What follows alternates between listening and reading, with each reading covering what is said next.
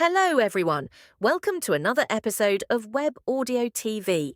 If you enjoy my content, make sure to subscribe to my channel and hit the like button.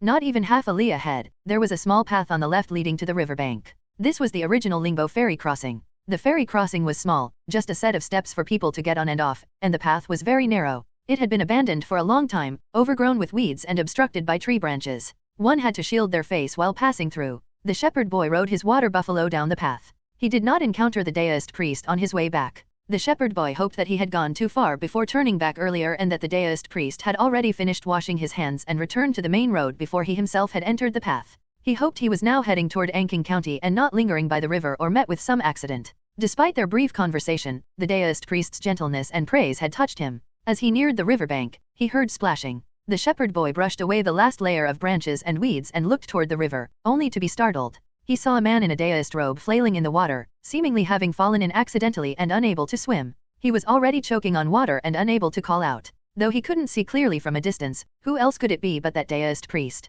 The shepherd boy was anxious but afraid to enter the water. He wanted to shout for help, but the place was far from the main road and had been deserted for a long time. Who could hear him? At that moment, a dark shadow appeared underwater. The shepherd boy's eyes suddenly widened. The shadow was long, resembling a fish but of immense size, larger than a boat. It was faintly visible in the water, but could not be seen clearly, which was most terrifying. Moreover, it moved very fast. "Mister, below the water." The shepherd boy could not help shouting in his panic. It seemed useless to shout. But what else could he do? Before he could react, the enormous shadow reached the flailing figure, shrinking slightly before suddenly expanding. Plop! What first broke the water surface was a giant mouth, opened as large as the body itself, big enough to swallow a boat whole. Then half of its body emerged, its size unimaginable. In the next second, the fish plunged back into the water, creating splashes several jong high. The shepherd boy held his breath, not daring to make a sound. He had heard stories of water demons transforming into humans and coming ashore. Fearing this demon could also come ashore, he hid in the forest to avoid being discovered.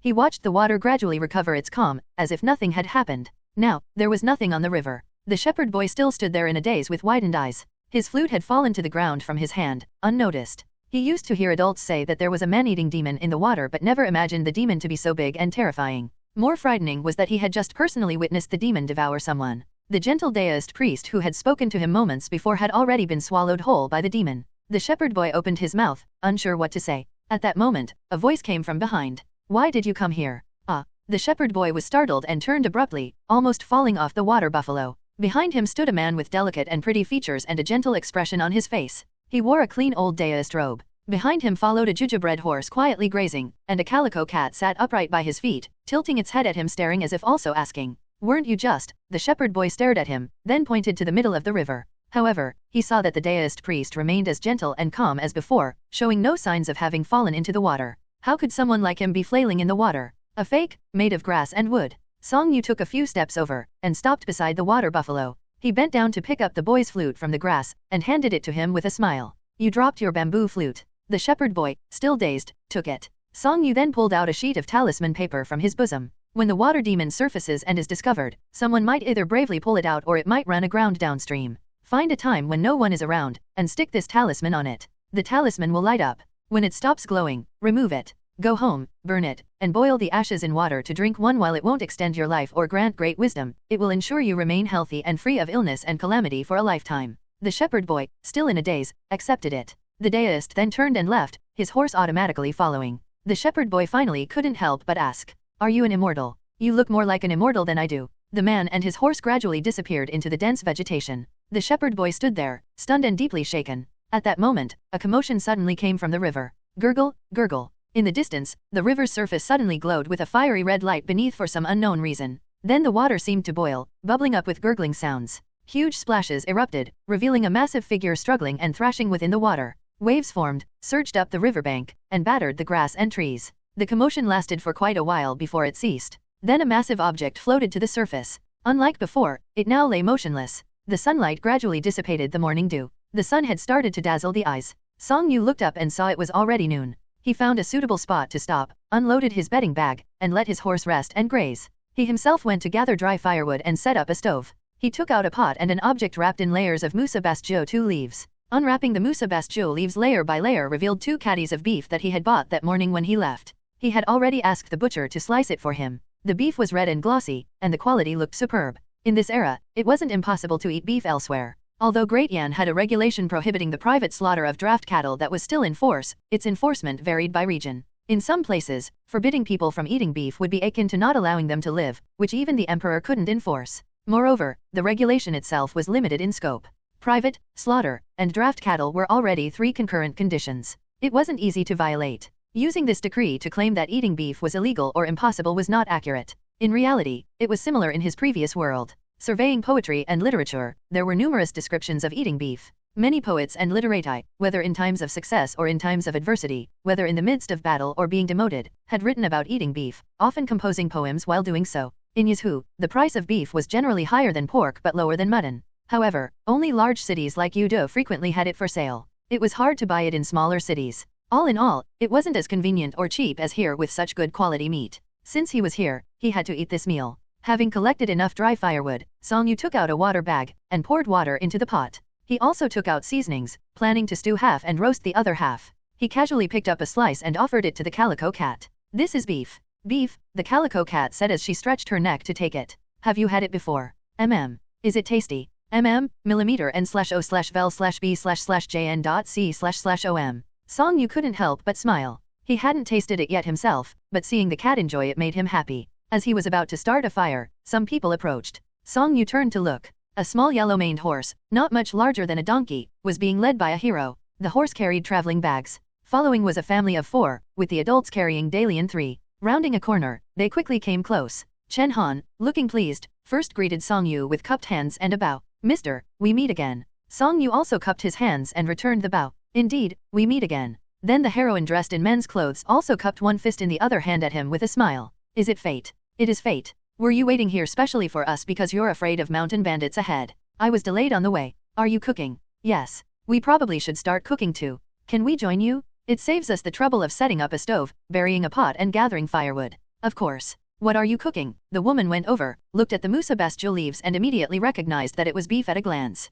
She exclaimed in surprise, looking at Song Yu. "You, a Daoist priest, eating beef. The Dao follows nature, and I follow my heart." Silence. The woman saw his indifferent demeanor and calm tone, showing not the slightest shame or embarrassment, as if he wasn't a Daoist priest or wasn't eating beef. She couldn't help chuckling but didn't press the matter. And she didn't join in without contributing. She turned and reached into the bedding bag on her horse's back and actually also pulled out an item wrapped tightly in layers of musa bastille leaves. It looked even larger than Song Yu's bundle. They looked at each other, understanding each other's thoughts clearly. The woman asked, "How many caddies did you buy?" "Almost 2 caddies, not as much as you?" "I bought 2 caddies as well, the same amount." She untied the straw string and unwrapped layer upon layer of musa bastille leaves. "I was worried about leakage along the way so I just asked the vendor to use 2 extra leaves to wrap it." "You are meticulous. Who will cook, you or me?" "To be honest," Song Yu replied calmly, "I have quite a lot of knowledge in this area." "Then I'll start the fire." The woman was more impatient by nature than he was and without any hesitation, promptly refused Chen Han and his wife's offer of help.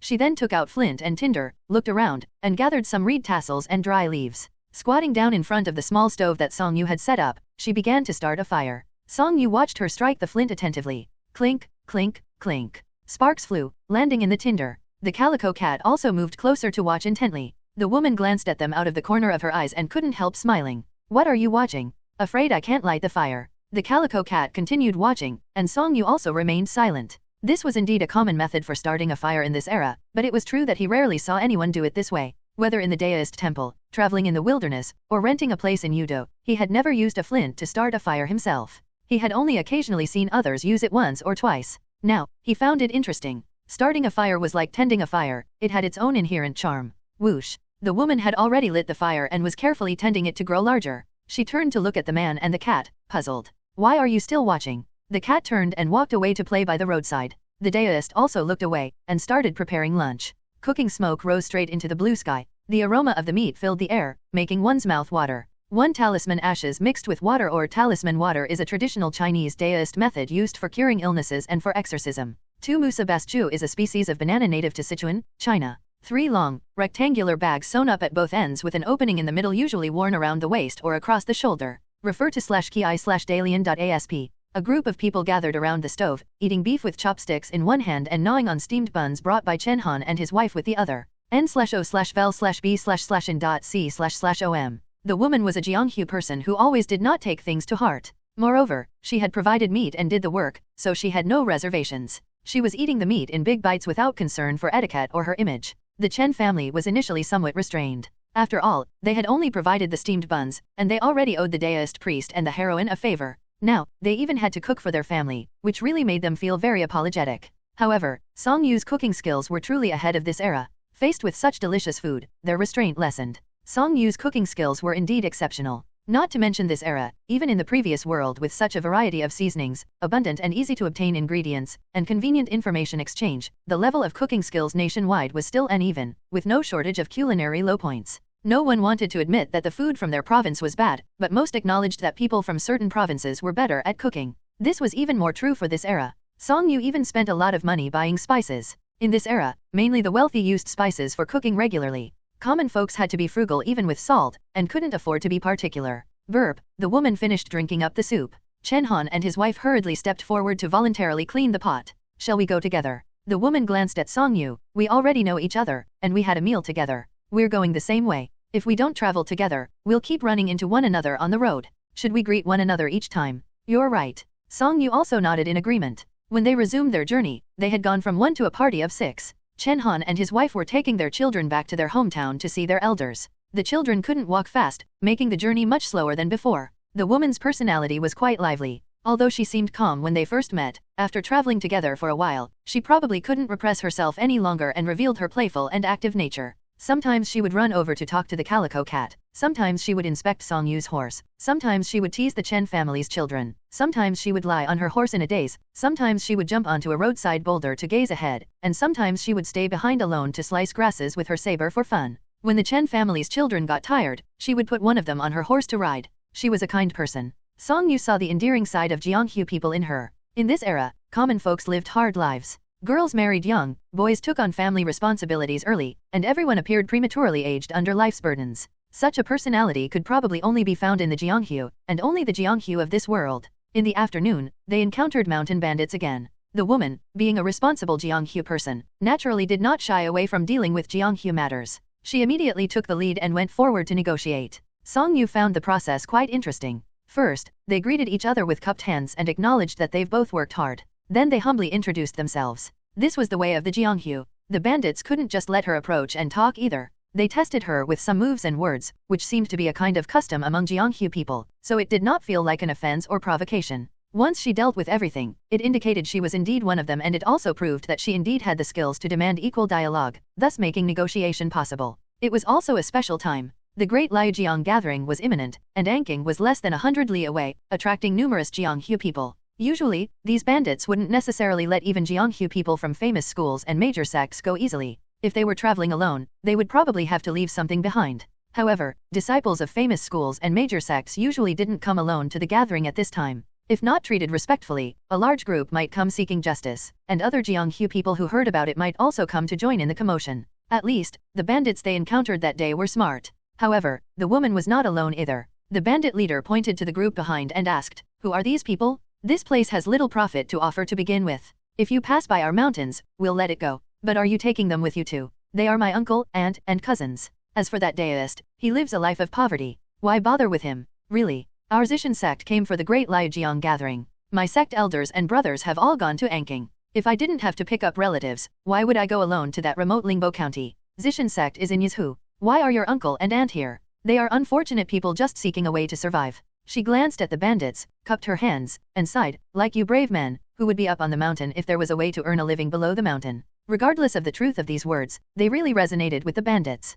Becoming a mountain bandit wasn't glamorous. Robbery often involved bloodshed, deepening their sins by the day, and their nights were restless. Every year, government soldiers came to cut down bandits. Who knew whether their turn would come that year? They looked at one another in dismay and cupped their hands. "Farewell, heroine. No need for thanks. Until we meet again." She returned the greeting, then came back and led the group through. Song Yu passed by slowly, simply lost in thought. What the woman said was a mix of truth and falsehood, with truth in the falsehood and falsehood in the truth, reflecting the helplessness of life in this era. Her every word and action seemed to follow Jianghu etiquette to the letter. Upon closer reflection, whether it was the initial respect she showed, the seemingly unintentional revelation of her sect as intimidation later, or the final heartfelt exchange, it was the mutual combination of these elements that allowed her to pass through in the simplest way. Had they fought, it would have been bloody and troublesome. Victory was also not guaranteed. "Heroine, Yes? Calling me. Who else? Hey? No longer addressing me formally. You seem to prefer heroine. How did you know? I could tell. How could you tell? From your expression and tone.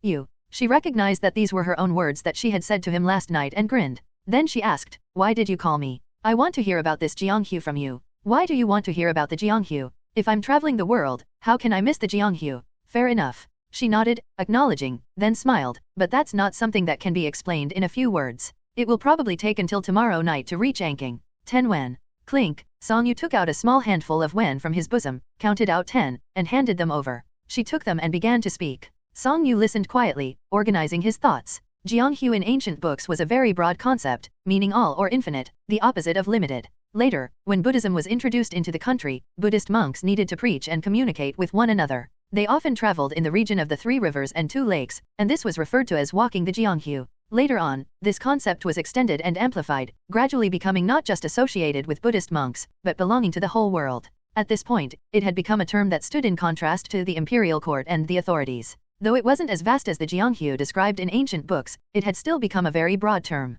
Monks, deists, traveling merchants, and porters were also Jianghu. So were mountain bandits and city thugs. Jianghu included gangs among the people, transporters of salt and transporters of goods by water, even mountain recluses. Jianghu was the myriad aspects of the world, as well as the warmth and coldness of human relationships. The various major factions and their fighting and killing only constitute a very small part of it. Speaking of Jianghu forces, they were indeed diverse and flourishing. However, most were not like in martial arts novels, where everyone was either practicing or teaching martial arts, as if their sole purpose and way to survive was to train expert fighters. Martial arts were just one of the tools to help earn a living, but martial arts alone cannot be used directly as a means of living. The primary purpose of the establishment of these groups was still to make money, or to help themselves make money more effectively. There were armed guard agencies that mainly relied on protecting goods for income. There were organizations like the water transport gangs and salt gangs, which were initially secret societies spontaneously formed by laborers, sailors, and smugglers to protect their own interests. There were local gangs with various ways of making money.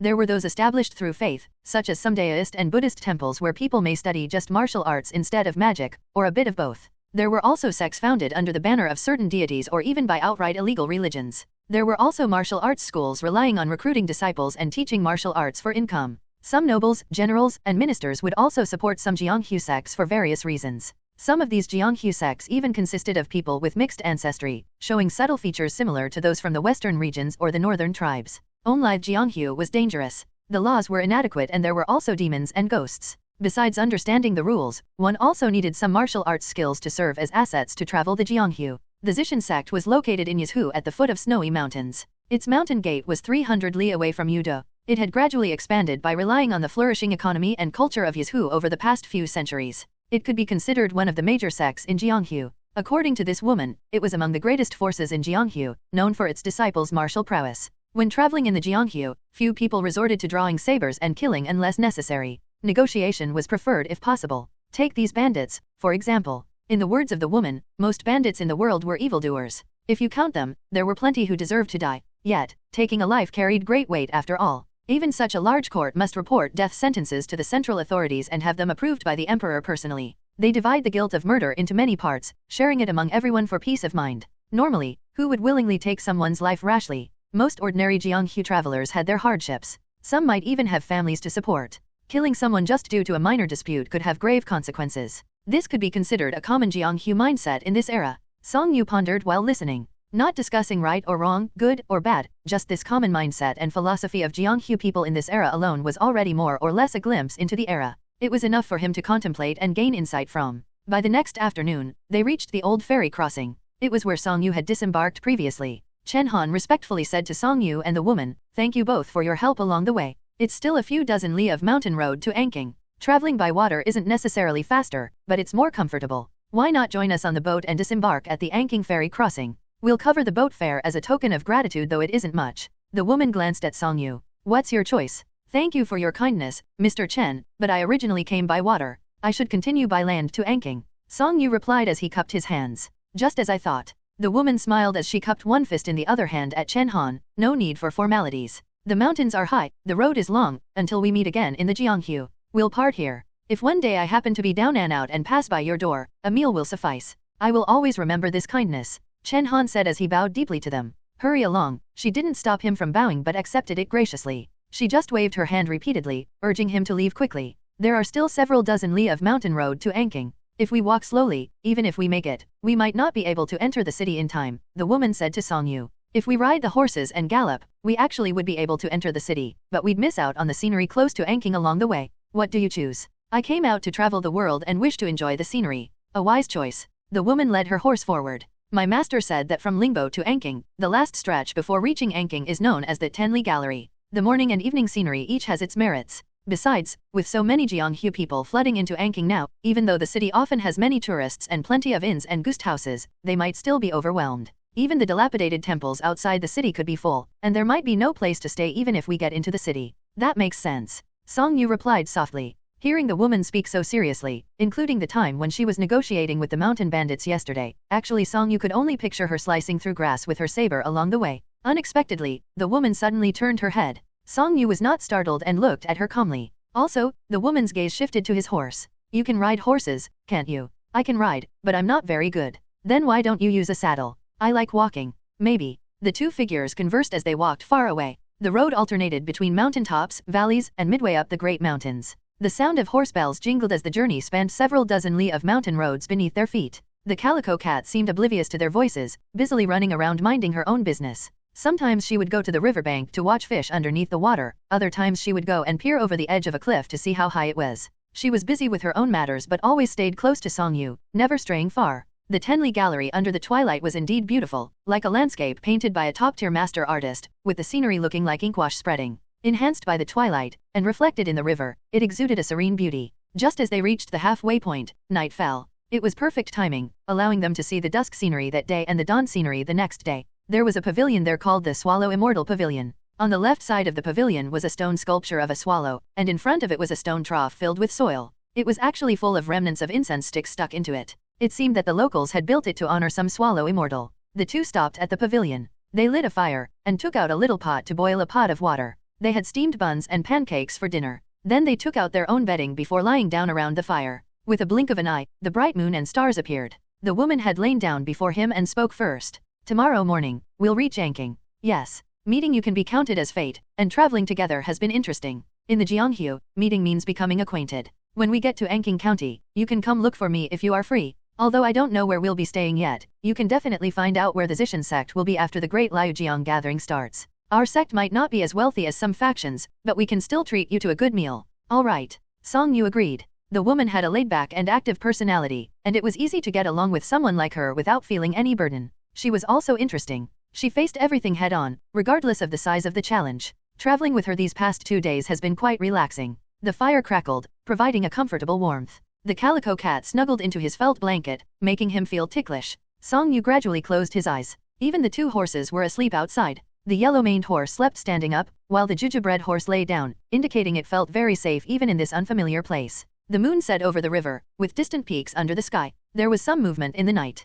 The woman got up to add firewood to the fire. The temperature dropped in the middle of the night, and mist arose, making the cat snuggle closer into Song Yu's bosom so they could share their warmth. Early the next morning, birds chirped in the distance. The cat seemed enticed by the sounds, and began to crawl out of the tightly wrapped felt blanket to investigate outside. This woke Song Yu up. As he lifted the blanket, the calico cat abruptly jumped out, looking full of energy. She ran out of the pavilion, staring intently up at the trees. The woman had woken early and she sat cross-legged at the side with her saber across her lap. The fire in the middle had long since burned out. Song Yu couldn't help but sit up and greet her. You're up early. I couldn't sleep because it was too cold. The woman glanced at him. But you slept quite well. Thanks to you adding firewood to the fire in the middle of the night. Adding wood or not only makes a slight difference in warmth on one side. The woman eyed Song Yu's blanket. I didn't expect a deist like you to be quite wealthy. A gift from a person I was fated to meet. Seems like you know quite a few people whom you were fated to meet. You're joking? Go wash your face by the river, and clear your head. The woman stood up. I'll start a new fire and boil some hot water. When you've washed your face and returned, we'll have a warm meal, and then we should be on our way. In that case, thank you. Song Yu knew she disliked pretension, so he didn't say much and headed to the river. He took the water bag with him in passing. The calico cat was captivated by the birds chirping in the trees, and didn't follow him but remained behind, staring up at the trees. What's up? Want to catch it? The woman's voice came. The calico cat immediately lowered her head, and looked at her puzzled. I also like catching birds. The woman actually pulled out a slingshot from her bedding bag, and waved it in front of her as if showing it off. Too bad you don't know how to use this. She was indeed showing off. After waving it around, she put it away again. The calico cat tilted her head, even more puzzled. The woman began to start the fire immediately. The birds were still chirping incessantly. The calico cat looked up at the birds, then down at the woman, seeming conflicted. Ultimately, she gave up on the birds and ran to the woman's side to watch her light the fire. However, the firewood and kindling were both somewhat moist due to the heavy early morning mist, making it difficult to ignite with just tinder.n/o/vel/b/in.c//om. Clink, clink, clink, the heroine tried repeatedly, striking the flint again and again. Damn it, she muttered under her breath. Out of the corner of her eyes, she saw the cat squatting beside her, staring intently at her efforts, her neck stretched out long, almost as if she was about to crawl in to get a closer look. She seemed to find her struggles to start a fire very interesting. Aren't you going to look at your birds? The woman chuckled and continued her fruitless efforts. The calico cat turned to look at her for quite a while, thinking deeply. Then, she suddenly took 2 steps forward and approached the firewood. Whoosh! It breathed out a bright yellow flame. The flame lasted only a moment, barely long enough to snap a finger, and was insufficient to set the firewood ablaze. However, it swiftly dried and ignited the kindling. The woman was greatly shocked. Clank! She instantly stood up, her saber half drawn, and stared warily at the calico cat with wide eyes. The calico cat backed up to her original spot and tilted her head to stare at her. She glanced at the fire, then back at her. That look in her eyes also seemed like a display of pride. Oomph! The woman slowly sheathed her long saber and sat back down. As if she had remembered something, her eyes flickered as she contemplated. After a moment, she nevertheless bent down to tend the fire, casting a few glances at the cat before continuing to stoke it, lost in thought. By the time Song Yu returned, the fire was blazing. The woman said nothing, simply took out the steamed buns, and they ate breakfast. Then the two continued their journey as before. The Tenli gallery had half a li left. At dusk, the dimming light made the scenery serene. In the morning, with the mist swirling around, it was fresh and ethereal like an immortal's realm. It was a beautiful scene that was rarely seen even in paintings. After winding through the mountains for a while, a small city gradually appeared ahead. Before they reached the city gate, they first saw a stone monument. Anking County Boundary, Song Yu read aloud the characters on the monument. The two then walked toward the city gate. There were officials checking people at the gate. Song Yu presented his ordination certificate, and the woman had her travel pass as well. After all, she was from a famous major sect. Even though it was not favored by the court, it still had its ways. Traveling the Jianghu was usually fine, but attending the Great Liujiang gathering without a travel pass would have been very inconvenient. Inside the city gate, it was indeed filled with people carrying swords and sabers. In contrast with the simple and unadorned eaves and tiled roof corners, the small city was brimming with the atmosphere of the Jianghu. Sir, Song Yu heard the woman's voice and quickly turned around. The woman said to him, every journey has an end, and it's time for us to part ways. Indeed. Since we are parting, I have a question that's been weighing on my mind and causing me great discomfort. The woman furrowed her brows, indeed appearing as if she couldn't restrain her curiosity. I wonder if you could answer it. Please go ahead and ask. The story you told in Lingbo about meeting that cat god on Jinyang Road. The woman glanced at the calico cat. Was it also a calico cat? It was. That's all. Do you still have other questions? No, the woman pointed to the left and then to the right. I'm going this way, and you go that way. I'm off to find my sect, and you should also find a place to stay. Good luck. If it's fated, we'll meet again. See you in the Jianghu. The two exchanged bows and parted ways quite freely. The street was narrow and crowded. Jianghu people often brought horses, mules, and sometimes donkeys. However, donkeys, being frail, were favored by the literati and deists but not by Jianghu people. Adding the fact that these Jianghu people also carried weapons, the street that was narrow to begin with became even harder to navigate, with horses brushing past or being bumped by swords and sabers. The crowd here rivaled the temple fair in Yudo. Perhaps this was a temple fair for the Jianghu people. With so many people, Song Yu couldn't help but wonder, where could he still find a place to stay in the city? No rooms left. Sorry, sir. We've been fully booked for a while. There are no rooms left in the city. All full, all full. Oh dear, sir, I'm really sorry. Our place doesn't even have room in the woodshed. Recently, there's the Great Liujiang gathering outside the city, and many Jianghu people from all over have come. Every guest house in the city is packed, even the simple inns and temples outside the city are full. Many Jianghu people are just simply finding a spot in the alleys, and spreading out whatever bedding they have, or just sleeping under the sky and on the ground. n/o/vel/b/in.c//om.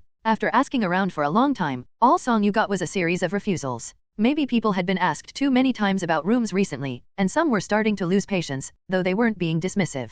The last innkeeper was Kinder. Seeing that Song Yu was a deist, he spoke to him at length and finally said, if you really don't want to sleep on the streets, I can offer you 2 suggestions. Song Yu immediately bowed. Please, tell me. First, you could try knocking on the doors of the local residents. Some quick-wit folks without women folk in the house have prepared extra beds in their homes to rent to Jianghu people, making some money that way. The innkeeper was patient as he was an older man. Besides, you are a deist priest, not a Jianghu person. If you speak nicely when you meet ordinary common people, you might meet some benevolent or religious folks who would let you stay. And the second option? The second option is the Zhujiao temple outside the East City Gate. The temple owner has a bad temper and has refused many Jianghu people seeking lodging. I've heard that even some wandering Daoist disciples from other temples have been turned away. But you could try your luck, maybe the owner will make an exception for you. Thank you very much. Song Yu expressed his gratitude repeatedly. He turned back onto the busy main street. It was still bustling with people. The calico cat looked up at him, puzzled. Though she didn't speak, her expression seemed to be asking him a question.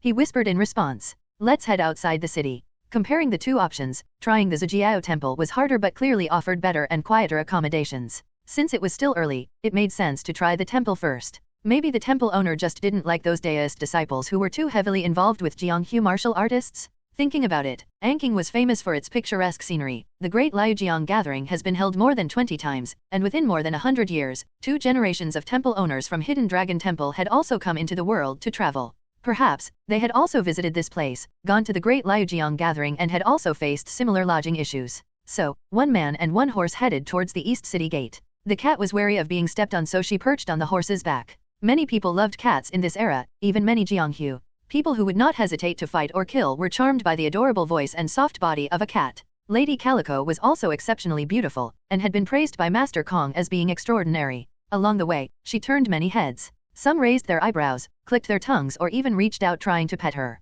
Actually, Lady Calico was able to sense goodwill from humans, but she wasn't a pet cat after all and had been living alone for many years. She wasn't accustomed at all to such attention and teasing from strangers. Tired of dodging, she just happened to see the Daoist priest turn his head and ask if she wanted to be carried. She thought briefly and then jumped into his arms. In a flash, both derived benefits. Not far from the East City Gate stood a temple. The temple was neither large nor small, with a courtyard wall. Above the mountain gate was a horizontal plaque, with gilt characters in flowing script saying Zhujiao Temple. On both sides of the gate was written, "The heaven and earth are impartial, doing good brings blessings naturally. Sages have taught, by cultivating oneself, one can govern the family." 1. Song Yu didn't need to go up and knock. Several Jianghu people had already arrived seeking lodging. Most Jianghu people were principled, but they were also coarse. Principled people were divided into 2 types. Some understood reason and propriety, knowing what to do and what not to do, how to handle the world's affairs. Their following of principles came from within. Others only followed rules hoping to receive equal reciprocation from others in exchange, and when disappointed, they might turn hostile.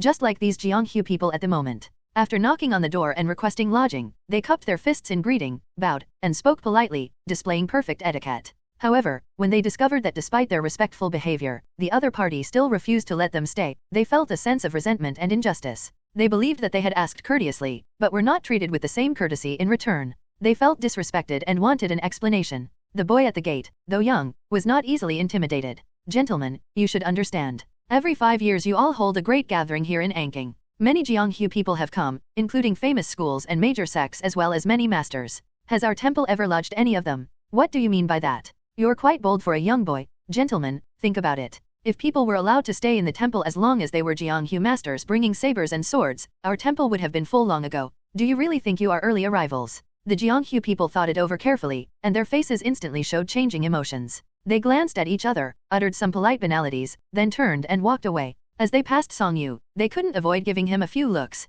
One asked reprovingly why he didn't leave, if he wanted to suffer a cold reception too. Song Yu just smiled. After they had walked far away, he stepped forward, bowed, and spoke with genuine gentleness. "Greetings, Daoist priest." The boy looked him up and down, noting his Daoist robe, the cat in his arms, and his fair, delicate, and pretty face. He did not look like a Jianghu person, so the boy wasn't in a hurry to close the door in order to prevent him from knocking again, but asked, "What is it, Daoist priest?" "I am Song Yu, style name Menglei, who has been cultivating at Hidden Dragon Temple on Yinyang Mountain in Lingquan County, Yizhu. I've traveled here and found the city overcrowded. I wish to lodge here." The boy looked him over again. A Daoist priest usually wouldn't refer to himself using the humble form of I. "Are you really a Daoist priest? I have my ordination certificate with me. Are you a martial artist or a practitioner of Daoism?" "I don't practice martial arts. May I see your ordination certificate?" Unconsciously, the young boy's tone had become somewhat politer. It seemed that Song Yu's earlier guess was correct. The owner of Zhujiao Temple was not entirely unfeeling, but simply disliked crude Jianghu people. As for those disciples who came from temples that were ostensibly Daoist but were actually martial arts sects, Zhujiao Temple probably felt that they were too entangled in worldly affairs or had neglected their Daoist cultivation due to their focus on martial arts, and therefore disliked them as well. Thus Song Yu took out his ordination certificate and respectfully handed it over. Seeing the booklet, the boy kept his composure. He opened and carefully examined it. Then he handed it back and said, "Allow me to report to my master. He will make the final decision." It seemed the owner was inside. He could hear voices. "Master, there's a deist priest outside. He says he's not a martial artist, and that he had traveled here from Yizhu. He's a disciple from Hidden Dragon Temple on Yinyang Mountain, in some county." "Which temple?" "Hidden Dragon Temple. Hidden Dragon Temple on Yinyang Mountain. I saw his ordination certificate and that's what was written. Quick, invite him in." Hearing this, Song Yu pressed his lips together and looked down at the cat. Footsteps approached from inside, and when the door reopened, it was no longer just a crack. "Honored guest, please come in." The young boy walked past him, thinking of leading his horse for him. He discovered no reins, hesitated, then awkwardly waved his hand to cover up his embarrassment. He said, "Senior deist brother, you can leave your horse in the courtyard. Since you didn't bring any reins, you probably don't need to tie it up, right?" Even the appellation had changed. Song Yu thanked him and looked up to see an elderly deist quickly walking towards him, looking eager. "Are you a disciple of Hidden Dragon Temple?" "Respectful greetings, elder. From Hidden Dragon Temple on Yinyang Mountain in Lingquan County." "Yes, that's correct. Do you know deist Duozing?" "She is my master." Is she well?" Seeing the old deist's expression, Song Yu was momentarily stunned, then shook his head inwardly in his heart. He had considered that his master or master's master might have visited Zijiao Temple before, but he had thought the probability was very low. Unexpectedly, not only had they been here, but it seemed there had been a deep connection. Thinking this, he maintained his respectful demeanor and cupped his hands. "My master is still well. Please, come in, come in." The old deist immediately pulled him inside, instructing the boy to prepare dinner and make sure Song Yu was well taken care of with good food and drink. "What is your name?" "Song Yu, style name Menglei. Do you have a deist name?" "Not yet. My name is Qinjiangzi. Has your master ever mentioned me? I have always had a poor memory." "Oh," Qinjiangzi immediately looked disappointed. Then he asked, "Has your temple been closed to visitors?" "I searched Yinyang Mountain in my younger days but found nothing. Our temple is often closed to visitors." "Often? We are generally closed in the morning so that we can sleep until we wake naturally." "What about in the afternoon?" "Sometimes closed, sometimes not. Even when open, usually only worshippers from the foot of the mountain can come. In short, I've never seen any of my master's old friends visit over these years. So that's how it is." Qinjiangzi looked very regretful. His regret seemed somewhat alleviated by the fact that it wasn't just him. She hadn't seen any of her old friends again. Then he just said, "Deist priest Duozing's deist cultivation skills are naturally far beyond mine. It's normal not to be able to find her, normal." Muttering to himself, his voice grew fainter. Song Yu shook his head inwardly even more. It was hard to imagine such an elderly deist priest showing this kind of forlorn expression. But it wasn't surprising. It was true that his master rarely spoke of her early wandering days, but from the few stories he had heard and from more than 20 years of details that he had gathered interacting with her, he could more or less guess a few things. His master must have been very attractive in her youth. In those days, it was rare for women to roam the Jianghu unless they had martial arts skills like heroine wu or deist cultivation skills like his master possessed in her youth. She must have had something to count on. Attractive, with profound deist cultivation skills, outgoing, fond of making friends, unconstrained by worldly matters, indifferent to authorities, ghosts, and gods alike, she made connections everywhere she went. By the time she returned to the temple, she was already in her later years. Her beauty faded, but she stubbornly refused to extend her life, and was too proud to see anyone. Thus she lived deep in the mountains for a long time, seldom venturing out. Eventually, she thought things through and no longer cared about these things. But by then she had come to love solitude. She spent most of her time every day daydreaming alone, talking to her crested Mina, sleeping, or doing whatever she enjoyed. She loved being alone and entered a new realm. The boundary between the immortal and worldly dust had always been blurred. It's just that on that long journey all over the country, who knows how many people's youth she had wasted. Many of them must be gone by now. One popular deist couplet inspired by the Dao De Jing. Creak. Song Yu pushed open the door to his room. The room was very spacious. As soon as he entered, he could tell the bedding had just been taken out from the closet. Zijiao Temple probably rarely hosted overnight guests, so the bedding had absorbed the closet's smell over time. Upon being taken out and shaken open, the smell dispersed into the room. It was a woody smell, but not unpleasant. "Ah," Song Yu sighed in relief and lay down on the bed. The feeling of lying on a bed was indeed completely different. However, he had just laid down and hadn't had the chance to enjoy the sensation when he felt the calico cat pawing at his trouser leg. Understanding, he sat up and picked her up to wipe her paws. Actually, this process was quite enjoyable. As he wiped, Song Yu asked, "Did the heroine notice something about you during the day, Lady Calico?" "She figured it out a long time ago." The calico cat lay obediently, her voice soft and clear. "How did she figure it out?" "I don't know." "Then how do you know she has long figured it out?" "Because she kept talking to me." "I see." Song Yu couldn't help but laugh. It seemed the cat didn't quite understand people yet. Actually, talking to cats was completely normal for people. Lady Calico turned her head, staring at him in confusion. "So, did she not figure it out?" "Most likely, she did." "Why? Because you also feel she did." "Yes. It's done." The calico cat flipped over and ran onto the bed. She collapsed and rolled naturally around. Then she lay there and asked the Daoist priest, "Can we talk here?" "Yes." "Can I go catch mice?" "You can." Song Yu paused, "But after all, you aren't an ordinary cat and have already transformed. You should still be mindful not to enter locked or closed rooms. It's impolite for us to enter some places without permission. The mice are all in those rooms. Then there's nothing we can do." As Song Yu spoke, he lay back down. The room was quite large, located at the very back of the temple. Even if someone knocked on the mountain gate, it wouldn't disturb him.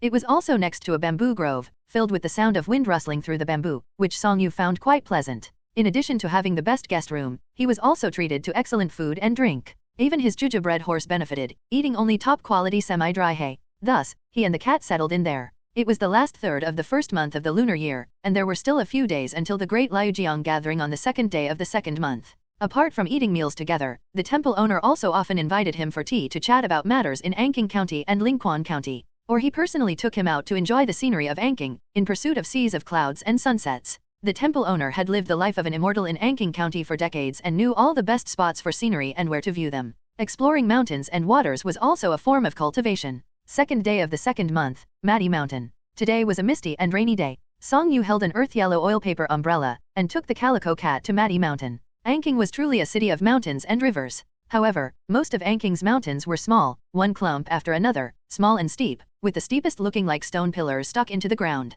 Some were even inverted, making them mostly unclimbable. But there were also larger, climbable mountains. Mati Mountain was the largest mountain outside Anqing City. The scenery here was also quite beautiful. Just a few days ago, when the temple owner asked if he wanted to visit, Song Yu declined. He waited until today to see it. Today's mist added a unique touch. The Great Liujiang gathering was not held on Mati Mountain itself, but at its foot. At the foot, there was a very large open area, stretching from the foot of the mountain to the riverbank, paved entirely with bluestone slabs, known as Swallow Immortal Terrace. When Song Yu arrived, his first impression was that there were many people, a lot. Most of them were Jianghu people who were easily distinguishable. N/O/vel/B/jn.C//OM. Most Jianghu people didn't carry umbrellas. There were also some merchants, people from prominent families, playful sons of officials, even spies from the authorities, and local citizens of Anqing County. Some of these people did carry umbrellas, so Song Yu did not stand out. There were probably over 10,000 Jianghu people alone. What does over 10,000 people look like? In modern times, if a university could gather all its students for an assembly, there would be more than 10,000 people. But this was not modern times. Due to the implementation of livelihood policies and the introduction of superior rice species from abroad etc., the Great Yan population was nearly 200 million. There were a total of 1,800 counties, each with around 100,000 people. Anqing, being remote, might not even have 100,000 people. And this was the population of the entire county. Most people did not even live in the county city. The permanent population of Anqing County City alone might be just over 10,000. No wonder there was no lodging available in the city. Song Yu shook his head, wanting to squeeze into watch, but he thought the center was probably occupied by famous Jianghu factions. As he hesitated, he inadvertently glanced up.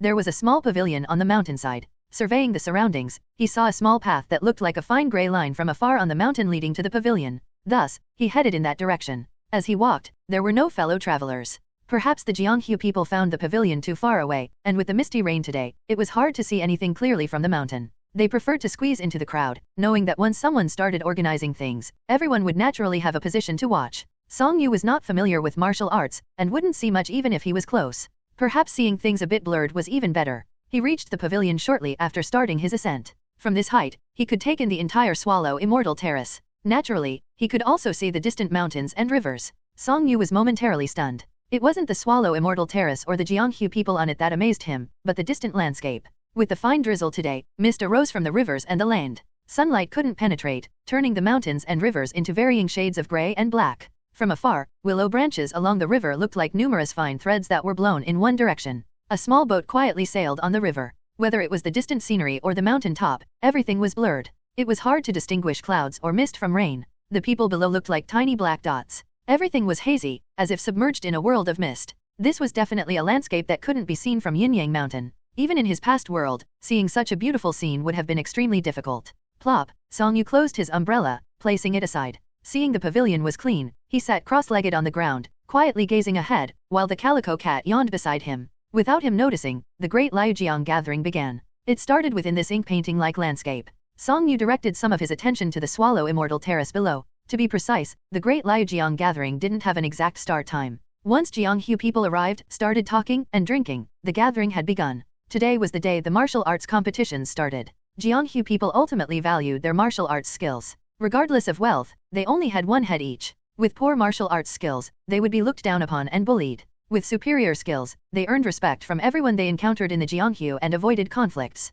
Before long, competitions began below. To Song Yu's surprise, the scene was not as blurred as he imagined, nor as distant. It was quite clear. Two men were competing below, one wielding a long spear, the other a slender sword. One wore a conical bamboo hat, the other a woven rush raincoat. The fine rain blurred vision and dampened sound, so Song Yu couldn't hear the clashing of spear and sword. The crowd's cheers that drifted over also became faint. He only saw that there was a yin-yang symbol, one in the middle of the swallow immortal terrace, and the two were competing over it. Their movements were agile as they tested and countered each other's moves. The tension of the duel seemed washed away by the fine rain. Or perhaps having seen so much of the landscape, he hadn't fully returned to the present. To Song Yu, the two seemed to be dancing, their movements unrestrained beyond what people in his past world could enact. It was like they were painting with each strike, every movement of their spear and sword shedding rainwater droplets. Every agile movement caused water droplets to fall in a circle. It was like how someone spinning an umbrella would cause rainwater to fall like a bead curtain. Even the swallows flying through the rain should have droplets sliding off their feathers. This was an ink painting splashed out by the rain and mist.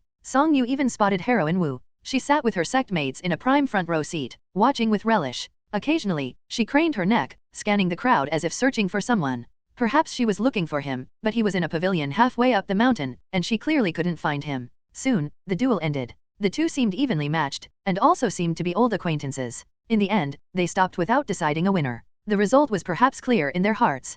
Perhaps also in the hearts of the spectators. But not in Song Yu's heart. Moreover, he didn't care. He wasn't there to see the results, the fighting, or the excitement. It was simply to watch a grand human spectacle. From morning to afternoon, numerous duels took place below. Sabers, spears, swords, halberds, hatchets, battle axes, hooks, pitchforks, whips, jian-tu, maces, claws, tang-3, sticks, long lances, cudgels, crutches and flails, all 18 kinds of weapons were wielded in turn. Numerous martial artists either stopped at a critical point or painted the scene with blood. They either moved lightly or struck with swift force, opening the spectators' eyes to new horizons. Zishan sect's disciples also competed. True to Heroine Wu's boasting, they not only fought beautifully, but often won. So much so that when they stepped onto the stage sometimes, everyone would look around because they did not particularly want to challenge them. In this way, regardless of victories, Zishan sect had established a reputation for competency in Jianghu people's hearts. Without him noticing, it was already evening. The light dimmed, adding depth to the ink painting. The crowd below began to disperse.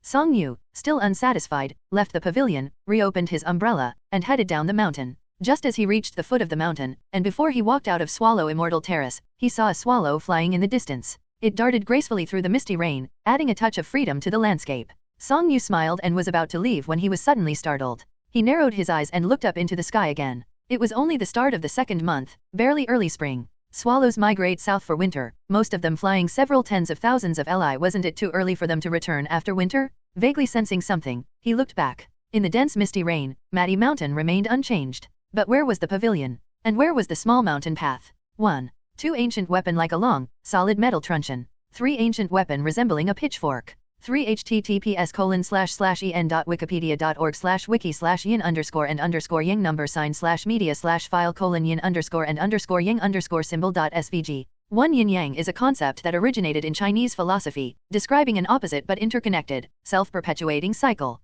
2 ancient weapon like a long, solid metal truncheon. 3 ancient weapon resembling a pitchfork. As evening approached, the rain fell heavier than it had during the day. It drummed dully on the oil paper umbrella, a sound that brought a sense of calm. Song Yu walked slowly, lost in thought. The trick on Matty Mountain was truly ingenious. Even with his level of deist cultivation, he had only seen the small path and the pavilion but hadn't noticed the mysterious principles within. He felt that whoever had arranged it must have considerable expertise. Of course, it was not necessarily so. Every kind of magic in the world each has their own mysterious principle, much like the countless fields of knowledge and professions. Who can master them all? Especially in this age of inaccessible information, once one's knowledge and experience reach a certain level, further progress truly requires seeing with one's own eyes, spending time, and using one's heart to comprehend. Even immortals of 1,000 years wouldn't claim to fully understand all the world's arcane arts. Moreover, Song Yu had only been here for a little over 20 years. There were many methods in the world that he didn't know, nor were they recorded in Hidden Dragon Temple. Having profound cultivation skills doesn't mean being able to understand the principles behind all things. Cultivation is cultivation, knowledge is knowledge, experience is experience, and level of attainment is level of attainment. Even an old immortal could be confused by a small trick they've never encountered before. This is logically consistent and also profoundly mysterious. However, Song Yu thought of one person, the Swallow Immortal of Anking. A few days ago, he had discussed the Swallow Immortal with Qin Jiangzi. He had asked Qin Jiangzi about it. This Swallow Immortal was said to have resided in Anking for an unknown number of years.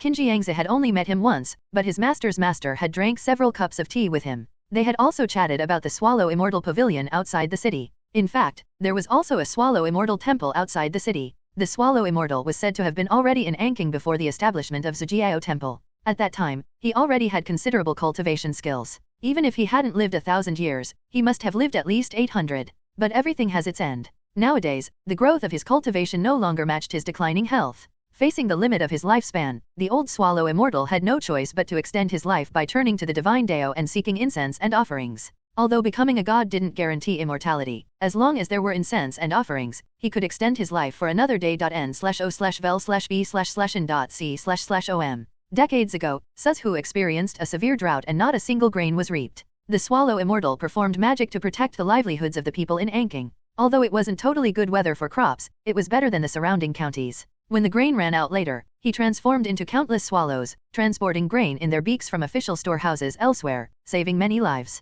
The people of Anking, grateful for his deeds, built a temple and a statue for him. This was the Swallow Immortal Temple outside the city, which now served as common lodgings for Jianghu people. The temple had a lot of incense, offerings, and donations, but the Swallow Immortal appeared in a dream, instructing the temple's administrator to buy less incense and lamp oil. He was told to use the money instead to repair roads for the people, as well as build pavilions to provide shelter for passers-by. He could be said to be really working hard to gather incense offerings. Unfortunately, the Swallow Immortal, in taking grain from the official storehouses at that time, might not have necessarily offended the court, but it was certainly not something the court approved of. Such cases could never be officially sanctioned. As a result, he was never conferred the title of god by the court. Being an anomaly after all, he likely wasn't accepted by the heavenly palace either. One governed the earthly world and the second governed ghosts and gods. The two combined with the result that the Swallow Immortal's fame remained confined to Anking. Even in nearby Lingbo, there wasn't a single temple dedicated to him. If it weren't for his 1,000 years of cultivation and the hearts of the people of Anking, he would likely have been labeled as a nefarious deity long ago.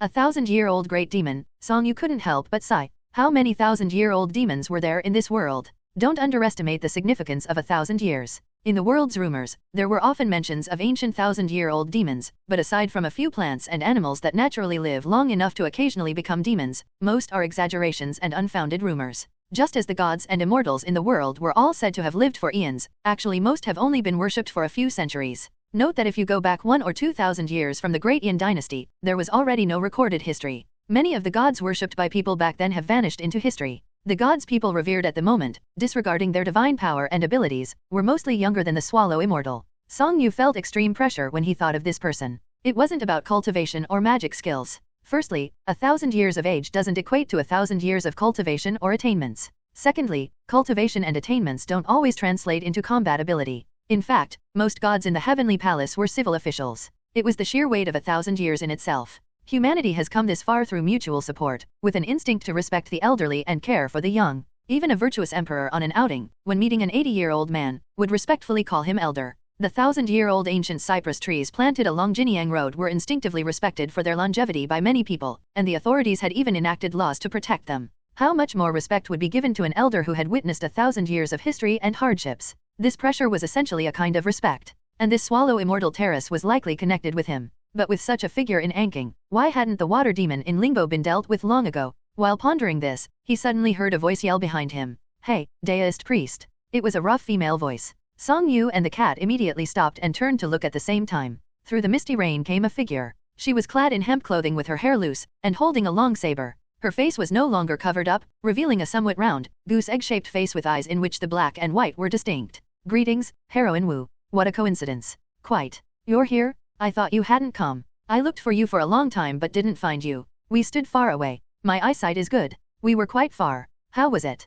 Did you enjoy it?" "It was eye-opening." "Hehe," the woman grinned, walking alongside them. "If I had known you were watching, I would have gone up to let you witness my skills. I saw many of your fellow disciples. They're all top martial artists, so I can imagine your prowess. They're not quite as good as me." "Impressive." Song Yu complimented, then paused, and asked, "This bluestone terrace is well made, with even a yin-yang symbol in the middle. It must have taken a lot of effort and money? However, why is it called Swallow Immortal Terrace?" "Heh, I just asked my master today. I'd like to hear the details. It wasn't built by humans. Then by. They say that in the past when Jianghu people first chose this place as the location for their gathering, it was just a flat piece of land when they came for the gathering. By the second gathering, someone claiming to be a descendant of the Swallow Immortal came. He said the Swallow Immortal was moved by the heroic spirit of that group of Jianghu seniors, and wished to build a platform here for them to use for future exchanges and duels. He only wished that they would remember the Swallow Immortal's gift and offer 2 sticks of incense when they came and went. As the woman spoke, she glanced back at the platform at the foot of the mountain by the river.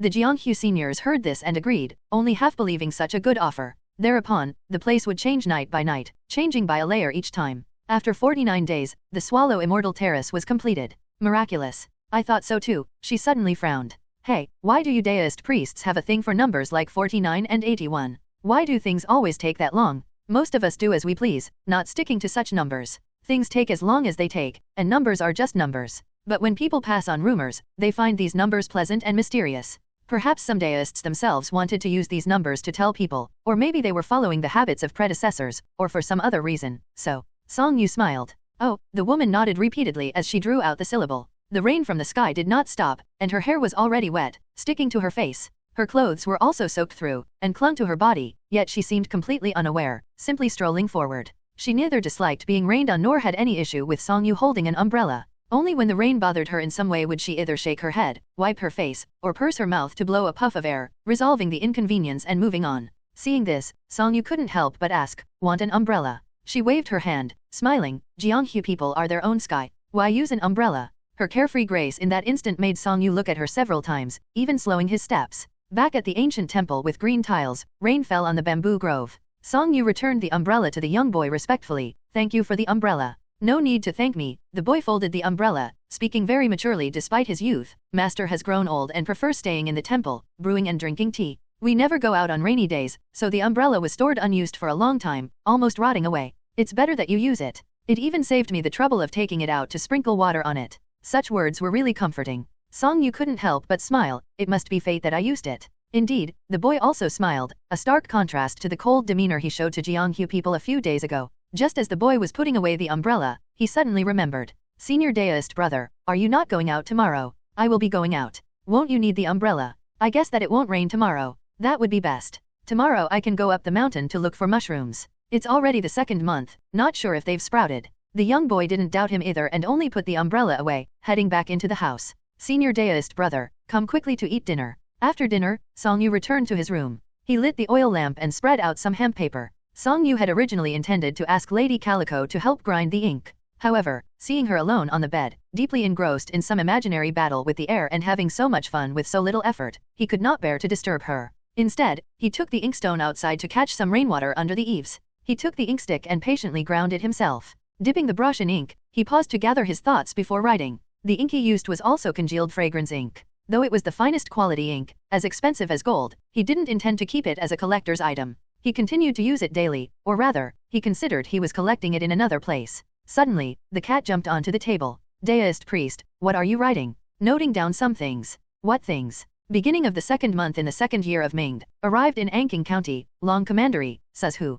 Coincidentally encountered a grand Jianghu event, the Great Liujiang Gathering." "What's this?" "Something I'm writing." "Why write it?" "So I know I have walked through this world." The calico cat moved closer to the paper for a look. Though she obviously couldn't read, she still wanted to look. Not only did she look, but she even used her paw to nudge Song Yu's hand to stop him from blocking her view. It was really hard to write this way. But what else could he do? After finally finishing, he went to blow out the lamp, and discovered that the oil in the oil lamp was nearly gone. He hadn't planned on using so much. Though oil lamps were expensive, if used for such purposes, it was worth it. "Lady Calico, what is it?" "Time to sleep. We need to get up early tomorrow." "What for?" "We're going to Matty Mountain. To watch those people fight again. To meet the Swallow Immortal of Anking." "Is it a swallow?" The calico cat immediately got close to his face, so close that her nose and mouth almost touched his face. "A 1,000-year-old great demon." "1,000 years. Yes." Silence. The calico cat gradually calmed down. Early next morning, the weather was cloudy. The martial arts competitions of the Great Liujiang Gathering would last for 3 days, and today many Jianghu people were heading to the Swallow Immortal Terrace again. Song Yu saw the pavilion again, and he saw the small winding path leading to it. However, today there was no hazy mist, and everything appeared very clear. He had no worries and continued to walk up. It didn't take long before he arrived at the pavilion. He sat cross-legged again, quietly observing the scenery. Anking's mountains and rivers were beautiful in both clear and rainy weather, each having its own charm. Not long after, a swallow flew in from somewhere in the sky, still flying randomly, up and down, left and right, but never leaving the sky above Swallow Immortal Terrace. This reminded Songyu of summer evenings when swallows would always be flying and frolicking in the sky agilely like this, giving people a sense of freedom and carefree existence. Songyu stood up and brushed off the dust. He cupped his hands and bowed to the sky, saying, "You have lingered here for a long time, why not come down for a chat?" The swallow continued to fly randomly in the sky. Some of the Jianghu people below were also amazed. It was indeed too early in the season for this. However, everyone knew this place was called Swallow Immortal Terrace and had heard the rumors about Swallow Immortal Terrace and the Swallow Immortal, so when they looked up, they felt some respect besides surprise. But as they watched, the swallow disappeared. In the pavilion halfway up the mountain, there was now a youth. This youth looked around 14 or 16 years old, slender, with red lips and white teeth. He was extremely beautiful, and at first glance, it was hard to tell if he was male or female. The youth's beauty was difficult to describe in words. In this era, there were many descriptions of peerless beauties and jade-like gentlemen in books, but in fact for various reasons, truly good-looking people were rare in reality. And due to the limitations of makeup techniques, a person's beauty was truly natural if they looked good, which was rare. The appearance of this youth before him was unmatched in any era, whether past or present. Because he was not an ordinary person, naturally, no matter how beautiful an ordinary person was, they could not compare to him. It would not be surprising if he were a demon. If a demon took human form and intended to pursue beauty, most of them would look like this. Nov. L. B /JNN. But this youth seemed extremely shy, or extremely afraid of people, or perhaps extremely afraid of Songyu. He stood at the edge of the pavilion, his eyes evasive, not daring to look at him. He greeted him with raised hands. "I am Yenan, greetings to you, mister. I am Songyu, greetings." After returning the greeting, Songyu asked, "Am I occupying your place?" "No, no. You seem very uneasy. Are you perhaps afraid of me?" "No, that's just my nature." "I see." Seeing his unease, Songyu nodded and did not dwell on the issue, as it would only make him more uneasy. "I wonder what is your relation to the Swallow Immortal in the rumors?" "He is my ancestor." The youth stood very far away, truly like a frightened bird. His voice was similar to that of a human boy going through puberty. After answering, he took a deep breath and, summoning his courage, asked, "May I ask, mister, are you the one who eliminated the water demon in Ningbo County?" "How did you know?" "I came specifically to find you, mister." My ancestor heard that the water demon in Ningbo County was eliminated by a passing master, and it was said that this master was leading a horse and had a calico cat with him." The youth glanced at the calico cat beside Songyu. Though he was now much larger than the cat, he was still inexplicably timid. After eliminating the demon, the master headed towards Anking County. "My ancestor speculated that you would come to Anking, so I was sent to look for you in the city. However, after searching these few days, I couldn't find a deist priest who led a horse and had a cat with him. It wasn't until you inadvertently came to the pavilion on this mountain yesterday that I came over for a look and found you." This pavilion. It was originally built by my ancestor when the Great Liujiang gathering first started for watching the event. As my ancestor's body grew progressively weaker later, people seldom came here. The youth said, "There are some mysterious principles here, and without profound cultivation skills, one cannot see this path or this pavilion." "I see." Songyu then looked at the youth and asked curiously, "But since you discovered me yesterday and were here, why didn't you come to me then?" The youth blushed deeply. "I was scared." "Scared of what?" Songyu laughed. "I don't eat people." "It's not because of you." The youth hurriedly explained, as if fearing he might misunderstand, "It's just my nature. I've been timid since I was young, useless, and afraid to speak to people. Although my ancestor had given the order, He trailed off without finishing. Songyu originally intended to laugh again to show his amiable gentleness and ease the youth's tension before responding. However, seeing his flustered and timid expression with extreme shame amid his fear as well as his trembling body, Songyu could not help but put away his smile and earnestly said, "I cannot agree with your words. Even if you don't like interacting with people, it's just your unique personality and preferences. Simply because of this, how can you say you are useless?" The youth couldn't help but sneak a glance at him, only to see the earnestness amid this deist priest's gentleness. "Don't you find me strange, mister?" "Not at all. People in this world are diverse, each with their own personality and life. I believe demons are also the same." Songyu said, "You must never belittle yourself." The little demon was stunned for a moment. Actually, it wasn't completely self-belittling. His ancestor had always said so since he was young. Being afraid to speak and interact with people was just being timid and useless. Everyone thought so. But this deist priest's view was actually a strange one, something he had never heard before. Oh, my apologies. No matter." After Songyu finished speaking, he looked at him. Unexpectedly, the youth stood there very awkwardly, his eyes darting around, not knowing where to place his hands, even feeling uncomfortable about where he was standing. The pavilion fell silent for a few moments. After waiting for a while, Songyu finally said helplessly, "You were specially sent by the Swallow Immortal to find me. Don't you have something to say to me?" Oh.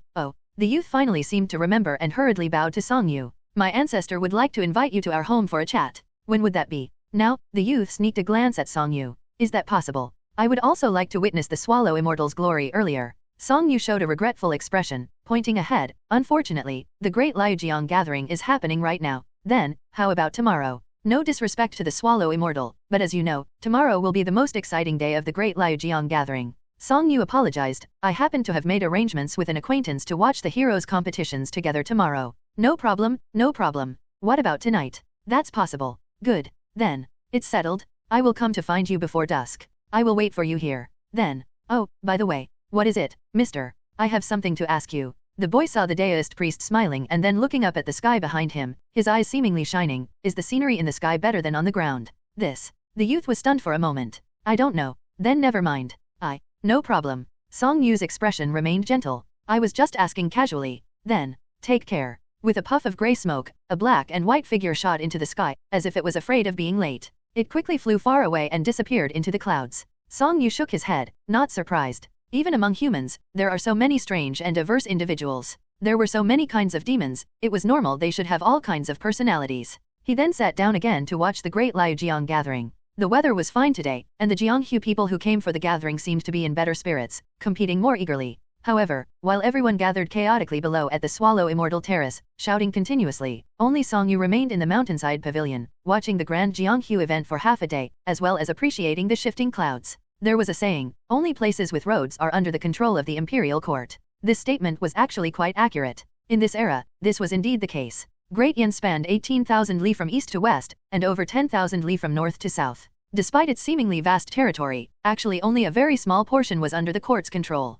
Once one left the cities and the major as well as minor roads built by the authorities, the influence and control of the court declined sharply. The farther away, the lesser the control. Beyond Anking County, there were still major and minor official roads. Beyond these official roads, many intersecting small paths led to various large and small villages, each with its own fields. But aside from these, Anking also had 10,000 mountain peaks and forests. These were places difficult for people to reach. It was hard to imagine that there could be a large rustic courtyard house hidden in these mountains. Flap, flap, flap, there was the sound of wings flapping. A swallow flew in and transformed into a black and white-clad youth who landed in the main hall. In front of him sat an old man in a chair. Ancestor. The youth hurriedly bowed, eyes fixed on his toes. Cough, cough. No need for formalities. Silence. Why did you return so late today? Today. Speak louder. Raise your head. You are in front of a family member. Cough. The old man coughed as he scolded. You haven't done anything shameful, so you should be open and upright. You're always like this. Who will respect you outside? Silence. The youth didn't dare to speak.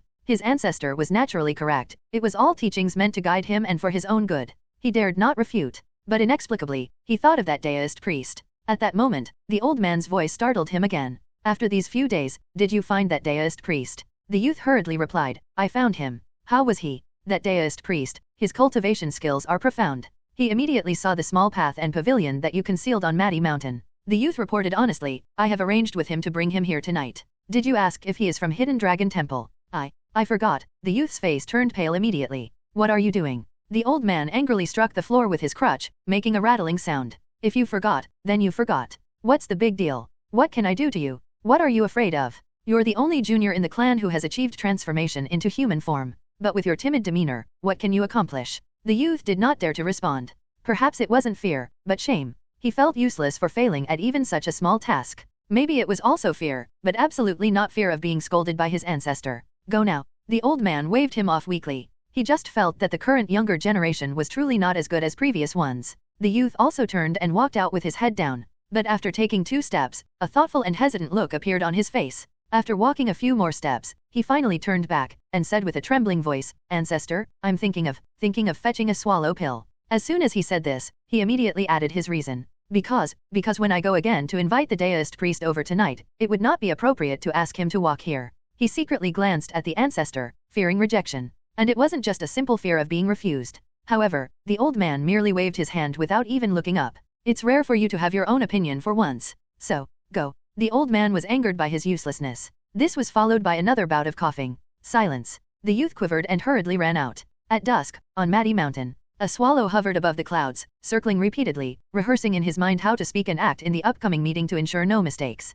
Then he finally descended through the clouds and flew into the pavilion. The Jianghu people on Swallow Immortal Terrace below had mostly dispersed long ago, leaving only a few individuals either sparring, discussing matters, or strolling around chatting. Inside the pavilion, a young deist sat cross-legged on the floor with his eyes closed. A calico cat was on the left side of the pavilion, stretching lazily with her torso low and her rear raised. After stretching, she shook her head so vigorously that her facial features became a blur. The swallow landed on the far right of the pavilion and transformed into a youth. The young deist also opened his eyes. "Greetings," he said. "Sorry to keep you waiting, Mr. I." The words he had rehearsed vanished inexplicably from his mind. The boy fell silent for a moment, then bowed and extended his hand, offering a small red pill on his palm. "Mister, please take this pill." Song Yu accepted it, took a brief look, and then said to the cat beside him, "Lady Calico, please stay here. I'll be away for a while. However, my body will remain here, so don't think I'm dead." The calico cat turned her head to look at him. "What?" Song Yu shook his head and swallowed the pill. N/O/vel/B/C//OM.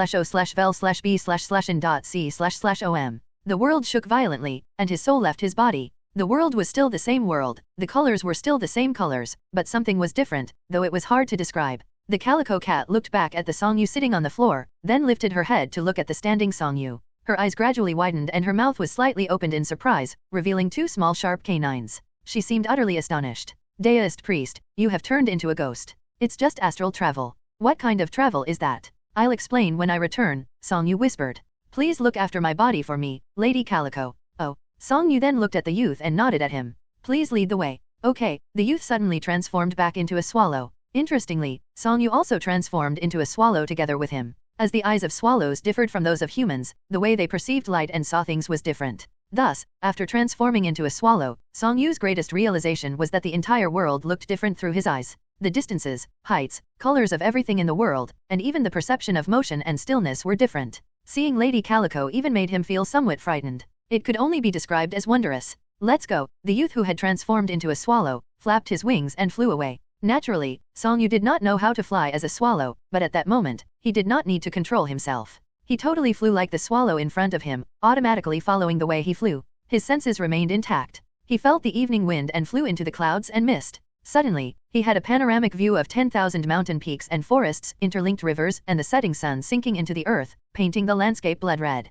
The swallows flew fast and urgently, often changing directions. Sometimes, they would soar straight up, almost vertically, with not a trace of the earth visible in his entire field of vision, as if they were about to pierce through the blue dome of heaven. He would then crash into the depths of the clouds and mist, becoming completely drenched and chilled. Breaking through the cloud layer, they were above a sea of clouds. In the pure evening sky, the high-altitude sunset hadn't faded yet. The sea of clouds was dyed red, and a few stars began to twinkle overhead, gradually increasing in number. In that moment, Song Yu felt infinite freedom in his heart, as if he could go anywhere in the vast world. However, this feeling didn't last long. The swallows suddenly folded their wings again, diving straight down through the sea of clouds like an arrow that had lost its energy. When they emerged from the clouds again, the earth filled their view. From an observer's perspective, they were just two swallows flying in the sky, unremarkable. Yet experiencing it personally, the wind whistled fiercely as he battled against the vast sky, and it was enough to scare a normal person into screaming. As the ground grew larger before his eyes, individual plants on the ground became clearly distinguishable. Just when it seemed they would die crashing into the ground, the swallows finally spread their wings and abruptly changed direction, flying left. Moving left and right, suddenly up and down in this way, the thrill was like viewing the beauty of mountains and rivers from high above, challenging the limits of his senses and inner self.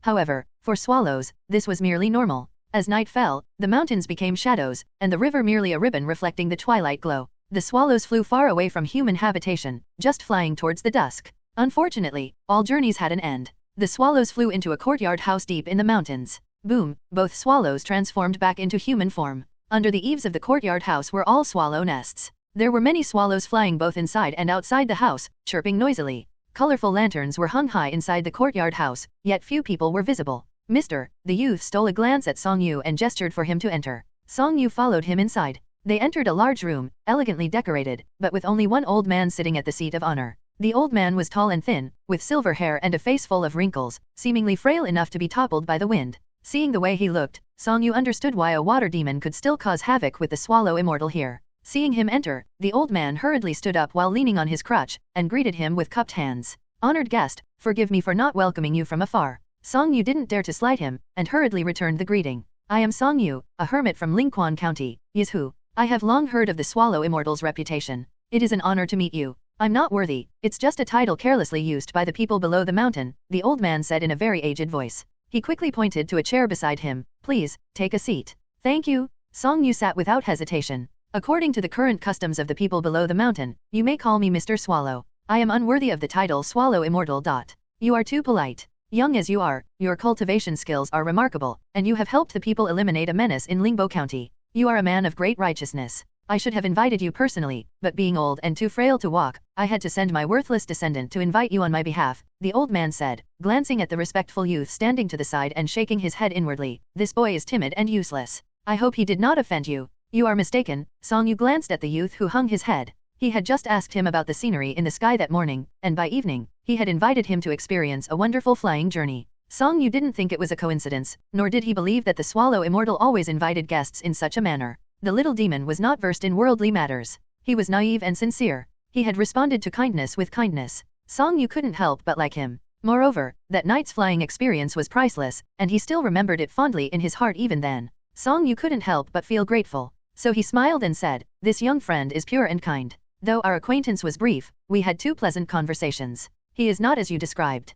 You do not know." The old Swallow Immortal chuckled and said, "This child has been timid since childhood, not daring to speak to others. He is afraid of people. If he met his own kind, elders, or even siblings, he is unable to speak. Then he must be very good at being alone. Haha, let's not talk about this." The old Swallow Immortal waved his hand. "I have not yet offered you tea, which is really impolite." As soon as he finished speaking, 2 lidded teacups of tea appeared on the table. The old Swallow Immortal picked up one of the cups first. Song Yu then picked up the other. Strangely, though he was astral traveling, he could still pick up the cup as usual, lift the lid, and sniff the tea fragrance as usual. He could skim the tea froth and took a sip, tasting it vividly. "Excellent tea," Song Yu complimented with a smile. It was indeed intriguing. "I am glad you like it." The old Swallow Immortal paused. "I heard you say just now that you are from Lingquan County in Yizhu. May I ask if you are from Hidden Dragon Temple?" "Yes, I am." Song Yu actually wasn't surprised. Each generation of disciples from Hidden Dragon Temple would descend the mountain to travel at intervals of at least 30 to 40 years. In an era when the average lifespan was just over 30 years, it might not be entirely accurate to say it spanned many lifetimes, but it certainly was a long time.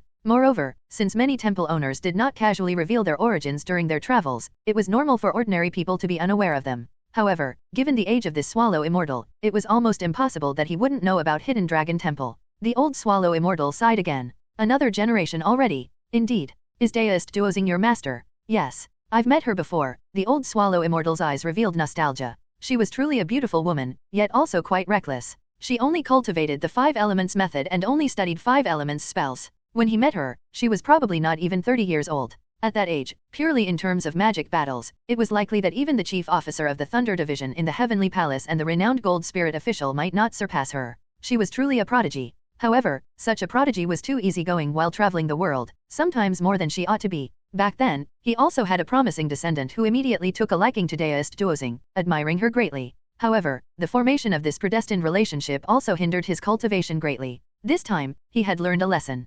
Counting the years, he deduced that the one who eliminated the water demon in Lingbo County might be a disciple of Hidden Dragon Temple. Hence, he chose the descendant who was the most reticent to invite him, avoiding any further cultivation disruption. The old Swallow Immortal glanced at the youth, who had lowered his head, lost in thought. Ignoring him, he continued. "Was Deist Qianshuan your master's master?" "Indeed. Speaking of it, I even owe him a great debt. I'd like to hear the details." Though it was nearly a century ago, I was already in my twilight years, seeking hard for the divine Dao in vain. The old Swallow Immortal shook his head and sighed. "I met Deist Qianshuan from Hidden Dragon Temple by chance when he passed through this place during his travels. He predicted that a severe drought would strike Suzhou in the future and advised me to prepare in advance. Later, Suzhou indeed suffered a great drought. I was able to protect the local people here and establish myself in the divine Dao through the incense and offerings." "I see." Song Yu nodded thoughtfully. That explained it.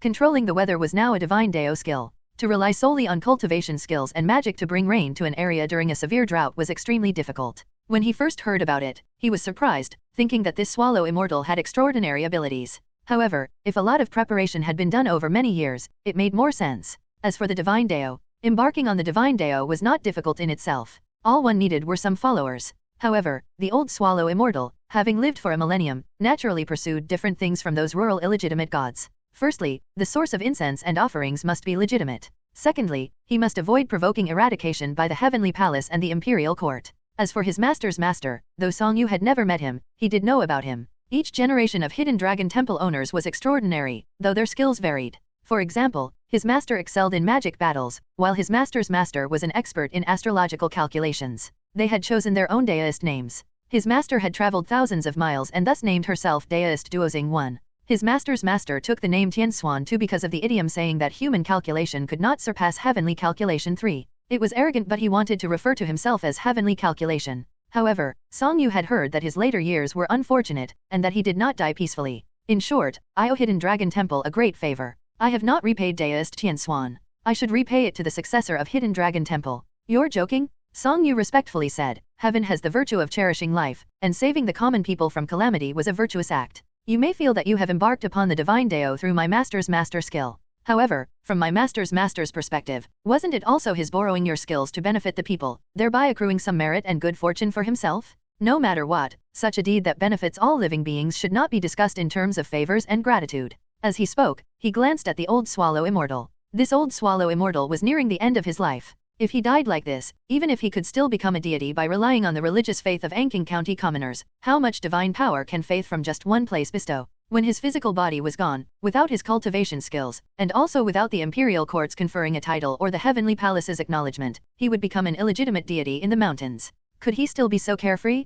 Even if the heavenly palace and the imperial court ignored him, how much longer could he live? The great emperor Chaijin did not yet exist 200 years ago. 200 years later, would the people here still remember a swallow immortal? Song Yu suspected he had more to ask for. 1. Duozing literally means to travel a lot. 2. Name means heavenly calculation. 3. Idiom meaning man proposes but heaven disposes. Sigh. The old swallow immortal let out a long sigh, raised his cup to drink, but then put it down and said to him, pity me, though I borrowed some astrological insight from deist friend Tianshuan to benefit this region, in the end, I am still an anomaly, feared by the heavenly palace. Distributing grain from the official storehouses had also displeased the court of this world. The hint of sorrow in his voice was inevitable. Pity my kind who are barn swallows to begin with. We have always coexisted closely with humans since ancient times. How could we, unlike other transformed demons, commit acts harmful to humanity? Song Yu thought to himself, as expected. However, he didn't show it and remained respectful, merely asking, Swallow Immortal, you had ensured the weather for the area back then, already benefiting countless lives.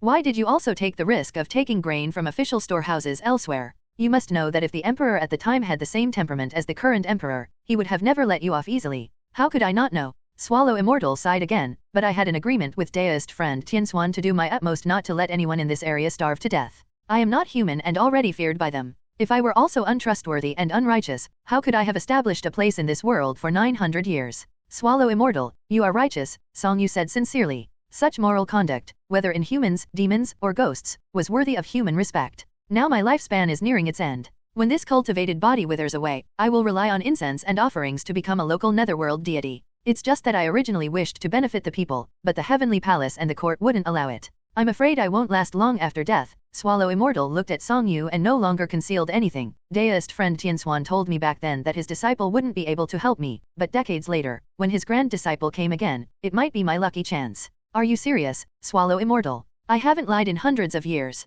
Song Yu couldn't help being taken aback. He knew that there were skills to predict fate in this world and that his master's master had reached great heights in this field. But he also remembered his own origins. Could it be that even this was predicted by his master's master? Did Tianshuan really predict this? Thinking carefully again, he relaxed a little. Maybe it wasn't like that. Perhaps Tianshuan did not foresee him specifically but only saw up to a certain point and then could see no further. Not finding an answer was, in itself, a kind of answer. From this, it could be inferred that those who come after must be extraordinary, which was why he left this remark. However, he did not speak with absolute certainty, only leaving the possibility. Maybe Tianshuan didn't predict anything but knew his disciple was reckless and not up to the task. Naturally, he could only tell the Swallow Immortal to seek help from his grand disciple later and didn't specify a person. Even the term grand disciple might not only refer to his disciple's disciple but also to successive generations. Year after year would also count as decades later. These three guesses were also reasonable. Just then, the old Swallow Immortal said to him again, I really have no other choice but to seek your help. If you have a way to help me advance further, I will do my best to repay you and not shrink from sacrifice. How can I help you advance further? Song Yu stopped thinking. He looked at the Swallow Immortal, and asked with a smile, are you referring to bountiful incense and offerings or the conferment of a title by the court? Hearing this, Swallow Immortal understood that this deist friend indeed had a way. Thus he quickly stood up with the help of his crutch, bowed, and said, please guide me. Song Yu dared not accept the gesture and quickly stepped aside. He then sighed in his heart. How many reasons were there to remain in this human world after all? What was the allure of longevity? It drove literati to seek arduously for half their lives, made little cats also recite it, and even made this 900-year-old Swallow Immortal so persistent up till now, bowing to him. However, since his master's master was willing to help him, Song Yu naturally was too. Or rather, it wasn't just about helping him. As he mentioned earlier, decades ago, Swallow Immortal borrowed Tianxuan's stratagem to become a deity. Wasn't Tianxuan also borrowing his abilities to benefit the people? From the Swallow Immortal's perspective, it might seem imperfect since it displeased the court after all and he wasn't conferred a title. However, from Tianxuan's perspective, it could be different. Their objectives were not the same to begin with.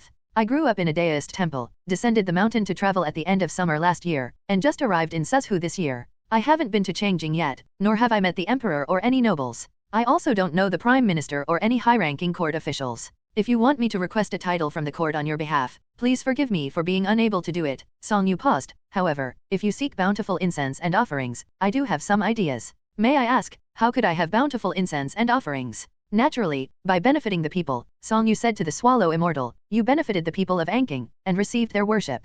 If you benefit all the people, they will naturally all worship you. What you say is reasonable, but I am limited to Anking. Also, the gods of the heavenly court oversee everything. How could I have the chance to benefit all the people? He was speaking implicitly. In truth, if one genuinely wanted to benefit the world, no matter one's capability, there would always be a way. Even Lady Calico could protect a few villages' foodstuffs from mice. But as Swallow Immortal mentioned, in this world, there was a heavenly palace. Everyone knew that you could gather incense and offerings by benefiting the people. However, which place didn't have its own Daoist, Buddhist, or local deity temples? Everyone was already working on ways to benefit the people. So whose territory are you going to enter to do what another god is already doing? Song Yu shook his head. If my idea holds, it would be something no other god has ever done. If you achieve it, you will benefit the entire world. Neither the heavenly palace nor the court would be able to stop you. It would be a deed of immense merit. Hearing this, the old Swallow Immortal almost stood up from his seat, both excited and anxious. His eyes flickered for a moment, then he sat back down and cautiously said, if it is a deed of immense merit, why would it fall to me?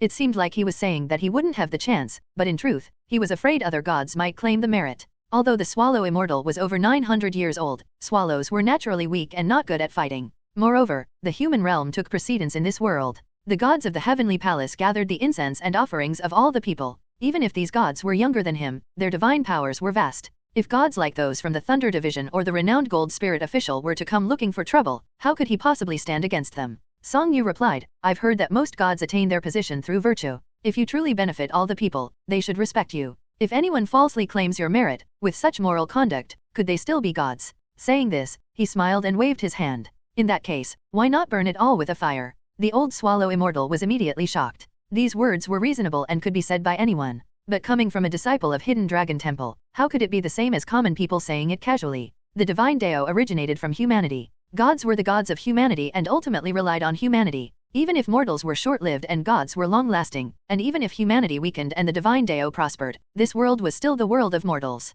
The old Swallow Immortal had long understood who were the truly favored ones in this world. And Hidden Dragon Temple was the pinnacle of human cultivators. Mr. The old Swallow Immortal hurriedly dismissed the youth beside him, then respectfully said to Song Yu, please enlighten me, Mr. This place. Please speak freely, this mountain is totally isolated from divine hearing. Swallow Immortal, what a good skill. I only know these, and they must seem laughable to you, Mr. Then let's chat casually. Chat casually. Take a walk in the mountains and chat casually. All right. The old Swallow Immortal said no more. He stood up leaning on his crutch, and invited him for a stroll on the mountain at the back. The night wind was cool as they slowly ascended the stone steps. Two voices alternated in the night air. Swallows are migratory birds. What do you mean by migratory birds? Migratory birds fly south in winter and return to Great Yan in summer. Then that's correct. Swallow Immortal nodded and said, most of my kind are like this, but after gaining good fortune, becoming a demon and transforming, there is no longer a need to migrate south for winter every year. Do you still remember things from before you became a demon and transformed?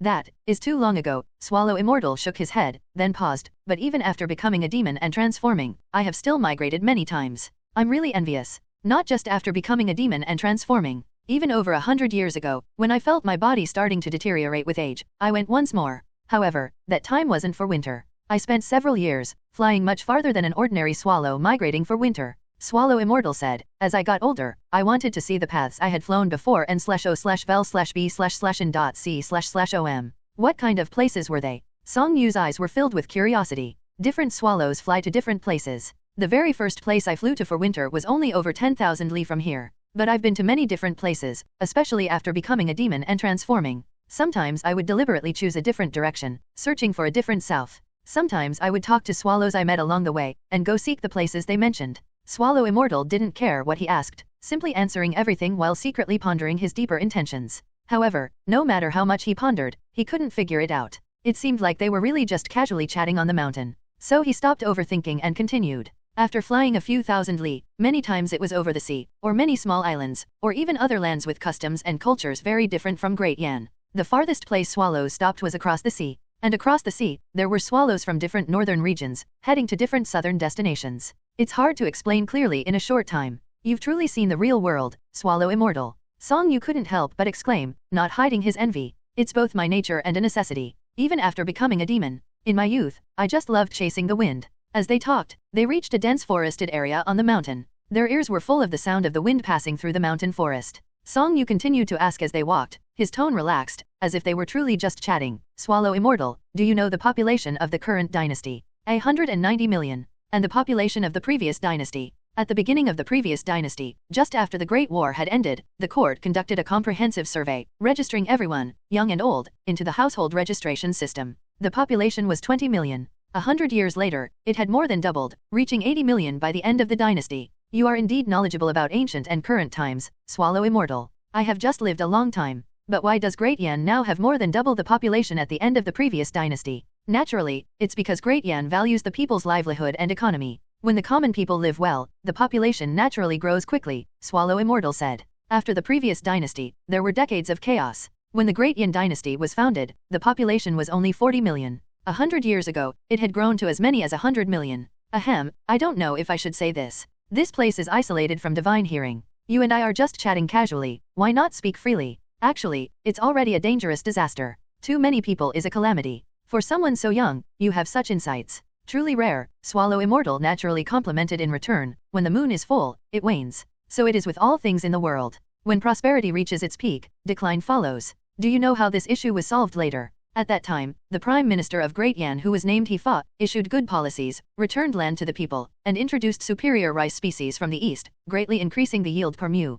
That got them through the crisis and created the unprecedented prosperity we have now. Swallow Immortal sighed repeatedly. Unfortunately, Prime Minister He did not meet a good end. Thankfully, the people remembered his benevolence, built temples spontaneously for him, and helped him become a god after his death. Now he ranks as an immortal and is also highly respected in the heavenly palace. But now Great Yan has a population of 190 million, which is nearly double that at the time. I have seen many poor common people with little land, many mouths to feed, and no food at home on my travels. Isn't it another crisis like 100 years ago? Mister, are you saying the world is about to fall into chaos? If things continue like this, with deepening conflicts, no land for the common people to farm, and no food to eat, chaos is likely. Unless another prime minister he emerges, an even greater one. Song Yu paused, but that's not what I wanted to say. Oh. Swallow Immortal looked at Song Yu in confusion. Song Yu walked forward. In the night, the starlight was faint, and he couldn't actually see the grasses and trees by the roadside clearly, but there was no need to see them clearly. Everything was already in his heart. Plum, orchid, bamboo, and chrysanthemum, pine, cypress, poplar, and willow.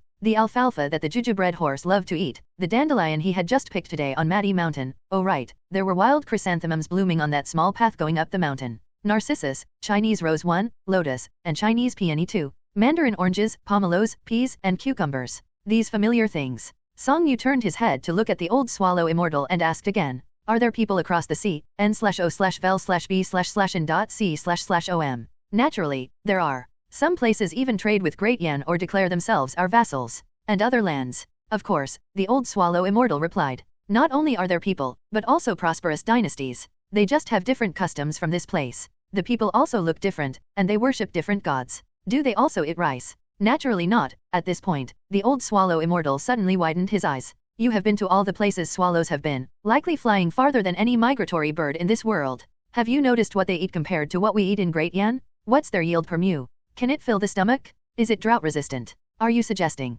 I know of several crops that yield more per mu than eastern rice. If you could find them, this can solve the extreme emergency for Great Yan at present, and temporarily ensure the stability of the people's livelihood. Even if it cannot completely cure the problem, it would still benefit the common people. Song Yu paused for a moment and continued, and for future generations throughout the ages, the merit might not be any less significant than it is now. The old Swallow Immortal's breathing had already become rapid. But he remained rational and asked, for such a great favor, how could I repay you? What did my master's master Tian Xuan ask for in return back then? It's shameful. The old Swallow Immortal looked remorseful. I haven't been able to repay deist friend Tian Xuan up till now. In that case, how could I ask for repayment? Song Yu smiled at the swallow immortal. I just mentioned that benefiting the world should not be discussed in terms of favors and gratitude. This is merely a joint effort between you and me to bring some welfare to the people. In fact, you will contribute more, and naturally, your name should be remembered. What? The old swallow immortal stood in a daze. Song Yu simply continued to walk forward, his voice drifting back. If you really feel apologetic, I do have one request. Please tell me. The old swallow immortal hurriedly asked, seeking peace of mind. You have flown thousands of li. Have you seen a plant in other lands? It grows on short trees, with small, spicy fruits that taste like fire in the mouth. Song Yu turned his head, looking very sincerely at the old swallow immortal. If you have, could you bring back some seeds for me in passing? Just this. Yes. Is it some rare spiritual plant? It's a common plant, mostly used for seasoning. And you want it for seasoning. What? The old swallow immortal couldn't help feeling puzzled. Though not wealthy, he had lived for 1,000 years after all, and had accumulated some family assets and collections over this period. When he first transformed into human form, he was a refined and cultured demon. Swallows were close to humans, so he inevitably became acquainted with many famous and virtuous people during that time. He had acquired items that were not considered precious at the time, but became treasures over time in many people's eyes. He originally thought this young deist priest would more or less ask for something precious that he may not be able to produce, or that he would have some difficult request. Of course, no matter how difficult the request would be, he would try his best even if he couldn't fulfill it.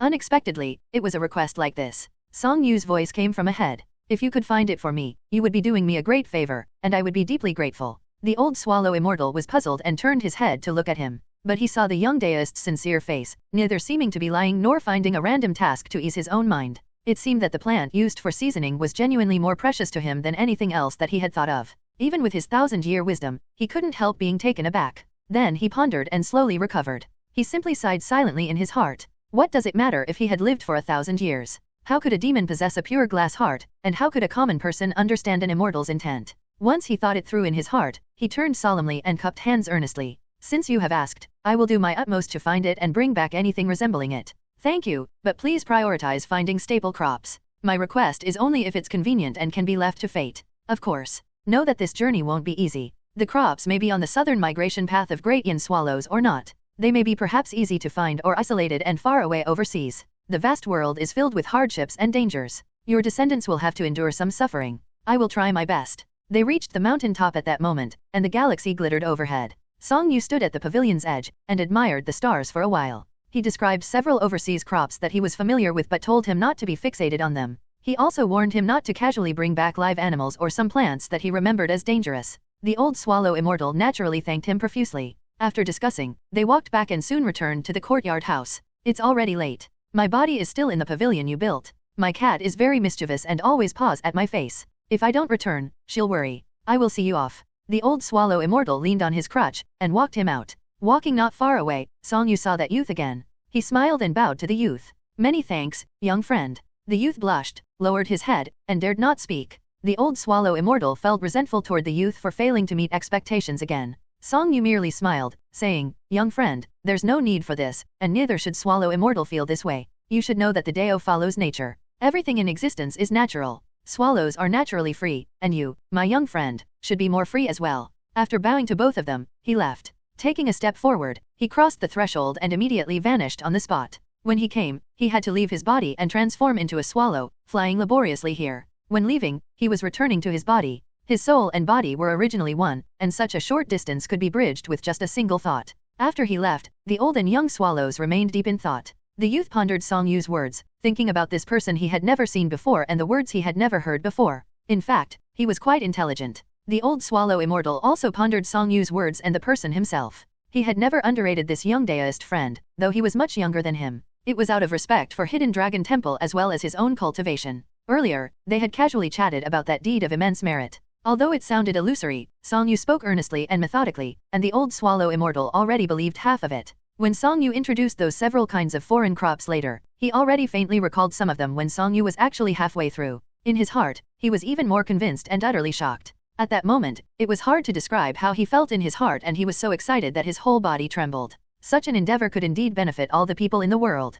Currently, there was more land than people in Great Yan, with many unable to fill their stomachs. If this continued, within a decade or so, internal strife would inevitably break out. When the time comes, the people would once again be in a terrible situation and corpses would be strewn everywhere. This was already known to all individuals with knowledge and experience in the world. Unfortunately, there was no second prime minister.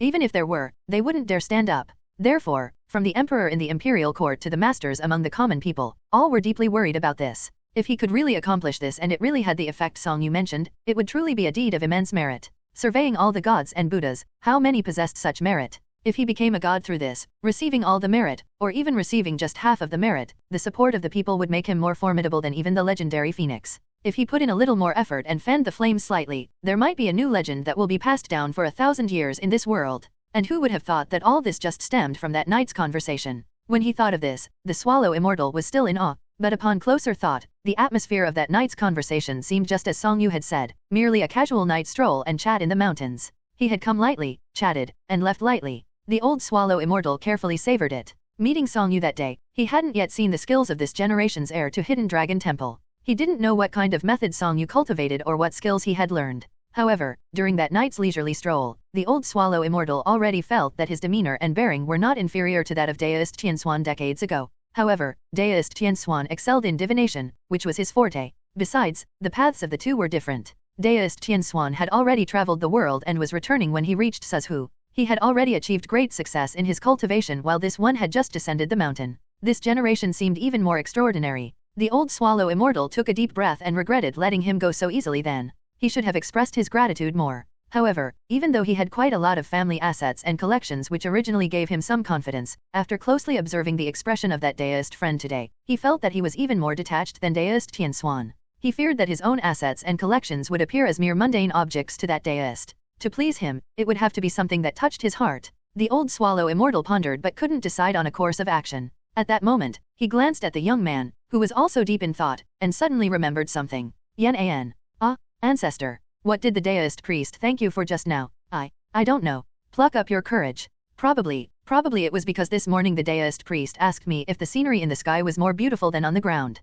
What did you say? I said I didn't know. You didn't know. The old swallow immortal was both exasperated and helpless. Then why did he thank you? The youth hurriedly lowered his head and replied, later, I fetched a swallow pill and brought him to fly up into the sky for a look. The deist priest seemed to like it very much, so he thanked me. Swallow pill. Yes. The scenery in the sky, the old swallow immortal pondered.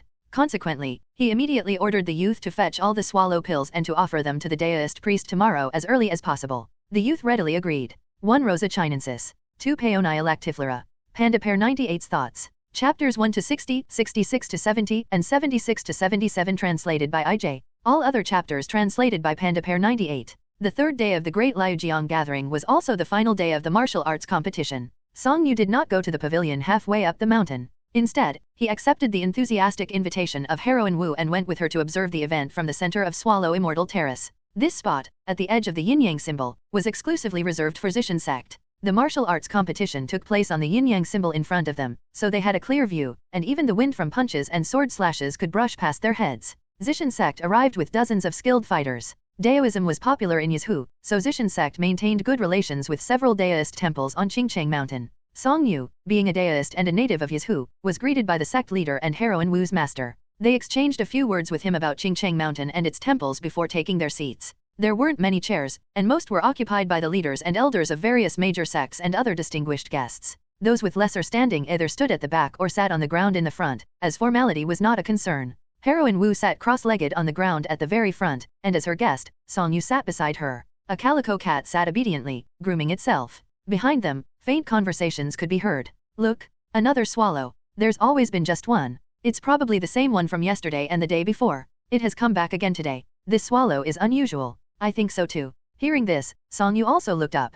Today was another cloudy day, with the sky smeared with random brush strokes of deep and light gray, as if someone had lazily painted it with a wet brush. A black and white swallow flew freely across this painting, bringing the sky to life as if it were the finishing touch to that painting. Song Yu smiled and continued watching the competition ahead. Today's matches were indeed more exciting than the previous days. The fighters were either top-notch disciples from various major sects, or cocky and ignorant young upstarts. Heroine Wu explained that some were unaffiliated but highly skilled, joining in for fun with hidden identities. They were likely with the government or had military backgrounds. The stage was so close that Song Yu and the cat often worried about being accidentally injured during the fights. However, everyone was careful. Knowing that stepping out of the yin-yang symbol meant defeat, no one wanted to leave so easily. To help him understand, Heroine Wu whispered explanations to Song Yu, vividly showcasing the enthusiasm and frankness of the people of the Jianghu and Yizhu. The elder from the Jindao sect is a master of the machete. He once earned the respect of the entire Jianghu. Though he's older now and not as agile, his experience in combat has only grown. Opposite him is Shu Yufan, whose background is unknown.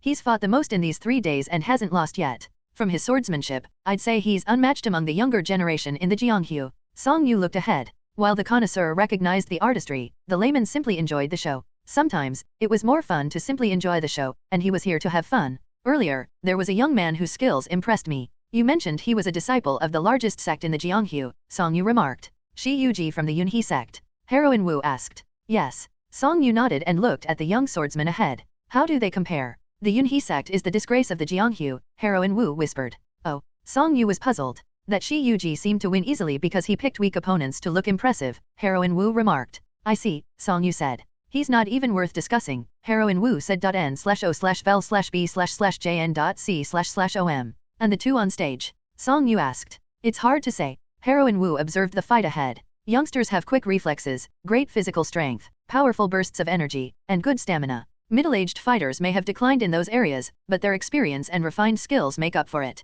From what I see, chances are probably 60 to 40 in favor of Shu Yufan. Impressive, Song Yu remarked. Just as she finished speaking, the two on stage bowed and began their fight. The sound of blade and sword clashing filled the air. Both fighters were agile, their movements dazzling. The elder wielding the machete struck with immense force, each swing carrying the power to cleave mountains and split rivers, and his attacks were continuous and unrelenting. The swordsman's movements were as swift as lightning, as agile as the swallow in the sky, yet each thrust of his sword was equally fierce and sharp.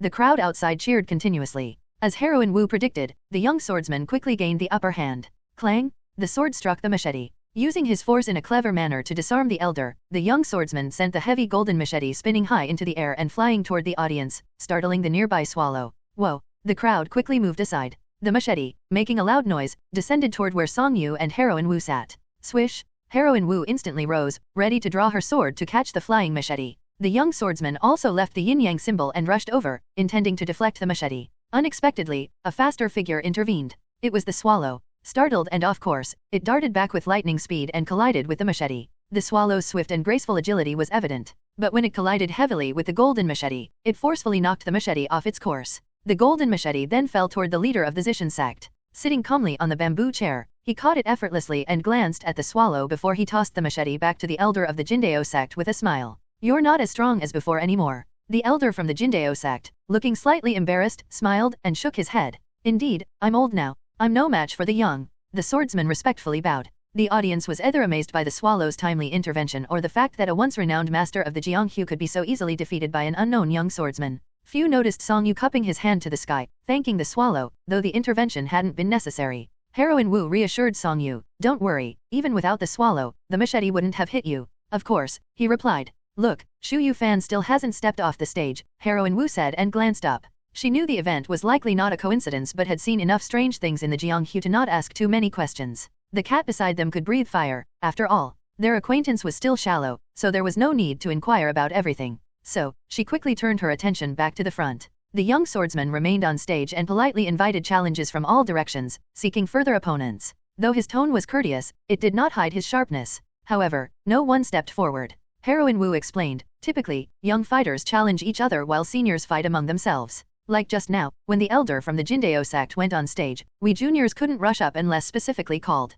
Otherwise, we'd get scolded. That guy's not following the rules. Now, no young fighters dare face him, because they fear defeat. The seniors are unwilling as well because they are even more afraid of losing. Indeed, the young have the advantage. Song Yu observed the crowd. This was a world filled with spiritual qi, where everyone possessed innate spirituality. Thus, even without cultivating Daoist techniques, those in the Jianghu who spent their lives honing their martial arts skills, strengthening their bodies, and refining their qi and life force could achieve significant accomplishments. But as they aged, their qi and physical strength would gradually decline, though not as drastically as in Song Yu's world in his previous life. According to Heroine Wu, both middle-aged martial artists and young ones had their own advantages, and their overall combat power was similar. This indicated that the decline was not significant and could be compensated for by increased experience and skills. In old age, they still could not compare to the young. However, the elders had their own rules, and respect for elders was a Jianghu rule. Unable to find opponents, the young swordsman reluctantly left. Two more fighters took the stage, and Heroine Wu continued her explanations.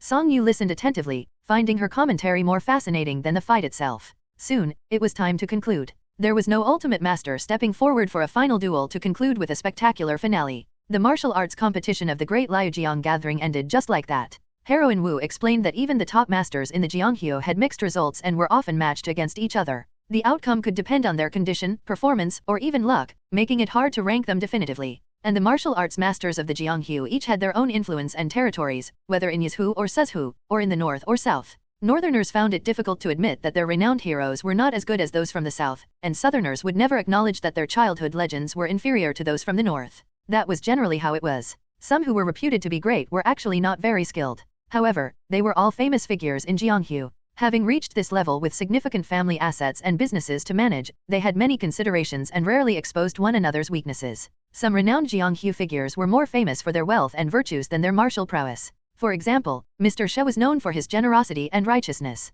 Whenever a Jianghu person sought refuge with him, they were treated to fine food and drink. Whenever a Jianghu person encountered difficulties, he spared no effort in helping them out, whether it was treating injuries or illnesses. He even personally brewed medicine for them. If you happened to pass by his house and knocked on his door, even if he had never met you before or if you were a nobody in the Jianghu, he would treat you like an honored guest. Before you left, he would ensure you were well provisioned for your journey, seeing you off for a distance of 10 li with generosity that earned him more respect than many leaders of major sects in the Jianghu. He represented the good side of the world. Song Yu found these stories more intriguing than the fights. The competition has ended, and it's time for Lady Calico and me to leave. Thank you for the invitation and the detailed explanations, heroine. I've gained a lot from this glimpse into the Jianghu. Song Yu then stood up and bowed to her. I've said it many times, in the Jianghu, we become friends upon meeting. We've met several times, so no need to be so formal, Heroine Wu replied cheerfully. Next time, for sure, Song Yu said. Where are you staying? A Daoist temple outside the city. That's good. It must be better than living in the city, Heroine Wu remarked.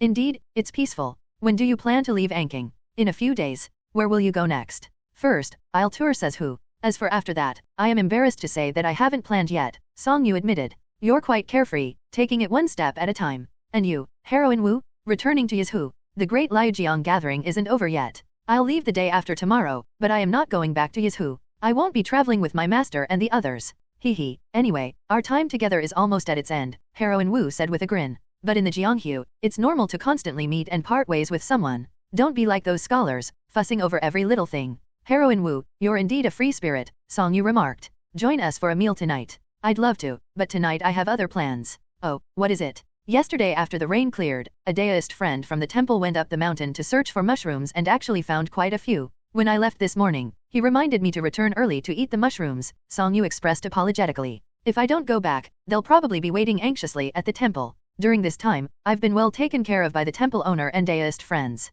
How could I disappoint them like this? Heroine Wu nodded. I understand. Let's meet another day. I'll see you in the city tomorrow. Come around noon to the inn near the North City Gate where I'm staying. I'll treat you to meat and wine as a farewell, she proposed straightforwardly. Considering the vastness of the Jianghu, after I leave this city, we will likely never see each other ever again. I'll be there. Go on, then. Heroine Wu waved her hand, truly carefree. Lady Calico, Song Yu said. Meow. Stop crossing your paws, let's go. Meow. The calico cat immediately got up and followed him. The Jianghu people around them found it quite amusing. Master Chen watched as Song Yu left. After savoring the moment, he turned his gaze to Heroine Wu. It's truly fate that you're able to meet in the Jianghu. He's such a remarkable person too. Why didn't you invite him to stay for dinner?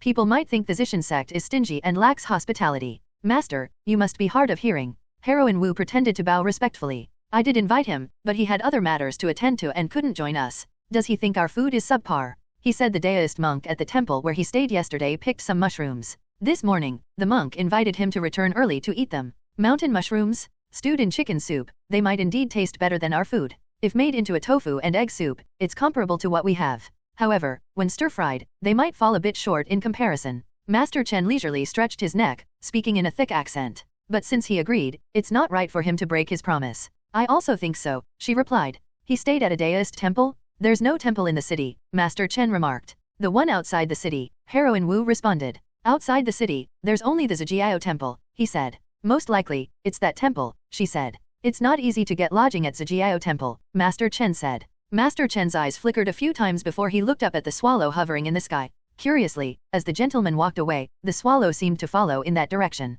Yizhu, Lingquan County. Master Chen couldn't help but shake his head. Ever since he became fascinated with Daoism 10 years ago, he had made many connections with high-ranking Daoists in Yizhu. Initially, he thought they were impure immortals, but he realized they were just ordinary people after spending time with them. He hadn't known there was such an extraordinary temple in Yizhu. He should visit it after returning. Just then, he heard a voice right by his ear. Why is it difficult to get lodging at that temple? You startled me? You're standing too close, he quipped. I'm just here to bring you a chair, Heroine Wu said. In any case, staying there is no easy feat. Even your master's master tried and was turned away. What's the deal with that temple? She asked. Who knows? It's been there for centuries, while we've only been here for years. But whoever is running that temple does have some skills. I remember when I was young, there were even fewer inns in the city than now. Many Jianghu people had to find a place for the night. Some went to Zhejiao temple, thinking they would be accommodated. Naturally, when some of these people were denied and felt slighted, they would cause a commotion or utter some harsh words. However, in the end, they all suffered for it.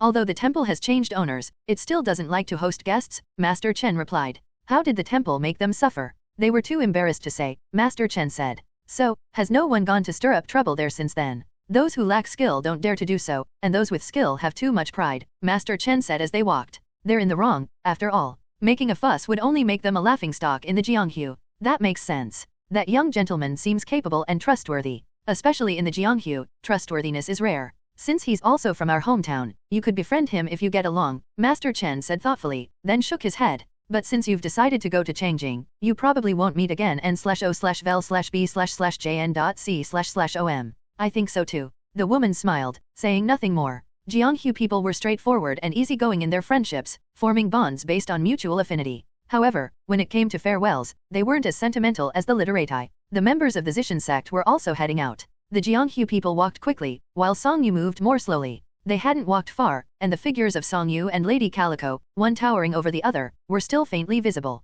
However, at some point, another slender figure had appeared beside them. Dressed in a black and white outfit resembling a swallow's plumage, the figure was hard to see clearly from a distance but still exuded an elegant demeanor. The figure seemed to be holding their waist and walking with a slight awkwardness, as if they had injured themselves somewhere. It doesn't hurt. Thank you, young friend, Song Yu said. My pleasure, the young man replied. The young man took out a small white bottle from his sleeve. It was a finely crafted jade bottle with a thin hemp string tied around its neck, forming a loop, seemingly for a swallow to grasp. When he was casually flying in the sky earlier, he hadn't been carrying the bottle. After transforming into human form, he had run down the small path on Mati Mountain, which likely meant that the bottle had been left there. With the bottle cupped in his hands, he respectfully handed the bottle to Song Yu. Sir, this is a gift from my ancestor, who heard you enjoy sightseeing. He specifically asked me to bring it here and give it to you, the young man said. The swallow pill. Song Yu remarked. You guessed correctly, sir, the young man replied. This is too precious, Song Yu noted. The swallow pill is valuable to humans, but for swallows, it is something naturally obtained, though it does take some time, the young man said quietly.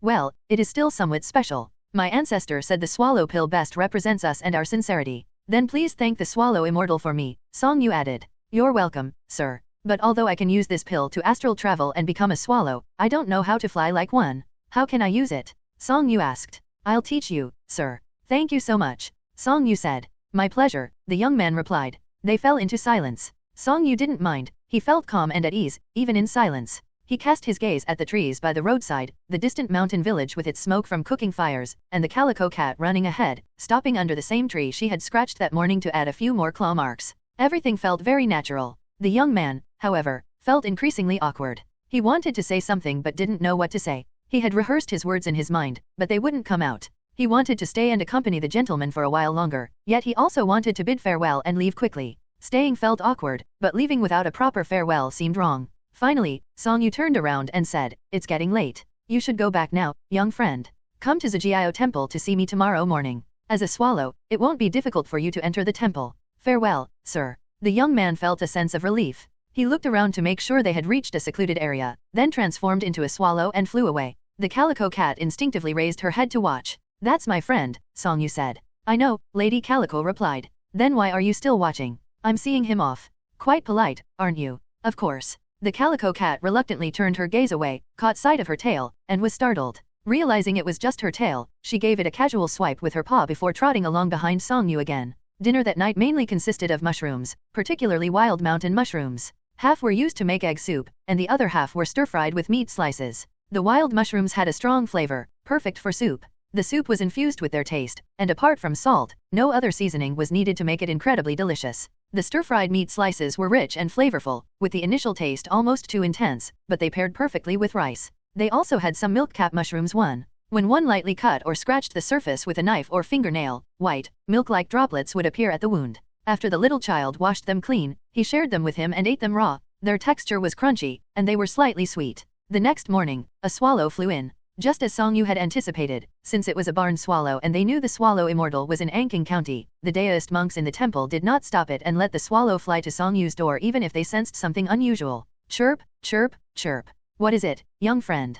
Please follow me, sir, the swallow said. I thought swallows couldn't speak human language when not in human form, Song Yu joked. That was dumb of me, I forgot for a moment. Let's go then, Song Yu said. Song Yu stepped outside and followed the swallow up the mountain. Once they reached the top, the swallow transformed back into human form. Greetings, sir, the young man said. Today you are the teacher, I should be the one greeting you, Song Yu said respectfully, bowing. Greetings, teacher. No, I don't deserve this, the young man replied. One's learning doesn't depend on the time he learns. Whoever knows best can be the teacher, Song Yu insisted. You are a master, how can I be your teacher? That's not true, Song Yu shook his head. First, I'm not a master. Second, you are exceptional. Third, there are no omniscient people, only proud people. Over the past 6 months, from when I descended the mountain until now, I have encountered many teachers. You, young friend, are far from the first. Before the young man could respond, Song Yu continued, please begin. The young man, still pondering Song Yu's words, nodded hastily and agreed to begin. He handed Song Yu the swallow pill.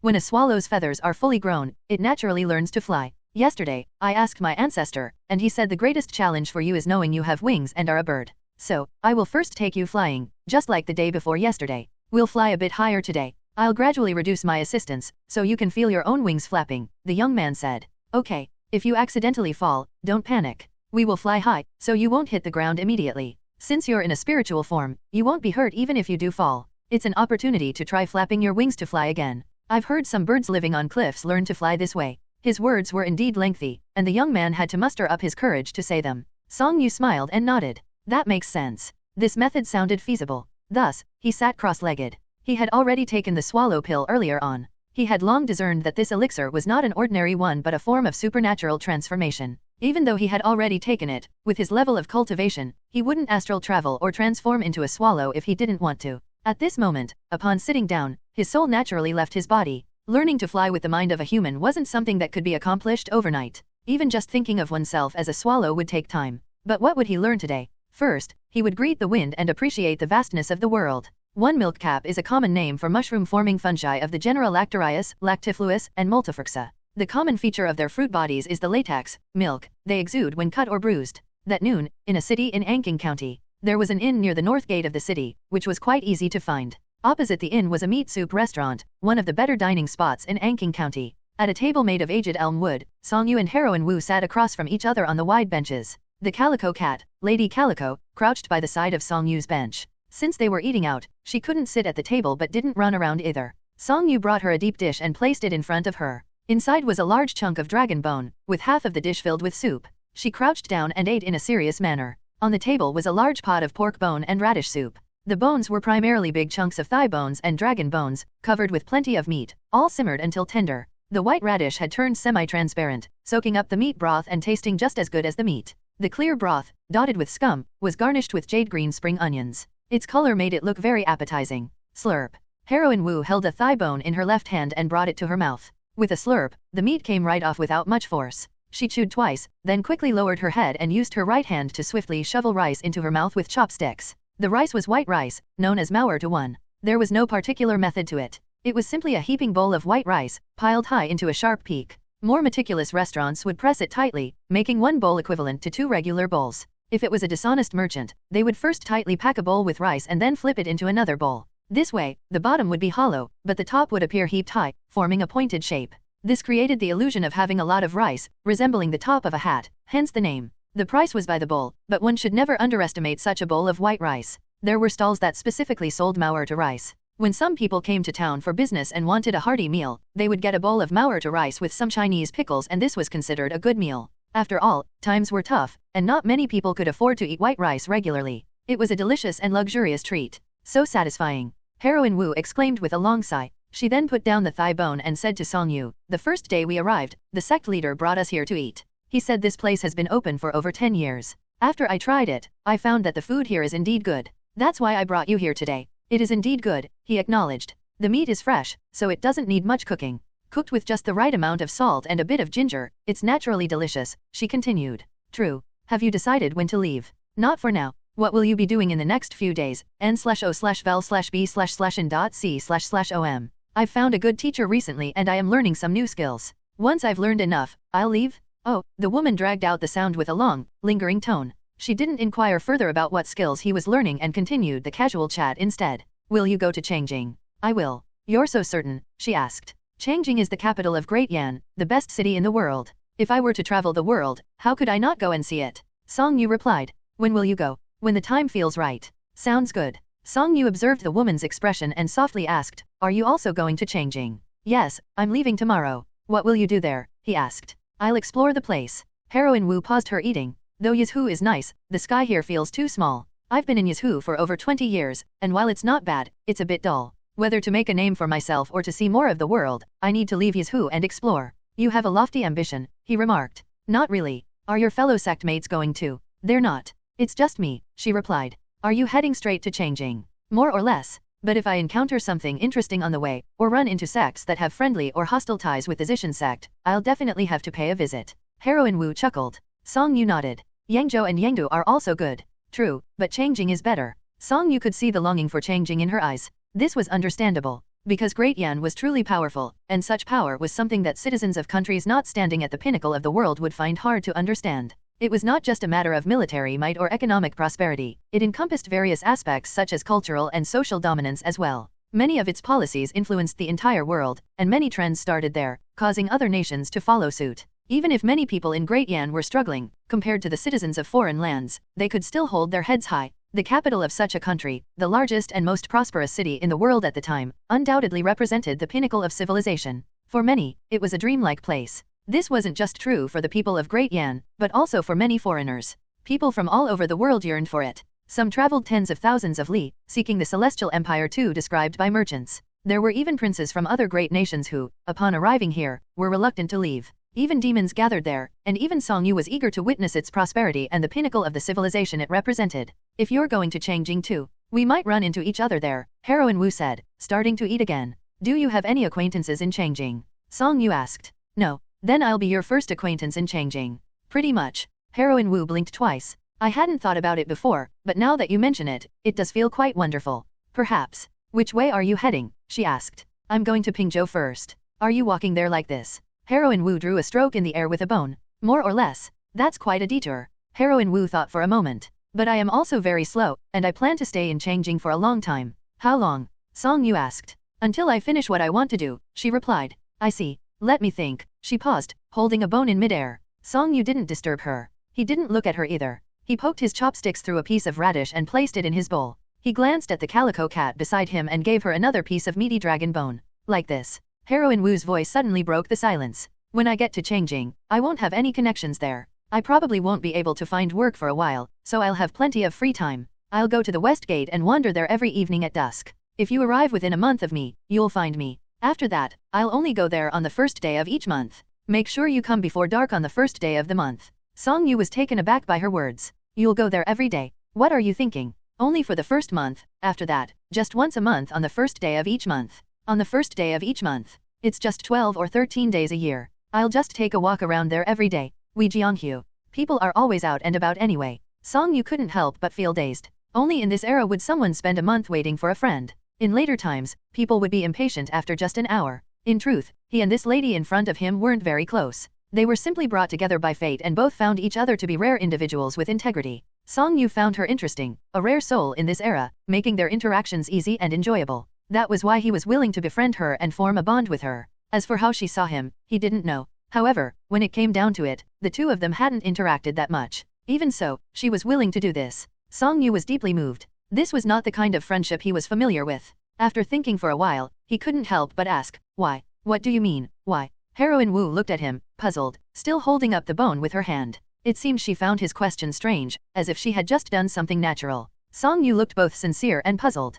Please don't take this the wrong way. I've lived deep in the mountains for a long time, cultivating Dao. This is my first time coming down, and I rarely make friends. That's why I'm confused. Even though we were brought together by fate, we've only just met for a short time. Indeed, once you arrive in Changjing, you will find yourself without any relatives or acquaintances. But with your charm, you could easily make new friends in Changjing. Why would you go to the city gate every day to wait for me? Only for the first month, and I'm not waiting, just wandering around. I already like wandering, she said. All right. Song Yu didn't argue. Seeing his still earnest and questioning gaze, as if saying please enlighten me, the woman decided to explain. She didn't overthink it and just spoke her mind. You underestimate this world. It seems like people are coming and going around us every day. But if you actually think about it, after all these comings and goings in a day, how many of them do you really get to know? True. Making acquaintances is inherently difficult. Plus, we get along well. A few days of wandering at the city gate is nothing compared to meeting someone with whom I have a rare and genuine connection with. She paused for a moment. They say Changjing has a population of over 1 million.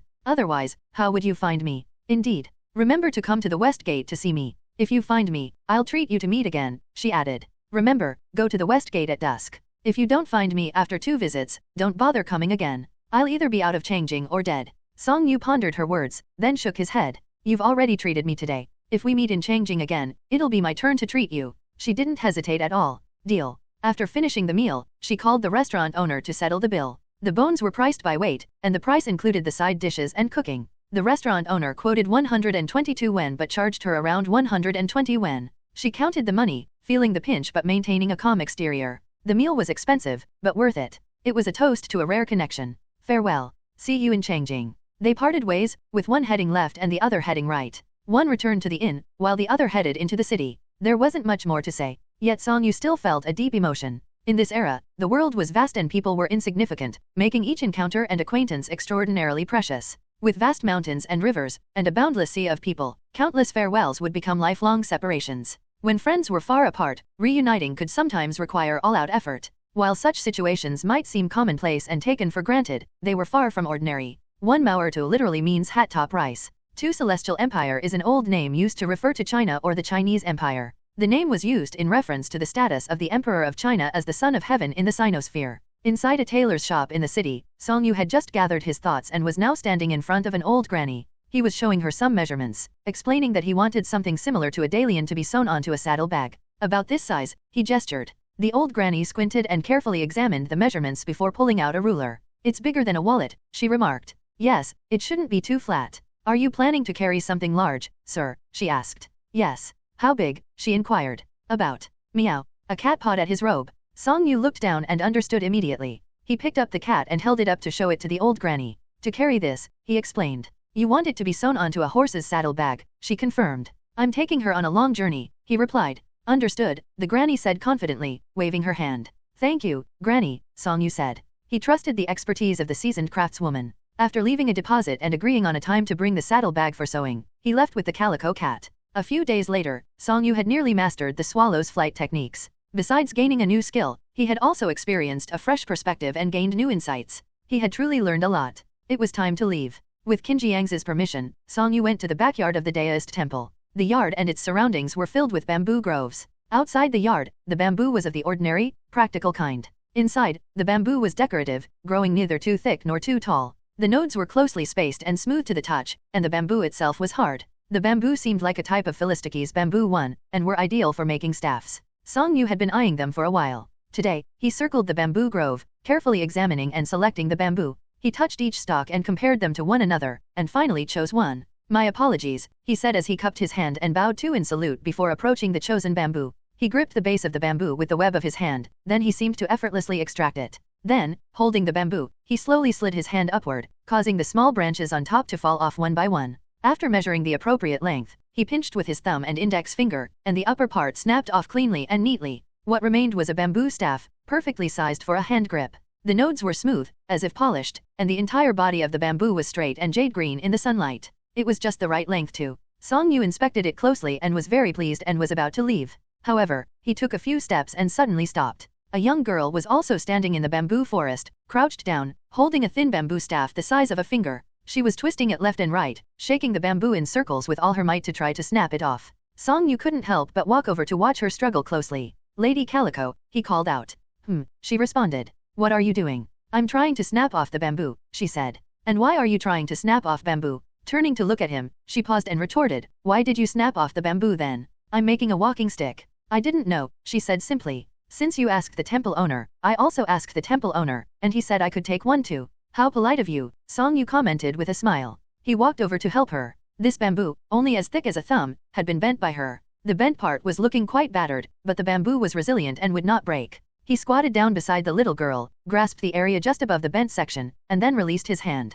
Before she realized it, the bamboo already had a neat, clean cut, as if cut by a sharp blade. The girl was instantly stunned and turned around to stare straight at him. Song Yu smiled again. He then smoothed the bamboo as he had done before, cleaned it up, and handed it to her. He said, "This is a simple application of the metal element spell. Would you like to learn it? If you do, it will make chopping firewood much easier." The girl accepted the bamboo but continued squatting in place, looking up at him silently. In the past, she would have eagerly wanted to learn. But even after learning the fire element spell for such a long time, practicing diligently morning and evening as well as at set times in the morning and afternoon, she could only just manage to produce a visible flame. Even so, she was already burdened with the important task of tending the fire. The deist had told her that tending the fire would aid in her cultivation. The girl's eyes darted back and forth, then she pursed her lips and finally said nothing. She picked up the bamboo staff and turned to leave. Song Yu chuckled and followed her out. In the front yard, a gingerbread horse stood quietly, already equipped with a saddle bag on its back. The deists of the temple stood nearby, and the temple itself remained serene.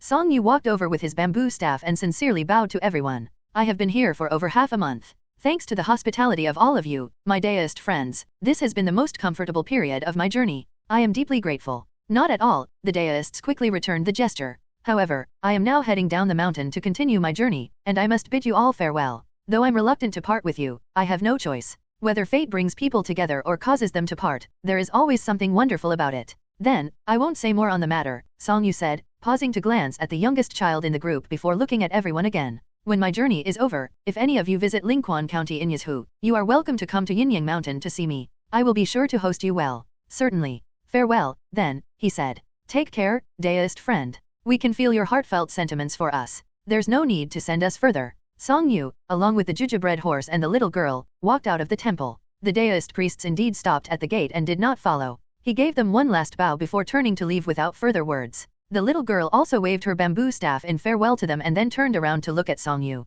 She said as they walked, "Kinjiangzi. Yes, Guan Guazi. He's the temple owner of fucking temple. Why do they all have Zi in their names?" In recent years, it has become popular for Taoists to adopt names ending in Zi3, while Literatai use names ending in Daoren 4. "What's your Zi name?" The little girl waved her bamboo staff randomly as she walked alongside him, then she turned around and looked up at him. "I don't have a Zi name." The little girl tilted her head, thinking for a moment. "Mojuzi. What is Mojuzi?" he asked. "You've never seen Mojuzi. What is it?" "You're not very smart," she retorted. "So, what is it?" "It sticks to fur and won't come off," she answered. "Oh," Song Yu realized she was talking about a type of plant fruit. "And Kang Ertzi 5, the little girl added. "Do you like them?" "No." The little girl shook her head vigorously, her voice firm. From her expression, Song Yu saw a strong sense of dislike and vigilance. Mojuzi was also known as hitchhikers, blackjack, beggar-tick 6. Its fruit was a cluster of black-brown short spines that could stick to clothes or hair. Kang Ertzi, on the other hand, was a small green ball with backward-facing barbs. It was even more difficult to remove from clothes or hair than Mojuzi, especially from hair. It seemed she had suffered a lot from these two things in the past. But now it was spring. These things should be less common, right? After walking for a while, Song Yu slowed his pace and took out Yudi Jishin from the horse's back.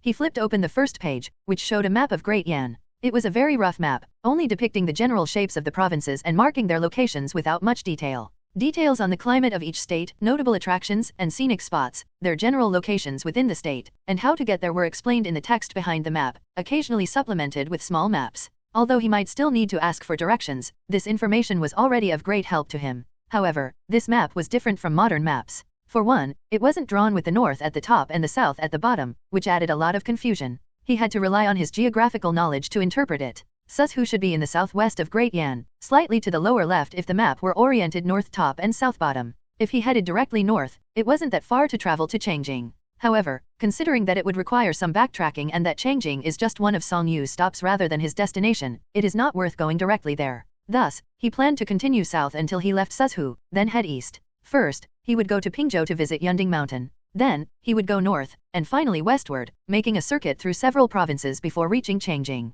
It wouldn't be a journey of 10,000 li, but close to 8 or 9,000. Song Yu put the book back into the saddlebag. Looking back, he saw the green mountains becoming blurry, the temple under the mountains growing smaller, and the bamboo grove behind the houses merging into a blur. He could no longer see the deists. Song Yu stood still for a moment, taking one last look. Perhaps he would never return here again. This moment was his final one with this landscape. This last look was his last one. Maybe they would meet again, but that would be in 10 or 20 years. Even if the landscape didn't change, he would no longer be young. The Song Yu of that time was still unknown to him now, and who could say what he would feel then? It was just a scenic part of the journey, yet it still made him sigh. Deist. Song Yu turned his gaze back to the road ahead. It was early morning. A damp sun had just risen to the mountaintop, blending into where the mountain mist met the clouds. Leaning on a staff, he walked slowly. The green mountains stretched for 10 li away, and the tide was low, leaving the path sandy. What kind of landscapes and people lay ahead? On this very day, news arrived from Ningbo County to Anqing County. The news that the water demon, which had caused chaos for years, was finally subdued. The corpse floated up in the river, at least 10 zhang long and several zhang wide. If not for the wide and deep part of the Liujiang River, it wouldn't have fit. The waterway was now clear, with no more water demons causing trouble. The demon was subdued by a wandering immortal, young in appearance, accompanied by a gingerbread horse without reins and a calico cat full of spirituality. He didn't even enter the water but managed to eliminate such a water demon. It was hard to believe he wasn't a deity that ascended to earth. Now, the 100,000 people of Ningbo County were preparing to erect a statue and a temple for him at the newly reopened Ningbo Ferry crossing to express their gratitude. The Jianghu people who had not yet left Anqing County, upon hearing this and reflecting on what they had seen in recent days, were all astonished. This was especially true for the members of the Zishan sect. Amidst the continuous mountains, within a courtyard, Mr. Song has left, the youth still stood respectfully before the elder. Cough, cough, cough, the elder coughed repeatedly, striking his cane on the ground, his voice old and hoarse. I told you to be bolder, not to conquer the world, revive our clan, or anything grandiose. Cough, cough, cough. I just wanted you to have the courage to do what you want, to not lose what's yours unnecessarily. Speak louder, get underestimated less, and it will save you many troubles. Being timid isn't bad, but it can make you miss out on a lot. Ancestor. Don't talk nonsense. Cough, cough, cough. The elder coughed repeatedly. Say what you truly want to say. I want to see Mr. Song off, the young man said. All right. Thank you, ancestor. The youth turned to leave. Wait, the old man said. Mr. Song is a Daoist master. If you think he's good, you can follow him. It might be your opportunity. Be it Daoism or cultivation, it will at least make your life more fulfilling. The old man fixed his cloudy eyes on him and said, think it over yourself. What? The old man said. I don't dare to, the young man replied. Then you will miss out. The youth stood there, eyes full of hesitation. N/O/vel/b//n.c//om. Finally, he said, I will accompany Mr. Song a bit further. I'll see him out of Suzhou and then return. As you wish. The swallow flew out the door. One Philistiches is a genus of Asian bamboo in the grass family. Many of the species are found in central and southern China, with a few species in northern Indochina and in the Himalayas. Two cupping hands, also known as gongxiao or ziuyi in Chinese, is a traditional Chinese ceremonial gesture or salute used for greeting or showing respect. It involves bringing together the index finger, middle finger, ring finger, and little finger of both hands, with the palms facing inward or downward and the thumbs of each hand interlocking. One hand is placed over the other, and generally, the left hand covers the right one for men and is reversed for women. 3 meaning child or master. 4 meaning deist. 5 Kangar, known as Xanthium stromarium, is a species of annual plants of the family Asteraceae. Some sources claim it originates in southern Europe and Asia, but has been extensively naturalized elsewhere. 6 Bidens pilosa is an annual species of herbaceous flowering plant in the daisy family Asteraceae. Its many common names include hitchhikers, blackjack, beggar ticks, farmers' friends and Spanish needle, but most commonly referred to as cobbler's pegs. It is native to the Americas but is widely distributed as an introduced species in other regions including Eurasia, Africa, Australia, South America, and the Pacific Islands. The green hills stood like ink against the sky, enveloped in serene clouds. On a dirt path in the mountains, a Daoist priest walked ahead, with a horse following closely behind. The path was only 3 to 5 chi wide and often broken or collapsed in places. While the man had no trouble walking, the gingerbread horse had to tread carefully. A swallow circled above them. The weather was pleasantly cool today. Song Yu glanced up at the sky, unable to discern much from it. Yet, sensing the changes in the spiritual chi of the world and the cyclical nature of the seasons, he felt that the weather wouldn't remain clear for long. Whether it stayed sunny or turned rainy, it made little difference to him. Song Yu continued his leisurely pace forward. Where was he heading? To be honest, he didn't know. He just walked south. Seeing a cluster of thorny moss growing by the roadside, Song Yu casually broke off a few stems as he passed by. The bamboo shoots that had just sprouted in the spring were indeed tender and crisp. Avoiding the thorns, he gently snapped them off without needing to use much force. Thorny moss was similar to roses in appearance, and they also looked alike. The tender shoots that sprouted in spring and autumn were edible. They were about the thickness of chopsticks. With a gentle snap, you could peel off the outer skin, revealing a tender, green, and semi-translucent stem inside. It looked like celtus and had a crisp texture when eaten. The taste was subtly sweet with a hint of vegetal fragrance. Snacks in those days were just like this, naturally growing everywhere. The flavor varied depending on personal taste, but there was a unique joy in going up the mountain, foraging, and picking them yourself. Before long, a swallow gracefully glided over and perched on the horse's neck. It glanced at the cloth bag sewn onto the saddlebag before finally looking at Song Yu. Sir, there are some wild fruits ahead. I saw monkeys eating them. They're ripe and red. There's also a grassy area and a small stream nearby. Song Yu nodded. Thank you, don't mention it. At that moment, the cloth bag rustled, and a fluffy little head poked out.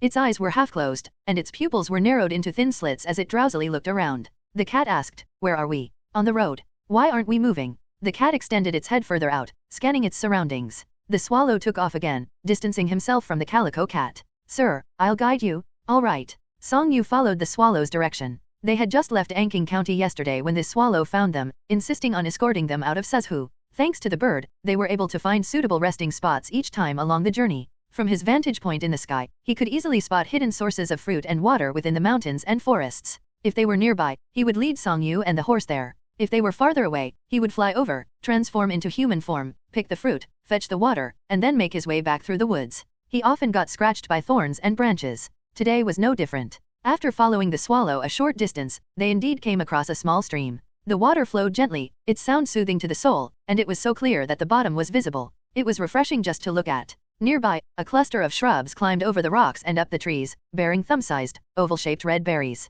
Deep in the mountains, untouched by people, the berries grew abundantly. Elena's latifolia. Song Yu recognized them. It was a rare find. Reaching out, he picked one berry. Too impatient to wash it, he simply wiped it clean and popped it into his mouth. The rich juice and sweet and sour flavor immediately spread in his mouth, washing away much of the fatigue from the journey. He then slowly picked the rest and washed them clean in the stream, deciding that mantou would be the main course today. After the meal, they would enjoy some wild berries for dessert. What could be better than this? They packed some to take along. By mid-afternoon, a breeze had picked up in the mountains, and the sky was growing increasingly overcast. The swallow landed early, warning of impending rain. He then flew off again, rising higher and higher into the mottled sky until it vanished from sight. The wind grew stronger and stronger, making the cloth bag flutter. The sky darkened, as if night were falling. The calico cat poked its head out of the bag again. With the fur on its head ruffled by the wind, it looked somewhat comical. What a strong wind. Lady Calico, you should come down and walk around. If you stay in the bag too long, you will become a fat cat. I won't become fat. A little exercise is good, and you can enjoy the scenery.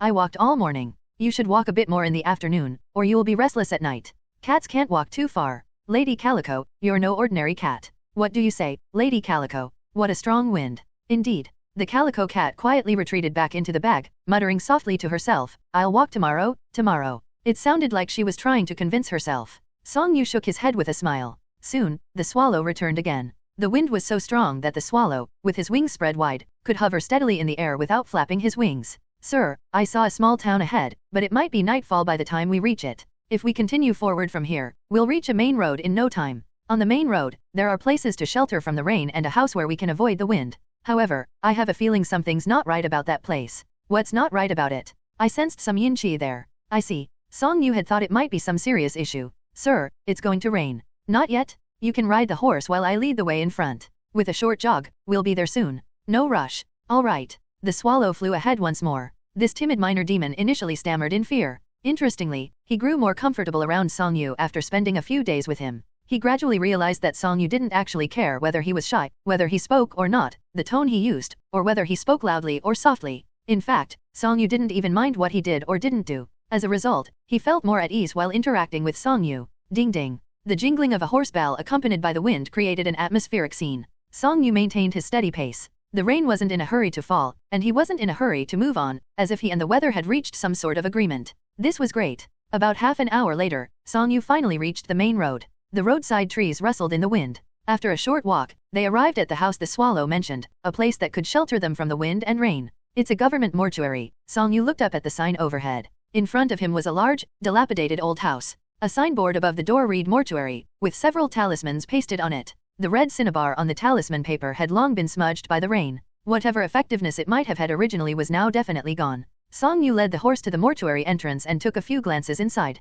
There was indeed a bit of a yin qi there. But to him, it was the unpleasant odors inside that bothered him more. Sir, the swallow's voice came from above. Are we staying here tonight? It hasn't started raining yet. I can fly ahead to check how far the town is. Song Yu looked into the house again upon hearing this. In Great Yan, there were two types of mortuaries. One type was the charitable land owned by a clan, with all the profits used to support the elderly ancestors and fund the education of the younger generation in the clan. The other was a government mortuary. The government mortuaries were first set up by the current dynasty. Funded by the imperial court, these places served as temporary storage for coffins, usually located in or outside the city. Coffins stored here were usually awaiting burial for various reasons. These may include not having found a final resting place yet, being unable to afford a burial due to poverty, or where the deceased died far from home and their body was being transported back for burial. In these cases, the coffins were temporarily kept here until a suitable burial arrangement could be made. Alternatively, it could be that the body was considered inauspicious. In the current mortuary, there were only 2 coffins on display.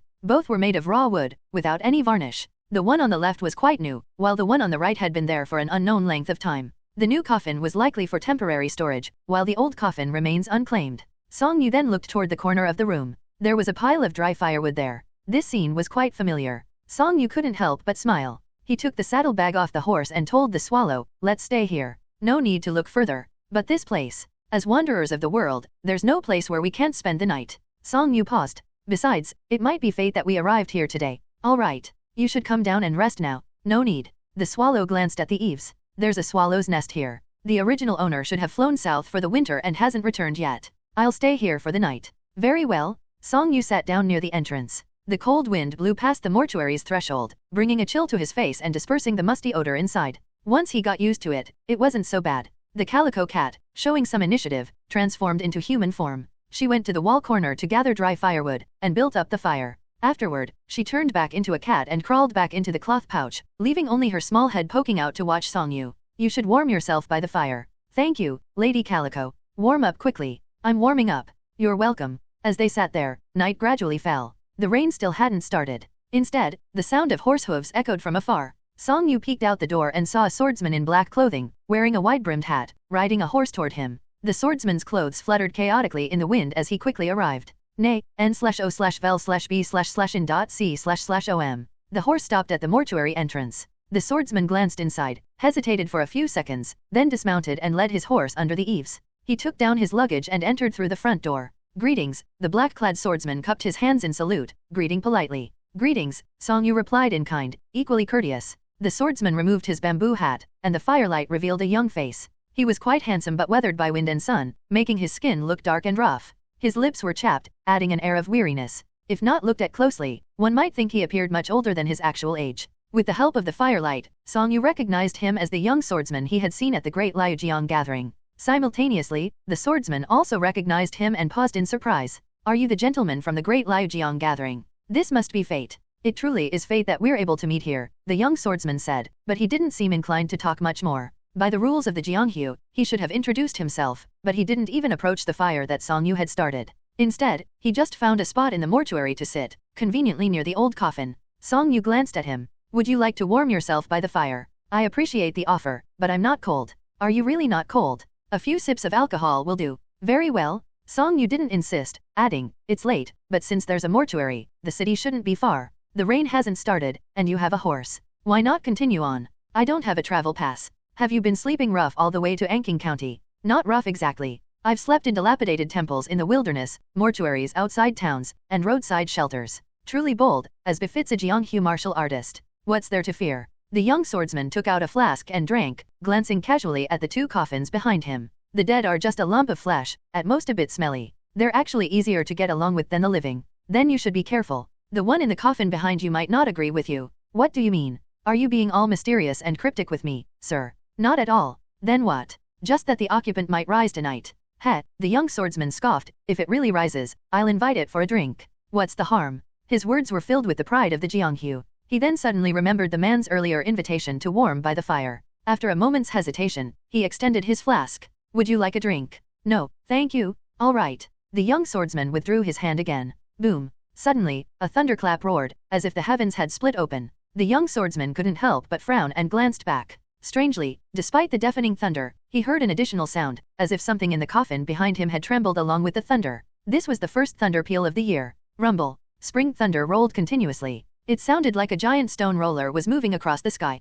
The swordsman's brow furrowed tighter as he glanced several times at the coffin behind him, then at the deist standing at the doorway. The deist wasn't old, seemingly about the same age as him, though he appeared much younger. In front of him was a fire, kept burning small apparently to save firewood. He had a bamboo staff and a bedding bag full of belongings. A cloth bag was sewn onto the bedding bag. It contained a calico cat, which the swordsman had seen a few days ago at the Great Liujiang gathering. The cat was pretty and poked its head out of the cloth bag at that moment, tilting its head and staring straight at him. He had known for a few days that this deist was no ordinary person. When he entered the door earlier, although the sky was very dark, he vaguely saw a swallow in the nest under the eaves. There had also been a swallow in the sky these few days, a rare sight for this season. At that moment, he saw the deist reach into his bedding bag as if to take something out. The swordsman squinted his eyes until he saw that he was just taking out 2 steamed buns and some wild fruits. He relaxed somewhat but then noticed a pair of shoes in the bedding bag due to the deist's movement. They were a tiny pair of girls' shoes that had been worn before. This deist traveled alone with only a cat, and at most a swallow, but why bring a pair of girls' shoes?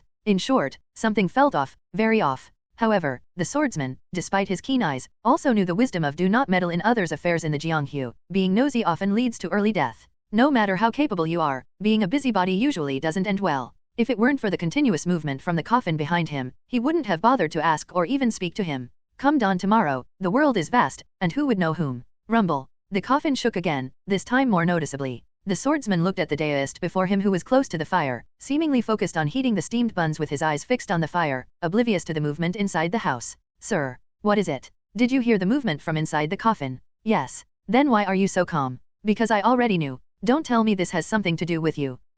Song Yu looked up at the swordsman. We are both travelers in the mountains who happened to pass by and stay here for the night. Why do you think it would have anything to do with me? The swordsman's expression softened. I was presumptuous, but how did you know it would rise? Today is Jingj 1n/o/vel/b/in.c//om. And what's the significance? During Jingj, when the spring thunder first rumbles, life bursts forth, awakening all things. Hibernating stinging insects emerge. Demons and ghosts stir. If any evil creature is about to emerge at this time, it may be awakened by the thunder. Any demon or ghost that has committed misdeeds will be terrified and thrown into confusion by the thunder. If they run out at this moment, they will be conveniently struck dead by the heavenly thunder. Song Yu looked at him calmly. Yin Qi has accumulated here and the person in the coffin might be awakened. I see. The swordsman narrowed his eyes, pondered for a moment and made up his mind. Thereupon, he cupped his fist in apology and respect. Sir, your knowledge is profound. I am impressed. I'm not particularly knowledgeable, I just knew it before you. Now you know too, don't you? How wonderful. Are you afraid now?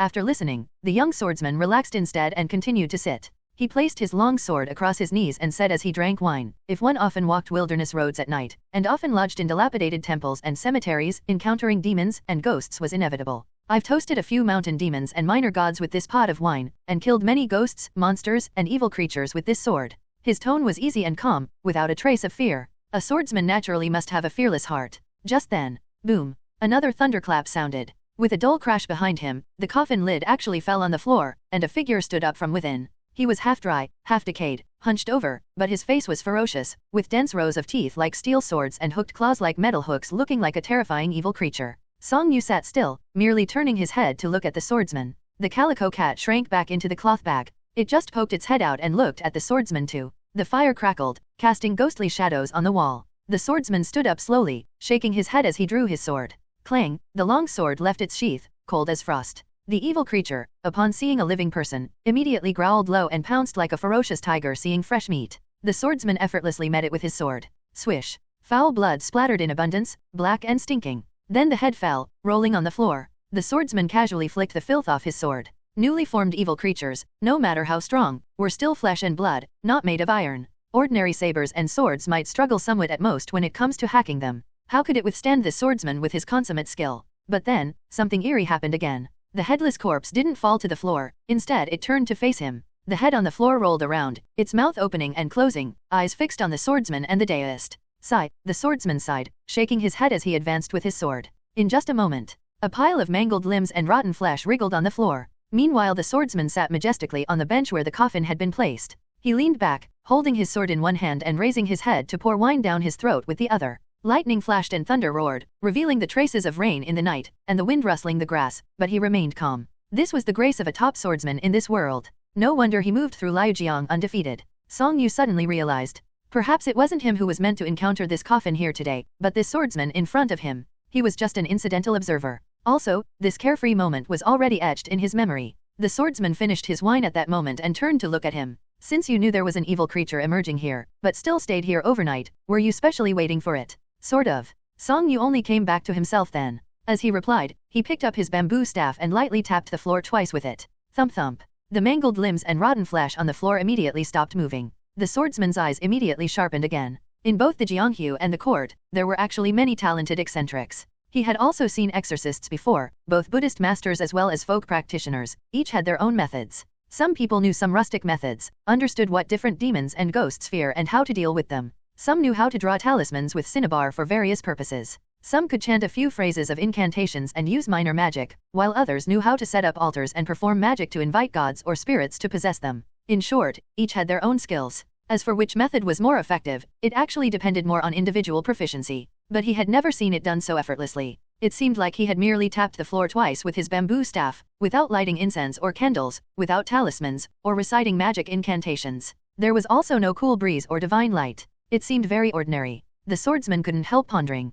Then, with a whoosh in front of him, the mangled limbs and pieces of flesh actually ignited, emitting a foul stench. In just a few breaths, they were all burned up clean. Your swordsmanship is excellent. Your skills are impressive too. May I ask where you studied? That's not convenient to disclose. I've been presumptuous. Not at all. The swordsman waved it off, continuing, you passed by here, and specially stayed behind to wait for it to emerge. Were you thinking of using this opportunity to eliminate a menace for the people? More or less. Then why didn't you act right away? Because it might not necessarily have awakened. The sound of the jingj, thunder simply worked as a catalyst to awaken it. If it awoke and went out the door, the heavenly thunder would naturally take care of it. I just needed to keep it from running wild. If it didn't wake, the energy of the thunder would disperse the yin qi, and it wouldn't wake in the future. Respecting the dead is important. Song Yu shook his head. Now I think, maybe it wasn't me who waited here for it, but you. What do you mean? Fate works in mysterious ways. Outside, the sound of rain began to patter softly. Song Yu sat cross-legged on the floor, closed his eyes, and simply immersed himself in the spiritual resonance of this part of the world. The swordsman sat back down on the floor and also leaned against the wall, motionless. But he did not sleep. His eyes remained open. The fire at the side had not yet gone out, and though it was not very close, its warmth reached them, warding off some of the rainy spring night's chill. When the evil creature had risen earlier, the swallow outside had taken flight, hovering at the doorway, chirping incessantly. He did not know what it was chirping. After the creature was executed, the swallow disappeared again. Now the deist had already closed his eyes, and aside from the small fire still burning in front of the eyes, only the calico cat in the cloth bag kept its head out, staring unblinkingly at the swordsman. It seemed to find their staring contest very amusing, or perhaps it simply had nothing else to do. Rumble. Unnoticed, the night outside had already darkened to inky black. Thunder continuously rumbled, and lightning connected the heavens and earth, wildly branching out, illuminating the outlines of the mountains and reflecting countless raindrops. Each strike was very close. At times, the swordsman even felt the lightning landed right at the doorway or exploded overhead, casting the eve's shadow on the ground outside. In contrast, thunder and lightning were scarce in the distance.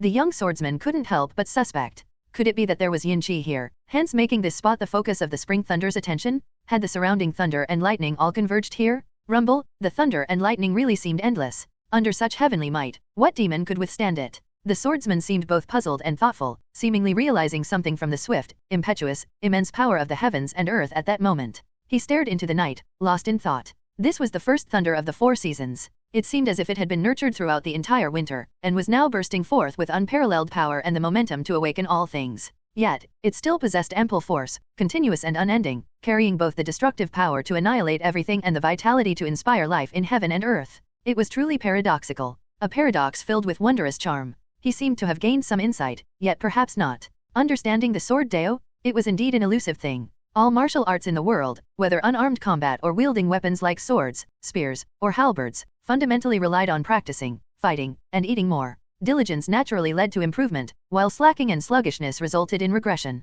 Elusive things remain elusive in the end. The insights gained from martial arts or the sword Dao were both intangible and hard to find. Even if one manages to capture them, it doesn't necessarily enhance their combat skills. The swordsman had heard of predecessors from 100 years ago whose martial arts skills were divine, with every move and gesture imbued with power. Although such tales always seemed to come from an unreachable past, he was willing to believe they were true, just like the sword in his hand. 3 years ago, it had cut down its first ghost, and the cold frost had never dissipated. Instead, with each subsequent ghost slaying, it layered upon itself. Although it had not become a divine weapon, it made killing demons and ghosts increasingly effortless. What else could be impossible? Rumble. The thunder seemed to grow fiercer, with a strong oppressive force that made it hard to breathe. The lightning, like frost and snow, was like sword energy slashing right before his eyes, making him involuntarily hold his breath. The swordsman gradually furrowed his brow. Where did it not thunder? Which year did not have change? Why was that night's thunder so different? 1 Insect's Wake, third of the 24 solar terms in the traditional Chinese calendar. The early morning world was so quiet. Drizzle accumulated downwards along the slope of the roof tiles and then dripped down from the eaves. It seemed as if one could hear the sound of its splashing. The bluestone slabs at the doorway have long been washed clean, with a row of shallow pits formed by the dripping water, revealing the purest original color of the bluestone slabs. If you didn't look closely, you might think the rain had stopped. Song Yu finally opened his eyes. The swordsman in the room was still sitting against the wall, his legs stretched out, his long sword casually placed across them, appearing to be in a very comfortable position. His eyes were still open, and looking in Song Yu's direction. His eyes were bloodshot with fine blood vessels visible. He seemed to have been awake all night, yet he seemed full of energy. Seeing Song Yu awake, he lowered his gaze, and glanced at his legs. He asked, "Sir, after sitting cross-legged all night, aren't your legs sore?"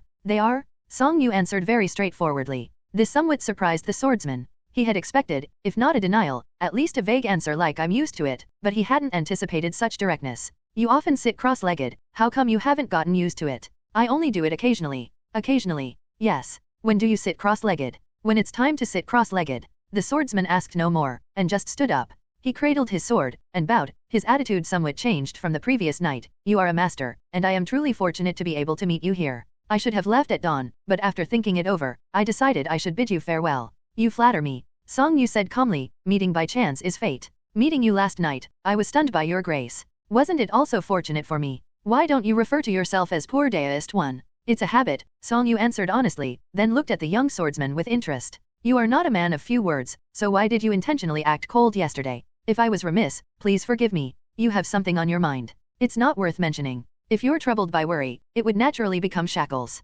Maturing too early isn't necessarily a good thing." Song Yu said, "Besides the one in the coffin, who better to confide in than a deist priest you met by chance in the mountains?" The swordsman hesitated for a moment, then cupped his fist again. "May I ask for your name?" "My name is Song Yu, and my style name is Menglai. I am a hermit from Lingquan County, Yizhu, and I don't have a deist name yet." "Why did you descend the mountain?" "To travel the world." "Traveling in the Jianghu, where are you heading?" "First to Pingzhou, then to the capital." "I am Shu Yufan, pleased to meet you." "Likewise." The young swordsman sat down again, his long sword still across his knees, his back bolt upright. The two of them stared at each other. "I have been holding back something for 20 years. Now, the time to resolve it is near, but unexpectedly the closer it gets, the more it feels like a fishbone stuck in my throat. My heart is confused and I fear failure, as if I am plagued by a terrible illness." The swordsman showed a pained expression, starkly different from his carefree demeanor of the previous night. "At this rate, I fear I will indeed fail." Then he looked at Song Yu. "But in these 20 years, I have never spoken of this to anyone. I am but a mountain recluse who is traveling the world, observing it, while cultivating my skills and my heart."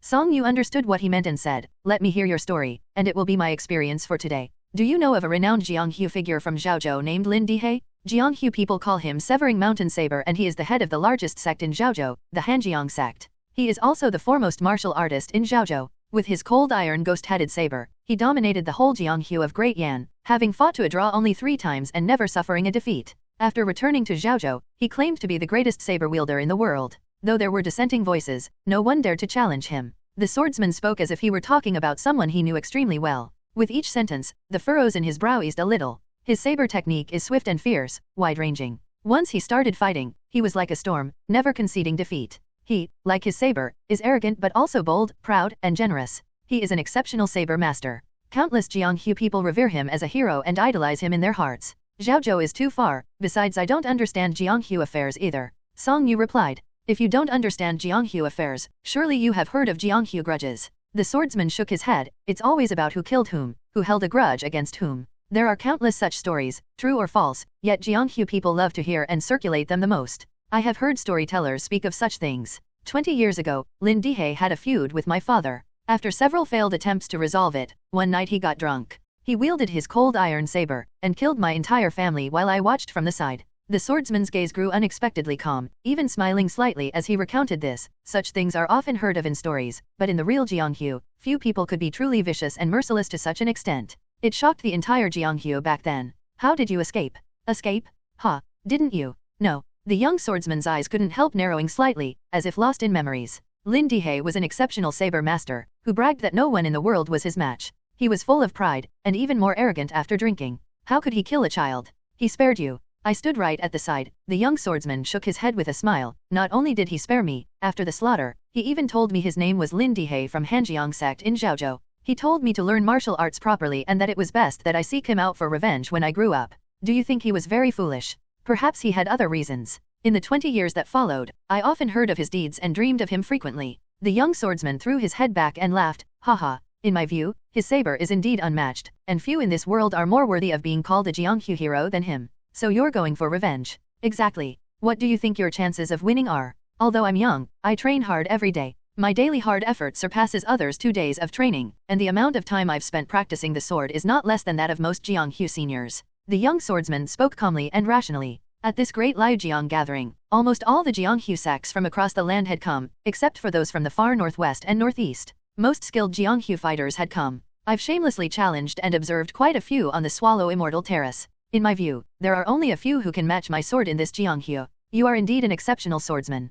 However, the Hanjiang sect has many disciples, including numerous skilled Jianghu fighters. If it was just Lin Dihei alone, the swordsman shook his head and smiled. If I say I have a 70% chance of winning, other people would certainly not believe me. Song Yu nodded, choosing to believe him. The swordsman in front of him was no dabbler. On the contrary, he had defeated innumerable masters at the great Liujiang gathering, including both young talents and experienced veterans. No matter how you looked at it, he had already reached the pinnacle of martial arts, and was a master in his field. Moreover, seeking revenge was not something to be taken lightly. It must be given extra attention, with thorough investigation and careful calculation. Not only should one avoid arrogance, but the cautious should also leave some leeway. He clearly knew Lin Dihei's skills, regarded him as the greatest saber wielder in the world, and yet dared to claim a 70% chance of winning. This should be seen as a rational assessment. The swordsman then shook his head again, but to take an eye for an eye, a tooth for a tooth, is incredibly difficult. An eye for an eye, a tooth for a tooth. Song Yu repeated the phrase in his mind, sensing a strong smell of blood from this seemingly ordinary statement.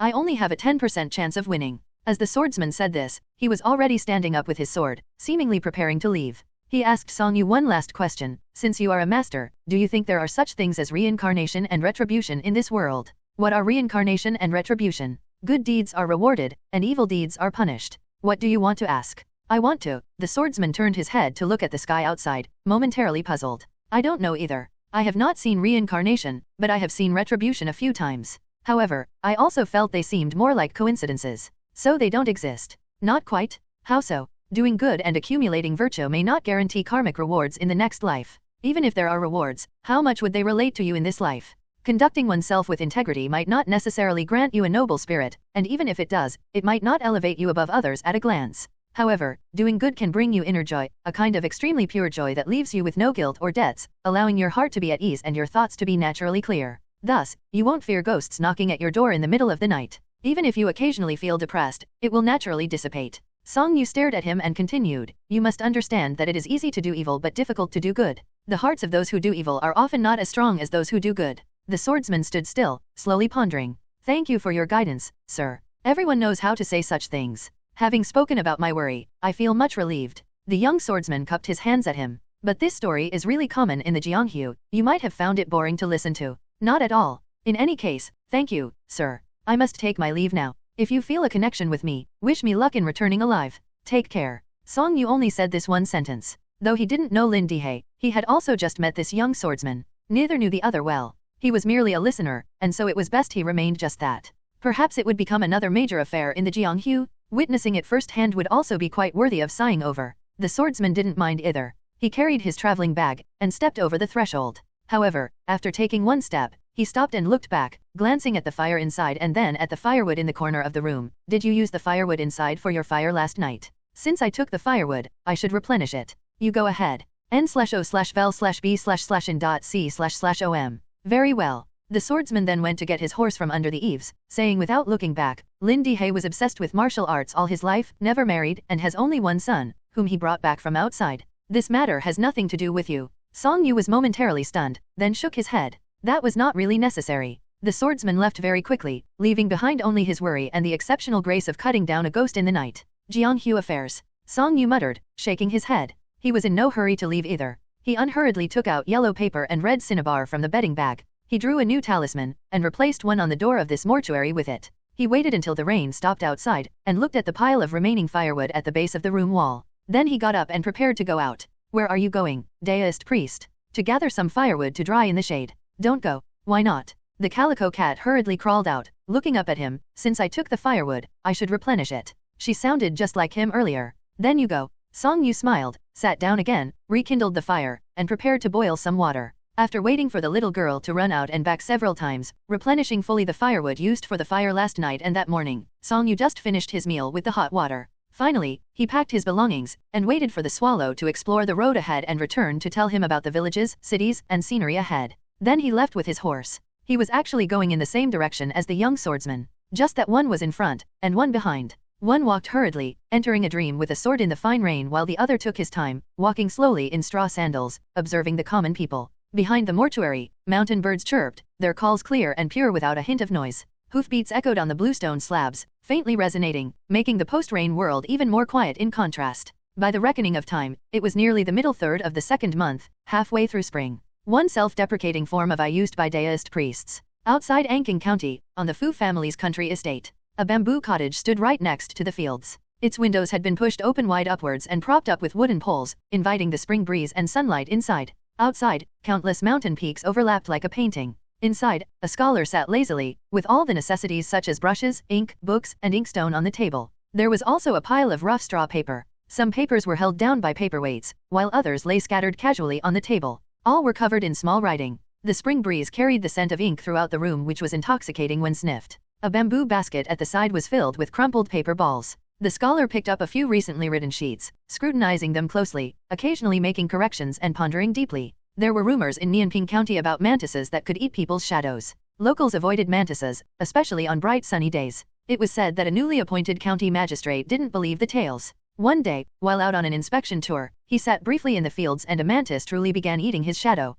By the time he discovered it, half of his shadow had already been eaten. Now, no matter what time the county magistrate went out and how sunny the sun was, he only had half a shadow left. The scholar had paid a special visit and confirmed this wasn't just a rumor. In another county by the Liujiang River, locals learned to swim not by entering the river but by catching a type of dragonfly in the summer. They would have the dragonfly bite a child's belly button, and afterward, the child would naturally be able to swim. After inquiry, the locals confirmed that this was how they all learned to swim. Last year, the scholar also went and caught this type of a dragonfly and had it bite his cousin's belly button, then pushed him into the river. Whether it was because Anking's dragonfly was not right or his cousin was already no longer a child, it didn't work. Naturally, these stories were also to be included in his book. He thought over and revised a few words now and then. As he read, the scholar recalled again his encounter earlier that year on the Liujiang River, and couldn't help but smile for a moment. Though he had heard and recorded many miraculous and wonderful tales, none could compare to meeting that young deist priest. He had crossed countless mountains and rivers, visited many deist temples in vain.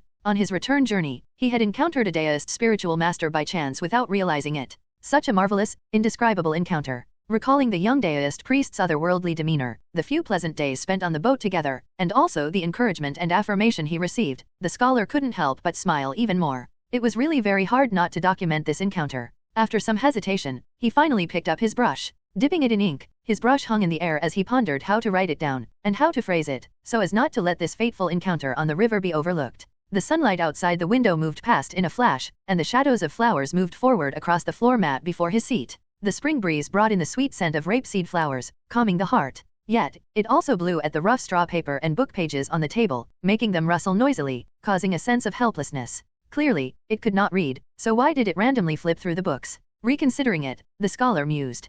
Perhaps a master had sensed something and sent the cool breeze over here to inquire. Or perhaps lonely souls and little ghosts in this world also liked these stories he wrote and were impatient, so they came in to flip and look through them. The scholar smiled and put down his brush. The paper was already filled with writing. Upon a quick read, he found the words and calligraphy beautiful, natural, and flowing like clouds and water. In its tranquility, there was something wondrous that also held an ethereal quality. He truly liked it beyond measure. It just lacked a title. The scholar pondered silently. At that moment, there was a knock at the door. "Cousin," it was his younger cousin's voice. The scholar turned his head with a frown. It wasn't that he feared opening the door to find a few little ghosts imitating his younger cousin's voice to deceive him, though he had heard of and written such stories into his book. If he truly encountered them, his heart would be totally calm and he would politely invite them to drink a cup of clear tea. n/o/vel/b/in.c//om. What he feared was opening the door to find his cousin accompanied by clan elders or the clan's private school's teacher, ready to drag him back home or to the clan's private school. This was just a farmhouse which he used as his study because it was far from the clan's house and had very pleasant scenery.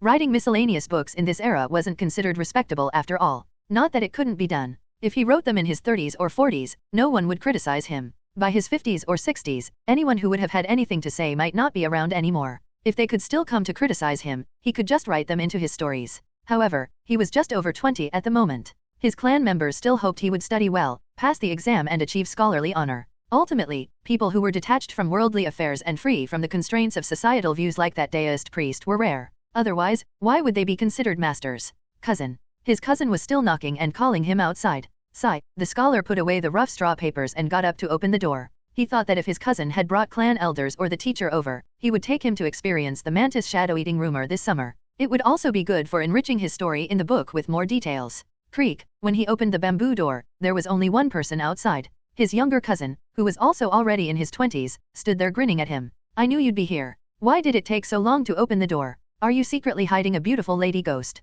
Just you? Of course. Who else? What brings you here? Naturally, I have something to tell you. I'm busy today. I just got back from the city, heard something interesting, and thought you'd definitely be interested, so I came specially to tell you. Has the Great Liujiang gathering ended? Not yet. But the martial arts competitions are over, so there's not much excitement left. Many idle Jianghu people have gone their own ways. Only the major Jianghu sects remain, drinking and discussing matters daily. What did you hear? The water route from Anqing to Lingbo is open now, do you know?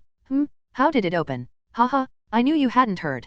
Quickly, tell me. Pour me a cup of tea first. No, tell me quickly. That water demon was eliminated by an immortal passing by. An immortal passing by? Which immortal? The scholar hurriedly brought a chair and stool over. He sat down with his cousin, staring at him intently. I don't know which immortal either. Anyway, the first to discover that the water demon was dead and went to inform the officials in the city was a shepherd boy. The shepherd boy said it was an immortal wandering this mortal world with a gingerbread horse and a calico cat in the guise of a young man. Tisk, the immortal didn't even get wet or use any visible immortal magic. The river just started boiling, spouting bubbles, and the dead water demon surfaced. What? What is it? Say that again. Don't be in a hurry, cousin. His cousin smiled as he recounted the story from the beginning to him, still unaware of what great danger his own shadow was in at that moment. After the scholar finished listening, he was stunned for a long time. He recalled at once those few stories related to Hidden Dragon Temple that he had heard and that young deist priest's extraordinary demeanor. He had been secluded on an otherworldly celestial mountain. He roamed the human world casually subduing demons, only meeting those he had a fated connection with.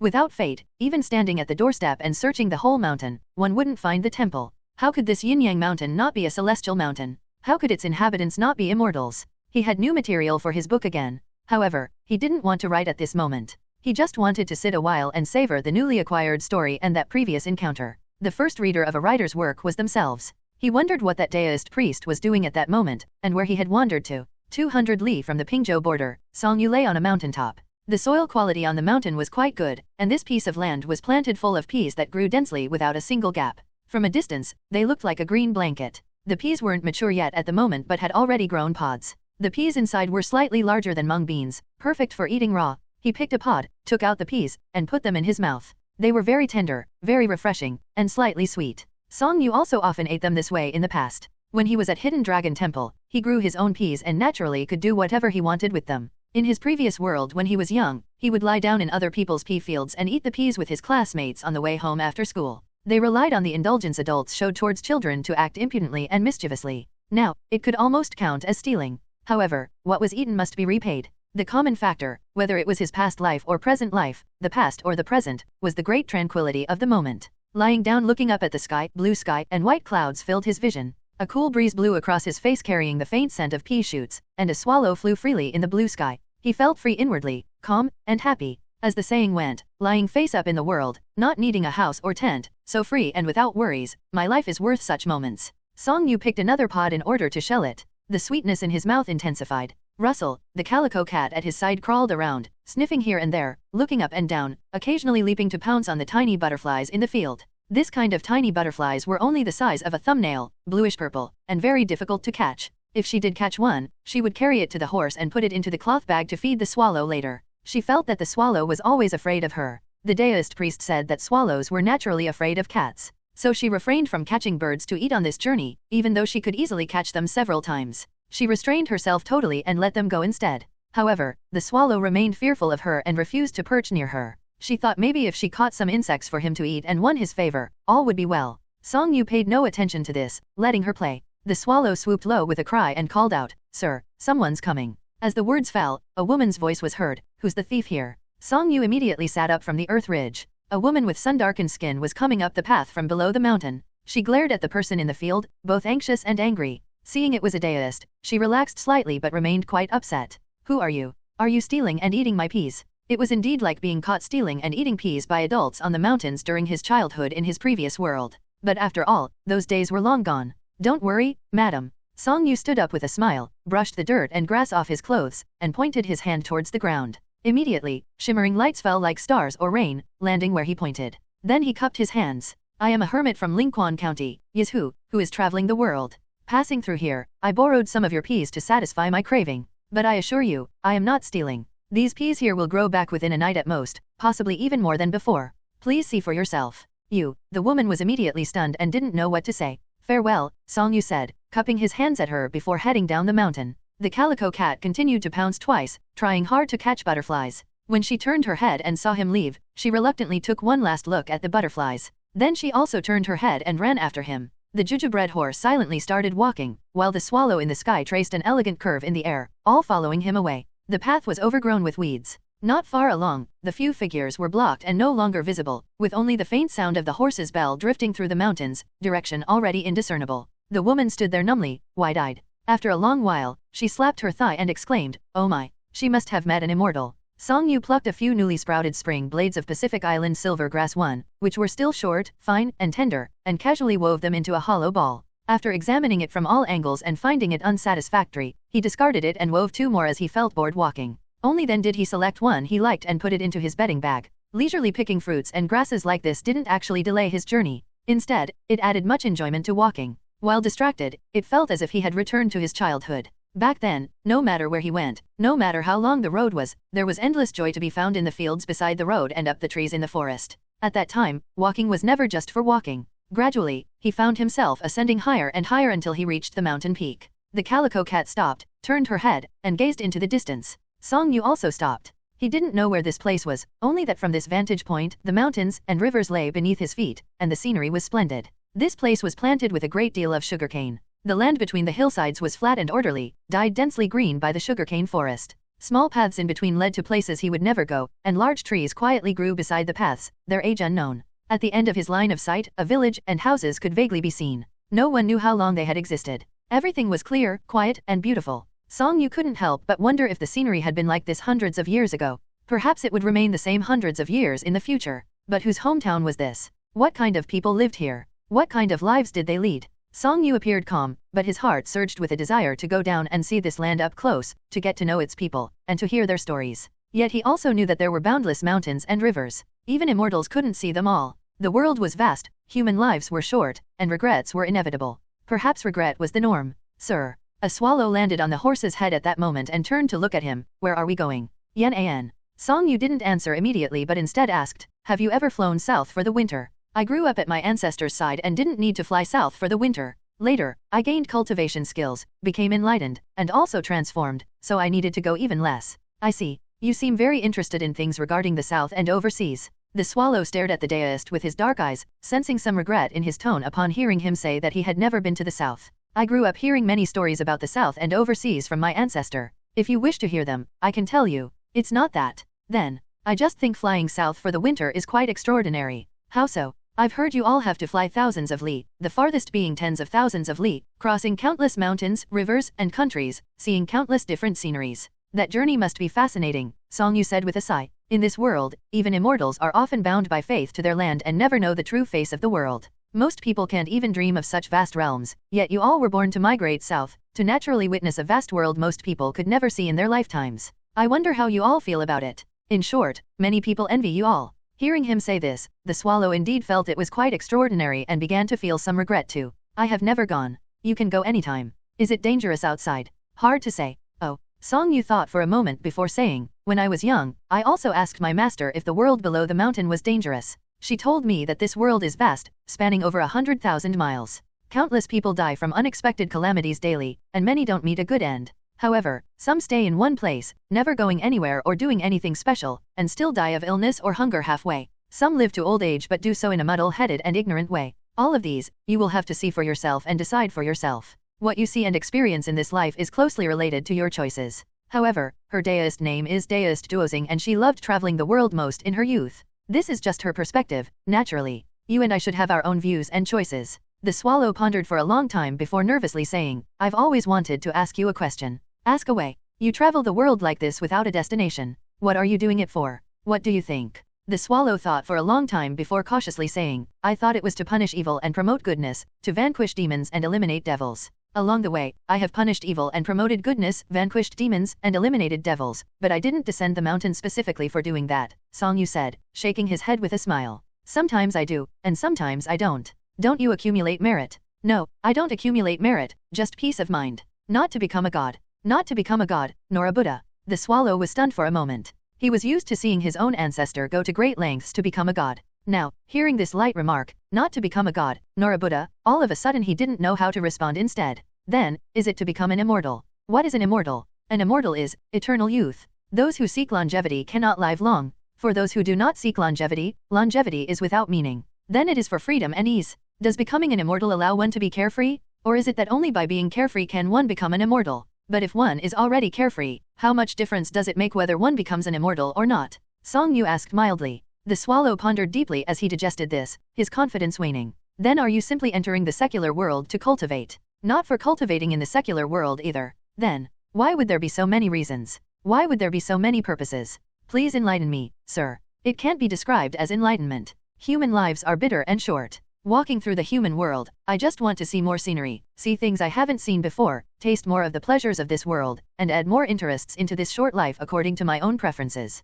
So, at the end of this life, I can look back and say it was worth it, Song Yu said with a smile. Interestingly, when you don't think about anything, you unexpectedly gain quite a lot. This kind of unexpected gain is the most delightful. The swallow fell into silence and contemplation. If he had transformed into human form, he would surely have been frowning deeply. Not for becoming a god, not for becoming an immortal, not for cultivation, just to make life more interesting according to one's inner aspirations. What Song Yu said made it sound like he was just a mortal, but on deeper thought, how different was it from being an immortal? Whether becoming a god, immortal, Buddha, or entering the secular world to cultivate, if it was pursued intentionally, how different was it from pursuing worldly position and fortune? A voice suddenly said by his ears. Let's go. Go, where? Down there? Song Yu had already made up his mind. If we hadn't encountered it, it would be fine. But since we have, we won't miss it. It happened to be afternoon already, perhaps they could find lodging down there. Thus they followed the small path down. Before long, the world below the mountain lay before their eyes. They saw a small mountain village path, with evergreen cypress trees growing along it.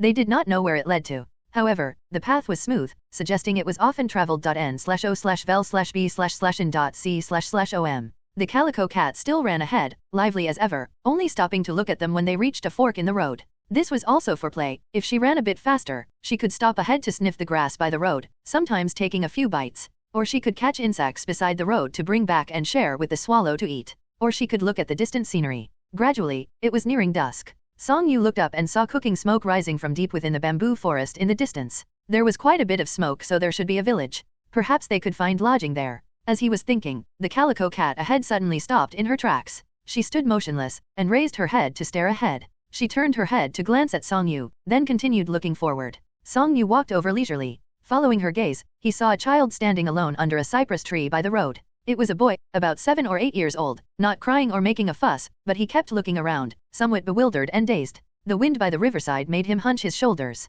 A little person. You have sharp eyes, Lady Calico. Where's his mother? Not here? Then he's lost. Possibly. Song Yu surveyed the cooking smoke in the distance. Even with the bamboo forest blocking it, he could still see the corner of a village cottage. This child must have come from there. This is convenient. What's convenient? Finding lodging tonight will be easy. Oh. The calico cat turned her head and looked at Song Yu in surprise. She immediately realized. Then she ran toward the child, taking small quick steps in a vivacious manner. The child still looked confused, glancing around blankly, until the calico cat got close. He seemed attracted to the cat and began to stare at her. But he still didn't move. Song Yu also walked over. Little one. Huh. The child looked up at him, expressionless. Song Yu smiled, trying hard to appear more gentle. He also slowed his voice. Where are you from? Why did you come here alone? The child looked around again and extended his hand as if to point. However, his finger wavered, and he couldn't discern the direction. What's your name? Xiao Niuer. Why did you come here? Don't know. Where is your home? Home. The child stared at him blankly.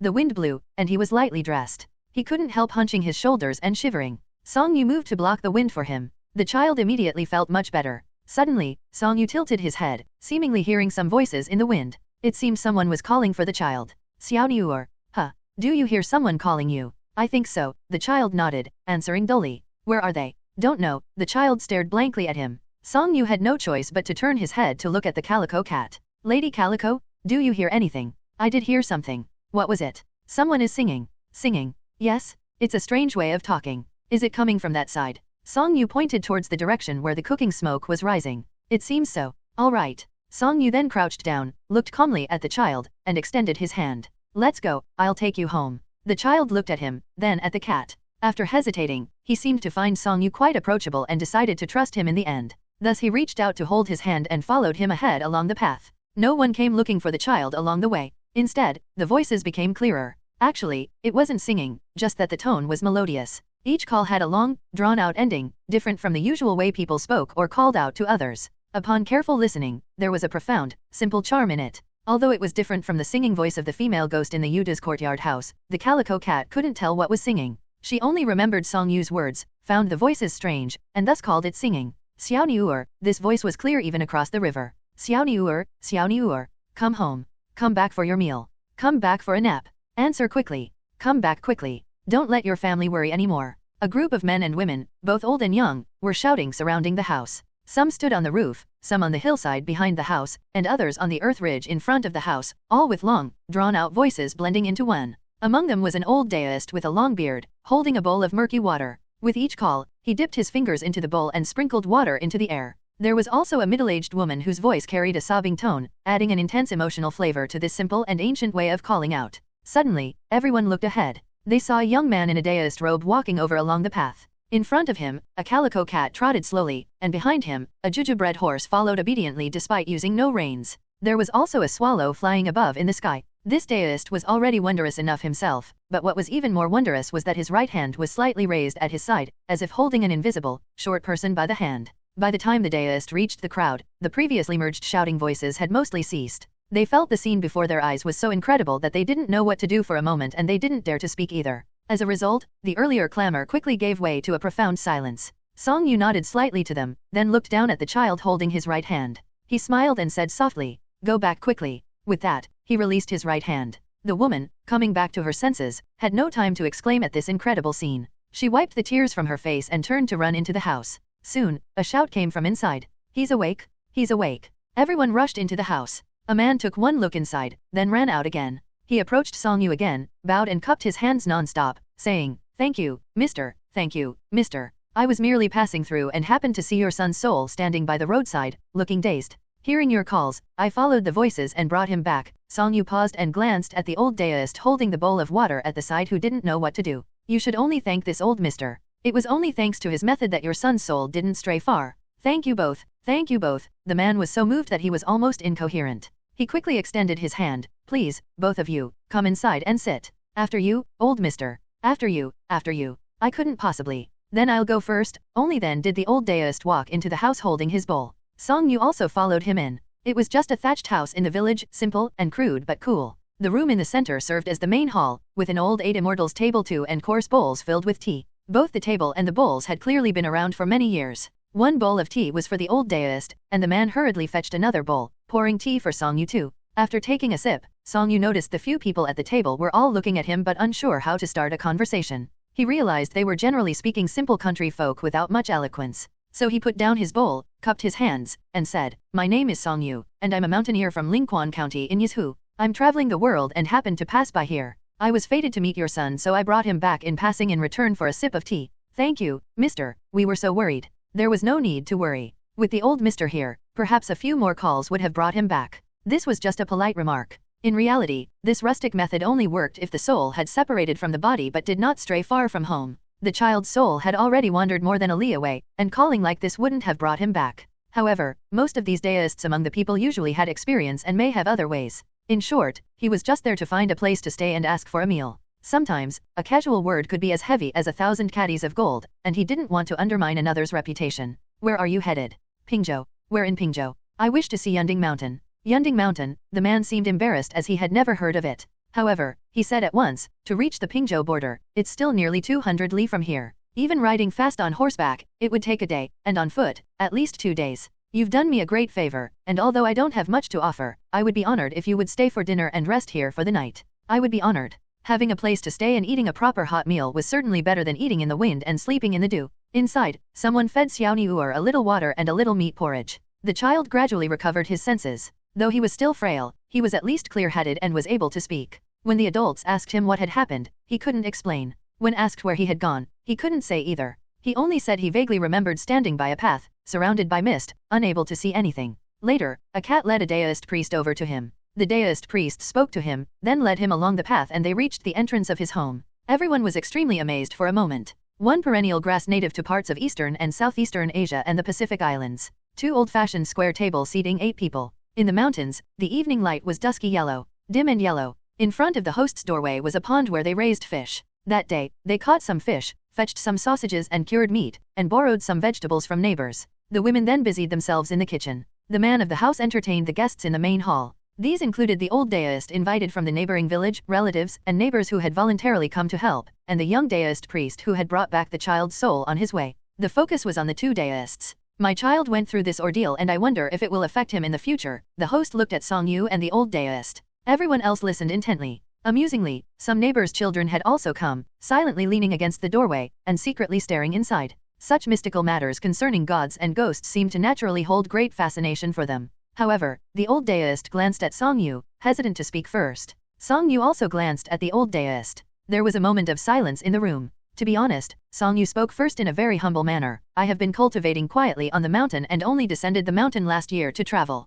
Besides, I'm young and haven't really seen much of these things. Today, it was just luck that I encountered your son's soul. It was just a coincidence. The old mister is the experienced one, you should ask him. The host turned to the old Daoist. The old Daoist considered for a while before speaking. Such things are certainly not good for a child's health. He needs to be well cared for after this for a period of time. Remember that he must not be frightened again. As for the future, I can't say for sure. It depends on how well he's cared for. Although he spoke the truth and didn't make things up, he couldn't help but feel indescribably lacking in confidence in front of the young Daoist priest who obviously had real cultivation skills. After speaking, he even secretly glanced at him. In the dim light, he only saw him nod slightly, seeming to be contemplating, as if he was also learning this today. The most important thing, the old Daoist continued, is for you all to figure out how the child's soul wandered off in the first place, so you can prevent it in the future. How would we know? Think carefully. Was he frightened by something, like the crowing of roosters or barking dogs, or a sudden shout? Did he enter some temple or accidentally encounter a ghost at night? How would we know about that?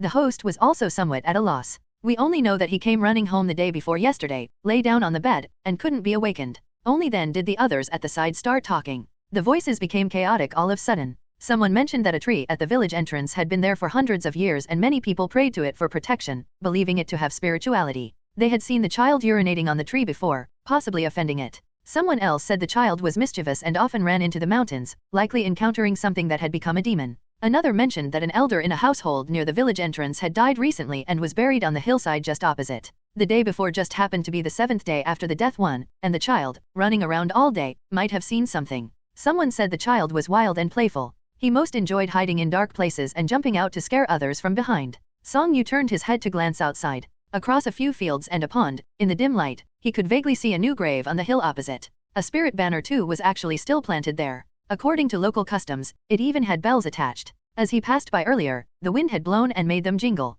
The bells were a token of the living's longing and solace for the deceased, thus attracting lingering spirits. In the twilight, a faint shadow could vaguely be seen sitting on the hillside, lost in thought. Perhaps just listening to the wind making the bells chime or reminiscing about life, reluctant to leave for the moment. What are you looking at? The host asked beside him. Nothing much, Song Yu withdrew his gaze, smiling. The days are getting longer by the day. Exactly. The host just thought Song Yu was hungry and hinting that dinner was not ready though it was already dark, so he hurriedly got up. I'll hurry them up in the kitchen. Dinner will be ready soon. Song Yu pursed his lips and glanced outside again. Although the child had indeed almost lost his soul because of this, it was actually just a chance encounter. Such coincidences were rare and couldn't be blamed on anyone. That was just an ordinary spirit of the departed lingering temporarily, and would naturally disappear in 2 days. There was no point in mentioning it. Soon, dinner was ready. The host's family had cooked a pot of tofu fish, stir-fried some cured meat, and sliced the sausages. Besides this, they had cooked white rice. It couldn't be compared to city food, but it was a good meal painstakingly prepared by the village peasant household, much better than the cold steamed buns Song Yu had been eating on the road.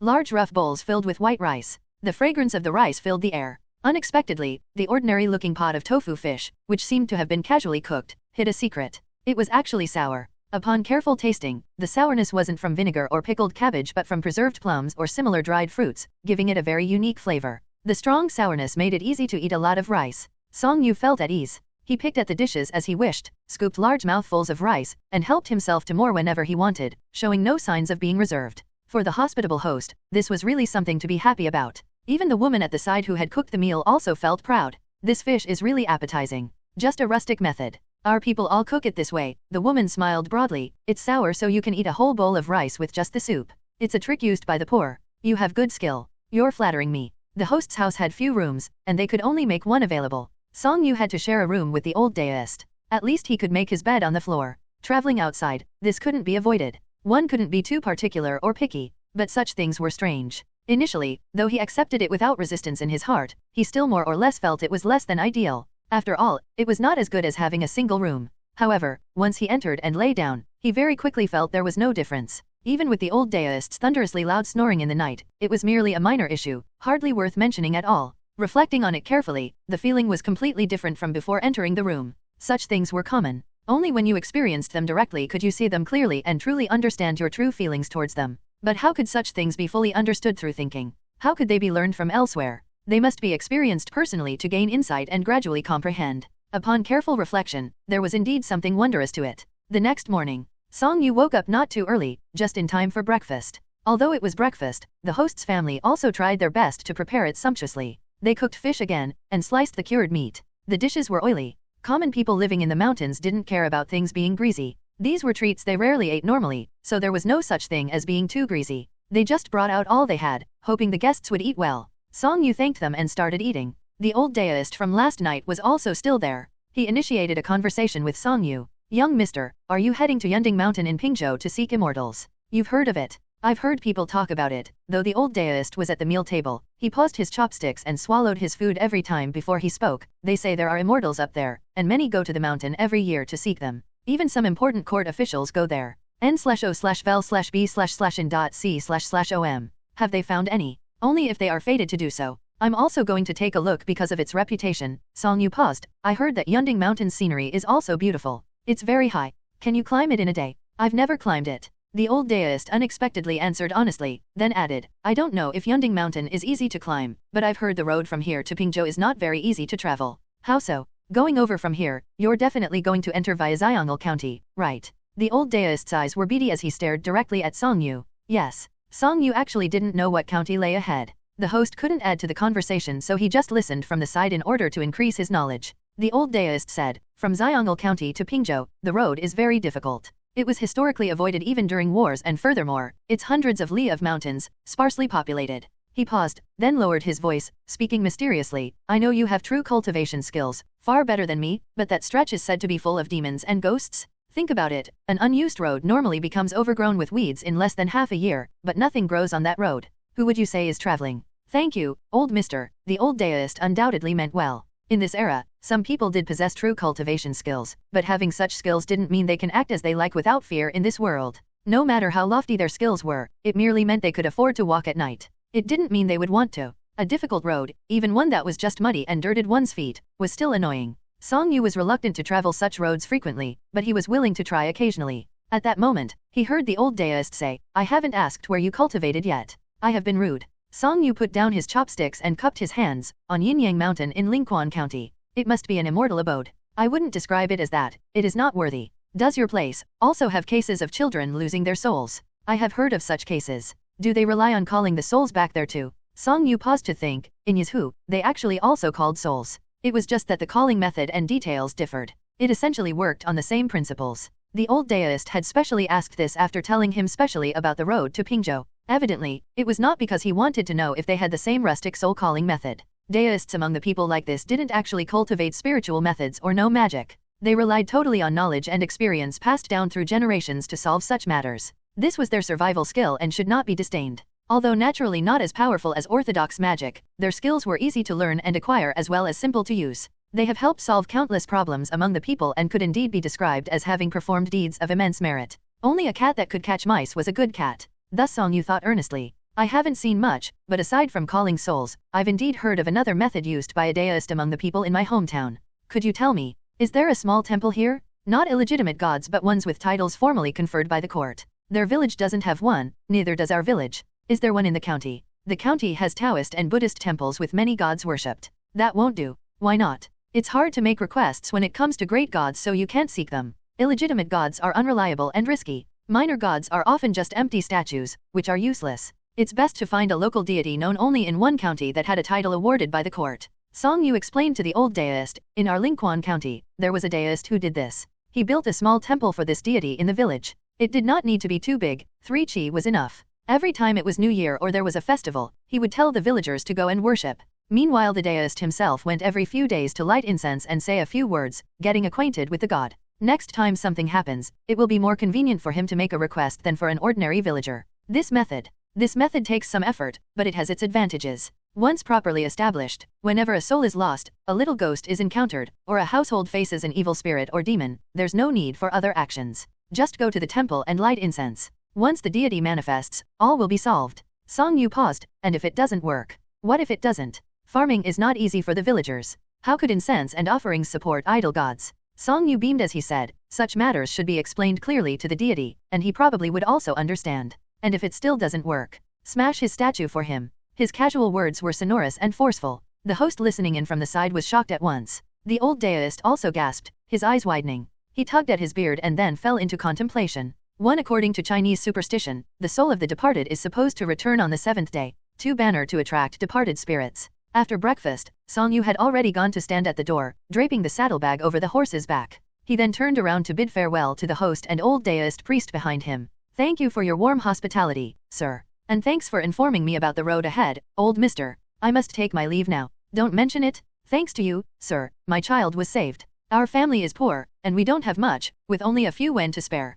It's a small token of appreciation. Please take it and buy yourself some water for the journey. The host took out a small string of copper coins and handed them to Song Yu, following him with an embarrassed and reluctant look. I hope you don't think it's too little, sir. You already treated me and old mister to a meal. I was just passing through and happened to encounter you, so I did a small favor. How can I accept more money from you? Song Yu naturally saw the reluctance on the host's face. At this moment, he was different from the Song Yu who had eaten heartily the day before. He declined firmly and calmly, without explaining anything more. Please take it back. Please accept it, sir. As Song Yu was refusing, the old deist priest's voice came at just the right moment. I must also thank you for your guidance. It's nothing, really. The old deist priest's timely intervention relieved Song Yu of the trouble of rejecting the host's further insistence. The host, distracted and feeling less embarrassed, withdrew his hand in response. The host felt a mix of embarrassment and joy, a complex emotion that was hard to read on his face. He followed Song Yu out and asked with concern, Are you still heading to Xiong'il County, sir? Since we've come this far, I'm too lazy to take another detour. But the road that way is several hundred li with no signs of civilization. I'm not afraid. With his bamboo staff in hand, Song Yu turned and smiled. You two should stop here. No need to see me off further. The host and the old deist priest indeed stopped as instructed. After both parties exchanged a formal bow, it marked their official farewell. Only then did Song Yu turn and leave, following the small path as he passed through the village. He walked at a leisurely pace that was not too fast nor slow, taking in the sights. In fact, the ancient village had a certain charm to it. The houses here were primarily built with mud walls, some with thatched roofs and others with tiled ones. Life was hard, with poor transportation and difficulty in buying supplies. Still, each household had planted many fruit trees in front of and behind their homes, striving to improve their living conditions. With spring just halfway through, the peach, plum, and pear blossoms were blooming beautifully, as if competing to be the most beautiful. Each tree was adorned with vibrant red, pink, and white flowers. Against the backdrop of the dull, gray tones, these bright colors stood out strikingly. It seemed that whether in the eyes of scholars and literati or the impoverished people in these mountains, this beauty would be appreciated by all. The only difference was that a scholar might compose a poem, while a mountain villager would simply smile and say, How peaceful. The level of literary talent might vary, but the emotions felt were the same. It just so happened that a light rain had fallen the previous night, scattering many petals. Some landed on the stone-paved road, some on the moss-covered stone steps, and others on the rooftops of houses. Everything was covered with a layer of petals. Passing by, one almost couldn't bear to step on them. Pure beauty could shatter all indifference. Regardless of where one came from, at such moments, one's heart would be filled only with admiration and awe. With a bamboo staff and straw sandals, Song Yu felt lighter than when he was riding a horse. What was the harm in walking a little further? Leaving the village, Song Yu continued forward in large strides. The roadside was again lined with pear blossoms, resembling snow. Passing through them, Song Yu felt like he was in a scene that could only appear in a dream. It seems like the day after tomorrow is the spring equinox 1, Song Yu said. A head immediately popped out of the cloth bag on the horse's back, with curious eyes wide open. What's the spring equinox? It's a solar term. Like Jinj. Song Yu nodded. Yes. Will there be thunder as well the day after tomorrow? No, there won't. Then will there be rainfall? Song Yu couldn't help but chuckle at this point. People from Yuzhou like to use the term rainfall rather than rain. With the calico cat's soft and delicate accent, along with her tone, it almost sounded like rain was a gift falling from the heavens. He then shook his head and answered, probably not. Can you tell fortunes? No. Are you not a deist priest? I'm just a fake deist priest. Can't a fake deist priest tell fortunes? At least I can't. Why? Because fortune telling is very difficult to learn. Why? The cat's crisp questioning voice kept sounding from behind, which made Song Yu quite curious. He had encountered ordinary cats before, some of which liked to interact with people when someone spoke, they would meow in response. Was that also a form of questioning? He continued patiently, fortune telling is not only complex and difficult to learn, but it also requires a very high level of talent. It demands two contradictory ways of thinking. One requires you to completely abandon rationality and fully trust that mysterious intuition. The other is the exact opposite, requiring you to think rigorously and logically, making no mistakes and overlooking nothing. I don't understand. If you don't understand, then forget it. Can't you do it? I can't. You're not smart enough. Song Yu was silent for a moment, then turned to glance at her, coincidentally locking eyes with the small head poking out. Lady Calico, come down and walk. Why? Because I'm walking. Why? To keep me company. Oh. The calico cat immediately squirmed in the cloth bag for a moment, found a comfortable position, and then jumped down. Whether it was because the horse was too tall or because it kept moving, she lost her balance and stumbled slightly when she landed. Although she managed to regain her balance, she still looked a bit awkward. Song Yu glanced at her calmly and gave a slight smile. I knew you'd stumble. I didn't stumble, I just slipped. I knew you'd slip. How did you know? I'm just guessing. The calico cat took quick, tiny steps, trotting to catch up with him. She tilted her head and looked up at him, staring intently. After a moment of contemplation, she confidently said, you said you can't tell fortunes. I can't. Then how do you know it won't rain the day after tomorrow? Because the weather has been good these days. Then how do you know the day after tomorrow is the spring equinox? I remember. How do you remember? Because of my cultivation method, Song Yu said helplessly, and also because the spring equinox is my birthday. I don't know what a birthday is n/o/vel/b/jn.c//om. It's the day you were born. Were you born on the spring equinox? No, I was picked up by my master during the spring equinox. Song Yu, fearing further questions, added, because I don't know when I was actually born. The calico cat stared at him in a daze, slightly stunned by his advance answer to her intended question. After a while, she continued to ask, is a birthday fun? It depends on how you view it. How should I view it? How would I know how you view it? How can you not know how I view it? Only you can know how you feel, Lady Calico, while I can only know how I feel. Answering such questions left Song Yu feeling quite speechless, yet he could not bring himself to ignore her. So what do you think? I think, Song Yu paused, walking through the pear blossoms and continuing, if you consider it as a festival with a sense of ritual, it isn't fun. I don't like it and wouldn't want to celebrate it that way. Or if you think of it as a marker for another year past, I don't like that either. But if you just see it as a reason to do something you enjoy, then I do like it. What kind of thing? For example, having a nice meal. A nice meal. Yes. The calico cat blinked a few times, momentarily excited, but then she soon became disheartened. I don't know when my birthday is. I don't know either. Song Yu looked down at the calico cat, sharing in her predicament as the best way to comfort her, and then added, it might not be a bad thing because it means we can choose a date we like. How do we choose? For example, which day do you like best? The day you gained enlightenment? The day someone made a statue of you? You could use that day as your birthday. After all, no one else would know. Cats don't remember such things. So what should we do? You help me decide. The day that I remember is, Song Yu squinted and seriously considered, the day I bought fish for you was the beginning of autumn. And the day I helped you transform was the autumn equinox. What's your equinox? Spring equinox. Spring equinox. Lady Calico, do you want to have your birthday in the same equinox as me? The calico cat tilted her head, deep in thought. That's quite nice. My birthday is on the spring equinox, and Lady Calico's on the autumn equinox. At the spring equinox, day and night are evenly balanced, and when the autumn equinox arrives, they are balanced once again. The equilibrium of yin and yang, the harmony of spiritual resonance, it is truly something mysterious and profound. The calico cat didn't listen and continued to ponder. This question seemed particularly difficult and really stumped her. After a long time of walking together man, horse, and cat, she finally asked again, can a person have more than one birthday? No one has two birthdays. And cats? Probably not? The calico cat was deep in thought again. Finally, she made her decision, beginning of autumn. Song Yu was a bit surprised. This cat was quite the imitator. She loved to follow and learn from him, always wanting to do things just like he did. Surprisingly, instead of choosing the autumn equinox, she chose the beginning of autumn. He didn't think much of it and just nodded, saying, all right. Beginning of autumn. Congratulations, Lady Calico. Thank you, you're welcome. It was hard for a human to read much expression from a cat's face. All he noticed was that her tiny steps appeared even more cheerful, and soon she had run ahead of Song Yu. She stopped and asked why he was walking so slowly, but in fact, Song Yu had been walking at the same steady pace since he came down from Yinyang Mountain. 2 days later, in Xiong'il County. Pingzhou is known for its many mountains and fog, rich in legends of immortals and spirits, as well as tales of demons and ghosts. The people here held these beliefs with great reverence and caution, yet they also enjoyed discussing them extensively. This had created a strong atmosphere of mysticism, making it seem to outsiders as though the region was filled with immortals and demons. This influence has extended to Xiong'il County as well, where numerous legends of gods and ghosts had also emerged.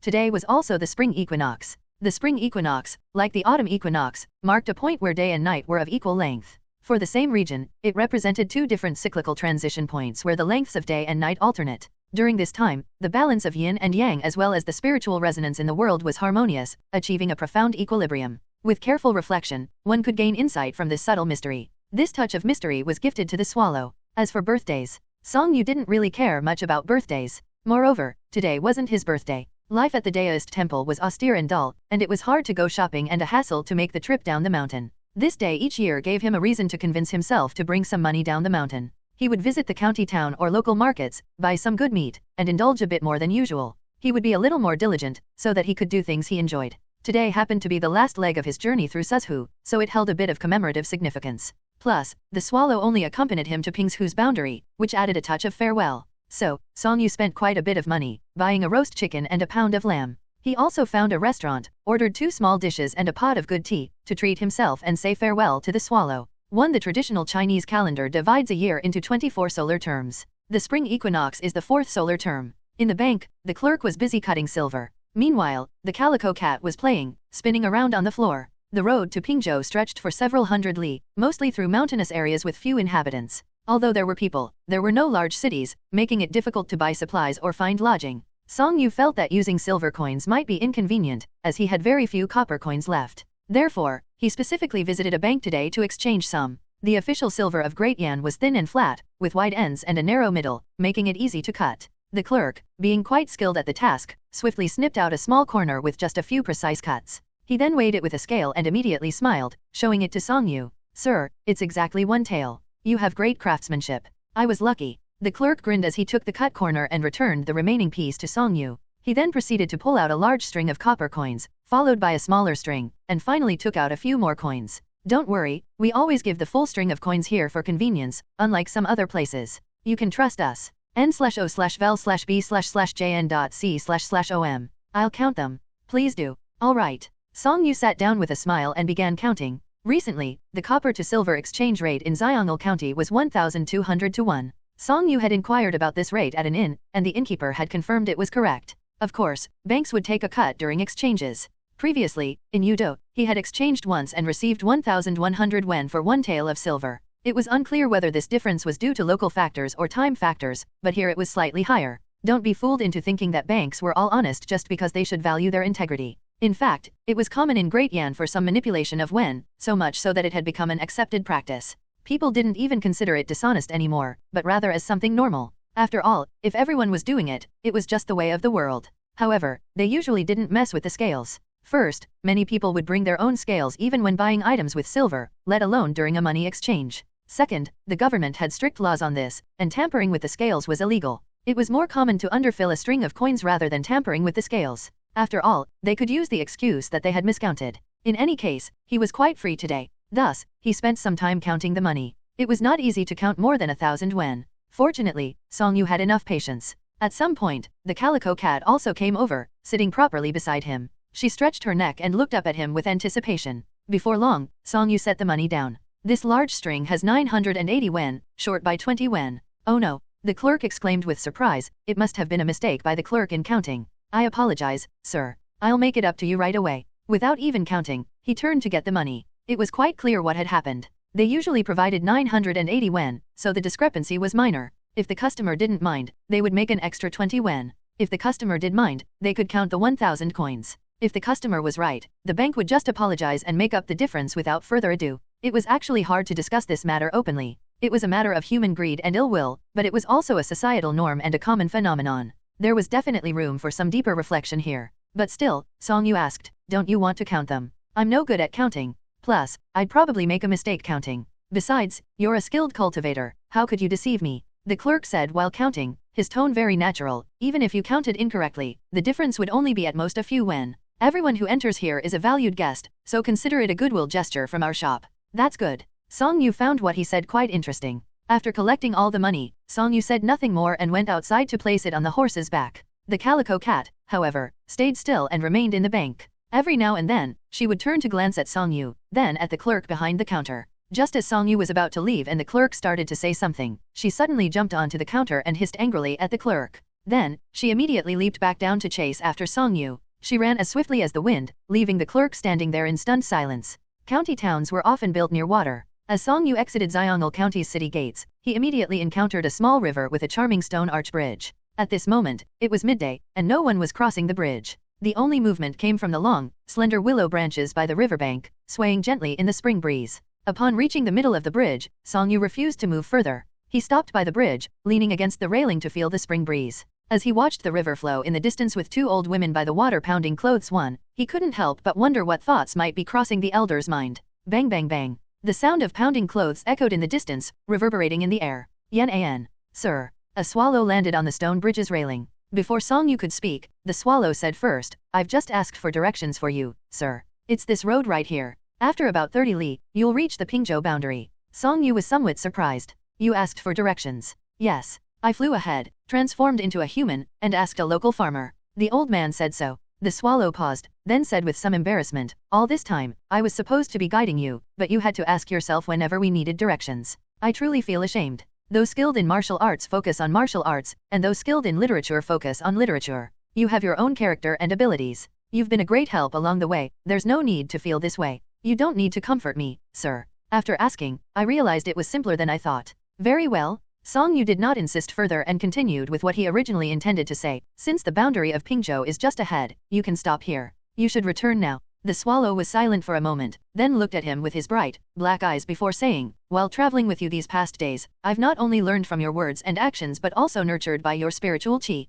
I must thank you. I should be the one thanking you for accompanying me. The ancestor wants to send some swallows from the clan to search for crops in other worlds. I've thought long and hard about it. As a member of the clan, I should go too. The swallow still seemed to be going through puberty, and his voice had a youthful ring to it. If it weren't for this, I would really want to follow you. I want to always serve by your side, scouting streams and paths, and seeing all the vast lands of this world. Have you decided to go overseas? Yes. The swallow's single-word response mirrored Song Yu's habit. After thinking for a while, he continued, at first, I feared the south was too far, feared traveling with other swallows, and feared that I still wouldn't find anything after searching for a long time. But after traveling with you, I've come to realize that the far away isn't so far. Although the mountains beyond and the mountains before us are different, they're not much different in essence. Upon closer reflection, going south is in my clan's nature, and I should go see that vast world. Actually, solitude isn't so bad, Song Yu said with a smile. But perhaps it's even better this way. Maybe after going out, you'll feel that venturing out is good, or maybe you'll realize that solitude is best.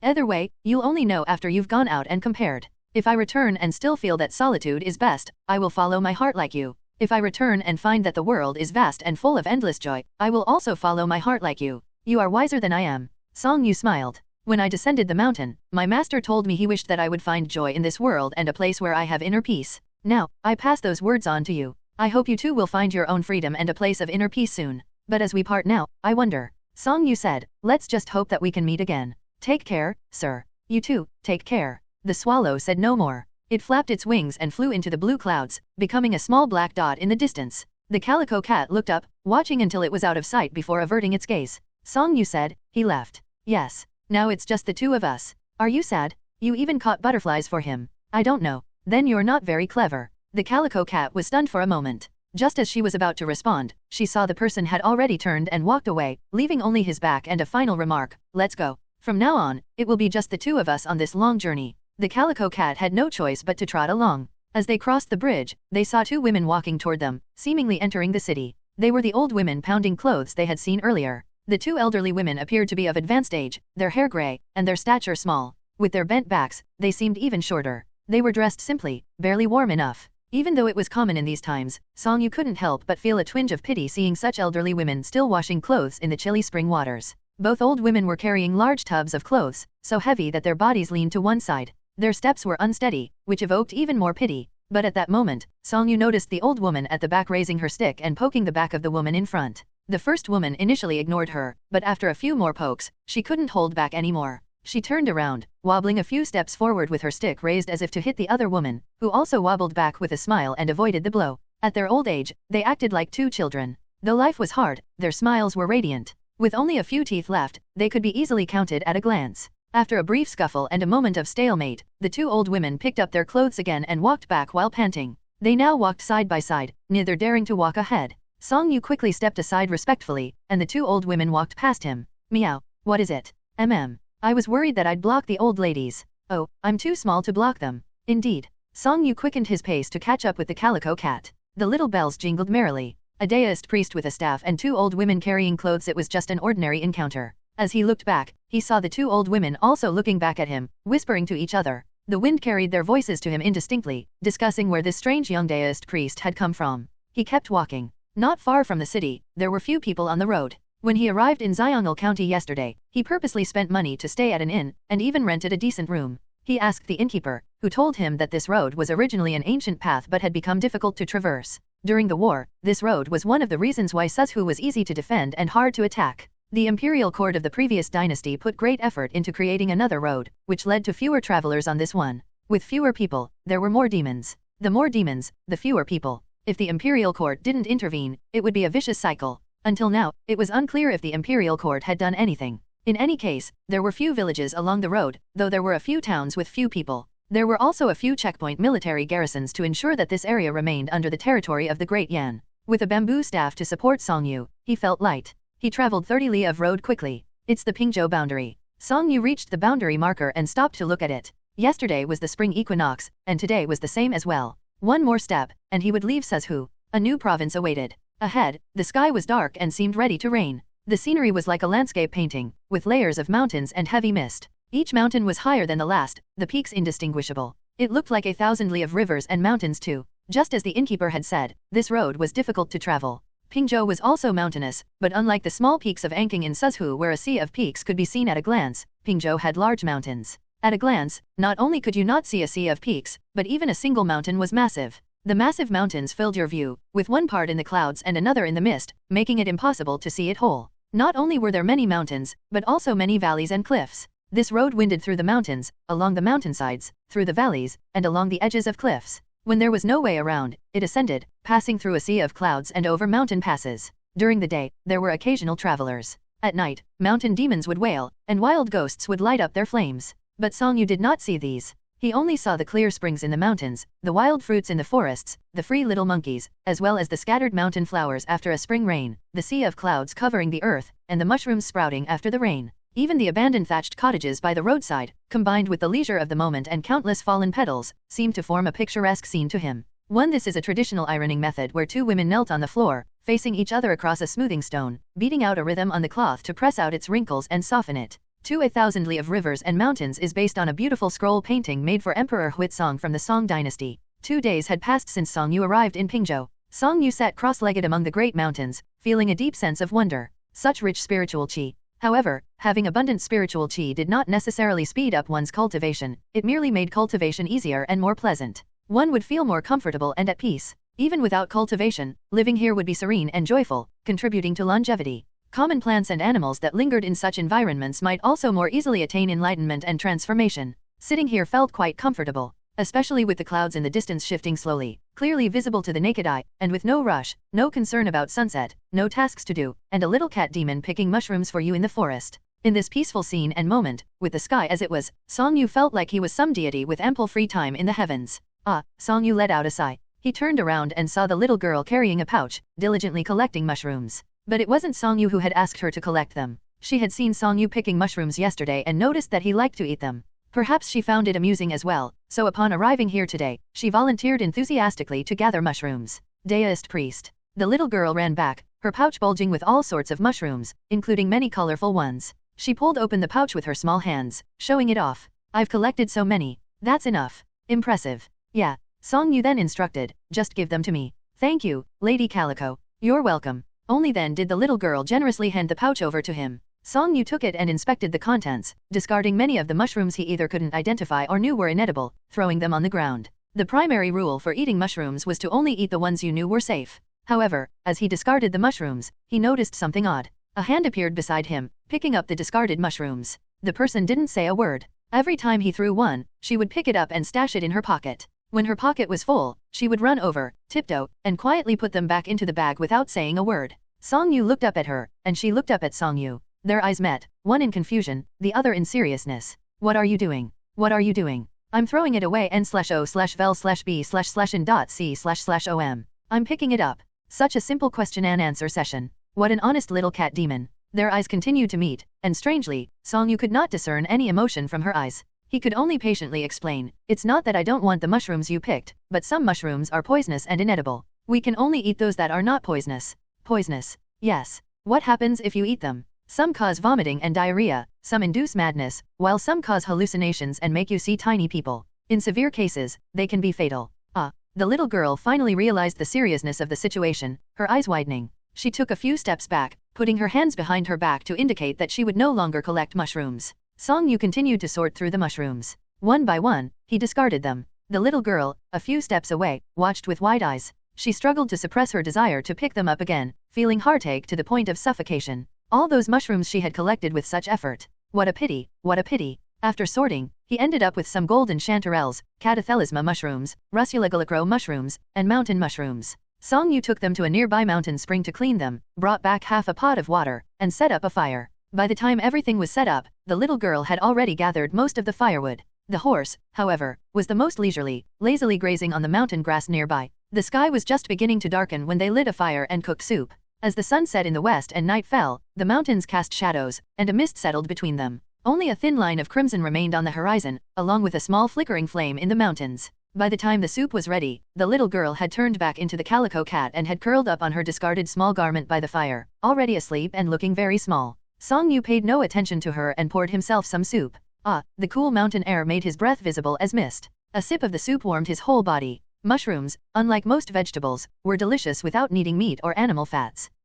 He exhaled again, and it turned into white mist in the air. In the mountains, the sounds of wailing ghosts and howling demons could be heard, coming from somewhere unknown. No one knew what was happening. Song Yu glanced down, and the little cat was sleeping soundly. In such a tranquil place, why worry about the mountain demons and ghosts? After some time had passed, perhaps the temperature of the campfire had dropped, making the calico cat feel cold. She curled up tighter, which woke her up. First, her ears stirred, then her tail. Finally, she lifted her head, searching the darkness around her. She saw the deist priest sitting not far away, his back turned toward her, seemingly gazing into the distance at the mountain edge or perhaps observing the stars. Deist priest.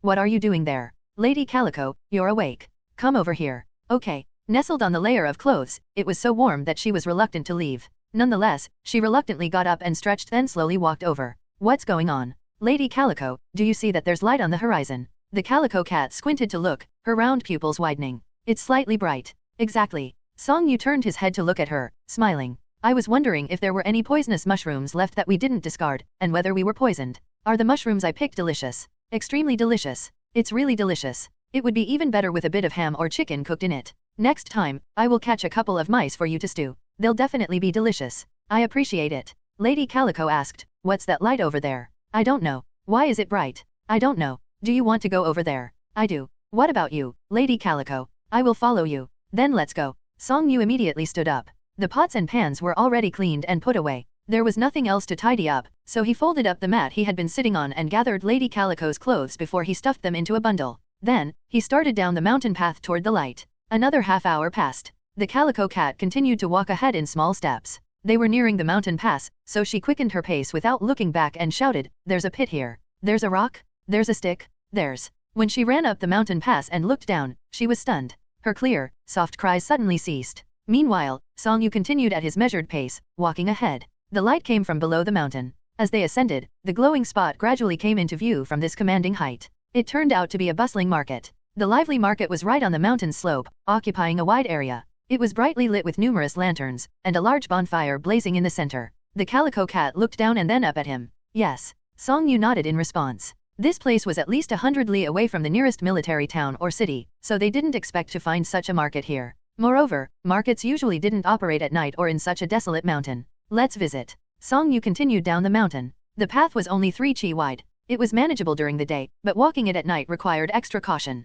As they were descending along the mountain path, they realized that it seemed close, yet felt far. The surroundings were pitch black and vague, with a thick mist halfway through. Passing through the fog brought a chilling, surreal sensation. The path appeared longer than expected. As they walked, an inexplicable feeling arose that it was no longer the same path seen earlier from the mountain. They weren't sure where they had ended up. The road grew wider, and the scenery changed. There were many large trees that hadn't been visible from the mountain and numerous unexpected forks in the road. Meanwhile, the glowing area they had seen earlier drew nearer and brighter. They also began encountering people. The first person was normal, indistinguishable from regular people. The second had a pale complexion, bulging eyes, and an outstretched tongue, looking very much like a hanged ghost or a person strangled to death. The third was unusually stout with the head of a wild boar. There was also a mountain deer walking quietly. Each carried or held lanterns of various sizes and shapes. Song Yu observed them politely within the bounds of etiquette, maintaining his calm demeanor and continuing in the direction of the light. The calico cat followed beside him, no longer running ahead but staying so close to his feet that he almost stepped on her several times.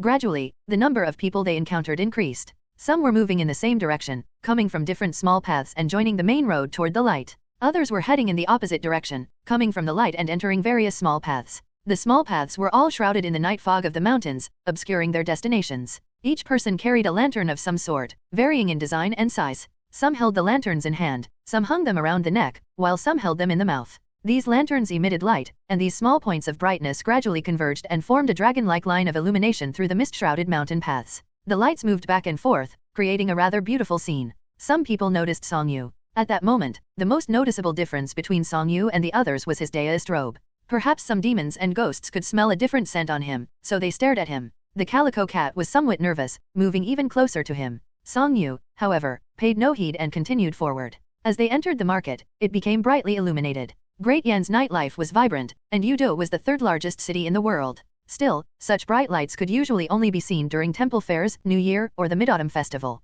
Song Yu walked and observed, thinking as he watched. This market was clearly not open every day. It was likely similar to human markets, opening every few days or even just once or a few times a year like temple fairs, which explained the large number of mountain ghosts and demons. Some mountain ghosts and demons had fully transformed into human form, looking like ordinary people, either handsome or peculiar. Others retained features from their previous forms or were outright animals. Some looked somewhat disheveled or still bore their appearance from before death. There were also many strange mountain spirits that Song Yu had never seen despite his many years of cultivation on Yinyang Mountain. He sometimes interacted with demons, spirits, ghosts, and monsters, but never had he encountered such a wide variety of them before. The market was filled with lanterns everywhere, and the light inside was exceptionally bright. Under the bright lights, stalls were set up everywhere, and even nearby there were quaint buildings with shops open for business. Countless demons and ghosts moved among the stalls. As for the goods they traded, they were not particularly rare, mostly ordinary items. The most popular items were pots, bowls, and pans. There were also garments made from various fabrics, metal tools, wild fruits freshly gathered from the mountains in spring, freshly picked mushrooms, skewered game such as wild chicken, fish, and rabbit, vegetable and meat stalls, as well as various insects. While these differed somewhat from the goods sold at typical human markets, the essence was much the same. It was the everyday life of this remote mountain, an exotic array of essentials. Song Yu, with the calico cat and the jujubred horse, slowly strolled through the market. But wherever he went, the area would quiet down, as if a monster had entered a human market. Everyone would turn to look at him in silence, only whispering once he had moved on. Faintly, he could hear their conversations. It's a human. That cat seems to have become a demon. That horse is unusual too. How did a human end up here? Why isn't he scared? Is he another one who accidentally wandered in? Why are there so many humans accidentally wandering in here in recent years? What's going on? Maybe that cat brought him here? It broke the rules. Perhaps he's a deist priest. A deist priest. Look at his deist robe. Oh, yeah. As soon as Song Yu turned around, they immediately fell silent and hurriedly avoided his gaze, not daring to meet his eyes directly. Once he left, they resumed watching him from behind. The calico cat lightly tugged at his pant leg. It's fine, Song Yu spoke gently to her and continued forward. This was truly a sight to behold. Song Yu walked slowly, observing carefully. He could feel the varied reactions of these demons and spirits toward him, the unexpected visitor. Some were indifferent, some cautious, some curious, some hostile, and even some fearful. Thus, he kept silent and continued to observe. These demons and ghosts used human copper coins, but they used coins from all dynasties. Coins from any era were accepted. He didn't see any silver coins being used. The prices of goods were quite different from those in the towns below the mountain. Cooking pots, pans, and various ironware were sold at high prices and were very popular. Clothing and fabric were also noticeably more expensive than in the towns below, while meat prices were slightly lower. Some mountain delicacies, which seemed rare and exotic to the people from the towns below, appeared quite ordinary here and were both plentiful and cheap. There were also some rare items not commonly seen elsewhere, with varying prices. Surprisingly, there were even books for sale. In addition to works by famous authors and Daoist and Buddhist scriptures, there were also collections of strange tales written by humans. An idea began to form in Song Yu's mind. If a merchant came here and engaged in trade, it would surely be very profitable. It could even be likened to a small silk road. Song Yu silently chuckled to himself and approached the first stall. It was a stall selling whole hams. When sliced open, the hams were already very attractive in color, and they appeared even more tempting and red under the candlelight. This could be due to either exceptional skills of the butcher or high-quality meat. The stall owner was a tall man with the head of a leopard. "Greetings, sir." Song Yu approached the stall, lowered his head to look at the goods, and asked politely, "How much is the ham? Do you accept coins from the Great Yin dynasty?" Chop. The knife used for slicing the meat was stuck into the chopping board. The leopard-headed stall owner fixed his round eyes on Song Yu. His pupils looked like tiny dots. After sniffing a few times, he stared at him for a while before speaking. "Are you a human? N/O/vel/B/jn.C//om. Indeed. How did you get in here? I am traveling the world, and I was passing through this mountain. Before sleeping, I saw lights in this mountain here and followed the light and the path, which led me in. You should leave." "Of course, I intend to leave." Song Yu smiled and bowed again, "But since I'm already here, it would be a pity not to take a look around and explore before I leave. Hurry up and leave. I see the hem you're selling is of excellent quality. Tonight, I coincidentally picked some mushrooms from the mountains to make soup. While I was drinking the soup, I was thinking it would be perfect with some good ham or an old hen." Song Yu shook his head and smiled. "Then, I met you by coincidence. It seems that fate has brought us together. I'm not selling to humans." "Why? This is not a place for humans. There are plenty of demons and ghosts in the towns below." Song Yu paused. "It's actually quite rare to encounter a stall owner like yourself here, so it's even more precious. Do you really want to buy ham? I'm just asking. 100 yen per tael." Unknowingly, a circle of mountain demons and spirits had gathered around, watching the interaction as if it were a spectacle. Song Yu continued to look closely at the ham. "Is this wild boar meat? Do you think wild boar meat is that common? It's a boar raised by me." The stall owner glared at him coldly. "It's well raised. How many taels do you want?" "I'm just puzzled." Song Yu shook his head, looked up, and met the gaze of the stall owner with a leopard head. "Why do you sell to others for 100 yen per catty, but to me, it's 100 yen per tael?" The stall owner stared at him intently, even moving a bit closer, but seeing no hint of fear on Song Yu's face, he seemed at a loss. Finally, he said, "If you don't want to buy, go buy from elsewhere. Perhaps the stalls of those dead ghosts will sell to you." "Why? Just because I'm human. So what if it is?" Song Yu was even more puzzled. In this place, there were all kinds of demons, ghosts, and spirits. Even those that were natural enemies before they became ghosts and demons all managed to live in harmony. Why then was he being ostracized? "I haven't looked down upon you because you're a demon, so why do you give me an attitude because I'm human? Don't you know? Humans are not welcome here. Why? Why ask so many questions?" The stall owner was getting irritated. "Don't humans also reject demons and ghosts? Do I look like someone who rejects demons?" At this question, the stall owner was momentarily stunned. The stall owner once again sized up the Daoist priest from top to bottom. Seeing that he was calm and composed in this world of demons and spirits, and that he appeared quite natural without any sign of fear or disgust, his gaze shifted to the Daoist priest's feet. There, a calico cat was standing on its hind legs like a human, leaning against the Daoist priest's leg, its head raised and peeking at the stall owner. One of its paws was also tugging at the Daoist priest's trouser leg. The stall owner pondered for a while before snorting coldly, "Humans are cunning and deceitful, cruel, and ruthless. Look at all the mountain spirits and demons behind you. Except for a few wild ghosts, how many of them actually like humans?" "You're mistaken." Song Yu disagreed with him. In human tales, demons, ghosts, monsters, and spirits are often depicted as malevolent and harmful, often being involved in harming and killing people. But most does not mean all, and those harmful beings do not represent all demons, ghosts, spirits, and monsters.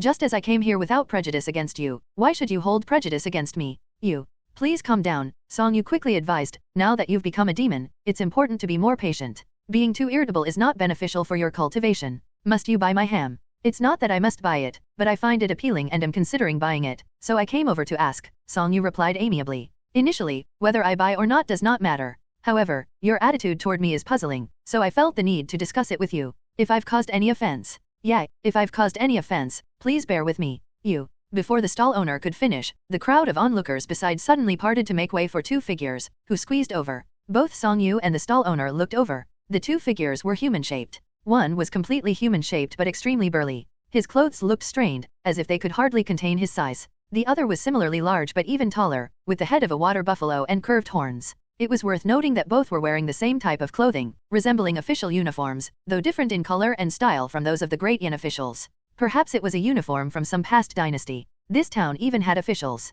Song Yu was somewhat surprised. Most human towns below the mountain had no officials, being self-organized by the common people. Although there were officials patrolling during temple fairs, they were mainly due to the urban setting. However, considering that this place was full of demons, spirits, demons, and monsters of various kinds with their own unique situations different from humans, Song Yu understood. The two figures quickly made their way out of the crowd. When officials handled matters, they must do so authoritatively. The two demons arrived with a fierce demeanor but, upon seeing Song Yu in his deist robe and his calico cat, hesitated slightly. They realized that this intruder was not an ordinary human, unlike those who usually ventured in. Their expressions softened somewhat, though they still maintained a commanding presence. Where are you from? Where are you going? Why are you here? Speak quickly. I am Song Yu, a mountain dweller from Yizhu in Lingquan County. I'm a wanderer traveling the world. I happened upon this market while passing through the mountain and followed the lights behind the mountains here. I apologize if I have been impolite. You are a deist cultivator. Yes. Which deist temple? Hidden Dragon Temple of Yinyang Mountain.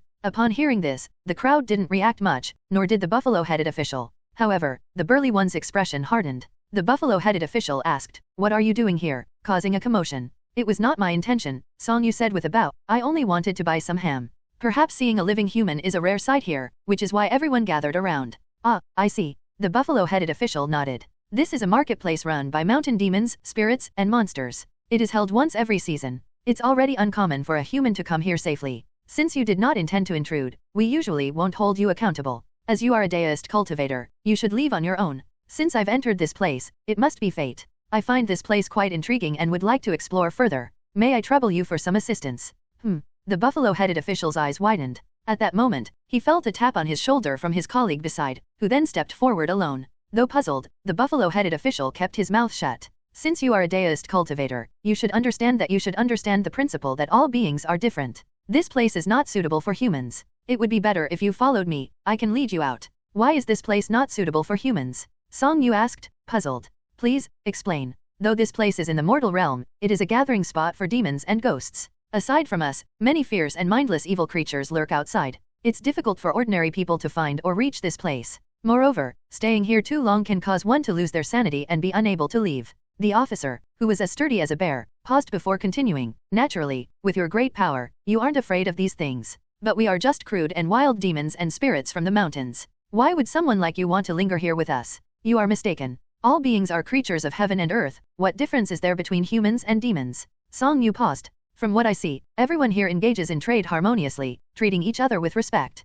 The two of you are also kind-hearted, reasoning with others rather than resorting to force. Where does this talk of being crude and wild come from? The official was silent for a moment before ceasing to persuade him. He merely cupped his hands and bowed to Song Yu. Please do as you wish. However, the market only opens at night, and you must leave before dawn, or you might have trouble finding your way back. Even with your high cultivation, it might still be quite troublesome for you. After saying this, he looked around and added after a moment of pondering, it is a rare occasion that we get to meet this human. The immortal master has not shown any disrespect, so we should all treat him with courtesy. Let's not be too crude.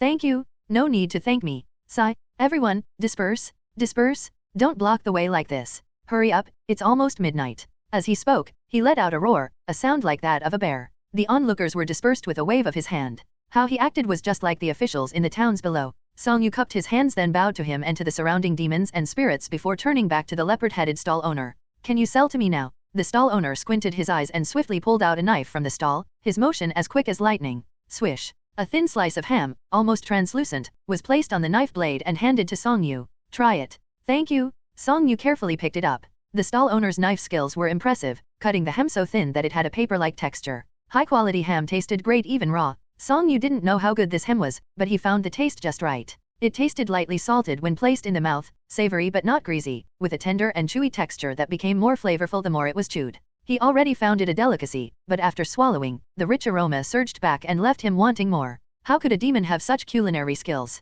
8 wen per tael, 120 wen per catty. If you buy a whole piece, I can offer a discount. The leopard-headed stall owner, noticing Song Yu's enjoyment, squinted his eyes with some pride. Earlier it was 100 wen per catty. Why is it more expensive for me? The other customer already negotiated the price beforehand. Then please sell it to me for 100 wen per catty. How much do you want? About 2 catties, sliced thinly. All right. The stall owner's small knife was exceptionally sharp and expertly used. He sliced through the hem with swift, clean cuts, each stroke producing a thin, paper-like slice that gently landed on the table. The soft hissing sound of the blade, as precise as his technique, was a pleasure to both watch and hear. Song Yu glanced at the table, which wasn't very clean. Perhaps they didn't mind that. Song Yu tore the slice of ham into small pieces and placed it in his mouth. He didn't rush to chew, instead, he let it linger in his mouth and savored the salty, aromatic flavor it released. Once it softened a bit, he began to chew, appreciating the texture of the meat fibers. The ham was dry and fragrant, and he didn't grow tired of it no matter how much he ate. He slowed his pace and tore off another piece, then he bent down and lowered his hand to allow the calico cat to stand on its hind legs and take the meat from his hand. The demons, ghosts, monsters, and spirits passing by watched them but no longer caused trouble or gathered around. As he strolled, he eventually reached the large bonfire in the center of the marketplace. The market was clustered around the fire. This fire was unusual, possessing some strange properties, though it wasn't a divine or infernal fire capable of burning the heavens or scorching one's soul. Instead, it guided the mountain demons and spirits and kept away other malevolent beings. Near the fire, Song Yu saw several demons and spirits dressed in official uniforms. Even the ghosts showed no fear of the fire. When the distant bear-like and buffalo-headed officials saw Song Yu, they cupped their hands.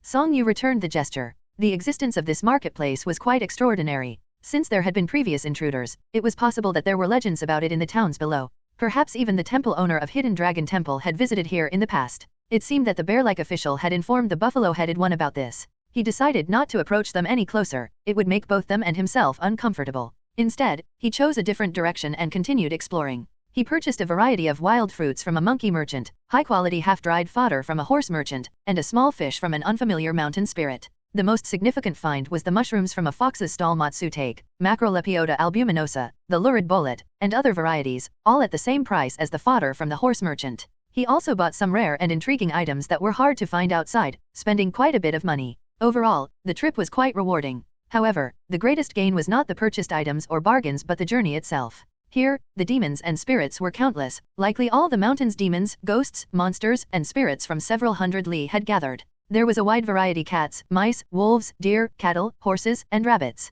There were also spirits born from plants, as well as many mountain and water spirits naturally formed by the earth, and ghosts who died on this road but never dispersed. These non-human beings from various dynasties and eras all coexisted harmoniously here, even establishing their own order. This broadened his horizons and expanded his understanding. There were beings from all ages and eras, all living harmoniously and even having their own order, which broadened his horizons and adjusted his perceptions. If an ordinary literate person were to accidentally stumble into this place and leave safely, they might even leave behind a legendary tale of this extraordinary encounter. As he walked, he noticed a small ghost beside him watching him. Song Yu turned his head to look and saw a round-faced boy, about 8 or 9 years old. He looked quite well behaved. The boy was walking in the same direction, frequently glancing at him. The boy's eyes held a hint of spirituality. Song Yu smiled and nodded, and the small ghost responded with a grin. After a few more steps, the small ghost moved a bit closer and curiously asked, "Are you a divine immortal?" "I'm just an ordinary human." "How brave." "Haha. I didn't hear clearly before. How did you get in here?"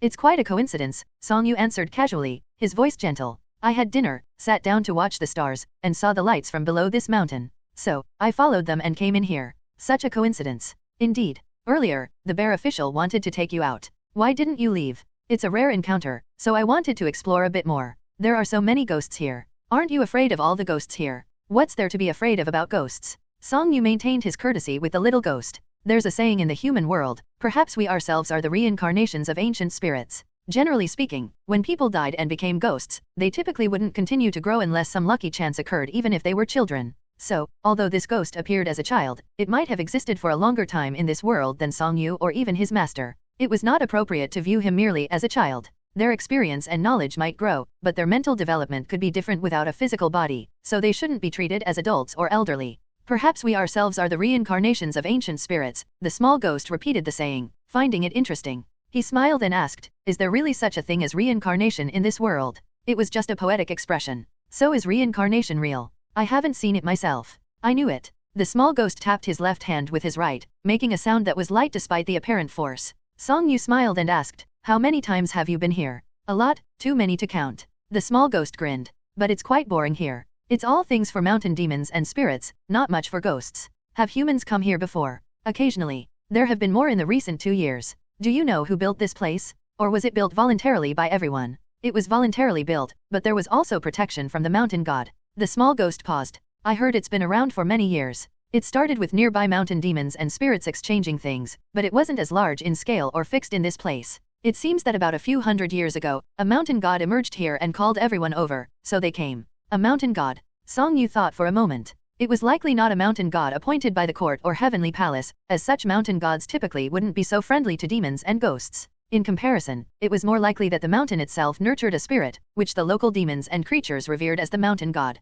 Moreover, the fact that this mountain god could carve out such a space within the mountains, connected to the mortal world yet distant from it, truly showed his remarkable skill. Only a spirit nurtured by this vast mountain could possibly have the power to arrange such a setup relying on the mountain itself. Indeed, the little ghost thought for a moment, but I've heard that the mountain god has a bad temper. There were people who came here before, and the mountain god wasn't pleased. He got into a fight with them, and they were badly beaten. After that, the mountain god stopped showing up. Now, we just come here on our own and select some more powerful spirits to keep things in order, to avoid any conflicts. So that's how it is. Song Yu nodded. That person really was disrespectful. Exactly. Since fate brought us together, allow me to offer you some incense. How could I accept that? I simply wish to have a chat with you, if you insist. Song Yu spotted a stall selling incense, where the shopkeeper was a rat. It was a rare sight in this market, as it specialized in goods for ghosts. As a result, many wild ghosts gathered around. Song Yu entered the stall. There were tables and stools, though all were quite short and small. The tables were just over 1 chi high, and the stools even shorter.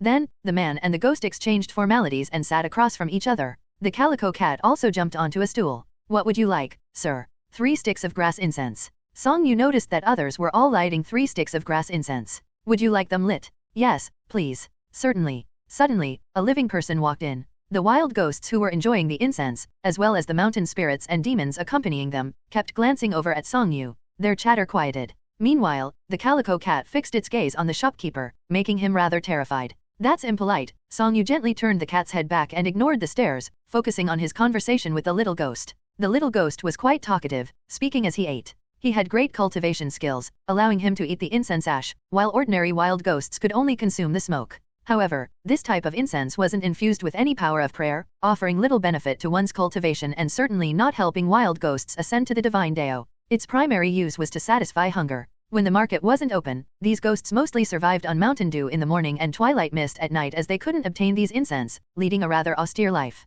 The little ghost complained that although there were all kinds of spirits and demons in the market, ghosts were treated the worst and looked down upon. They had the lowest status and could buy the fewest things. Moreover, the currency here was copper coins, which were particularly unfriendly to ghosts. The worst part was that they were hard to handle. The more widely circulated the coins, the heavier they became, sometimes weighing as much as 1,000 catties, which made them impossible for a ghost without sufficient cultivation skill to lift. Thus, most of the ghosts who came to the market either sought out and exchanged coins that hadn't been touched in years, or they arranged to come with other mountain spirits and ask these friends to help carry the money. Some clever ghosts even befriended animals with spirituality to have them transport the money. Song Yu found all this exceptionally interesting. The little ghost also mentioned with a smile that many people below the mountain often exaggerated and distorted the image of spirits and demons, portraying them as terrifying, ugly, and irrational beings. They would depict female spirits who couldn't control themselves the moment they came across impoverished scholars. These stories were often treated as jokes, causing much laughter. Sometimes, the little ghost would ask about the world below, what dynasty it was, whether certain towns or villages still existed.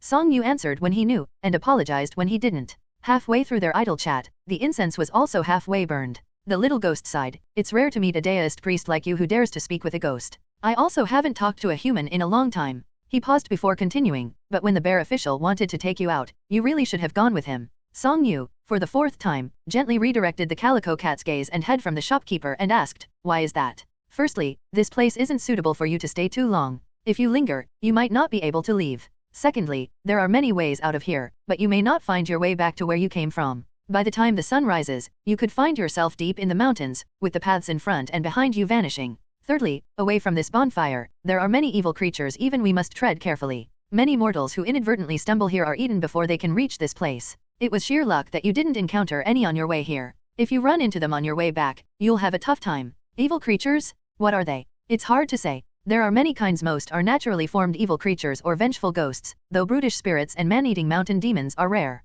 I see. Song Yu's curiosity was piqued again. So how can I encounter them? Stick to the main roads, preferably retrace your steps. Don't wander aimlessly, and if you find spirits or demons going in the same direction, try to travel with them. The more companions, the better. The little ghost hesitated, feeling something was amiss, but couldn't quite pinpoint what it was even after closer reflection. N/O/fel/B/in.C//om. Thank you. Since you treated me to incense, let me give you something in return. The little ghost finished the last bit of incense ash, stood up, and patted his back. Over there, they're selling lanterns. I'll take you to buy one, and then we'll get some fire from the bonfire. The lantern will shine brighter than usual, lasting until dawn, and it'll scare away the evil creatures along the way. Haha, I shouldn't say that it's inauspicious. Let's just say you won't encounter any. But even if you don't, the mountain paths are pitch black outside the market, so it's good to have a lantern for light. How can I accept that? Don't refuse. Thank you. For the 5th time, Song-yu turned the calico cat's head away from the shopkeeper and patted her with a smile before he followed the little ghost outside.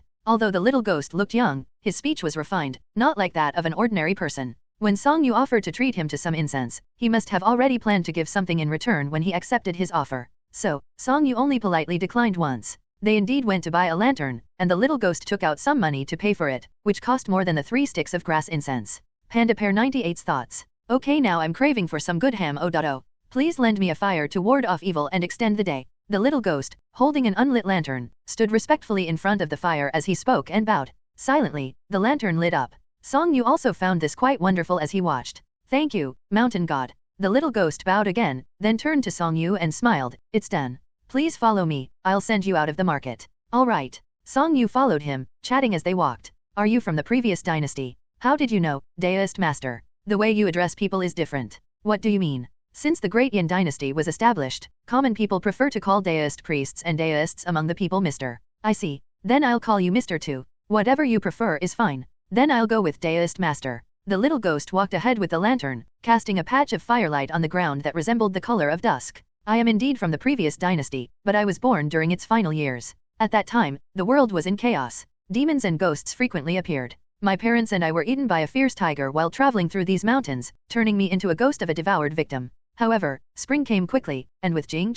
thunderstruck. The fierce tiger, having eaten people and accumulated evil chi, was taken by heaven. As I have never harmed anyone, I escaped this calamity. Later, I regained my freedom, and gradually settled in these mountains. I unexpectedly found that there was another world hidden within these great mountains. This is the world of demons, spirits, ghosts, and monsters. Yes, in this world, it's rare for us demons, spirits, ghosts, and monsters to have such a place. Sigh, Song-yu only sighed. This was a world where humanity prevailed, undoubtedly encroaching upon the space for demons, spirits, ghosts, and monsters. But being human himself, how could he say anything? Daoist master, you don't need to feel that way. Though I am a ghost, I was once human too. The little ghost smiled. He added, being a wild ghost in these mountains also isn't bad. Although in recent years, Daoists often come to these mountains to catch ghosts, they usually don't trouble those of us who behave ourselves. There are countless demons, spirits, ghosts, and monsters in these great mountains. It's a harsh life, but not so boring. It might even be more enjoyable than the human world. This trip has really opened my eyes.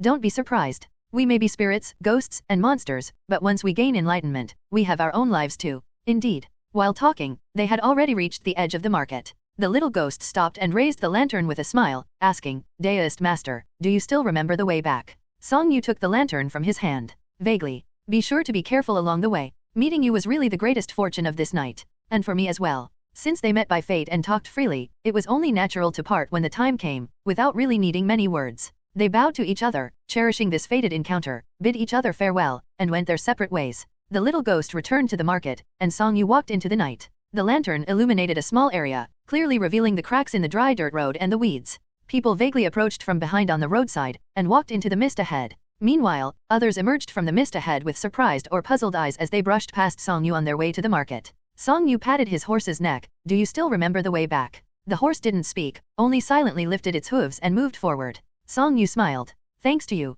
The calico cat followed them with small, quick steps. She looked up at him, then at the demons, spirits, ghosts, and monsters passing by. She kept moving forward, but her eyes and head turned to follow them. You were staring at that incense seller earlier. It was really rude, Song-yu said as they walked. It has gained enlightenment and is no longer an ordinary animal after becoming a demon. You shouldn't have stared at it like that. You might have frightened it. That was a mouse. Every living thing in this world, whether demons, ghosts, spirits, or monsters, once they gain enlightenment, are like humans. If you eat them, it's like eating humans. You'll accumulate evil chi, which is against heaven's law. I was just looking. Very rude. The little cat fell silent, seemingly pondering this, and thus slowed down somewhat, falling slightly behind. After figuring it out, she quickly trotted to catch up, shaking her head at the same time. Blah, blah, blah, she recited, mimicking the tone of his very rude. The journey outward was also wondrous. This truly was the world of demons, spirits, ghosts, and monsters. Besides the market set up in the center by those with cultivation skills and followed rules, the road was also filled with countless less intelligent little creatures with inadequate cultivation skills.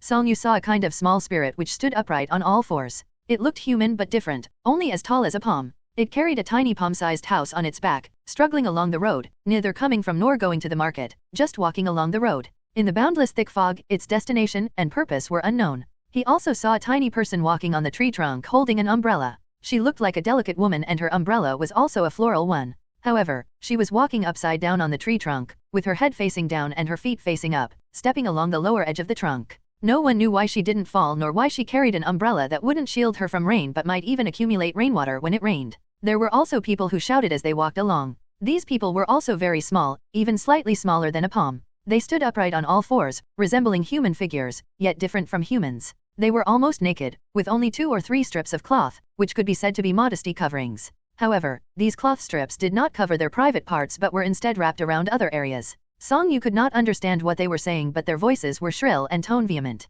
However, there was nothing in front of them and they seemed to be talking to the air. Interestingly, they only spoke like this when unseen. Once noticed, they fell silent immediately. At first, Song Yu thought they were talking to him, and he repeatedly looked at them several times. These little beings would then alternately chatter and quiet down several times. Song Yu found it amusing and puzzling, but later he realized that they did this whenever other demons, ghosts, monsters, and spirits passed by too. He realized this was probably just their nature. Deist priest, I think I've been poisoned eating mushrooms. You didn't eat any at all. Oh, right. Gradually, they moved farther and farther away from the market. The number of pedestrians on the roadside dwindled gradually. Thick fog surrounded them both ahead and behind. The mountain path gradually grew darker, illuminated only by the tiny glow of his lantern as they walked slowly through the mountains. It was still vaguely recognizable as the same path they had been on before. At some point, apart from himself, other lights were no longer visible in his field of vision. Occasionally, he could vaguely make out a faint glimmer, but it was almost indiscernible through the fog. Meanwhile, evil creatures from the periphery began to follow them. Deist priest, the calico cat whispered a warning. It's all right. Song Yu continued walking ahead, holding his lantern. In the dark night and mountain fog, the appearances of the evil creatures were unclear. Intimidated by the lantern's light, they did not dare to come too close. Only their shadows could vaguely be seen hidden in the darkness. He could hear their panting or faint, indistinct, and incomprehensible sounds that they emitted. Thus, he could sense their presence. But it seemed that a living person attracted them far more than the demons, ghosts, monsters, and spirits that frequented these mountains. Gradually, their numbers actually increased. Just like humans, they became bolder as they gathered. Thus, they started to come closer and closer to the light. There are more and more of them, the calico cat whispered to Song Yu. Her body had quietly tensed up, fur bristling, as she considered whether spitting fire might scare them away. Gradually, their figures began to appear on the outskirts of the firelight, becoming clear in the dim glow. Indeed, they were diverse and bizarre in appearance. Some were evil creatures born from various coincidences between heaven and earth, some were vengeful ghosts, some had physical forms, while others were illusory figures.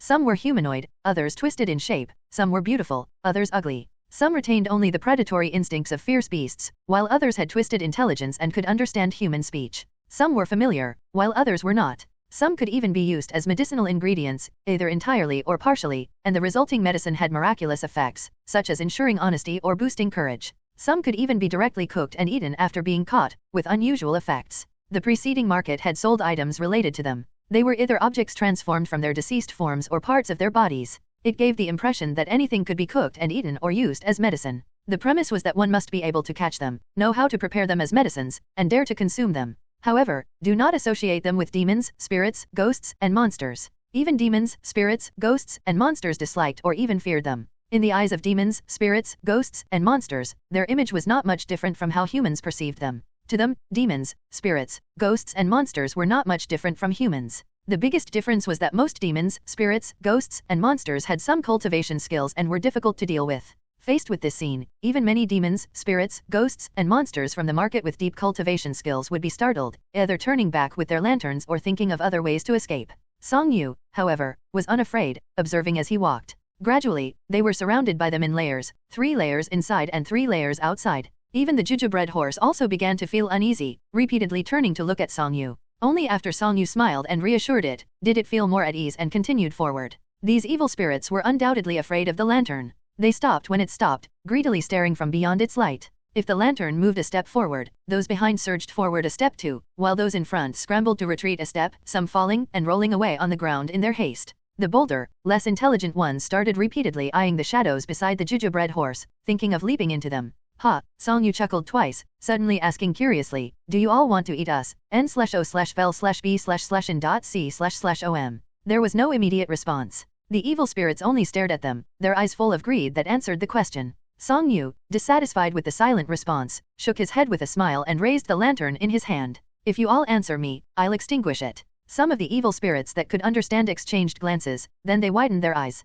Strange voices echoed one after another. Yes, yes, yes. Song Yu shook his head again, amused. You're all really foolish. This lantern can't burn you, so why fear it? But he kept his promise. He simply stopped walking, lifted the lantern, and blew at it. Whoosh, the lantern's light went out instantly. The only light in the mountains vanished, leaving a deathly still, oppressive, and suffocating darkness. In the darkness, the group of evil spirits immediately surged forward like a tidal wave breaking through a dam. They rushed eagerly, one after another, excitedly swarming toward the human, horse, and cat in the center, pushing and shouting. Boom! Suddenly, a light shone again in the mountains. This light wasn't white, green, blue, or purple, but a bright yellowish red flame. The firelight didn't come from the front or the back, nor from the left or the right. It lit up from every direction around them, from above and below, from all directions, illuminating half the mountain in an instant. Along with the firelight came a fire that blotted out the sky and covered the earth. Any evil spirit was reduced to nothingness. The firelight extinguished, and darkness returned to the mountains. The mountain wind blew, and the sound was pure and untainted. Song Yu stood still holding his lantern. He raised it, tilted his head and blew at it again. Immediately, the lantern's light rekindled, just as before. However, after taking a step, he stopped, and thought for a moment. He shook his head, and then extinguished the lantern again. He carefully put it away, hung it on the horse's back, and proceeded slowly by the light of the stars. The horse knew the way and led him back along the same path. Without his noticing it, the road had turned back into a mountain path. When he looked back and saw the same mountain scenery and lights as at the beginning, it meant they had already walked out. Song Yu did not return to his original resting place but found another flat spot at the same place. He spread out his felt blanket again, and sat down cross-legged. He covered his legs with another blanket, and stared at the distant lights in a trance. Those evil spirits did not stay in his mind. Only the rare sights on the road and the experiences in the market were worth pondering over. This was undoubtedly a wonderful journey. Cultivating on Yin-Yang Mountain, no matter how deep his cultivation skills were, how could he witness such wondrous things? The most wonderful part was unexpectedly the encounter with the little ghost.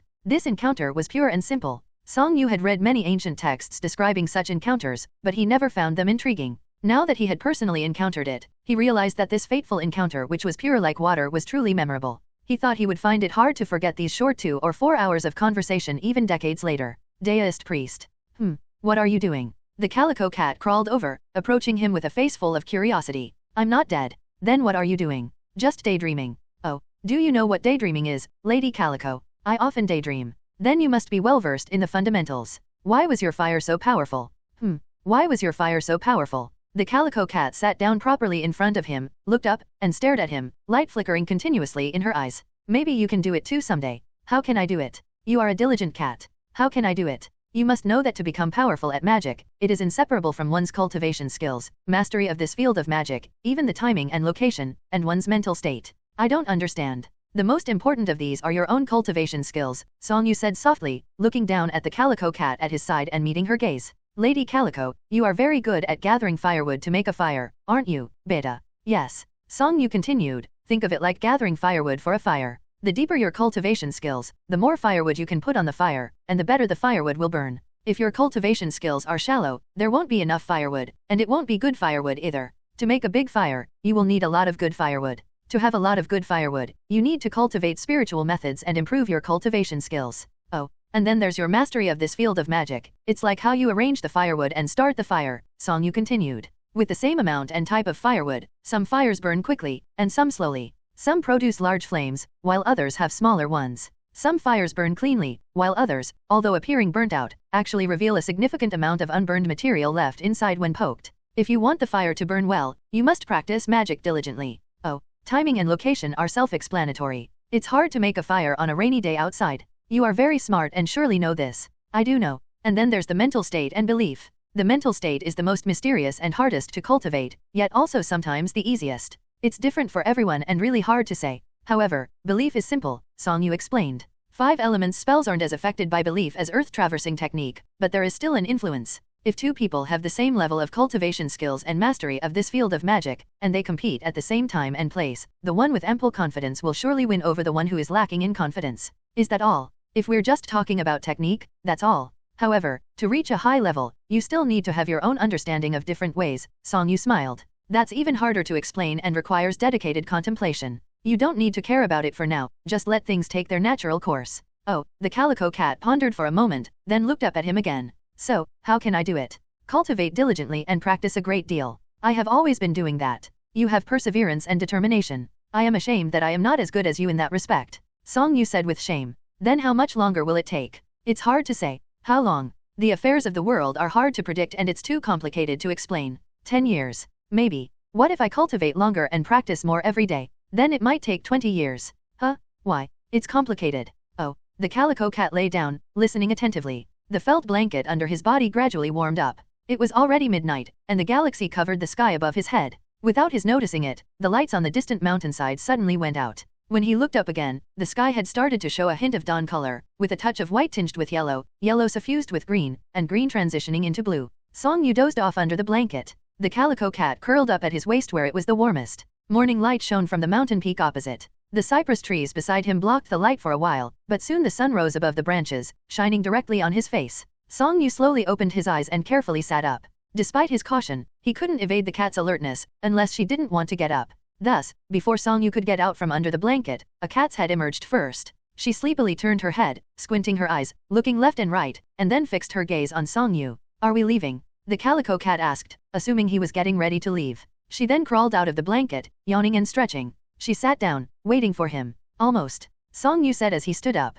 Facing the great mountain opposite, he stretched, and loosened his muscles. It was mid-spring, and the mountains were already green. Although it wasn't early morning, a band of white mist still encircled the distant mountainsides. It was light and thin, with a pale color, not densely white or glaringly bright, but looking all the more refreshing. The green mountains appeared faintly tinted with blue in the morning, making the scene clear and pristine. As for the foot of the mountain where they had gone last night, there was no sign of a main road, market, lights. There was just a desolate mountain, densely forested flat ground, and a narrow path running through the middle. Songyu smiled but said nothing. Soon, they set off again. The horse's bell jingled, echoing through the layers upon layers of great mountains, clouds, and mist. Songyu walked with his bamboo staff, winding through one mountain after another. Lady Calico also transformed into her human form. Holding her small bamboo staff, she imitated Songyu, tapping the ground with every step. They didn't know how far they had walked, only that the sun gradually moved overhead, and their shadows shifted from one side to the other. It was nearly the 3rd month of the lunar year, and the sun had become increasingly scorching.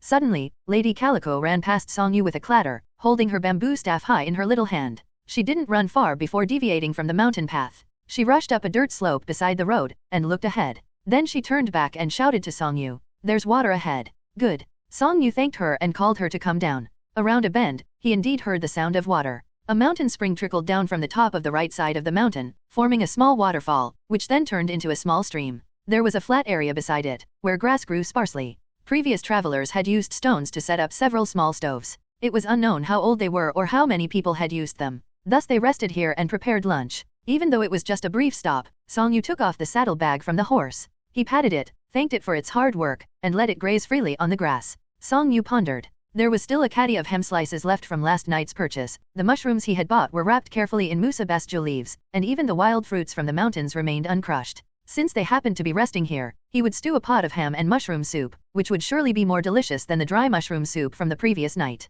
Having made up his mind, he began to prepare. After spending a long time outdoors, cooking in the mountain wilderness had become second nature. The deist moved quickly and efficiently, and the little girl also energetically gathered firewood and started the fire. Soon, cooking smoke was rising in the mountains. At this point, the deist unexpectedly found himself with nothing to do. He half laid down in the shade of a tree at the side, eating wild fruits while glancing at the little girl. "If you want to play, I can tend the fire." "I'll tend the fire. Then just keep it on low heat. With your skills, you surely won't mess it up, right?" "I won't. You do know that they're poisonous if not fully cooked, right?" "Cats don't eat mushrooms, n/o/vel/b/in.c//om. What about calico cats?" "Calico cats don't eat them either. But neither the ham nor the soup should be eaten. I won't sneak a bite." "All right." The deist squinted his eyes, fully enjoying the leisure of the moment while deeply contemplating the surrounding nature at that moment. A bright spring day was truly comfortable, neither cold nor hot, with the spring breeze carrying the scent of grass and wildflowers. The great mountains were quiet, with only the sound of the wind and the occasional chime from the swaying bell on the grazing horse. In the midst of his contentment, he couldn't help feeling that he was privately enjoying the spring scenery of the place at that moment. Although his stomach was empty, a little cat was helping to tend the fire and simmer the soup, so he only needed to wait. Soon he would be able to taste the delicious mushroom soup. This stolen moment of leisure, for some reason, seemed even more captivating than an ordinary half-day of rest. Gradually, the soup started to give off a rich aroma. The little girl, tending the fire, suddenly looked up and craned her neck to peer into the distance. Someone's coming. Song Yu slightly opened his eyes and followed her gaze. However, the winding path was obscured by the mountain, making it impossible to see anything. After a while, he heard the faint sound of bells, a fair number of them. Soon, the sound of the bells became gradually clearer and a group of traveling merchants appeared at the end of the mountain path. 4 or 5 tanned adults and 2 teenage youths were leading horses and mules loaded with goods towards them. Song Yu sat up a bit straighter. This place had a clearing as well as a mountain spring. It was a resting spot for traveling merchants to begin with. Upon seeing Song Yu, the merchants were somewhat surprised and cautiously sized him up. However, they did come over to draw water for drinking. Then they sat together in a circle, taking out some dry rations to share and eat. Song Yu's mushroom soup was almost ready. He got up from under the tree and filled a bowl. He gave Lady Calico extra meat while he took mostly mushrooms and soup, eating them with a steamed bun. The traveling merchants kept glancing at Song Yu. He occasionally looked back at them. Finally, their eyes met. One of the tanned merchants smiled and nodded in greeting. Song Yu also quickly returned the smile and nodded back. The merchant then cupped his hands at him and asked, "Where are you coming from, and where are you heading?" "I come from Xiangle County, and am heading to Southern Art County in Pingzhou," Song Yu replied. "Where are you all coming from?" "We came from Southern Art County, and are heading to Xiangle County." What a coincidence. This road mainly connects Southern Art County and Xiangle, running from Pingzhou to Suzhou. Few people walk this road now, and those who start or end their journey midway are even rarer. The merchant smiled. Most people who walk this road are merchants like us traveling between Pingzhou and Suzhou. "I see. Have you traveled this road before?" "It's my first time," Song Yu replied. "I'm from Yizhou. I traveled to Suzhou and wish to go to Pingzhou."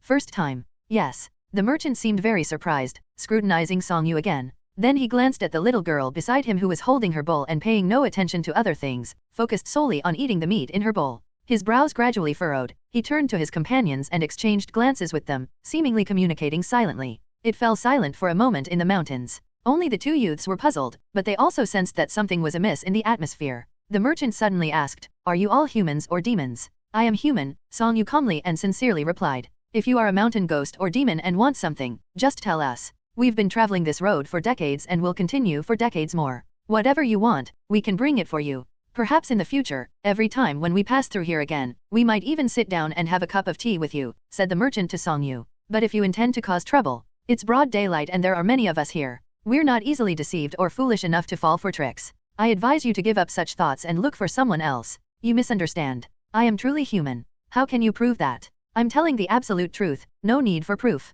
"Are you brave enough to swear by the thunder god?" "This mountain has a mountain god. Why should I swear by the thunder god?" "Which mountain god?" "I am not aware." "Well, which thunder god do you want?" "How about Duke of Thunderzhou?" Song Yu smiled and casually replied, "If I am not human, may Duke of Thunderzhou strike me with lightning." The merchants exchanged glances. They knew such oaths might not have much real power, but Song Yu had a friendly appearance, and spoke gently and politely. Even if he was a demon, he did not seem like the vicious kind of demon, so they felt somewhat relieved. His daoist robe and the fact that he was traveling with a Jujubred horse, along with his calm oath, made them feel more at ease. They thought if he were truly a ghost or demon, the fact that he dared to act against the bunch of them in broad daylight and take on a human form meant that he must have considerable cultivation skills. In that case, they could only consider themselves unfortunate. It was better to be polite and avoid provoking him, and it was best to avoid conflict. "My apologies for the misunderstanding, sir. Please forgive us for any offense." "Not at all," Song Yu promptly said. "It is wise for you to be cautious while traveling through the wilderness." Despite encountering the survival tactic of these traveling merchants many times before, he still found it intriguing every time. "Sir, you are unfamiliar with these roads and yet dare travel alone in the wilderness. You must be a master if you're not a ghost or demon. May I ask where you cultivate?" "I am not a master. I'm just a wandering daoist priest, and I cultivate in Yizhou, Lingquan County." "Why did you choose this route to Pingzhou?" "There are other roads. Once I reached Xiangle County, I had no choice but to take this route n/o/vel/b/c/om. This road is known to have demons. I am brave." "Where did you sleep last night?" "In the wilderness with no fixed place. Any spot can serve as a resting place for me." "It seems that skilled masters like you are truly bold. With a clear conscience, one need not fear demons and ghosts." Song Yu smiled and looked at the merchants. Aren't you also traveling? Us. The merchants, having conversed with Song Yu, no longer felt as on guard. They found he did not seem like a demon, though they didn't fully relax their vigilance. They shook their heads and said, "We've traveled this route many times. We know where we can find lodging, which days to walk faster, and which days to take it slower to reach a town or a military outpost. Secondly, we don't have much of a choice. This road is the shortest route between Pingzhou and Suzhou.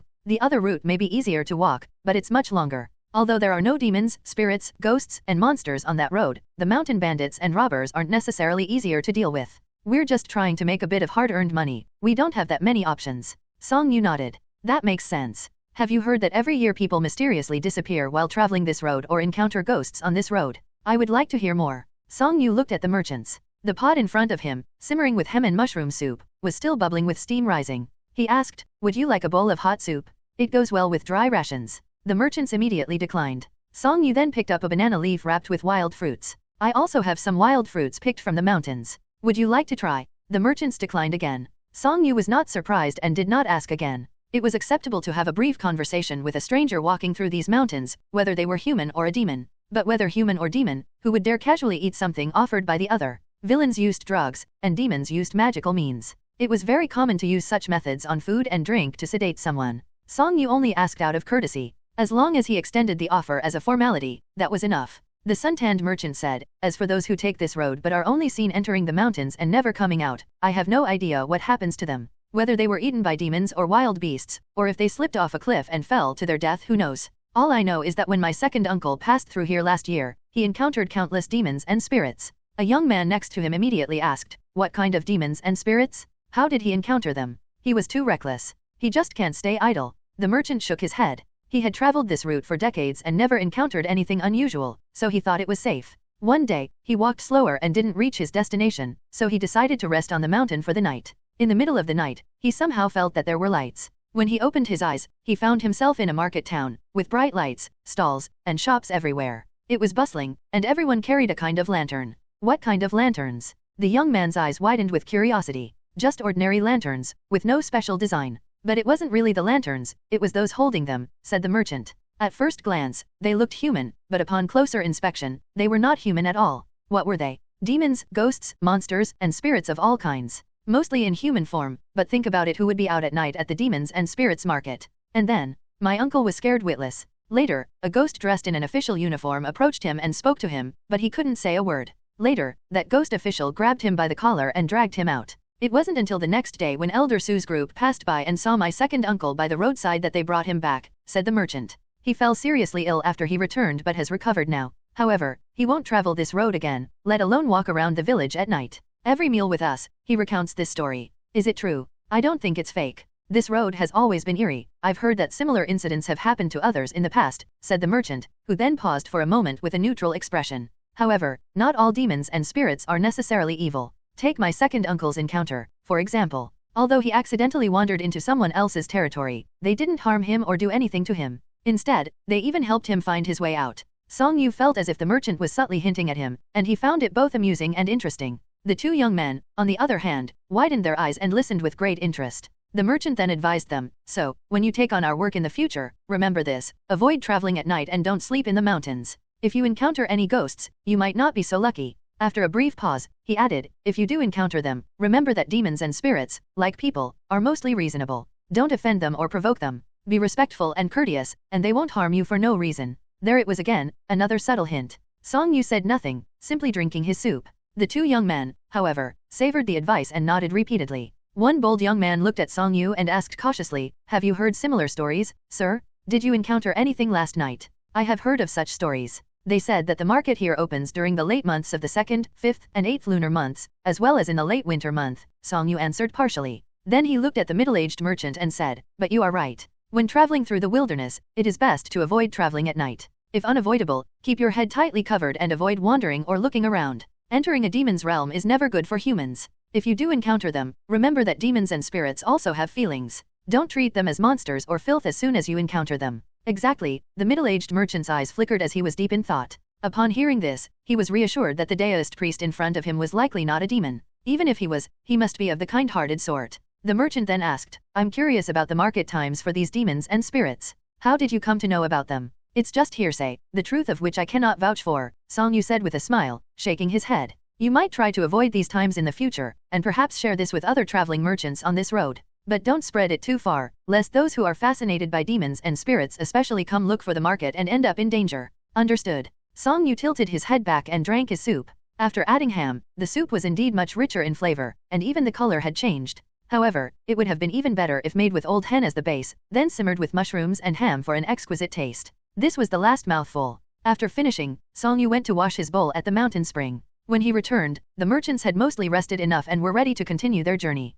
Thus, Song Yu stopped by the roadside to bid them farewell. Then, we'll head off first. Goodbye. The group of people and pack mules passed by him. The dark-skinned merchant couldn't help but glance back at him. A deist priest with a young girl was indeed an unusual sight. The deist priest had a fair complexion without signs of sun or wind exposure, and one might say he had an ethereal presence. But the young girl was exceptionally beautiful, with skin so fair it seemed to glow, free of any signs of tanning and sunburn. There was not a speck of dust or dirt on her body or face. In these times, such cleanliness in a child was quite rare, especially in a child who is traveling in the mountains and enduring the elements. Given Pinghu's many legends of gods and demons, and the frequent appearances of demons and spirits in these mountains, it was quite normal for the merchants to mistake them for demons at first. As for now, they were either demons or masters. But what the deist priest said in the end. At that moment, the merchant saw the deist priest turning to pack up his things, cleaning the pot and bowls before placing them in a bag. He then put the bag on the horse's back, and atop the bag hung an old-fashioned lantern. Wasn't today precisely the second half of the second lunar month?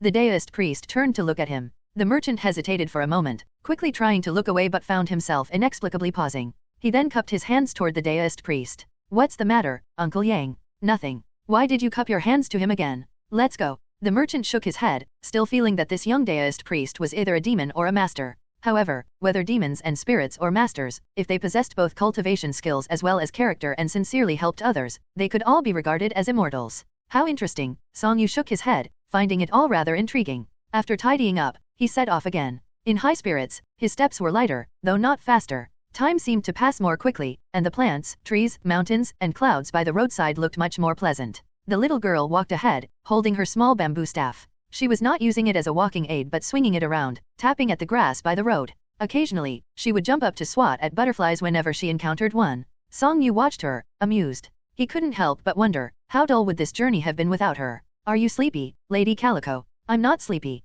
Are you exhausted? Not at all. Is it fun? Very fun. The little girl, without looking back, strode ahead in large steps while swinging the bamboo staff in her hand. Her voice sounded, if only I had a knife, it would be even more fun. Oh, it finally dawned on Song Yu that she had learned from that female knight. By mid-afternoon, the little girl finally grew tired. Rubbing her eyes, she turned to Song Yu, asking if she could take a nap on the back of the horse. Of course, she could. She then transformed into a cat and returned to the cloth bag on the horse's back to sleep. The journey became considerably less entertaining. While traveling from the mountainside to the summit, then down to the foot of the mountain, they passed by the ruins of an old village from the previous dynasty and encountered many abandoned pavilions. In some places, remnants of old earthen walls could still be faintly discerned. Most of the originally carved stone boundary markers remained in place, though half of them were now buried under weeds. The sun began to dip further west. As they reached the halfway point of another mountain, a pavilion appeared ahead. The scenery here was quite pleasant. On one side was a mountain, and on the other, a cliff. The roadside was dotted with bushes in bloom with flowers of various colors, creating a patchwork of beauty.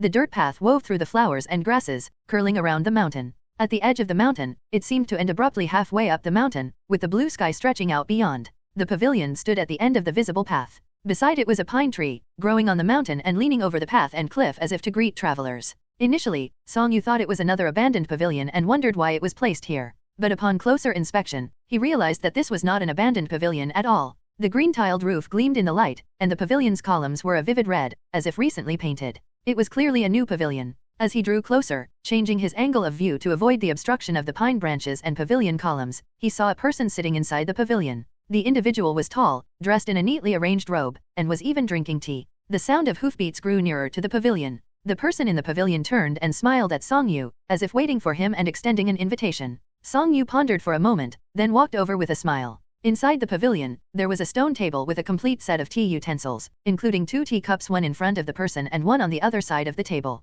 The person inside the pavilion appeared middle-aged, with a somewhat square face. He had thick eyebrows and rough skin, but he was dressed in fine clothing. He looked like a distinguished scholar or gentleman. As Song Yu entered the pavilion, the man stood up. Song Yu also stopped in his tracks. One of them stood in front of the stone table, while the other had just arrived at the pavilion's entrance, and they greeted each other with a bow. Greetings. Greetings. Please, take a seat. Very well n/o/vel/b/jn.c//om. The two sat down across from each other at the stone table, and the middle-aged man made a gesture inviting Song Yu to drink tea. Please, have some tea. Song Yu picked up the teacup. First, he examined it. The tea was a pale green and looked quite nice. He then sniffed it, noting the strong aroma and good quality of the leaves. After a brief pause and a sip, however, he found it somewhat bitter and not very smooth.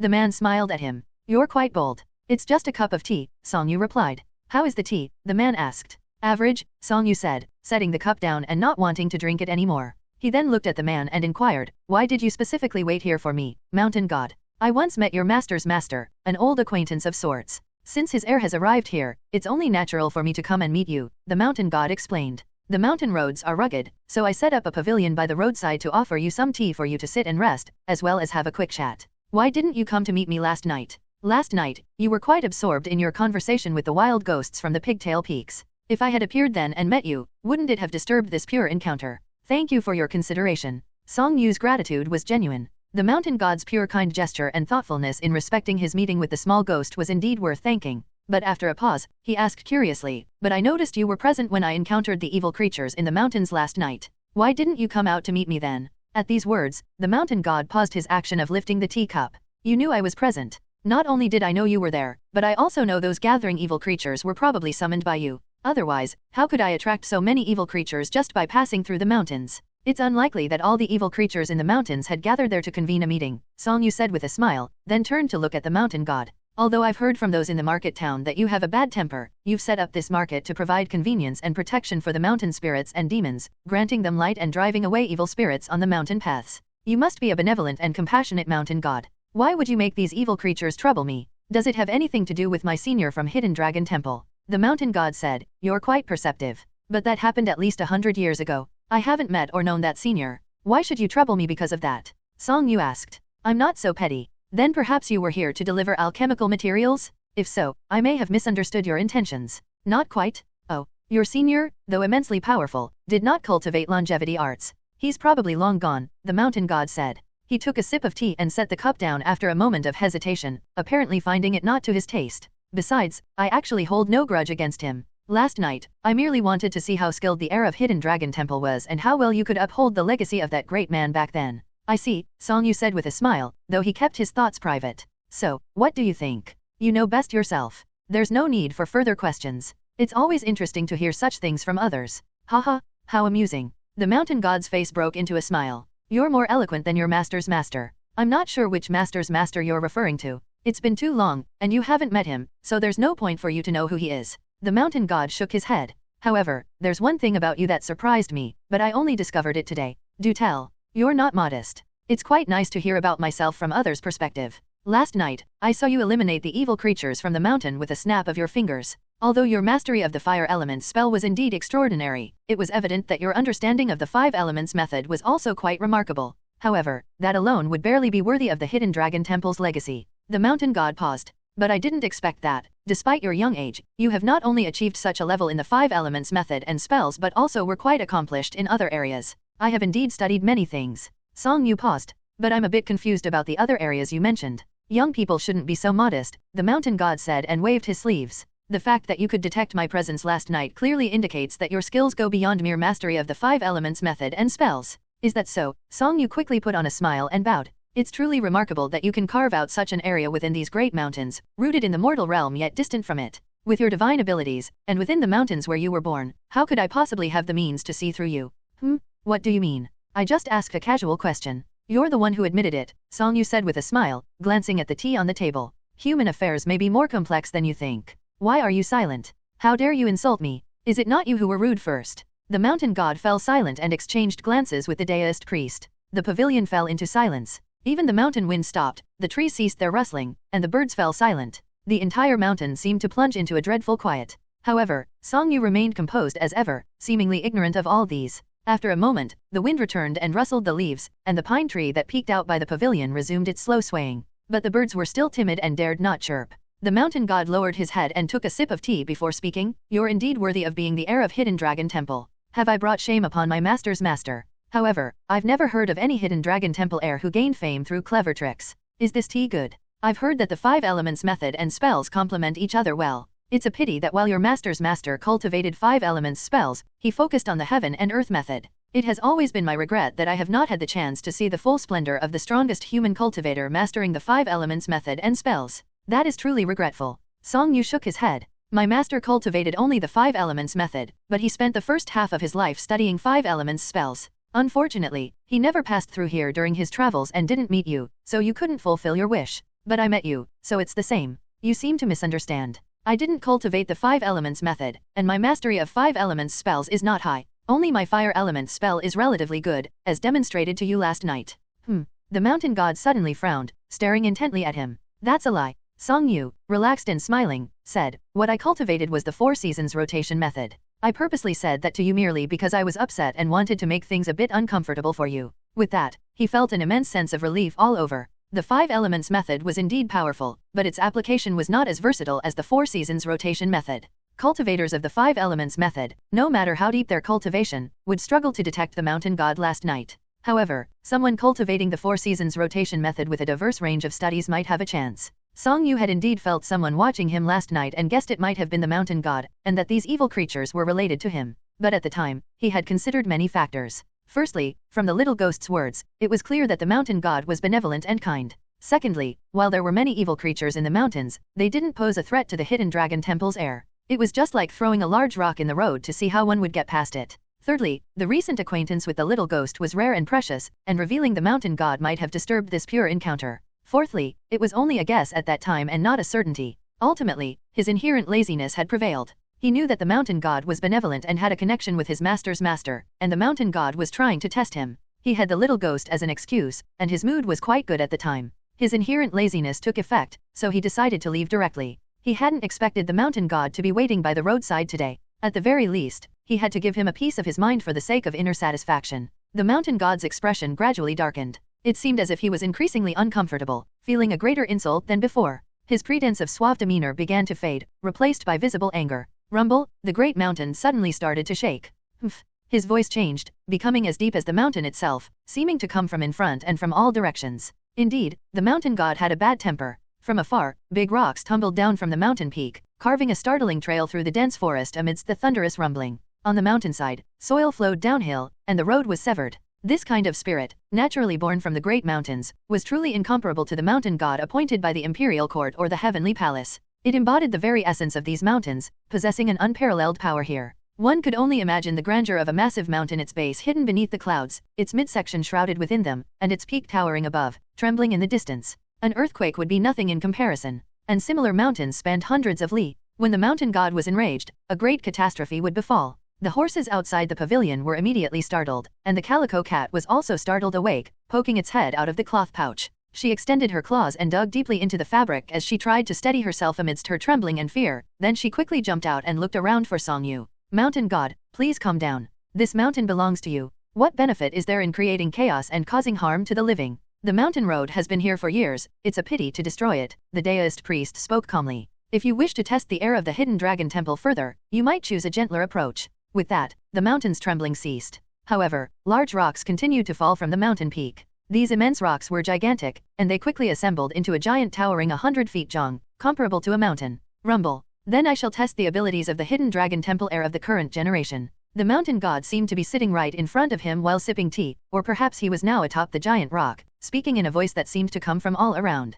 How will you handle this? The rock giant took one step after another toward the pavilion. Each step caused the earth to shake and rumble. The stones falling from the giant's body were likely the size of the pavilion itself, and its feet and fists were many times larger than the pavilion. One could only wonder who could withstand a stomp or a punch from such a being. Yet, it did not rush to crush the mountain pavilion but approached slowly, as if waiting to see how the deist priest would cope. The mountain god's gaze was fixed on the deist priest. The deist priest responded unhurriedly, Mountain god, you're the spirit of the great mountain, and this incarnation has the weight of a mountain and the strength of 10,000 June. Such power is beyond human capacity to stop. However, I have previously traveled the world and experienced Jing, and I have gained some insights. Few cultivators practiced the 4 seasons rotation method, so I believe this thread of spiritual energy from Jing might be of some interest to you. As he spoke, spiritual energy manifested in his hand. This spiritual energy was a mix of white and blue as well as purple, resembling a streak of lightning on a rainy night. He then pointed forward and used the strongest Jing spiritual energy he had obtained since he started cultivating to activate his thunder technique.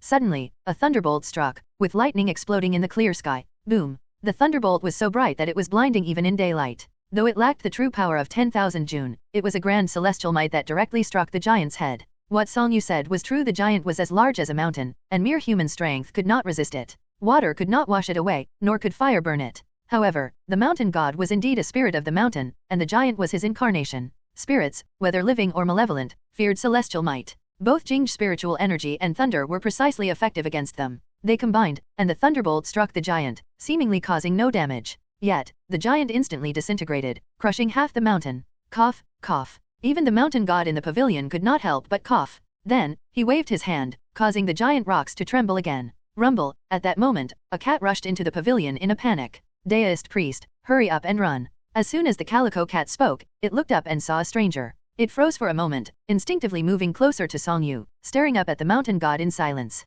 The pavilion suddenly fell silent. The mountain also quieted down, and the giant rocks ceased their movement. The mountain god and the deist priest both turned their attention to the cat. Deist priest, the calico cat was uneasy. In the next moment, however, the two of them took up their cups and resumed drinking tea as if nothing had happened. The calico cat was stunned by the sight. The mountain god set down his teacup, his face slightly pale. You indeed deserve your reputation, heir of Hidden Dragon Temple. Apologies. I have old ties with your master's master, so I will stop my testing here. Do you really have ties with my master's master? Song Yu also set down his teacup. I have only heard that you once had some sparring sessions with my master's master. Indeed, we fought. But, having ties and sparring are not mutually exclusive. Since that is the case, I also got to know you in the same manner today. Song Yu glanced at the cat beside him. I did not come alone, so please add another cup of tea. The mountain god waved his hand, and an empty cup appeared on the table. Water flowed from the air, filling the cup with tea. Lady Calico, please have some tea, Song Yu said to the calico cat. The calico cat, with uncertain eyes, glanced between Song Yu and the mountain god. Feeling that the person was not easy to deal with, she hesitated before jumping onto the stone table. She leaned close to the teacup and dipped its tongue in for a taste. Tui. It was bitter and astringent. The calico cat squinted, shaking its head, and quickly retreated. The mountain god remained silent, turning his gaze away from the cat and looking at Song Yu. It seems I underestimated you earlier n/o/vel/b/in.c//om. I'm merely somewhat talented. Still being modest. You flatter me. But mortals are ultimately mortals, and so are cultivators. Even with the favor of the heavens and great talent, mortals only live for 100 years or so. Song Yu shook his head. My master's master was also a prodigy of his time. Yet now, while you still sit here drinking tea, he has turned into a mound of yellow earth. Eternal life is increasingly hard to obtain. Yes, so those with eternal life like you are truly remarkable. Compared to your evergreen presence, we are but fleeting flowers. There are no eternal things. Does that mean you also can't live forever? Speaking of it, my consciousness has only existed for a little over 1,000 years. If one day I grow tired, I might just fall asleep. Or perhaps the gods of the heavenly palace might get annoyed with me one day and decide to take me away. I thought the mountain god would be more enduring than the mountains and rivers. I am the mountain, yet not quite. Song Yu fell silent. The atmosphere had unconsciously eased a bit. Song Yu rarely encountered such a remarkable being, and the mountain god rarely met someone who was qualified to converse with him. With the mountain god's previous ties with Song Yu's master's master, neither seemed to mind the earlier minor clash. They sat in the pavilion, enjoying the breeze, discussing various topics. They chatted about everything, from the heavens and the earth to the heavenly Dao, from the current dynasty to the previous one, from the mountain god's acquaintance with the Grand Master to the first Grand Master of the Hidden Dragon Temple, whom neither of them had met. They discussed topics ranging from the 5 elements methods to the 4 seasons rotation method, and from the mountain god to the method of becoming a god through incense offerings that was gaining popularity, the heavenly palace, and the Buddhist kingdoms. The entire conversation was relaxed and casual, free from any mundane or trivial matters. Anyone witnessing this would find it hard to imagine that these two had just caused the earth and mountain to shake with their conflict. Cultivators were like that. The mountain wind blew from nowhere, brushing past the outstretched pine branches. It was hard to tell whether it filled the pavilion or just passed through. Regardless, it did not cease. The sun was also setting further west. The mountain god glanced at the horizon. It's getting late. The sun has not yet set. You don't know that a few li ahead, and to the right up the mountain, there is a grove of lily magnolias in full bloom. I came here and waited for you to remind you to go see them. The mountain god paused. He added, that magnolia tree was the first one planted by your master's master back in the day. Over time, more trees grew over the whole mountain, and now the entire mountain is covered in the same color when it blooms. These days, it's at its peak. Today is the best time to enjoy the lily magnolias. If you hurry, you can still catch it. Is that so? Song Yu had no intention of staying any longer, quickly rising and saying respectfully, "Then I must bid you farewell. Thank you for the tea, the conversation, and the reminder. As for the earlier words of offense, I apologize. Please overlook them and forget them completely. I enjoyed conversing with you. No need to say more." The mountain god shook his head, saying to the deist priest, "After all, I was the one who was rude first. Even so, last night you refrained from disturbing my meeting with that ghost. Today, you set up a pavilion, personally making a good cup of tea for me to rest and quench my thirst. Both gestures of goodwill are genuine. My earlier words of offense were somewhat inappropriate." Song Yu lowered his head and looked at the tea on the table, smiling. "Speaking of which, pardon me for being rude again. It's just that you're a spirit nurtured by heaven and earth, pure and pristine. In this great mountain, you possess boundless power. Even the gods of the heavenly palace likely pale in comparison to your strength. By all rights, you should not be constrained by anything. So why force yourself to learn the complexities of human behavior? Wouldn't it be just as good to connect heart to heart in this way?" The mountain god furrowed his brow but remained silent. Song Yu smiled and cupped his hand again. "Decades or centuries later, when descendants of Hidden Dragon Temple pass through here, you should make it a bit more challenging if you wish to test them again." With that, he smiled and stepped out of the pavilion. The mountain wind swirled, and the mountain mist flowed. The pines and cypresses on the nearby mountain seemed to be waving gently. Looking back, the pavilion had disappeared silently.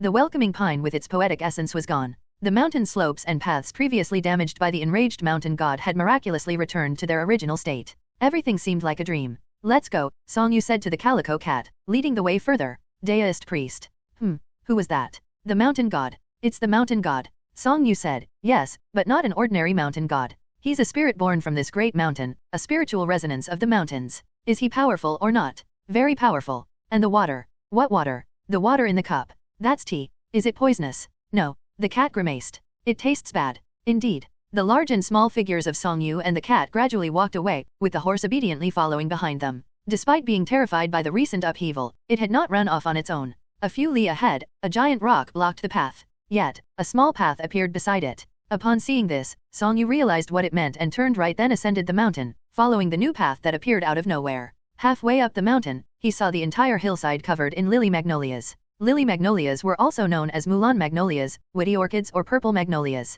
Despite the name purple magnolia, they were pink. The most prominent feature of lily magnolias was their intense pink, even more vivid than most pink flowers. When blooming, the leaves hadn't yet fully grown, and the branches were covered in flowers, turning the entire tree into a pink mass. At a glance, it seems to be a color artificially mixed, giving a dreamy and almost unreal appearance. If the entire mountain were covered with such flowers, when the sunlight shone on them, each tree's pink blossoms would vary in shade, darker ones leaning toward red, lighter ones toward white. This entire scene on the mountain could only be described as dreamlike. Yet, these blossoms were all naturally grown in the human world. Song Yu gazed up at this sight for a long time before retracting his gaze and continuing up the mountain along the small path, entering the grove. At this moment, the flowers were now overhead. Lily magnolias were not herbaceous or shrubs but on tall trees. Despite the dense forest, the flowers were out of reach. Even the lower half of the trees had no extra branches, leaving people to walk through the bare tree trunks. Yet, if you looked up, the pink blossoms filled the blue sky. The entire mountain was flooded by a sea of pink. Deist priest, where is this?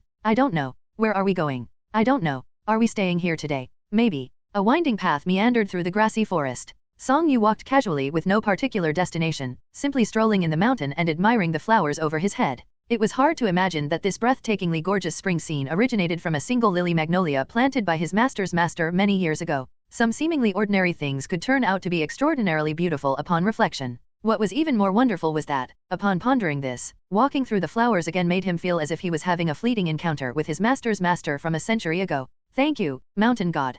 Thank you, Grand Master." It was a pity that such beauty was fleeting. This flower only bloomed for a few days each year. Each additional moment spent here, the dusk wind continuously stripped away its petals, causing them to fall like a pink rain when the wind was strong. How he wished to advise the east wind to take its time. The first light of dawn emerged from the edge of the sky, cutting through the thin mountain mist. It began to descend from the mountain peak, gradually spreading across the entire mountaintop. Thus, the lily magnolias covering the mountain were bathed in the morning light, making their pink and white hues particularly vivid and pristine. Along with the spring flowers bathing in the morning light was a swallow. A black and white swallow, though not entirely black but a bluish black with a metallic sheen under the sunlight, flew freely through the sky. It darted up and down, left and right. From a high vantage point, the morning mist in the mountains became a collection of wisps. In this view, the lily magnolias were partially obscured by the mist, appearing both magnificent and ethereal. Each tree looked like a blossom, and together they formed a blanket of color, covering the mountain peak. This was a beauty beyond the grasp of ordinary mortals' eyes. Whoosh! The swallow flew through a patch of mountain mist. The scene before it quickly shifted from a blur to clarity. It then folded its wings and dived headfirst into the sea of pink flowers. Navigating over the treetops and through the branches, the swallow moved skillfully as if gliding through a world of flowers, its view entirely filled with the pink blossoms. The flowers appeared larger to the swallow than to a human, with each bloom nearly as big as itself, creating a unique sense of beauty. As it brushed past the flowers, it could clearly see their texture and patterns, and the faint ginger floral fragrance lingered at its nose. Occasionally, it collided with flowers but continued to weave through them. This was an experience humans could not comprehend. It continued until it encountered a deist priest. The deist priest sat cross-legged amidst the lily magnolia grove, with a wool blanket spread beneath him and a bag placed nearby. A gingerbread horse grazed on the grass under the tree, appearing as a massive entity to the swallow. A calico cat sat beside the deist priest, licking and grooming its paws, when it suddenly became aware and stared up at the swallow. The night's mountain wind had scattered countless petals, and the flowers continued to fall. The petals had settled on the deist priest, the wool blanket, and even the bag. The gingerbread horse, despite being constantly in motion, also had a few pinkish-white petals stuck on it. The calico cat, however, was clean. Perhaps because it was too small, petals did not settle on it. However, a petal drifted down and coincidentally landed on its head. The calico cat immediately stopped, showing a look of confusion. It then tilted its head back to see what was touching its head, which only caused the petal to slip off. When it raised its paw to touch its head, it found nothing and became even more puzzled. It began spinning in circles and rolling on the blanket, ignoring the swallow. The swallow folded its wings and darted toward the deist priest like an arrow. Puff, the swallow disappeared in an instant. The deist priest then opened his eyes. Looking down, he saw petals scattered across his shoulders and legs. In fact, this was relatively few compared to when he had just woken up. The wool blanket was covered with petals. He randomly picked up a petal, examined it closely, and compared it with what the swallow saw from its perspective. The cat said, "Deist priest. Did you just touch me? You can think of it that way. Why did you touch me? I didn't. Then who did?" Song Yu stood up from the blanket, shaking off the petals from his body. "We should be leaving soon." "Oh." The calico cat moved away from the blanket, stepping onto the flower-strewn grass and looked down and then up. When the deist priest had shaken off the petals from the blanket, folded it, then placed it on the horse's back and started walking away, she followed with small, cautious steps. Alpha. Still, it was one person, one horse, and one cat. They were still on the small winding path through the flower-covered mountain, moving slowly down the mountain and enjoying the morning sun. "Who touched me?" The calico cat persisted with its question. They journeyed for another day. At dusk, they had crossed the last mountain along the ancient path through the desolate hills, and they were now in the region of southern Art County. Song Yu had not yet seen farmland or villages but had already heard faint, resounding singing, both male and female voices harmonizing. As they got closer, the singing became clearer. Another spring in March. The deist priest stopped on the mountainside and looked into the distance. Ahead, the landscape still featured layer upon layer of mountains and rivers, all shrouded in the evening mist. However, patches of farmland could now be seen in the valleys. Occasionally, fields of golden yellow could be seen, as the cauliflower plants here bloomed unusually late. The singing echoed through the mountains, with the female voice clear and the male voice deep, coming from an unknown direction. This all indicated that he had emerged from the desolate mountain path and re-entered the human world. "It's already March," Song Yu reflected, continuing forward. The horse and cat followed him. The wind filled the mountain, making Song Yu's clothes flutter and bringing a refreshing coolness. The sky was filled with gray clouds, with a large expanse of darkness. It seemed as though this stretch of land ahead had no intention of welcoming them warmly. Descending the mountain, they joined the main road. They encountered pedestrians along the roadside, some carrying milkmaid's yoke, others riding oxen or donkeys, or walking on foot. They were all aware of the approaching rain, and thus moving hurriedly. "Could you tell me the way to southern Art County? Just follow this road." "How far is it?" "About 10 li. "Thank you. It's going to rain soon." The passerby's voice grew fainter as Song Yu continued forward. Half an hour later, the rain had started to fall. The rain of late spring seemed to carry a hint of summer's intensity. It came down heavily and abruptly, drenching the roads in an instant and splashing mud on the floor everywhere. Song Yu put on a raincoat and a bamboo hat, and placed the calico cat into the bag. The world around him was veiled in misty rain, and the path ahead twisted and turned. The light of day was dimming gradually. It seemed unlikely they would make it to the city. Song Yu had initially planned to find a pavilion to shelter from the rain, but he didn't see one. Instead, using the remaining daylight, he spotted a small temple. The temple was situated on a small hill by the roadside. The hill was not high, only about 10 jong. The temple was modest, with just a few small rooms. Perfect. Without further thought, Song Yu stepped up the hill as the horse followed behind him. Song Yu quickly ascended the small hill. Out of habit, he looked up and noticed that there was no plaque or Chinese couplets on the sides. Nevertheless, he knocked on the door. Knock knock knock. The sound of the rain was so loud that he worried the occupant might not hear him. He knocked a few more times and waited. Eventually, hurried footsteps and the sound of splashing water could be heard from inside. Creak. The door opened a crack. To Song Yu's surprise, a bhikkhuni stood inside. A bhikkhuni was a Buddhist nun. She appeared to be in her 30s, with slightly yellowish skin, perhaps not yet 30. She wasn't holding an umbrella, and in the short distance from the door to the eaves, her pale blue nun's robe was already soaked by the rain. The eaves provided some shelter from the rain. She stood there, looking up and down at Song Yu, before asking, "Who are you looking for?" Song Yu was momentarily stunned and then showed an apologetic expression. "I didn't know this was a nunnery. I apologize for the intrusion. I'll leave now." He gave a respectful bow as an apology and turned to leave. Buddhist temples were usually quite accommodating and easygoing in providing lodging, but a nunnery was clearly not suitable for a male guest to stay. Moreover, with the sky darkening and the heavy rain outside, there were no pedestrians on the road. Even him standing at the door and exchanging a few words might alarm or distress the nuns, let alone staying the night. So Song Yu didn't ask further and was about to leave. However, at this moment, he heard the nun's voice call out from behind, "Who are you looking for?" Song Yu had just turned and taken a step when he heard her and turned back, responding politely, "I'm not looking for anyone. I'm from the mountains of Lingquan County in Yizhu, just passing through.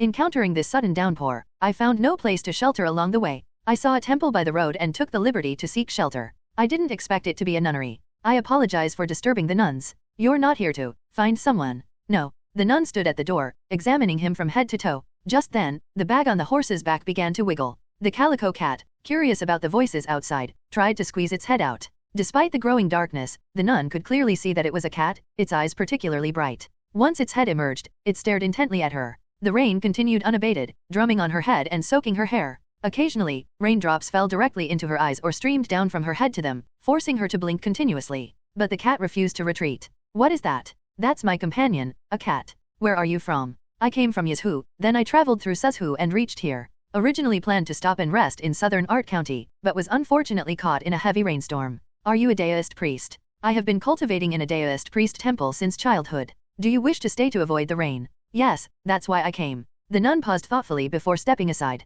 "Then come in." "That's not appropriate, is it? As long as you're not a bad person." "I assure you, I'm not a bad person," Song Yu said with a polite smile. "However, as a man, it's indeed inappropriate for me to stay here. I wouldn't want to cause trouble. But since I've met you, may I ask how long it takes to get to the city from here? And what time does the city close?" "It's fine, the rain is heavy. Don't get drenched," the nun said, her voice softening as she perceived his gentle demeanor. "It's still about 10 li to the city, and it's likely you won't be able to get in now. Are there other places to take shelter around here? Come in. There's a room available, and with this heavy rain, no one else is likely to come." Song Yu found it somewhat strange but didn't dwell on it. After a brief contemplation, he bowed respectfully and said, "Then I will come in for a short while. If the rain lessens, I will leave immediately." The nun acknowledged with a nod and said no more. Then, Song Yu led the horse inside. The nun closed the gate and pointed to a shed in the corner. "You can tie the horse there. The rain won't stop tonight, so you'll need to stay for the night. Leave first thing in the morning." Song Yu intended to refuse again, but he heard a man's voice faintly in the heavy rain. The rain was pouring heavily in the courtyard. The nun, trying to avoid the rain, quickly lifted her pants and ran toward the shed. Seeing this, Song Yu followed suit. "Why isn't your horse tied up? It's well behaved, so it doesn't need a rein. How will you tie it then? n/o/vel/b/in.c//om. No need to tie it, it will stay here and won't wander off." "Really? It's true. I wouldn't dare lie." The nun fell silent. Song Yu removed the bag from the horse's back, while the horse stood obediently without moving. The nun watched with a furrowed brow, still worried that the horse might wander off during the night. "I'm Song Yu, and my style name is Menglai. May I ask for your name, master?" "Don't ask." "All right." The nun led him to a small room. Song Yu had initially only intended to burn incense in the main hall to shelter from the rain, but now he didn't insist. He thanked her respectfully and carried the bag into the room. The rain was so heavy that the bag, though water-resistant, had become soaked, and its contents were wet. Song Yu took them out to dry, planning to clean them up briefly, then he would wash and air them out once he reached the city the next day. However, while organizing, he heard faint moans coming from the adjacent room amidst the sound of the rain.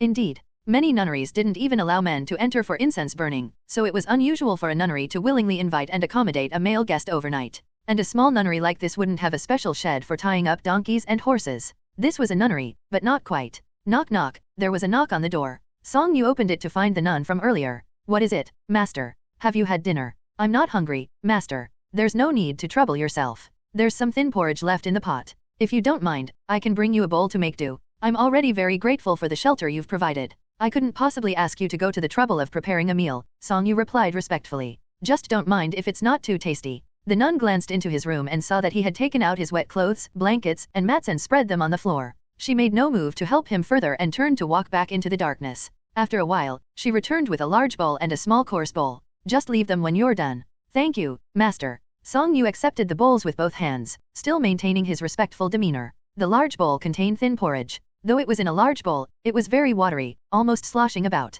The small coarse bowl held pickled vegetables. To his surprise, it was pickled cauliflower, small golden yellow florets of cauliflower plucked out from the plant, faintly visible in the darkness. It seemed this was their dinner for the night. As the light continued to fade, Song Yu ate in the darkness. This was the first time he had eaten pickled cauliflower. He found the pickled cauliflower unexpectedly tangy and refreshing, which made even the thin porridge taste flavorful. Song Yu focused on his meal, ignoring the outside sounds. The calico cat had its ears pricked up, looking toward the next room. Meanwhile, Song Yu occasionally patted its head. N/O/vel/B/in.C//om. In these times, Daoist temples, as well as Buddhist monasteries and hermitages alike had their share of improper practices. What constituted improper varied from person to person. Some Buddhist temples, instead of focusing on the study of Buddhist teachings, engaged in usury, ignored precepts, or sought out wives. They indulged in meat and wine, under the guise of fancy names like Xiuanlike, Shizuohua, or Banruotang. Some people considered these temples or monks improper for such behaviors. Similarly, some Daoist temples abandoned the study of Daoist scriptures for commerce, martial arts, or disputes with others, leading others to view them as improper as well. But there were even more improper examples. Temples and monasteries, meant to be sanctuaries away from the worldly filth, often turned into places of corruption and even became lawless zones. There were often fugitives hiding within or villains masquerading as monks to cover their true activities. Generally speaking, the situation was worse in Buddhist temples than Daoist temples, primarily because the regulations in Buddhist temples facilitated such behavior. Essentially, these people were neither true monks nor Daoist priests. For example, some nunneries actually catered to men. But this did not concern Song Yu. The nunnery had provided him shelter on a rainy night. Regardless of their identity, they were benefactors in this instance. Moreover, they had given him a meal. Slurp.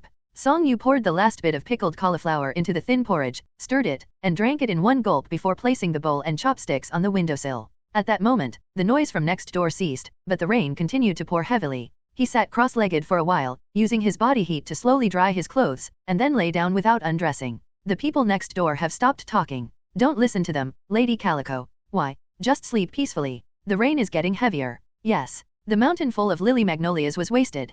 Perhaps, the night rain in March should not be listened to. In the morning, the sound of birds chirping outside was clear and melodious. The calico cat, repeatedly drawn by the sound, would crawl out of the bed and run to the window to check. Kept crawling out from under the covers to check the window. Once the bird calls stopped, she would crawl back to continue curling up. She did this numerous times throughout the morning. In any case, Song Yu woke up the moment she took her first step, but he didn't want to get up and stayed in bed a while longer, until he heard some chaotic voices from outside. I'll pay you next time. But you haven't paid many times already, sir. Oh, we haven't collected the debt from the west side of the city yet, so our funds are tight. I'll bring it over for you next time, so it's just the same. Please, sir. What's the problem? Are you afraid I'll give you less? Let go, let go. Sir, we also have our difficulties. What difficulties? You're just lying there without doing anything. Earning money is hard work for me. Let go, let go. You don't even pay your taxes. Do you have any right to complain? Song Yu threw off the covers and sat up. He then put on his shoes and pushed open the door to the courtyard. There was no sunlight outside, and the small room was so dark that he had to squint to see as he struggled to look out into the courtyard. A tall man, dressed loosely in fine cloth, was in the courtyard. A nun younger than the one last night was pulling at his clothes and pleading with him, while several other nuns, including the one from last night, stood by. Most of them looked helpless in the face of this scoundrel. Oh my. In the midst of the struggle, the man noticed Song Yu and his eyes lit up. He grinned and said to the other nuns, "You're really doing well with your business here. Even Daoist priests come by." The nuns kept their heads down in silence. By now, Song Yu's eyes had adjusted to the light, but he did not speak. He merely watched the man with a calm expression. The man, wanting to engage him, cheerfully remarked, "Sir, you sure picked a great spot. The nuns here are better than the girls in the city." Song Yu remained silent. Meanwhile, the nun from last night turned her gaze elsewhere. Realizing something was amiss, the man's expression gradually stiffened. "I'm speaking to you, sir, and you're ignoring me? Isn't that a bit rude? Sir, are you unable to speak? Hey, Daoist master, why are you staring at me?" The man's expression shifted continuously, which Song Yu found increasingly amusing. Examining a person's expression, demeanor, and details could reveal much about their inner nature and character. People's personalities were not fixed.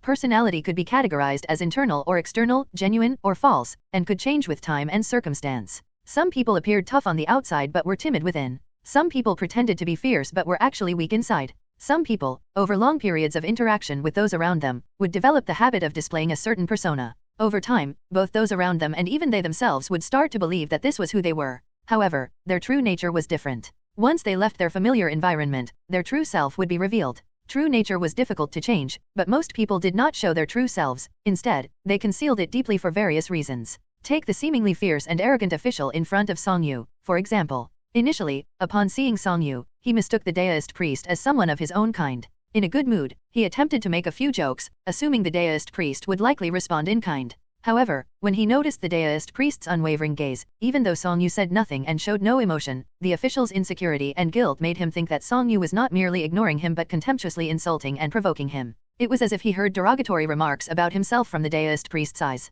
This saved Song Yu some trouble. Even if Song Yu had actually insulted him, it would not have been as severe as he imagined. Thus, in a fit of anger, the official pulled at his clothes and wriggled free from the young nun's grasp. With large, aggressive strides, he made a threatening move as if he were about to confront Song Yu. However, since Song Yu was someone he wasn't familiar with, and he didn't know if he could easily handle him, the official hesitated. So when he took a few steps closer and saw Song Yu still standing there, looking at him without a hint of fear, he stopped. Not daring to provoke him further, he muttered a couple of threats from a few steps away and then turned on his heel and left. The nuns did not dare stop him this time, while Song Yu watched calmly. It seemed that the official was used to being domineering, but his true nature was not as harsh. This arrogance is both a habit cultivated by those around him over the years and a skill he relies on to survive. When dealing with commoners, this arrogance made it easier for him to achieve his goals, leading to a reinforcement of the habit, which in turn deepened the arrogance. But this did not change his inner nature. He knew right from wrong and was aware that his behavior was despicable. Thus, when others remained silent, he felt as though they were berating him.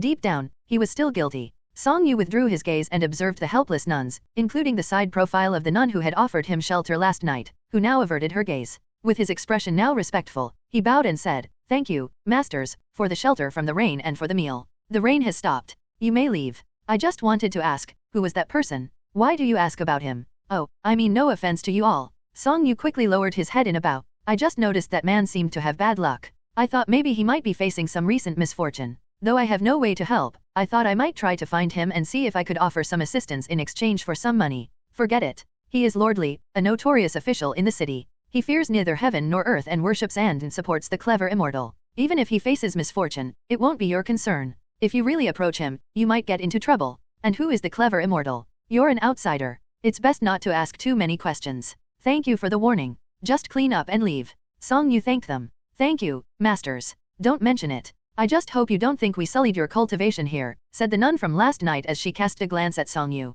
"If you really have some skills and wish to thank us, don't focus your efforts on Lord Li. He's not someone to provoke. Instead, when you burn incense and worship the gods in the future, help to clear our karma so we don't end up in hell." "Master, you jest." Song Yu lowered his head again. "There is no such thing as hell in this world. Even if there were, master, you neither steal nor rob and are kind-hearted. If such a person were to end up in hell, then hell would have to be larger than the human world to contain everyone." These words made the nun pause in surprise. She seemed touched, turning her gaze to the deist priest's face, where she saw no trace of contempt, a sight that was both natural but rare to her. She opened her mouth to speak but fell silent, ultimately remaining quiet. The world was harsh, and things rarely went as desired. The nun waved her hand, urging, "We don't have anything good to eat here, so we won't ask you to stay for breakfast. Go on, go on. A night's stay is more than I could ask for, and I'm already extremely grateful. The dinner last night was also scrumptious. I wouldn't dare to ask for more." Song Yu bowed once more and said respectfully, "I'll go tidy up now." With that, he turned and returned to the small room.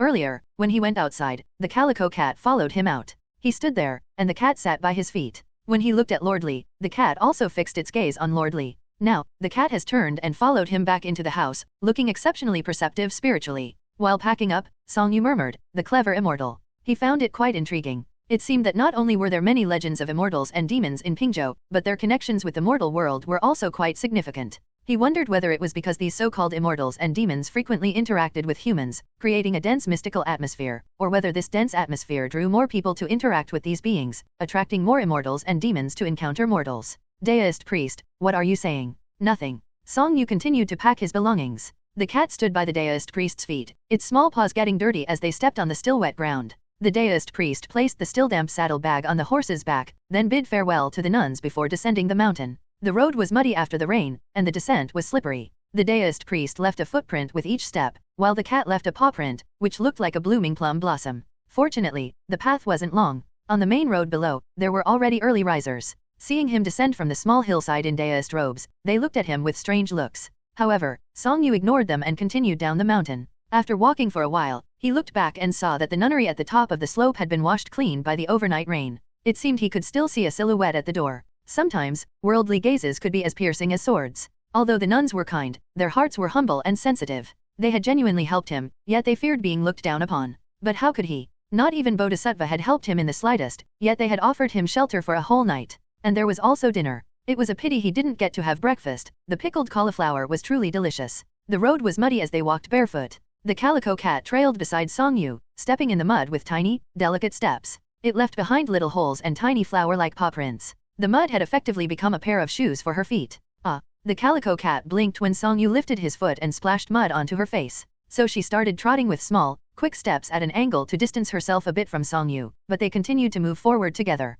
Ahead, there were signs of habitation. Through the morning mist after the rain, the city came into view. Song Yu suddenly stopped in his tracks. The calico cat followed suit, looking up at him. Following his gaze, it glanced curiously toward the distant houses. There were a few thatched cottages, fields in front and back, and cherry trees nearby. A few children were stealing cherries. Cherries were often called the first of all fruits, and even though it was only March, they were already ripe. Strings of red pearls hang among the green leaves, filling the branches. 2 of the children had climbed the tree, 2 more were standing under the tree holding out their clothes to catch the cherries, and another child was keeping watch. As Song Yu watched, they noticed him. In that moment of distraction, a figure emerged from one of the thatched cottages, and the child on the lookout failed to notice. Which families are you from? The loud shout startled the children, making them scatter in panic. The 3 at the bottom of the tree bolted, and the 2 on the tree quickly jumped down. They were lucky to be barefoot, as they would have lost their shoes otherwise. The old man, wielding his cane like a club, chased after them. Song Yu smiled as he observed this scene. He was reminded of similar scenes in his childhood in the countryside in his past life, where children would demonstrate their prowess when the fruits ripened.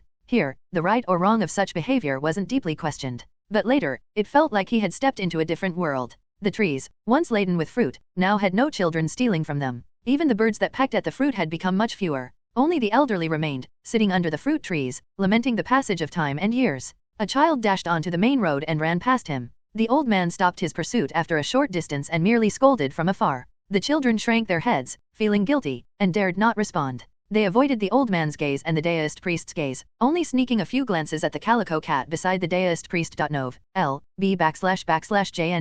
To their surprise, the daoist priest smiled and asked them for some cherries. One bold child came over while clutching a handful of cherries, extended his dirty, grimy hand, and took a big handful. After a moment of thought, he loosened his grip to let some fall before placing the rest in the daoist's hand. Thank you, little ones. Is this your cat? Yes, she's traveling with me. She doesn't run away. She stays with me. Where are you going? To Southern Art County. That's just ahead. Thanks. Ha ha ha. The children swarmed together, taking a small path. They moved with unusually light steps on the muddy ground, bouncing and hopping as they went. Song Yu looked at the cherries in his hand. Still damp from the rain, they didn't need to be cleaned. Whether rain or dew, there was no need to remove it. Whether dirty or clean, there was no need to wash it. He just passed them to his mouth. Fully ripe cherries need to be handled with care even when pinched between the fingers. Placed in the palm, they seem to tremble. When put into the mouth, there's no need to exert any force, they burst with just a gentle press. There was no sourness or excessive sweetness, only the refreshing cherry fragrance full of juice, almost making the fruit's flesh imperceptible. Eating them was an extremely refreshing experience. Song Yu naturally did not forget the calico cat. Would you like to try some, Lady Calico? Cats don't eat fruit. These are cherries. Cherries. Do you want some? The calico cat almost said cats didn't eat fruit but remembered she had tried fruit before. So she asked, is it tasty? Very tasty. Is it like hawthorn? Not at all. What makes it special? It's special because it's a cherry. It's stolen cherries. I got them by asking. They were stolen. Indeed. That's wrong. Of course, Lady Calico, you shouldn't do such things. Song Yu finished the cherries, discarding the last pit by the roadside, and continued speaking to the calico cat. However, Lady Calico, you're a cat of integrity with a clear sense of right and wrong. You surely don't need my reminder. That's right. Do you want some? No. It's very delicious. Then I'll just taste one. Is it tasty? Not as tasty as a mouse. Then forget it. You seem very skilled. The person and cat continued their slow journey to Southern Art County, walking through the muddy path without concern, not minding the dirt at all. Those with a peaceful mind were free from worries, and those with a pure heart remained untainted. Southern Art County was situated on flat land, with stone-paved streets. Except for a short muddy stretch at the entrance, the rest of the town was easily navigable. Its small size meant that a full circle around town didn't take long. Song Yu inquired at 2 inns, choosing the one he liked better and booking a room for 5 days. Then, the innkeeper brought water for them to wash their feet. Song Yu cleaned his feet first and asked the innkeeper beside him, I'm new to Southern Art County and unfamiliar with the area. Are there any tasty foods, interesting things, or taboos to be cautious about? Where are you from? Suzhou. We're close to Suzhou, and there's not much difference between us. If you're looking for something special, our soup noodles are quite good, even small shops make them well. Additionally, our region is known for its textiles. The cloths from Southern Art County are among the best in Pingzhou and even Great Yan. If you're interested, you might want to buy some. The shopkeeper pondered. As for interesting things, I can't think of any offhand. Are there any taboos? I'm worried about offending anyone as a newcomer. There are no significant taboos? We're all humans, so people everywhere are essentially the same, not much different from one another. No matter where you are, just be cautious. Don't flaunt your wealth, avoid going out at night, and steer clear of troublemakers. That should be enough. You're quite right. Would you like a bowl of soup noodles? How much? 12 wen. It's made with bone broth. I'll have a bowl. Sure thing. Song Yu washed his feet and reached out to the calico cat. Just then, she obediently lifted her legs for him to clean. Song Yu shook his head, carefully washing her, making sure not to miss the gaps between her toes. You should have stayed on the horse as I said. Then you won't have to step in the mud, and your legs wouldn't have gotten so muddy. Look, you're covered in it. It's just mud, the calico cat said as she let him wash her feet. Though she showed no resistance, she had to keep her gaze fixed on him. Even when he was washing the back of her feet, she had to turn her head and watch it with her own eyes, she just couldn't not look. Sir, let me wipe that for you. The shopkeeper also brought them a cloth to wipe their feet. Thank you. After drying his feet, Song Yu put on his shoes and socks before he stored their belongings in the upstairs room, and then he went out to buy a few pieces of raw meat to feed the cat after he came down. Upon his return, the innkeeper brought out the soup noodles. Soup noodles were essentially noodles, varying in types wide, thin, thick, or thin. Most of them were called soup noodles. Here, the soup noodles were thin and wide pulled noodles, similar to broad noodles or hand-ripped noodles. They came in a bowl of clear broth with the noodles laid in, and topped with a sprinkle of scallions without much additional seasoning. Enjoy your meal. May I ask something? I was traveling yesterday and got caught in the rain. My luggage got wet. Is there a place here where I can wash and dry my clothes? Do you want to wash them yourself or have the laundress help? I'll do it myself. You can wash them in the backyard and hang them there to dry. There are many hemp ropes set up for drying there. Just hang them up when you see an available spot. Just be careful, sir. Although theft is uncommon, if anything goes missing, the shop won't be able to compensate. The shopkeeper smiled and added, I'll be here keeping an eye on things, and anyone coming in and out will also see and help keep watch. Thank you. Song Yu picked up his chopsticks and began eating the soup noodles. The broth with thin noodles is pretty standard in taste, nothing particularly special about it. However, the noodles were very chewy, thin, and wide, with an excellent texture that truly deserved to be called a specialty. Seeing that the innkeeper was sitting close to the door not far away, Song Yu casually asked, Do you know a certain lordly in the city? Which lordly? The rather imposing one. How would I know? The innkeeper lowered his voice noticeably. It wasn't necessarily because the person was particularly fearsome, but likely a habit of the innkeeper, who would lower his tone even when speaking about ordinary neighbors if the conversation wasn't positive. As Song Yu continued eating, he said, Yesterday, while rushing on my journey, I ran into Lord Li. Seeing that I was alone, he took some money from me and claimed it was for gambling, and he told me to come to the city today to get it back. I know he wasn't just borrowing this money from me, but I'm really at the end of my resources. I want to ask if it's possible to reclaim this money from Lord Li, and if it'll be too much trouble to do so. Don't bother thinking about it, sir, the innkeeper advised. If there were other witnesses, you should report it to the authorities. Then, you might have a chance to get your money back. Is Lord Li very dangerous? The innkeeper took up his stool and moved closer before he spoke softly. Is the person you're referring to the tall, big-built one with a mole at the corner of his eye? Exactly. He's not someone to mess with. How so? It's hard to explain. Lord Li has already taken my money. He wouldn't go so far as to harm me, would he? Not to that extent. If someone can easily harm others, where's the law? The shopkeeper said. But he is a bully. He's wealthy and influential, tall and strong, with plenty of friends and connections. He has other means too. If you anger him, you'll certainly suffer some hardships. Getting beaten up would be the least of your worries. Please elaborate. There's not much to elaborate on. I have 3 yen, 1 of silver here. The innkeeper moved his stool to sit directly in front of Song Yu. He continued, Lord Li's family lives in the west of the city. He started out as a lowly person but later ingratiated himself with the authorities and gained some power. Now, he's a notorious bully in the city. He's known for preying on the weak, but he fears the strong. If you have power, influence, or some other means, he might not dare to do anything to you. But, you're new here. If you have any other means, that's one thing. If not, consider the lost money as stolen. Otherwise, while Lord Li and his underlings might not kill you, they could still make things very difficult for you and cause you considerable trouble. Song Yu asked, has he ever killed anyone? I haven't heard of that, but engaging in bullying and extortion for long isn't much better than killing someone. I heard about a so-called clever immortal. That's what they say. They're just rumors. Yes, just rumors. I'm quite interested in rumors. Both in southern Art County and the neighboring counties, there are always whispers about niche divine immortals that claim to be more effective than those in the temples. The innkeeper's voice dropped further. He added, most of these bullies and ruffians in our city worship a divine immortal called the clever immortal. I don't know where they worship, but having this great divine immortal on their side, many influential people avoid offending them.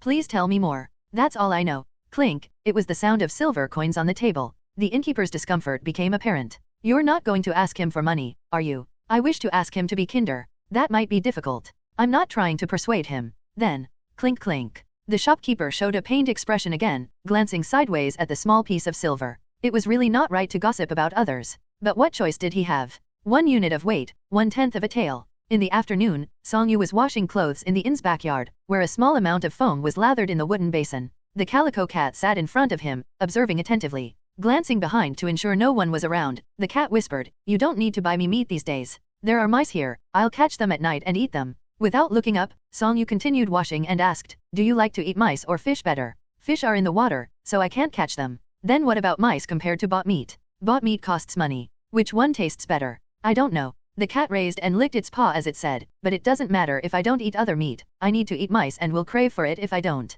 Bought meat costs money, so we should save where we can." Song-yu found this amusing. For the cat, it seemed that mice were a staple food even if it wasn't the best, it was necessary. The calico cat kept her eyes fixed on him. Seeing that he had finished washing his long robe and started on her smaller clothes, she blinked and stared at him as she quietly said, "If only the swallow were here, he would have found a place to shelter from the rain before it even started. We wouldn't have gotten wet. It's all right. We need to wash clothes. That's what we're doing." The calico cat fell silent, changed her posture with a yawn, and continued watching him. "You resemble a supervisor." "I don't know what a supervisor is." "Then you're not very smart." The cat was stunned. "I'm going out this afternoon. You look tired. Do you want to take a nap in the room? It would be easier for you to catch mice at night." "Where are you going?" "To visit the tea house and buy some things." "I will go with you." "Sure." Song-yu fell silent and remained focused on washing the clothes, and before long, the weather had warmed up. In the peak of the afternoon sun, people in the streets were wearing short sleeves. Song-yu decided to buy some oiled paper to wrap his thick autumn and winter clothes once they were washed and dried before placing them at the bottom of the saddle bag. He also intended to go elsewhere to inquire more about Lordly again, to gather more information. He would buy a small fish as well. Regardless of how much money he had, there would always be enough for Lady Calico to enjoy fish and meat as long as there was a place to buy fish and meat. The spring water was no longer icy, and the hemp ropes were gradually being filled with clothes. That evening, in the western part of the city, Lordly had just finished dinner and was in a particularly pleasant mood. As he left his house to seek some entertainment, he saw a familiar face across the street the moment he took a step. He didn't know this person well and had only seen this person once. He had seen this person this very morning. The Daoist priest was still in the same robes and still had a calico cat following him by his hand. He stood across the street with the calico cat while staring at him with an unreadable expression. Lordly suddenly felt uneasy. If it were an ordinary Daoist priest or an old beggar staring at him like that, he would have thought they were just hoping to get some money. They would have opened their mouths and said some vague blessing. But he had just had an unpleasant encounter with this Daoist priest earlier that morning, and now the Daoist priest specifically came looking for him. It was hard to say this as a good thing. No, how did he find me? Could it be a coincidence? But the Daoist priest's expression clearly showed that he was waiting deliberately here for me. Lordly, uncertain about the situation, was nervous and irritated. Yet, he tried to appear fierce as he walked over in big strides. "What are you doing here?" "I'm here specifically to wait for you, sir." "Wait for me for what?" Lordly glared at him. "This morning, I was kind to you and let you go. You dare to come find me again? Don't you fear getting beaten up by me? Or do you think I'm gullible?" "You misunderstand, sir." Song-yu smiled and cupped his hands in a gesture of respect. "This morning, I saw that you were surrounded by demonic aura and had poor fortune. You might have been consorting with evil creatures and malevolent beings and committing many wicked acts. If this continues, there will be no turning back. I'm here to save you." "What nonsense are you talking about? Evil creatures. You know in your heart." Lordly looked Song-yu up and down. "Hey, you're a Daoist priest wandering around brothels. Yet, you're acting as if you're a master. Are you trying to scam money from me? Have you looked into who I am? If you think you can fool an official with some hearsay, you'd better reconsider. If you don't back off, you're in for a beating. You should mind your words, sir. The same goes to you. You're a Daoist priest playing around with nuns, yet you're pretending to be a recluse master here. There are many who can speak, but few who know when to remain silent. This is a true form of self-cultivation," Song-yu said. "If you can't keep your mouth shut, I'm happy to assist."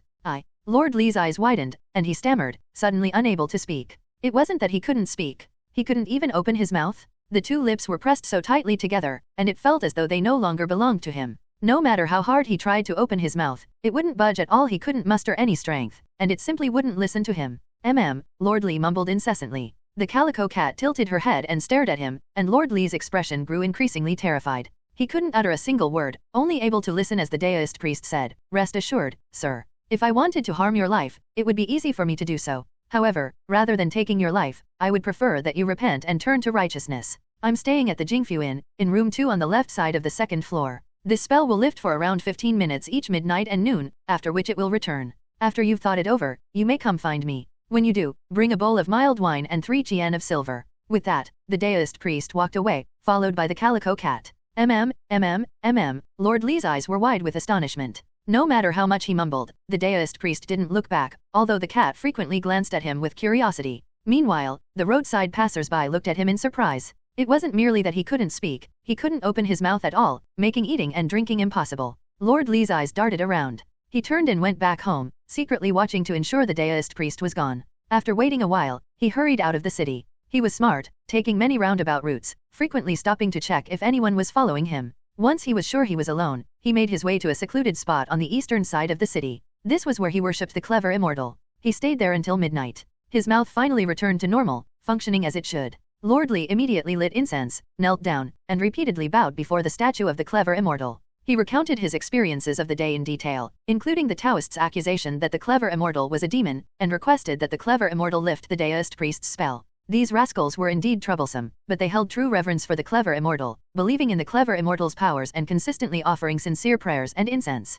The clever immortal was usually quite effective most of the time. Lord Lee felt that with the clever immortal's power, lifting this spell should be a simple matter. After all, it was just a minor deist priest. After finishing his recount, he waited for a while, only to see the incense smoke curling as usual and drifting toward the statue of the clever immortal. But he received no response from the clever immortal. He dared not make a sound and quietly waited until the 3 sticks of incense burned out. Suddenly, the statue in front of him seemed to come to life, becoming more vivid, its gaze intense as it seemed to emit a voice. "Where does he live?" The voice was ethereal and carried a sense of authority. Lord Lee quickly lowered his head. He said he stays at Jingfu Inn, room 2 on the left side of the second floor. "What does he look like?" "He is young and handsome, about my height. He's thin, appearing to be in his 20s. Lord Lee kept his head bowed deeply, not daring to look up. "Great immortal, are you going to?" "He's a mere little deist priest, who learned some tricks to deceive people. Yet, he dares to be arrogant and insult me. I will certainly meet him." "My mouth. It's a trivial matter, no need to rush." "Understood." The statue returned to its previous state. Lord Lee remained in place, expecting the clever immortal's trivial matter to mean that the spell would soon be lifted. However, as he waited and tried to speak again, he found his mouth had tightened shut once more. Lord Lee was stunned, unable to believe that the immortal hadn't lifted the spell for him. Could it be that the clever immortal had forgotten? Or was he being punished because the clever immortal was unsatisfied with his performance? Regardless, had he known, he would have had a drink of water beforehand. Now, he felt unbearably thirsty. At the 4th watch of the night, the outside was pitch black. In a big city like Udo, there might still be drunkards stumbling down the streets or shop signs outside who haven't yet extinguished their candles. But in this small town, it was utterly quiet and dark. Yet, this was only true for humans. For cats, such a night was still filled with sights, and there were many sounds even during the night. Especially for the calico cat. The sounds include the breathing and snoring of guests in the neighboring rooms, the breeze rustling through the eaves, the sound of clothes fluttering on the drying lines, and the faint noises coming from the mouse holes at the base of the walls downstairs. N/O/vel/b/n.c//om. Something seemed off. The calico cat ran a couple of steps on the bed, leapt nimbly and silently onto the windowsill, and pressed against the window before looking down. She saw a small and short figure walking along the street. The figure was less than half a person's height, dressed in human clothing. The figure was plump, walking close to the wall, and swaying as it moved. It also occasionally stopped to look around. The seller of incense from the mountain? No, but it was similar to that seller. The calico cat remained silent, peeking out further from the window, observing closely and quietly. The small figure walked to and stopped at the inn's door, then looked up at the building. Of course, since the calico cat had once been revered for catching mice, she could never be spotted by a mouse. There was a faint movement below. The small figure was coming upstairs. Instinctively, the calico cat hid in a corner of the room, curling up to conceal herself and leaving only her eyes visible as she watched the window. Unlike the legitimate gods of the heavenly palace, demonic shrines and evil cults were bound by different rules. For the requests of their followers, as long as they fell within their duty and were reasonable, they could not easily refuse. Undo the spell? He didn't even know what kind of spell it was, having never seen it before, so how could he undo it?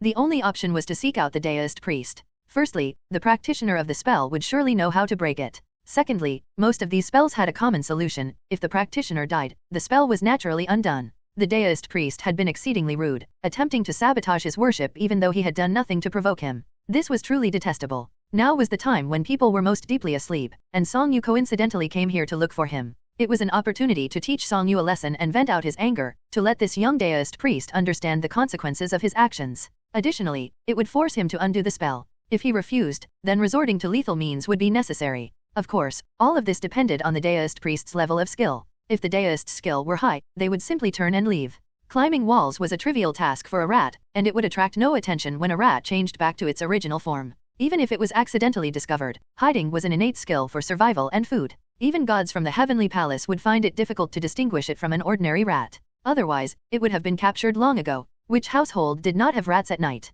The grey rat quickly climbed up to the second floor, walking along the window ledge. The window had been left open, so it carefully peered inside and then jumped into the room. The deist priest was sleeping soundly. The big grey rat moved forward a couple of steps and suddenly stopped, sensing something was wrong. Oh, there was one strand of cat hair? The clever immortal instinctively shivered. This was a reflexive reaction. In truth, with its current level of cultivation and the incense offerings it had received, it was well beyond the reach of ordinary cats. Usually, people would avoid cats, so encountering a cat hair in the middle of the night while sneaking around might easily startle someone. The rat looked left and looked right. Fortunately, it seemed that the cat wasn't in the room. Maybe it had gone out to play, or perhaps it was hunting other mice. Poor mice. The grey rat shook its head silently, once again suppressing its own rat-like presence and deciding to be even more cautious. Otherwise, the cat, being both alert and curious, might come running at the slightest sound at night. Even if it couldn't deal with it, it could wake up the little deist. Thus, it looked ahead and behind. Right behind, less than half a foot away, was a cat's head.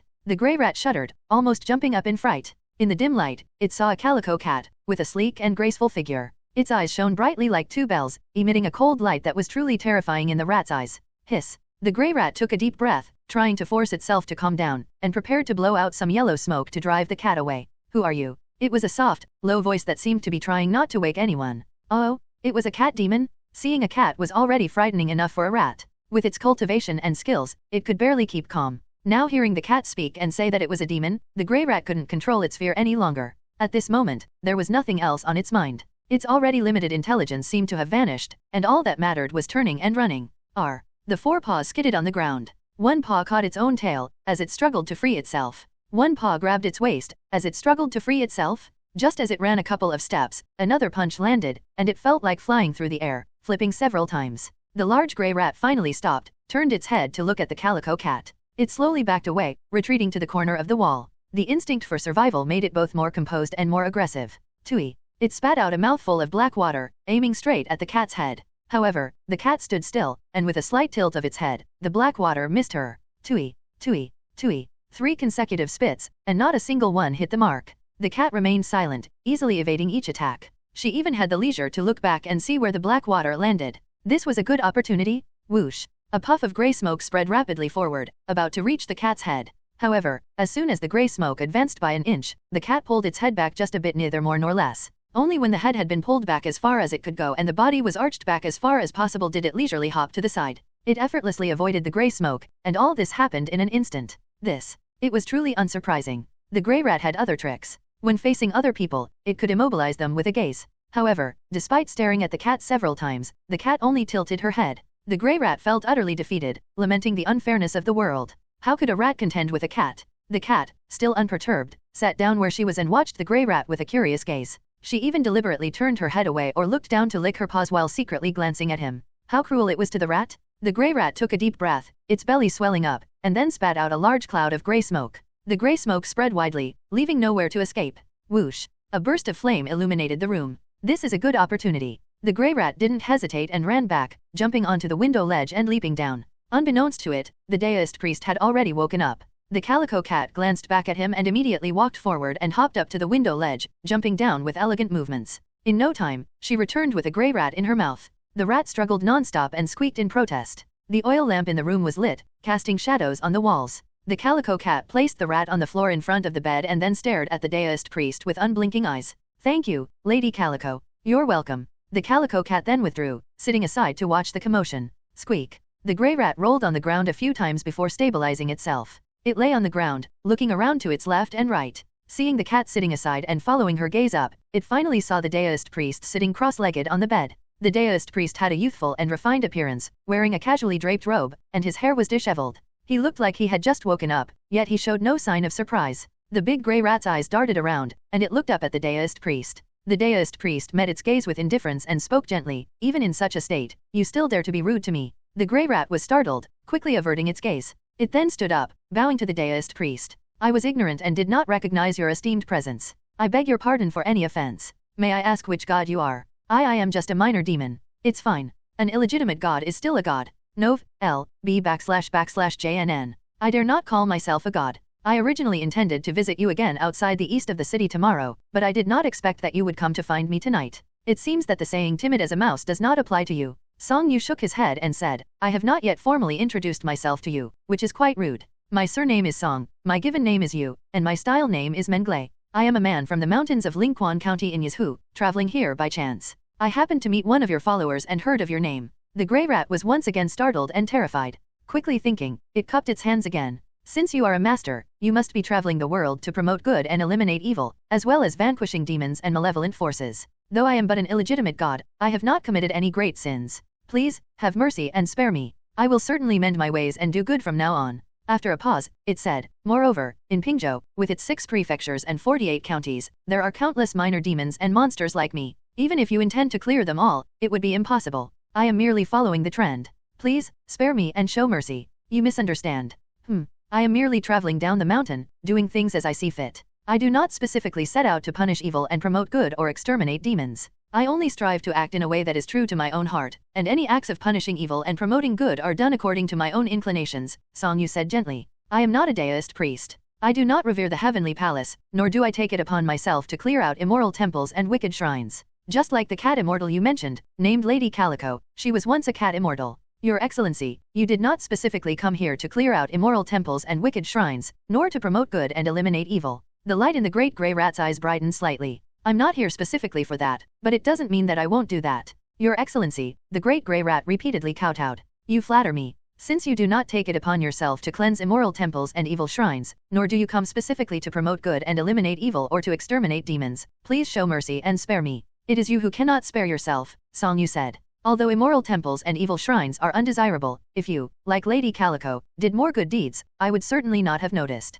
However, those you protect are exactly the most hated villains in this city, aiding and abetting evil and demonic gods. I happened to meet one of your followers, which means we were fated to meet. Even if you had not come tonight, I would have sought you out tomorrow." The grey rat said, "I will certainly amend my ways. Actually, I have recently acquired an item that can guide people toward good. If you had not come to find me, I might have used it on you. However, since you came with ill intentions, that is no longer possible," Song Yu said. "It is not easy for demons and monsters to cultivate. I only need to communicate this to you, and you should understand. Then what is your intention?" "Wicked shrines and immortal temples fall under the jurisdiction of the Heavenly Palace. Your good or evil will be judged by the Heavenly Palace, and the results will be decided by the Heavenly Palace. I do not wish to involve myself further," Song Yu said. He continued, "But I do not worship gods nor possess the ability to summon them at will. I will have to trouble you to stay here for the night. I will ask you to visit a nearby temple tomorrow." The grey rat collapsed onto the ground. The next morning was clear and sunny. The shopkeeper yawned, massaged his waist, and sat down at the entrance to breathe in the fresh morning air.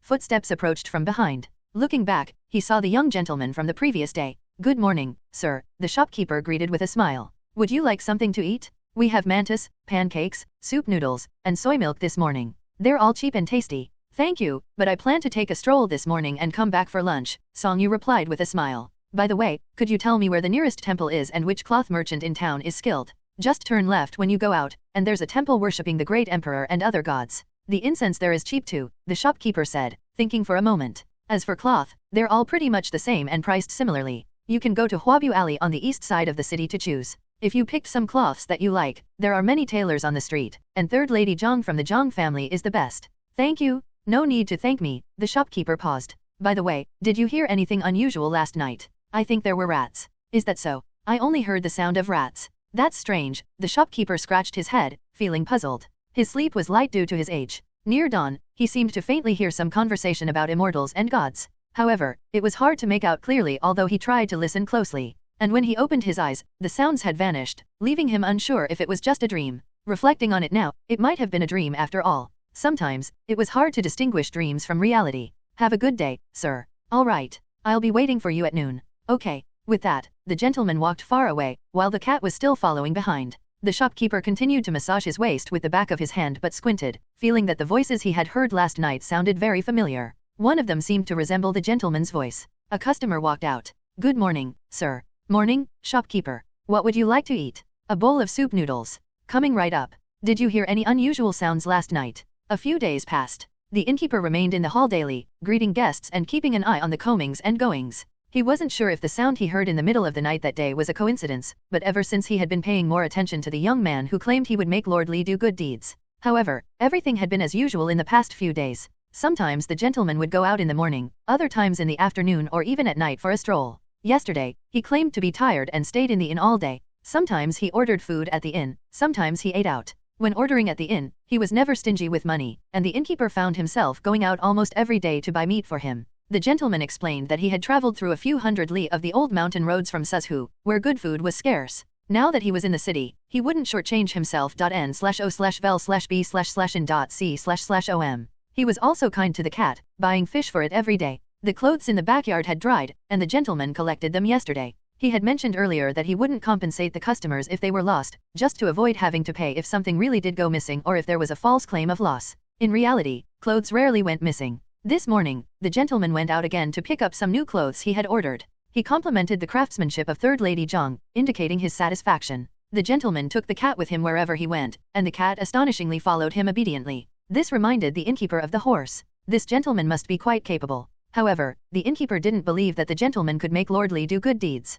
The human heart was complicated. If it were so easy to change someone, wouldn't the almighty gods and Buddhas have already done so? There wouldn't be any evil people left in the world. Every time the gentleman went in and out these days, he would chat with the innkeeper. Sometimes when dining in the hall, the innkeeper would sit beside him, and they would talk about various things. It seemed like the gentleman enjoyed whatever they discussed. Occasionally, the innkeeper would inquire about Lord Lee, and the gentleman would simply say that Lord Lee would come looking for him in a few days. But it was already the 5th day, and no one had come. The innkeeper was curious but not hopeful. Take care, sir. After seeing off another table of guests, the innkeeper patiently cleaned the dishes and wiped down the table. Suddenly, the light at the entrance dimmed. Looking up, he saw a tall figure rush in, robes fluttering in the wind. Innkeeper. Huh. The innkeeper was taken aback. It was none other than the infamous Lord Lee. Sir. A bowl of wine. Sir, this is. Just bring it here. All right. The innkeeper's family had lived in the city for generations. Though they weren't pushovers, they didn't dare to provoke this ruffian, so he quickly went to fetch the wine. As he poured the wine, Lord Lee asked from behind, Do you have a deist priest staying here? Indeed. Where is he? Sir, what is your business with him? Naturally, I have something to discuss with him. Sir, the wine is ready. The innkeeper handed him the wine and, after a moment of thought, said, Upstairs, room 2. Turn left at the top of the stairs. Lord Lee took the wine and hurried up the stairs. The innkeeper thought to himself that Lord Lee had finally come. Just as he was about to follow and watch the scene unfold, Lord Lee stopped on the stairs and turned to angrily warn him, Don't you dare come up or eavesdrop, or I'll make you pay. Yes, the innkeeper had no choice but to stop. Upstairs, in room 2. Lord Lee stood at the door, his gaze flickering with hesitation. After a long moment, he made up his mind, holding the wine in one hand and raising the other to knock. Before his hand could touch the door, it creaked open. Lord Lee looked inside but saw no one. Lowering his gaze, he was surprised to find a little girl standing there. The girl seemed to be just a few years old. She was quite pretty, with a clean, delicate face free of any dust. She wore a corset, a short shirt, and a skirt, each in a different color. She stared up at him with wide, unblinking eyes, her expression serious. Lord Lee was momentarily stunned. Then he heard a voice from inside. Please come in. It was the deist priest's voice. The little girl turned and walked back inside. Lord Lee hesitated again before following her in and, after some thought, closed the door behind him. The room was simple with a window, a bed, and an unvarnished wooden table that could be used for eating or writing. It looked quite old and was accompanied by 2 wooden stools. The deist priest sat by the table, on one of the stools. Seeing this, the little girl went over and sat beside him. Lord Lee brought the wine over, placed the wine on the table and immediately put on a smile, just as he had practiced many times at home. He bowed repeatedly, nodding and bending low while saying, Immortal master, esteemed master, I know my mistakes. I sincerely ask for your mercy, please lift the spell on me. He quickly raised his hand and swore, I swear by Duke of Thunder Joe, from now on, I will turn over a new leaf and do more good deeds. If I fail, may I be struck by lightning. The deist priest and the little girl looked up at him. One gaze was calm, the other curious. Lord Lee was taken aback. The confidence he usually had when dealing with the nobles of the city seemed to vanish in an instant. He seemed to forget all the rehearsals he had done at home. Under such calm scrutiny, he felt nothing but shame and unease. Gradually, he lowered the hand he had raised to swear an oath and dared not meet the deist priest's eyes. His heart pounded, and his legs began to tremble. Sit down. Lord Li, supporting himself on the table, sat down. He heard the deist priest say, I thought you would have come to see me a few days ago. However, Lord Li dared not respond. In truth, on the second day after meeting the deist priest, he discovered that the statue of the spirit he and his followers worshipped had shattered, and the shrine bore signs of being struck by lightning. He knew something was wrong but had no idea what would happen if he came here and sought out the deist priest. This inner conflict had delayed him until now. Even now, despite countless rehearsals at home, he still didn't know how to respond or what to say to avoid angering the deist priest. Then, a voice sounded from the front, Did you bring the 3 chien of silver? I did. Lord Li hurriedly took out a small piece of silver from his pocket, placed it on the table, and nervously added, Not more, not less, exactly 3 chien. He glanced at the table. He then saw the deist priest casually pick up the silver and put it into his pocket, saying, Thank you. Lord Li was stunned. He had thought the deist priest needed the 3 chien of silver and a bowl of wine for some mystical purpose, but why did he just pocket it? Could it be that he simply wanted money? If that were the case, shouldn't he have brought more? Not just 3 taels, but even 30 taels or more would have been fine. Then he heard the deist priest's voice again. I heard that you were once from a poor family in the city. How did you end up like this? I was. Lord Li initially wanted to say he was forced into it and spin a story to justify his actions. But when he inadvertently glanced up and met those calm eyes, he couldn't help but shudder. Those eyes seemed so indifferent, as if no matter what he said, the deist priest would be neither angry, nor care, nor surprised. Yet, it was precisely this look that made him change his mind about what he was about to say. I was just bored and curious about your story, Lord Li. Since you're already here, why not tell the truth? Yes. That was what the deist priest's gaze conveyed. Now that he was here, what was the point of lying? In front of such a master, did it make any difference whether he spoke the truth or a lie? But how could he bring himself to talk about those things? Lord Li's expression flickered with indecision.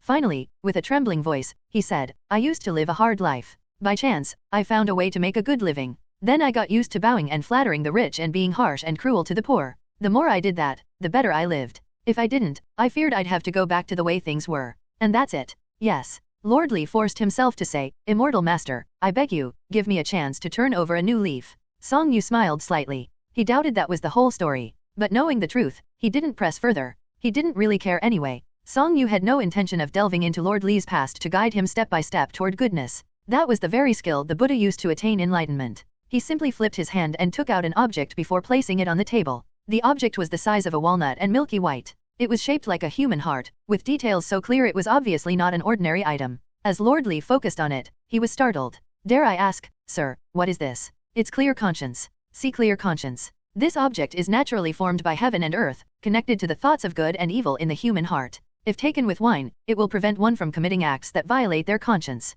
This object was actually the essence of a malevolent spirit nurtured by the forces of heaven and earth. It was documented in a book, which not only detailed its culinary and medicinal uses and other effects but also described its taste. When Song Yu left the mountain market town, he encountered malevolent objects like this. Instead of taking any of them, he burned them all to ashes. This clear conscience was something he had purchased earlier in the market town. However, Lord Li trembled as he asked, What happens if I eat it? If you eat it, you will no longer be able to do anything against your conscience. If you do, you will experience excruciating pain in your heart, which will intensify until it becomes unbearable and eventually leads to death. And what if I've already done things against my conscience? You must find a way to resolve them, only then will the pain cease. How can I resolve them? One way to resolve it is by addressing the wrongs you've committed, making amends. If that's impossible, then you must do more good deeds to offset the bad. Doing good can ease the burden on your conscience, Song Yu explained. If the wrongs you've committed are so numerous that they cannot be resolved or offset, then dying in agony would be a fitting end.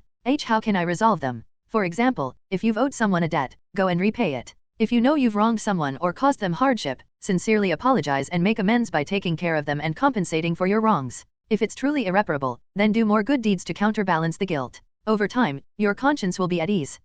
Song Yu said calmly while looking at him, I know you're a person with a sense of morality, which is why you've been given this opportunity. You've committed many wrongs in your life, and I'm sure you're well aware of that. Moreover, you've worshipped that malevolent spirit as a god. Continuing down this path will only lead to a bad end. I hope that from now on, you will cease doing evil and focus on doing good deeds to atone for your past actions. That's why I'm willing to give you this clear conscience. If you're not willing to change, then leave now. The spell will still be lifted for 1 hour at noon and midnight, so you won't die of hunger or thirst. There's no other way, and no room for negotiation. Lord Li, trembling, reached out his hand. Lord Li's face twisted in agony as he stumbled out of the room. The moment the clear conscience pill entered his mouth, it dissolved in the wine, releasing a taste that was sour, pungent, bitter, and spicy all at once. The sensation surged from his mouth straight to the top of his head, then sank deep into his organs, making his entire body feel as if it were being pricked by needles. Eventually, all the sourness, pungency, bitterness, and spiciness converged into one spot, resulting in a pain that felt like his heart was being twisted by a knife. The pain was so intense that he could hardly breathe and walk. It was so intense that death seemed preferable to this agony. Was this how those poor families he had bullied felt? Supporting himself on the railing, Lord Lee descended the stairs. His each step accompanied by a cacophony of clattering sounds, as if something hard and sharp-edged was rolling down the steps instead of him walking down. His mind drifted back to the conversation he had with the deist priest before swallowing the clear conscience pill. After taking this clear conscience, you must only do good and refrain from doing evil. If you find doing good difficult, it will serve as your penance, a repayment for the wrongs of your past. But if you gradually find doing good more enjoyable than doing evil, and then what? Then congratulations, you'll have gained 2 clear consciences. Sir, are you all right? A different voice rang in his ears. He struggled to open his eyes and looked up, seeing the innkeeper standing before him. Strangely, even though his heart was filled with overwhelming sourness, pungency, bitterness, and pain, his vision became clearer. He saw the worry on the innkeeper's face mixed with curiosity and tinged with gloat. The innkeeper seemed afraid something might happen to him here, but not out of concern for his well-being. Leave me alone, Lord Lee barely muttered these words before stumbling out the door. Barely a few moments passed before the innkeeper, curious about where he had gone and what he was doing, went to the door and was startled when he saw him stumble back in. Sir, the money for the wine. Oh, the shopkeeper let out a sigh of relief and then cheerfully said, what's a bowl of wine worth? Consider it my treat to you, sir. Lord Lee leaned against the door frame, his face flushed and twisted in pain, cold sweat pouring down his face. Yet, it seemed as though he heard the shopkeeper say, what's a bowl of wine worth? It's not worth as much as watching this fool suffer. No, I insist. 8 when. Lord Lee couldn't speak. He just reached into his robes, fumbled around, and pulled out a handful of coins before handing them to the shopkeeper. Sir, here's your change. Take care, sir. Lord Lee stumbled out of the door once more. The pain in his heart was so intense that he could barely stand. The world spun around him, his vision darkened, and his sight narrowed. Everything seemed to blur together. He couldn't tell where he was going, but his mind was remarkably clear. When he finally looked up, he realized that someone had caught hold of him, saying something. After listening closely, he realized they were pleading with him, asking him to settle a debt. It seemed to be a vegetable farmer from outside the city, someone he owed money to and hadn't paid. Was this yet another knife twisting in his heart? How much did he owe? Only 500 wen. Just 500 wen. Lord Lee pulled out some money. At this point, nothing else mattered to him. He was willing to do anything to lessen the pain, even just a little. With great difficulty, he mumbled, it's my fault, I mistreated you. I'll kowtow to you. Please, sir, call the others. Call everyone I owe, and bring them all to my house. I'll settle everything today. The peddler said something, but Lord Lee couldn't make it out. He just tried to find his bearings and then headed toward his home. Right now, the most important thing was to repay his debts, to atone for his sins. Every debt he owed, every person he bullied, every wrong he committed. Especially the nunnery outside the city. The nunnery had given refuge to that deist priest. Lord Lee thought that the reason the deist priest hadn't sealed his mouth forever, and had instead spared him with a clear conscience, might have been not only to encourage him to do good but also to let him live and repay his debts. The first debt he had to settle was, of course, the one owed to the nunnery. That man truly was capable. The shopkeeper followed Lord Lee out, naturally to watch the spectacle, and indeed, there was a spectacle to behold. Seeing Lord Lee in such agony, feeling worse than death, was probably more satisfying to the poor families he had bullied than if he had been killed. The shopkeeper wasn't one of those poor families, nor had he ever been bullied by Lord Lee. At most, he had been disgusted by the man a few times in other places. Still, it was satisfying to watch. When he saw Lord Lee repay the vegetable farmer and summon all his other creditors to settle their accounts at his home, the shopkeeper wondered what kind of threats that gentleman had used. But in any case, it seemed to be a good thing. However, human nature was as deep as the sea and hard to change. That gentleman wouldn't stay in southern Art County forever.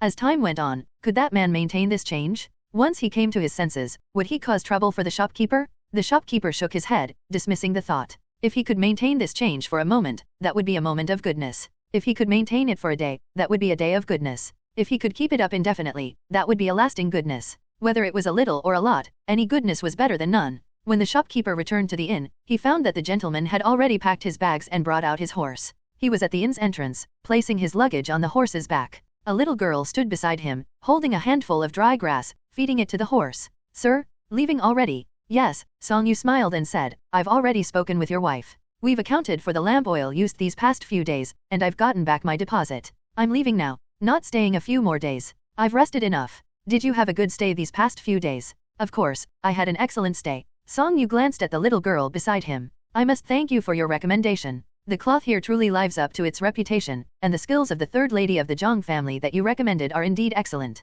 But if I had to say, the best of all was the soup noodles at your inn. If I have the chance, I hope to return someday to enjoy them again. Then we'll be waiting for your esteemed visit. You're too kind. Safe travels, sir. Thank you. The horse's hooves clattered against the stone pavement, producing a rhythmic sound as its neck swayed and the bell around it jingled. The man and his horse moved forward without looking back. Only the little girl turned her head several times. The shopkeeper, however, was puzzled. This gentleman was a wandering deist priest, traveling alone, so how did a little girl suddenly appear at his side? Oh, it finally dawned on the shopkeeper. Where had the calico cat gone? Looking ahead, the man and the girl, along with the horse, had already passed the street corner and were out of sight. Recalling the scene at this moment, the shopkeeper remembered that the little girl was small, with skin as fair as snow. She was impeccably clean, and as pretty as a little fairy. She wore brightly colored new clothes, a fresh summer outfit, with different colors for the top and the skirt. While the shopkeeper spoke with the gentleman, the little girl had been looking up at him with wide, curious, and lively eyes. Wasn't she the calico cat that had been by the gentleman's side? Come on, horsey, follow me. The little girl in her new outfit ran ahead, then turned around and walked backward, facing the horse while urging it repeatedly. She hoped the horse would overtake the deist priest and follow her, with the deist priest trailing behind. N/O/vel/B/in.C//om. Such a lively and beautiful little girl attracted the attention of many passers-by. However, the horse just stared at her with its large, shiny eyes. It maintained the same steady pace, neither too fast nor too slow while walking behind the deist priest. What was going on? She had just fed it. They had agreed on this, but the little girl wasn't discouraged. She continued to walk backward, facing the horse, chanting like a spell, come on, horsey, follow me. Careful, Lady Calico, you might trip. I won't trip. Is that so? Ouch. The little girl fell to the ground but quickly got up. The first thing she did was to turn around and check if her new clothes were damaged or dirty. Seeing only a bit of dust, she lightly patted it off. In the next moment, she raised her head and stared at the deist priest. She furrowed her brows in deep thought, as if suspecting that her fall had something to do with him. Whether she was hurt or not didn't seem to concern her at all. It wasn't my doing. Then why did I fall right after you mentioned it? Maybe I saw a pit on the road behind Lady Calico and reminded you because of that. Is that so? Lady Calico, if you left the inn like this, the shopkeeper must have figured out that you're a cat demon. But I have new clothes. Then there's nothing else we could have done. Song Yu glanced at the little girl as he finished speaking. The clothes were made just this morning. He had initially thought that since the weather was warming up and Southern Art County produced fine fabric, it would be a good opportunity to get some cloth to make summer clothes for Lady Calico. While he was at it, he might as well make something for himself as a memento. However, during the process of buying the fabric, the difference in aesthetic preferences between the calico cat and Song Yu became apparent. Song Yu preferred simple and clean designs. The calico cat liked patterns, the more intricate, the better. In the end, they compromised and bought 3 different colored fabrics. A light-colored fabric was used to make a bodice, a brown one for a short shirt, and a crimson one for a skirt. Though all were solid colors, the combination turned out quite attractive, thanks in large part to the skill of the third lady of the Zhang family and Lady Calico's natural beauty. Before long, they had left the county town. It was now March, with grass growing and warblers flying. The sun was shining brightly, and catkins floated in the air. Song Yu stopped at the city gate, turning around to look at the narrow, old gate. The word Southern Art County was written in a neat and upright manner. Where are we going? The little girl had climbed onto the horse's back again, lying down and hugging the horse's neck, turning her head to look at him. This was a good question. Pingzhou was a land of many mountains and rivers, filled with tales of monsters, ghosts, immortals, and gods. Many famous figures and poets had come here for its reputation, and the scenic spots were too numerous to count. To reach Yunding Mountain, they would have to cross most of Pingzhou. If they headed straight there, the journey would be over 1,000 li. Perhaps it would take half a month, most of a month, or even a full month, and they would arrive. But with so many famous mountains and rivers and such extraordinary scenery, how could they pass by without stopping to admire them? Most of these scenic spots were recorded in the book Yudi Jishan. The book described the locations in relation to Pingde, the administrative center in Pingzhou, detailing their positions in different directions and distances from Pingde. This gave a rough sense of the distances and directions, allowing him to plan a route. I'm asking you, where are we going? Lady Calico, just follow me. Oh, if you were to ask what the people of Southern Art County had been most excitedly talking about during their tea breaks recently, it would undoubtedly be about Lord Li. It was said that not long ago, a divine immortal passed through Southern Art County. Seeing how Scoundrel Li was bullying the people and committing numerous evil deeds, the divine immortal decided to intervene and enlighten him. Now, Scoundrel Li has truly turned over a new leaf, painfully so. In fact, it was said that whenever Scoundrel Li even thought of doing something wrong, he suffered excruciating heartache, with pain so intense it made life unbearable. Every day, if he didn't do good deeds, he still felt pain. Though, it was not as severe, just enough to keep him barely alive. Could you believe it? People now dared to call him scoundrelly to his face. Whether you called it enlightenment or punishment might be up for debate. But whether it was enlightenment or punishment, in the end, it dealt with a major bully. Scoundrelly was originally known throughout southern Art County as a notorious bully and rogue, with countless victims of his abuse and harassment. In Pingzhou, where there's a strong belief in immortals and gods, people love discussing such topics. Now that a wandering divine immortal has dealt with a local bully right in their midst, what could be a more intriguing topic? For a time, everyone from the county officials to the common folk, even those in remote mountain villages outside the city, was talking about this incident. When it came to scoundrelly, everyone paid close attention. The person who paid the most attention to this was the innkeeper of Jingfu Inn. Why? Because that divine immortal had stayed at his inn, and it was in one of his upstairs rooms where scoundrelly had been enlightened. The innkeeper didn't dare spread the news too quickly, fearing that while he might have made some money, scoundrelly might come back to take his anger out on him once he regained his senses and no longer felt pain nor had anyone to take his anger out on. So, he had his ear to the ground, listening for any rumors about scoundrelly. It was said that within just a few days, scoundrelly had repaid all the money he owed to merchants and commoners both inside and outside the city, personally apologizing to each and every one of them. He even went to the nunnery outside the city not to seek pleasure this time, but laden with money and gifts to apologize. It was said that he knelt at the nunnery gate for a long time, making many promises and guarantees on the spot. Judging by his demeanor, the nuns probably wouldn't have to worry about money or offer such services anymore. Later, scoundrelly continued repaying more and more debts. Even the small vendors he had once taken pears and peaches from without paying were now receiving apologies and compensation when he encountered them on the street. It was as if he had truly turned into a good person. But who knew how long scoundrelly could keep this up? It was likely he was just afraid of the pain. As time went on, the spell showed no signs of weakening. On the contrary, scoundrelly started performing good deeds daily, and he himself began to change little by little.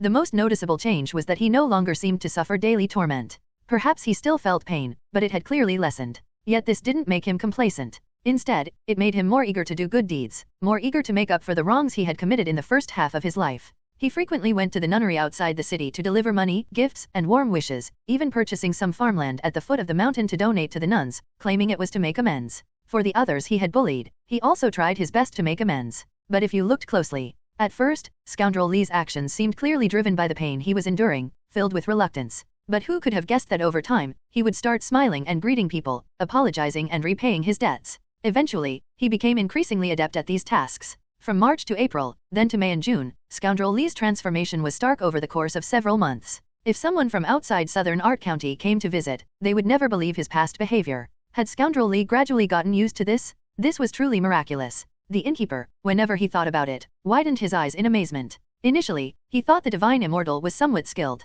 Later, he believed he was a rare Dao master. Now, reflecting on it, he thought that the man might truly be a genuine divine immortal. If he was a real divine immortal, then his name, the room where he stayed and enlightened others, and his praise for the soup noodles should be publicized. Perhaps a name should be given to it. As for traveling to Yunding Mountain, Songyu and Lady Calico had both a planned route and the freedom to explore. The closest to southern Art County was Mount Andu. The scenery of Mount Andu was truly beautiful, neither too hot nor too cold, making the hike just right. A waterfall cascaded directly from halfway up the mountain to the base, falling 3,000 chi, resembling the Milky Way descending from the heavens. After leaving Mount Andu, they went to Monkey Valley. It was early summer then, and the mountain air was cool. The mountains were filled with freshly ripened peaches. Asking a few peaches from the mischievous monkeys added a taste of summer to their memories. The waters of 12 Moon Lakes were unparalleled. They were clear no matter how deep the lakes were, revealing the submerged wood below that had been there for countless years. Countless fish swam in the water as if floating aimlessly. Each of the 12 lakes had its unique beauty, with colors ranging from green to blue and varying depths. It was said that in late autumn, the entire mountain was covered in red leaves. Centuries from now, this place would undoubtedly be a renowned scenic spot. By then, washing his feet in the lake would likely be forbidden. So, Daoist Master Song had to wash his feet in the lake several centuries or millennia in advance. There was also a mountain called Unbeknownst. It is said that several generations of prime ministers have visited here, and countless renowned poets and scholars have come seeking inspiration, finding the place both perilous and exhilarating. Unbeknownst featured a famous ancient path, originally built by the military generals stationed on the mountain 1,000 years ago. The path, no more than a chi wide on the steep vertical cliff, allowed barely enough room to place a foot. Along the edge of the cliff, a row of spikes and a chain were set up as the only safety measures, leaving one to hold on tightly. A moment of carelessness could send someone plunging into the abyss below. This place was even more perilous than climbing on all fours, though the scenery was not as impressive. They also visited the infamous Ma Wang village, known for its bandits. Whenever they encountered a town on their way, as long as it was not too far, Songyu and Lady Calico would stop by to explore the local customs. They would taste some specialty dishes, rest, and replenish their supplies. The 6 commanderies and 48 counties of Pingzhou were indeed a place of gods and immortals intermingled with chaos and corruption. Unauthorized and nefarious temples dedicated to heretical worship were everywhere, and countless legends of immortals and gods abound. By the time they reached Pear Blossom Valley, summer was merging into autumn. Naturally, there were no pear blossoms to admire, but the Pingzhou gong. Pears were just coming into season. N/O/vel/B/C/in.C//om. Lady Calico did not eat pears, but Song Yu was eager to try them. The quality of gong pears was exceptional, large, juicy, and incredibly refreshing. However, the pear trees in the entire mountain only flourished in spring. By autumn, many of the fruits were unsold. If they could be transported out of the mountain, they would fetch a high price. But if they couldn't be transported out of the mountain, they were often sold for a mere pittance on the mountain, sometimes even given away if one merely asked, as people were happy to make things easier for a deist.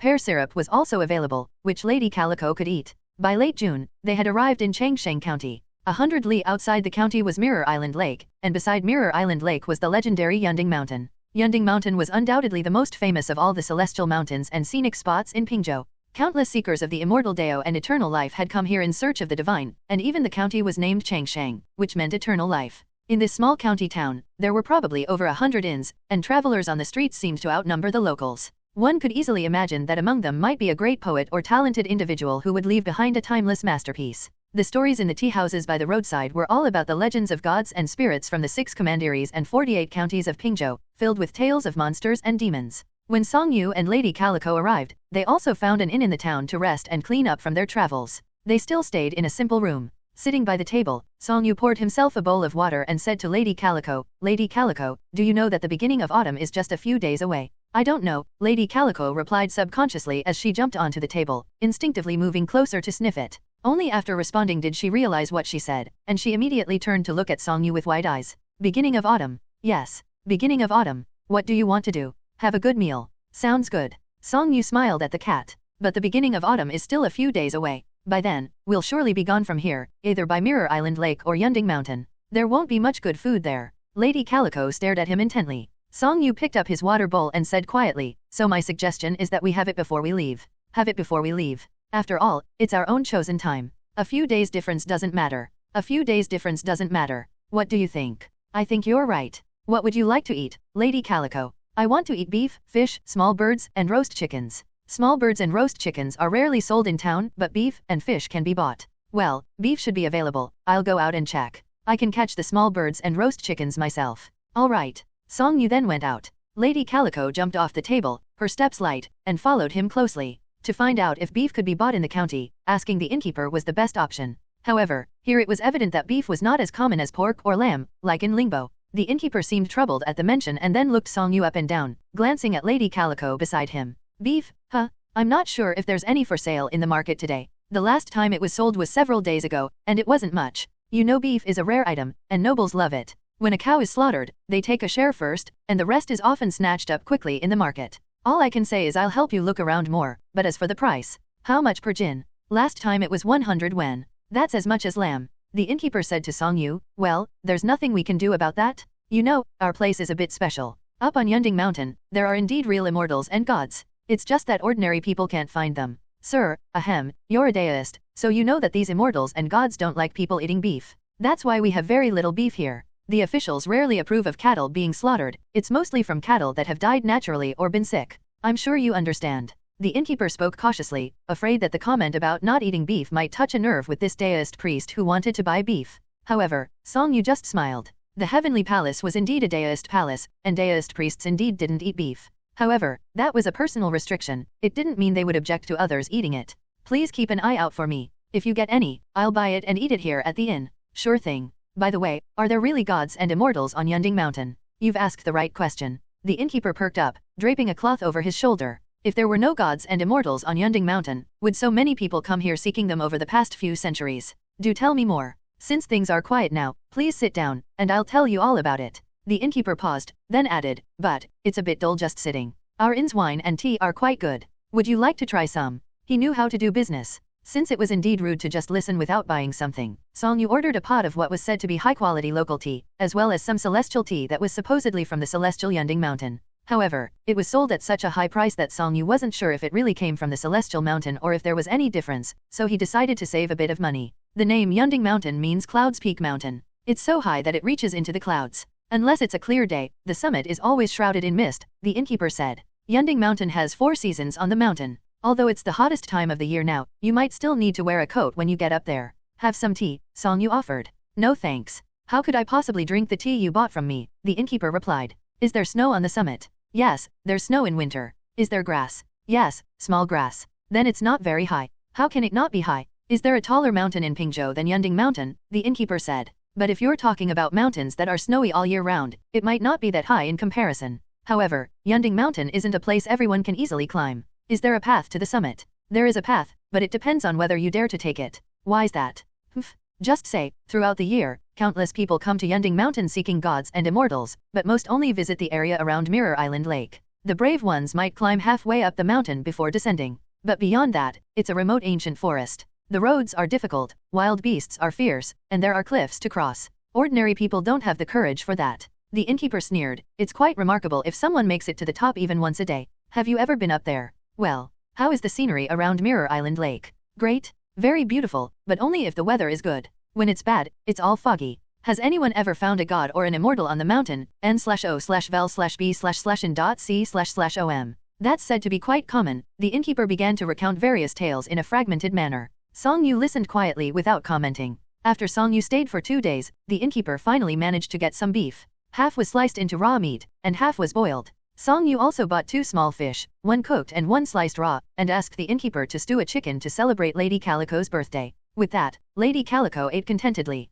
At night, Song Yu lay in bed, while Lady Calico remained nestled at his feet. From the corner of the bed, the little cat couldn't help but turn her head to look at him, asking, when is the next beginning of autumn? Song Yu lay with his eyes open, staring into pure darkness, unable to see anything. He wasn't asleep, nor was he thinking about anything. Upon hearing the words, he quietly replied, in another year. In another year, huh? By then, you will be a year older. A year older. Maybe we'll end up by the sea one day, and you could spend a beginning of autumn by the sea, Song Yu whispered, afraid of disturbing the night. You'd probably like it. I don't know what the sea is. It's like an enormous lake. It's so vast and much larger than all the places you've ever walked combined, and possibly even bigger than all the land in the world put together, Song Yu explained. Perhaps feeling sleepy or due to the quiet surroundings, both the cat and the deist spoke in soft, slow, and languid tones, creating a strangely peaceful atmosphere. The sea has more creatures than the land. Just the fish you can find by the shore might be more numerous than all the insects you've seen in your life. There are also shrimp bigger than you, crabs as big as wash basins, and very large shells.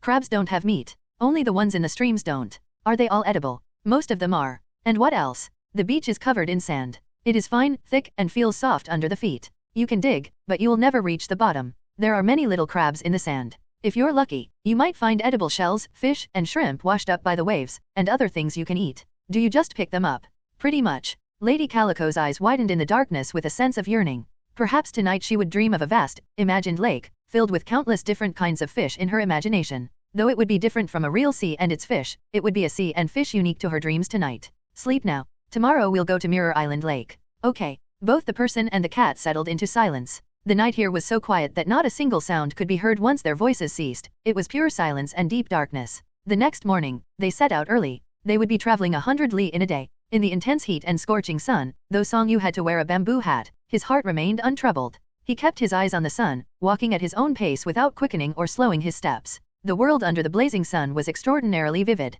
He walked with his staff, and the sky had gradually darkened and cooled by the time he reached Mirror Island Lake. It was then that he suddenly realized that it was already dusk. The evening breeze brought a touch of water vapor, refreshing him. Are we there yet? Perhaps. Song Yu continued forward along the lakeside path as a horse followed behind him. Mirror Island Lake at dusk might have been different from the daytime, but it had its own kind of beauty, living up to the innkeeper's praise. The lake stretched wide and seemingly endless, its surface as calm as a mirror, dotted with countless islands of various sizes. The sky was turning shades of red and purple, with all the light reflecting in the water. In the distance, faint lights could be seen, perhaps from some refined gentleman's boat leisurely anchored in the middle of the lake for the night. Such a tranquil scene. The lakeside was overgrown with reeds, and both sides of the paths were lined with them. It was near autumn, and clusters of white reeds swayed in the evening breeze, all bending in the same direction. This did not seem like the human world. It was clearly the wind's world. Song Yu did not hurry to find a ferry or lodging. He led the horse forward slowly, glancing back at the dusk and the lake while walking, silently absorbing the scene while his mind wandered to more expansive places. He only heard the wind and waited for nightfall. Is this what cultivation is? He suddenly recalled the old deist priest's words. As he continued forward, the light grew dimmer, and the sky redder. The mountains and sunset were reflected in the lake, bringing an increasing calm to his heart. Unbeknownst to them, fireflies had appeared in the night sky. At first, there were only a few, but as the night deepened, more and more of these glowing insects emerged and gradually covered the surroundings. They filled the darkness, fluttering freely in the night. Lady Calico was also drawn to them, hopping ahead and trying to catch them with her paws. Don't catch them, Lady Calico. Why not? They're beautiful. But they can be eaten. Please, Lady Calico. Do you really like them? Yes. Lady Calico fell into deep thought. All right then. The cat shook her head and came back. The sky was filled with stars, and fireflies danced in the night, as if starlight had fallen to the ground. Whether illuminated by the starlight or the fireflies, the lakeside path was faintly visible. They walked slowly along this path, gradually seeing a cluster of lights gathered at the ferry dock by the lake. As the sound of hooves approached, water sounds could be heard. A middle-aged ferryman came ashore from his boat, holding a lantern high to illuminate the area. Sir. Yes. Are you going to the base of Unbeknownst Mountain? Exactly. It's too late now, you can only take the boat there tomorrow morning, the ferryman said. However, if you're willing to pay a bit more, you can stay on the boat tonight. I can even take you to the middle of the lake. What would we do in the middle of the lake at night? You may not know, but Mirror Island Lake is as smooth as a mirror. Even when the wind passes by, it rarely stirs up any waves. Many distinguished guests find it fascinating and enjoy it a lot. Whether it's morning or afternoon, day or night, there are always many people renting boats to sail on the lake, each enjoying its own unique scenery. And the lights in the middle of the lake. They're all boats. Can they carry horses? Oh, I'm afraid not. We don't have boats that can carry horses right now. We only have small rowboats and small black awning boats. Can I rent a boat tonight to stay in the middle of the lake for one night and return tomorrow? That's possible, but where will you leave your horse? Just leave it on the shore. It might get stolen. It won't. Although you're only going to the middle of the lake, you're only coming back tomorrow morning. It's still a journey there and back, and it takes about 2 hours each way. It's so late, and there's no one to share the boat with, the ferryman thought for a moment. It's not right for me to haggle in front of a gentleman, so I'll charge you 50 wen. All right. The boatman pulled the boat over and watched as the gentleman unloaded his saddlebag from the horse's back. Then, the gentleman spoke to the horse, asking it to wait by the lakeside for the night and graze as it pleased. Amazingly, the horse seemed to have a sense of spirituality and understood his words. It then trotted off into the night with a jingling sound. It was truly remarkable. The gentleman then boarded the boat, accompanied by a cat. Let's go, ferryman. Certainly. With a push of the oar, the boat left the shore. In the midst of the wind, there was now the added sound of water. As night fell, it became difficult to distinguish whether the sky above or below was the real sky. The twilight glow was reflected both in the sky and the lake. The sky was filled with countless stars, and the lake mirrored them. But as the small black awning boat slowly glided across the water, the starlight below began to ripple and wrinkle. Sitting at the bow of the boat, Song Yu quietly enjoyed the night breeze and the scenery while chatting with the ferryman. He learned that the calm surface of the lake was maintained by the presence of spirits, which kept the water smooth even in the wind and mirror-like. He also discovered that the lake contained 791 islands, most of which were quite small. By day, one would be able to admire the countless islands on the emerald waters. Additionally, he learned that there were over 100 villages of various sizes along the lake, many of which worshipped the frog god. They believed that it resurrected in the spring and brought fertility and good fortune, making it very auspicious. We've reached the center of the lake. Thank you for your hard work, ferryman. Oh, don't mention it. Song Yu looked ahead. In the distance, he could make out other boats at the lake's center, some with lights, some already dark, and some with glowing fires inside. Though, it was unclear what they were cooking or roasting.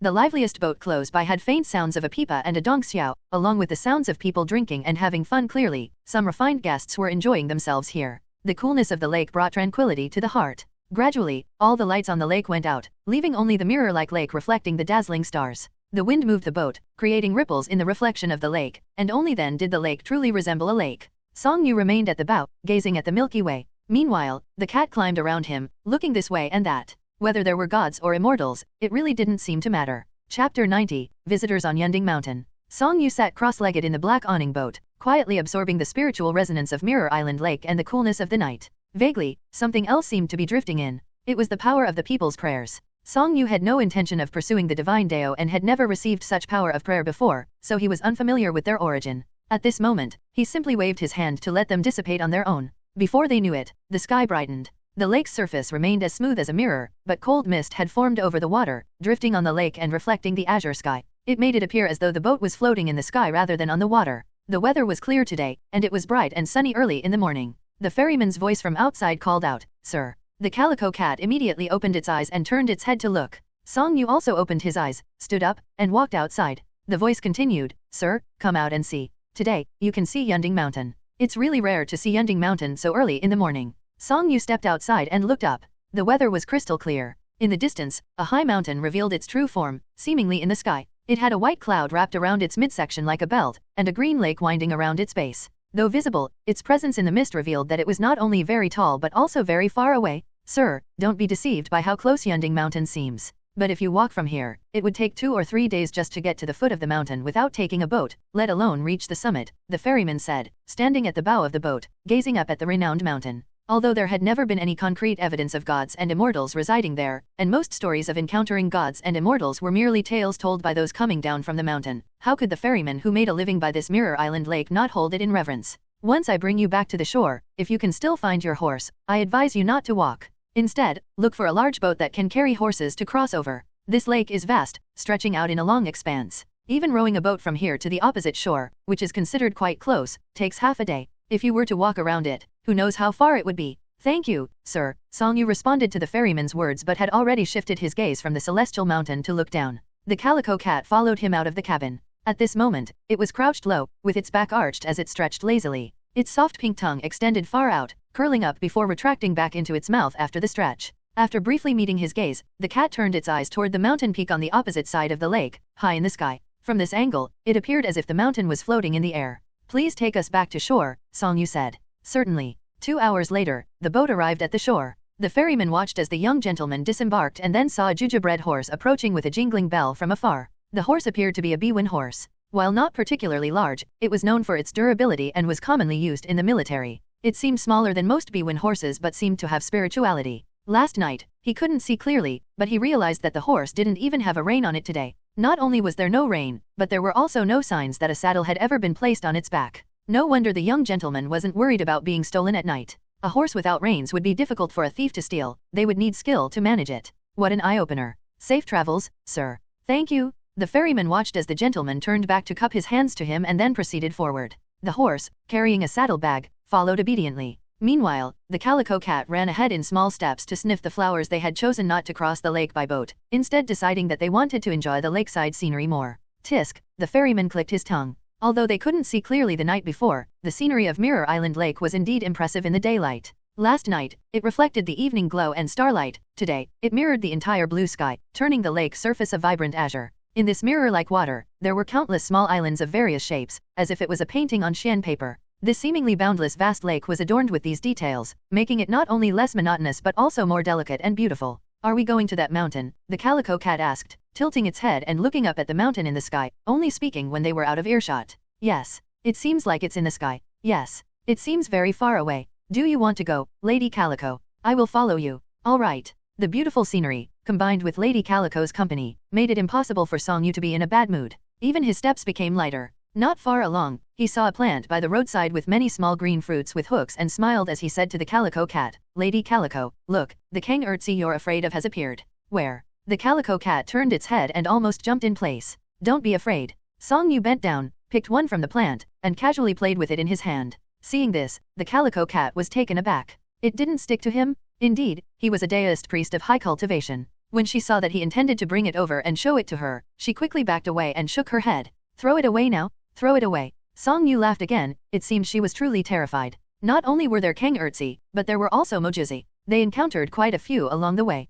By the afternoon, the calico cat finally realized that those things only stuck to fur and not to smooth human skin. So, by the afternoon, she transformed into her human form and put on her old clothes. Then she held the small bamboo staff she had taken from the Zhejiao temple. As she walked, she struck at the weeds, shouting phrases like I won't let you have your way today, I'll make you pay today, die, and none of you will survive. The Kang Ertzi and Mojuzi on the lakeside were in for some bad luck. To go around the entire Mirror Island Lake and reach the foot of Yunding Mountain from here did indeed require nearly 200 li of travel. Even with light packing and strong feet, it took at least 2 days. If they walked a bit slower, it would take 3 days. If they stopped to enjoy the lakeside scenery or play in the lakeside villages, it would be even longer. Song Yu and Lady Calico had also visited lakeside villages, often seeing people fishing. Song Yu would buy fish from them, feeding half to Lady Calico and grilling the other half for himself to satisfy his hunger. Fish were inexpensive here. Many people, seeing he was a deist priest, would directly give him 2 fish for free. The food on this journey was quite good. The weather was also favorable, with crisp autumn air and endless gorgeous scenery.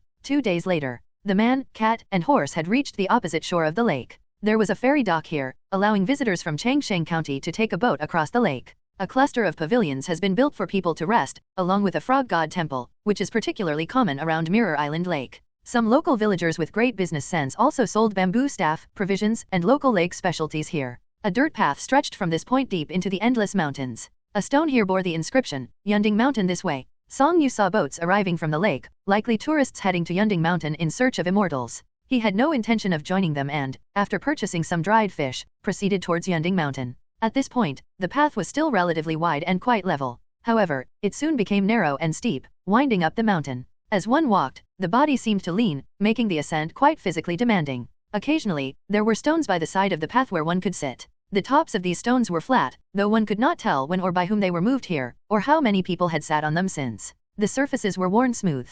These spots often bore signs of past fires, perhaps from cooking or camping. Sometimes, they would encounter other travelers, though the travelers were mostly overtaken by them. Even on this mountain, his steps remained large, neither fast nor slow. However, he was noticeably quicker compared to the visibly slowing ordinary travelers. Travelers were often chatty, and people generally enjoyed conversing with Daoist priests and monks. Many would often strike up a conversation with Song Yu, which delayed him significantly. The weather at the base of the mountain was still quite warm. Along the mountain path and beside the cliffs, there's often a type of creeping shrub that the people of Yizhu called daigua. It grew close to the ground, with its roots producing small, red-purple fruit about the size of a fingernail. These fruits were quite delicious, and when Song Yu encountered them, he couldn't resist pausing his climb to spend some time picking a few. This was the taste of summer from his childhood. As he climbed higher, a chill began to set in. There were also unique local flowers and plants growing here, short and with tiny flowers no bigger than a grain of rice. The flowers formed round clusters the size of eggs, perfectly round and extremely cute. The deep, increasingly cool mountains seemed to provide an ideal environment for them to thrive, growing well and blooming beautifully.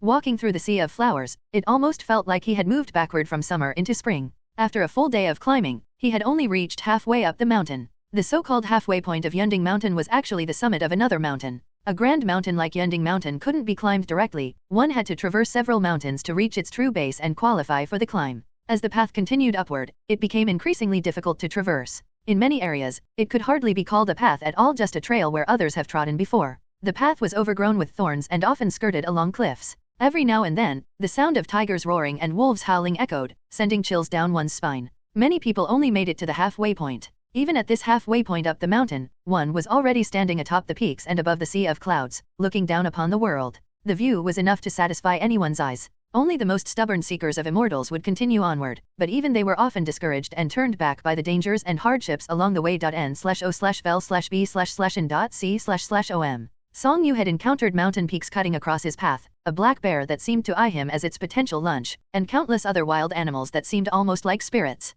This stretch of the journey was indeed peculiar. The higher he climbed, the thinner the air became, and the lower the temperature dropped. The plants and flowers from below no longer grew at this altitude, and the trees on the mountain began to show characteristics typical of alpine flora. Song Yu then put on his cloak. Are we at the top of the mountain yet? Not yet. This mountain is so high. Yes, it is. When will we be able to reach the top? Maybe today, maybe tomorrow. Oh, are you tired, Lady Calico? I'm not tired. Then are you cold? I'm not cold. Do you want to rest? No. How about we stop and enjoy the scenery for a bit? All right. So, the man, cat, and horse found a place to rest. The Daoist sat casually on the soft grass, quietly observing the distant scenery. Meanwhile, the calico cat flopped onto her side, lying motionless on the ground. The horse nudged her with its nose before starting to graze on the dry grass of the high mountains, perhaps finding it different from that below. Here, few people ventured. But after resting for a while, they heard the sound of bells from behind, followed by voices. It seemed that someone else had arrived. Clink, clink, clang, clang.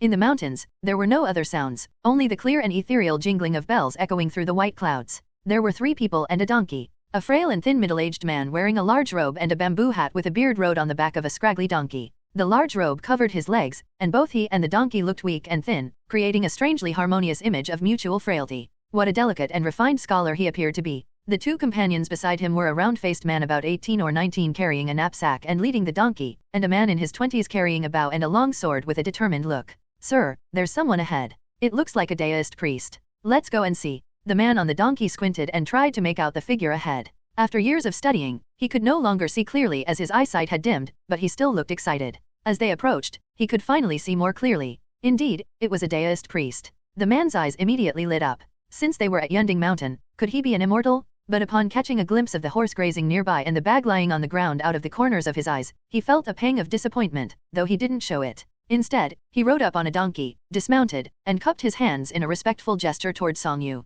Greetings, sir. Song Yu stood and returned the gesture. Greetings. I am Kui Shang. My style name is Buzzy, and my art name one is Nangzi Jushi. I am originally from Suzhou. It is indeed a stroke of fate to meet you here. I am Song Yu, and my style name is Menglei, a mountaineer from Lingquan County of Yizhou. Don't you have a deist title? Not yet? Oh. Please don't misunderstand, I've only just come down from the mountain and haven't decided on a title yet, Song Yu said calmly. I see. Kui Nangzi smiled and then asked, Mr. Menglei, are you heading up the mountain? Indeed. Are you going to the summit? Yes. The path to Yunding Mountain is treacherous, more difficult than ascending to the sky. The tales grow more mysterious with each telling, and fewer dare to claim they are going to the summit. Kui Nangzi clasped his hands together. After traveling this far, I've only encountered you, sir. May I have the honor of accompanying you to the top of Yunding Mountain? He paused, glancing at Song Yu's horse and cat. If we encounter wild beasts, we can look out for each other. If our pace is similar, it would indeed be great to travel together. Unlike Kui Nangzi, who kept his gaze fixed on Song Yu, his bodyguard observed more closely.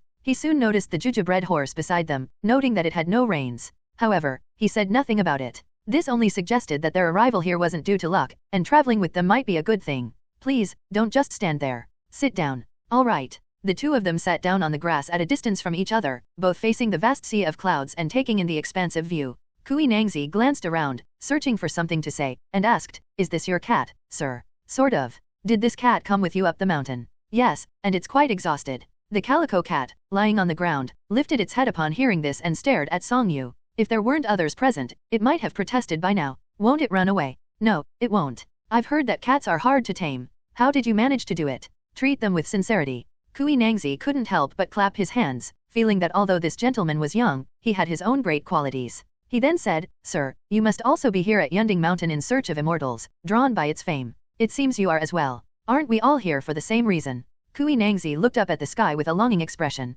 I've heard that 20 years ago, Mr. Chang'an encountered a divine immortal on this mountain and had a delightful conversation over wine. How wonderful that must have been. As you go further, you will meet countless people who have claimed to encounter immortals in this mountain. Yet, I wonder if we'll be fortunate enough to meet one on our journey, and what that immortal might look like. Song Yu asked, did Mr. Chang'an truly meet an immortal? Who knows? From Kui Nangzi's words, Song Yu understood what he meant. Whether people in the past had truly encountered gods and immortals here or had merely met mountain spirits or reclusive hermits, Kui Nangzi hoped to meet the immortal of his dreams. By his appearance, it seemed he was perhaps in a state of disappointment. Throughout history, poets and scholars in despair had often sought immortals. Song Yu himself harbored a similar thought. Based on the rumors, he felt that there likely were no gods and immortals on Yunding Mountain, but he still hoped to find one here. But what exactly were gods and immortals? Or rather, what kind of gods and immortals did he wish to meet and see? If one were to break down the terms god and immortal, the meanings were actually quite similar and complementary, though there were nuances between them. In folk beliefs, the terms god and immortal were often conflated and seen as having little difference. On closer examination, gods were more closely associated with faith, duties, and power, while immortals represented a state of being or a level of cultivation. If he sought gods, he would not be looking for the gods of the heavenly palace. Even if he was not seeking a god with omnipotent abilities in the broadest sense, a god should still possess incredible power and have achievements and virtues that commanded great respect. As for immortals, he would look for those detached from the mundane world, possessing profound cultivation skills and unique insights into worldly matters, with an extraordinary and transcendent state of thought. If their cultivation level was truly high, even if their cultivation skills were somewhat lacking or non-existent, he would still be willing to consider them immortals. However, such beings were not easily found. While he was pondering this, Kui Nangzi's voice broke the silence from beside him. It feels a bit chilly sitting here. Sir, why don't we continue on and try to reach the top today? All right. Song Yu also stood up. Upon hearing them speak, the calico cat flipped over and got up. It then stretched lazily and took the lead, walking ahead. To prove that she was in fact not tired, she moved her little paws rapidly. When she encountered roadside wild grass blocking the path, she intentionally jumped over it without even attempting to crawl through. Seeing that Song Yu was not riding the horse, Kui Nangzi also dismounted from the donkey and walked alongside him. Observing the cat, he smiled and said, "Your cat truly acts like a human. She is quite intelligent. She even looked back. She heard us.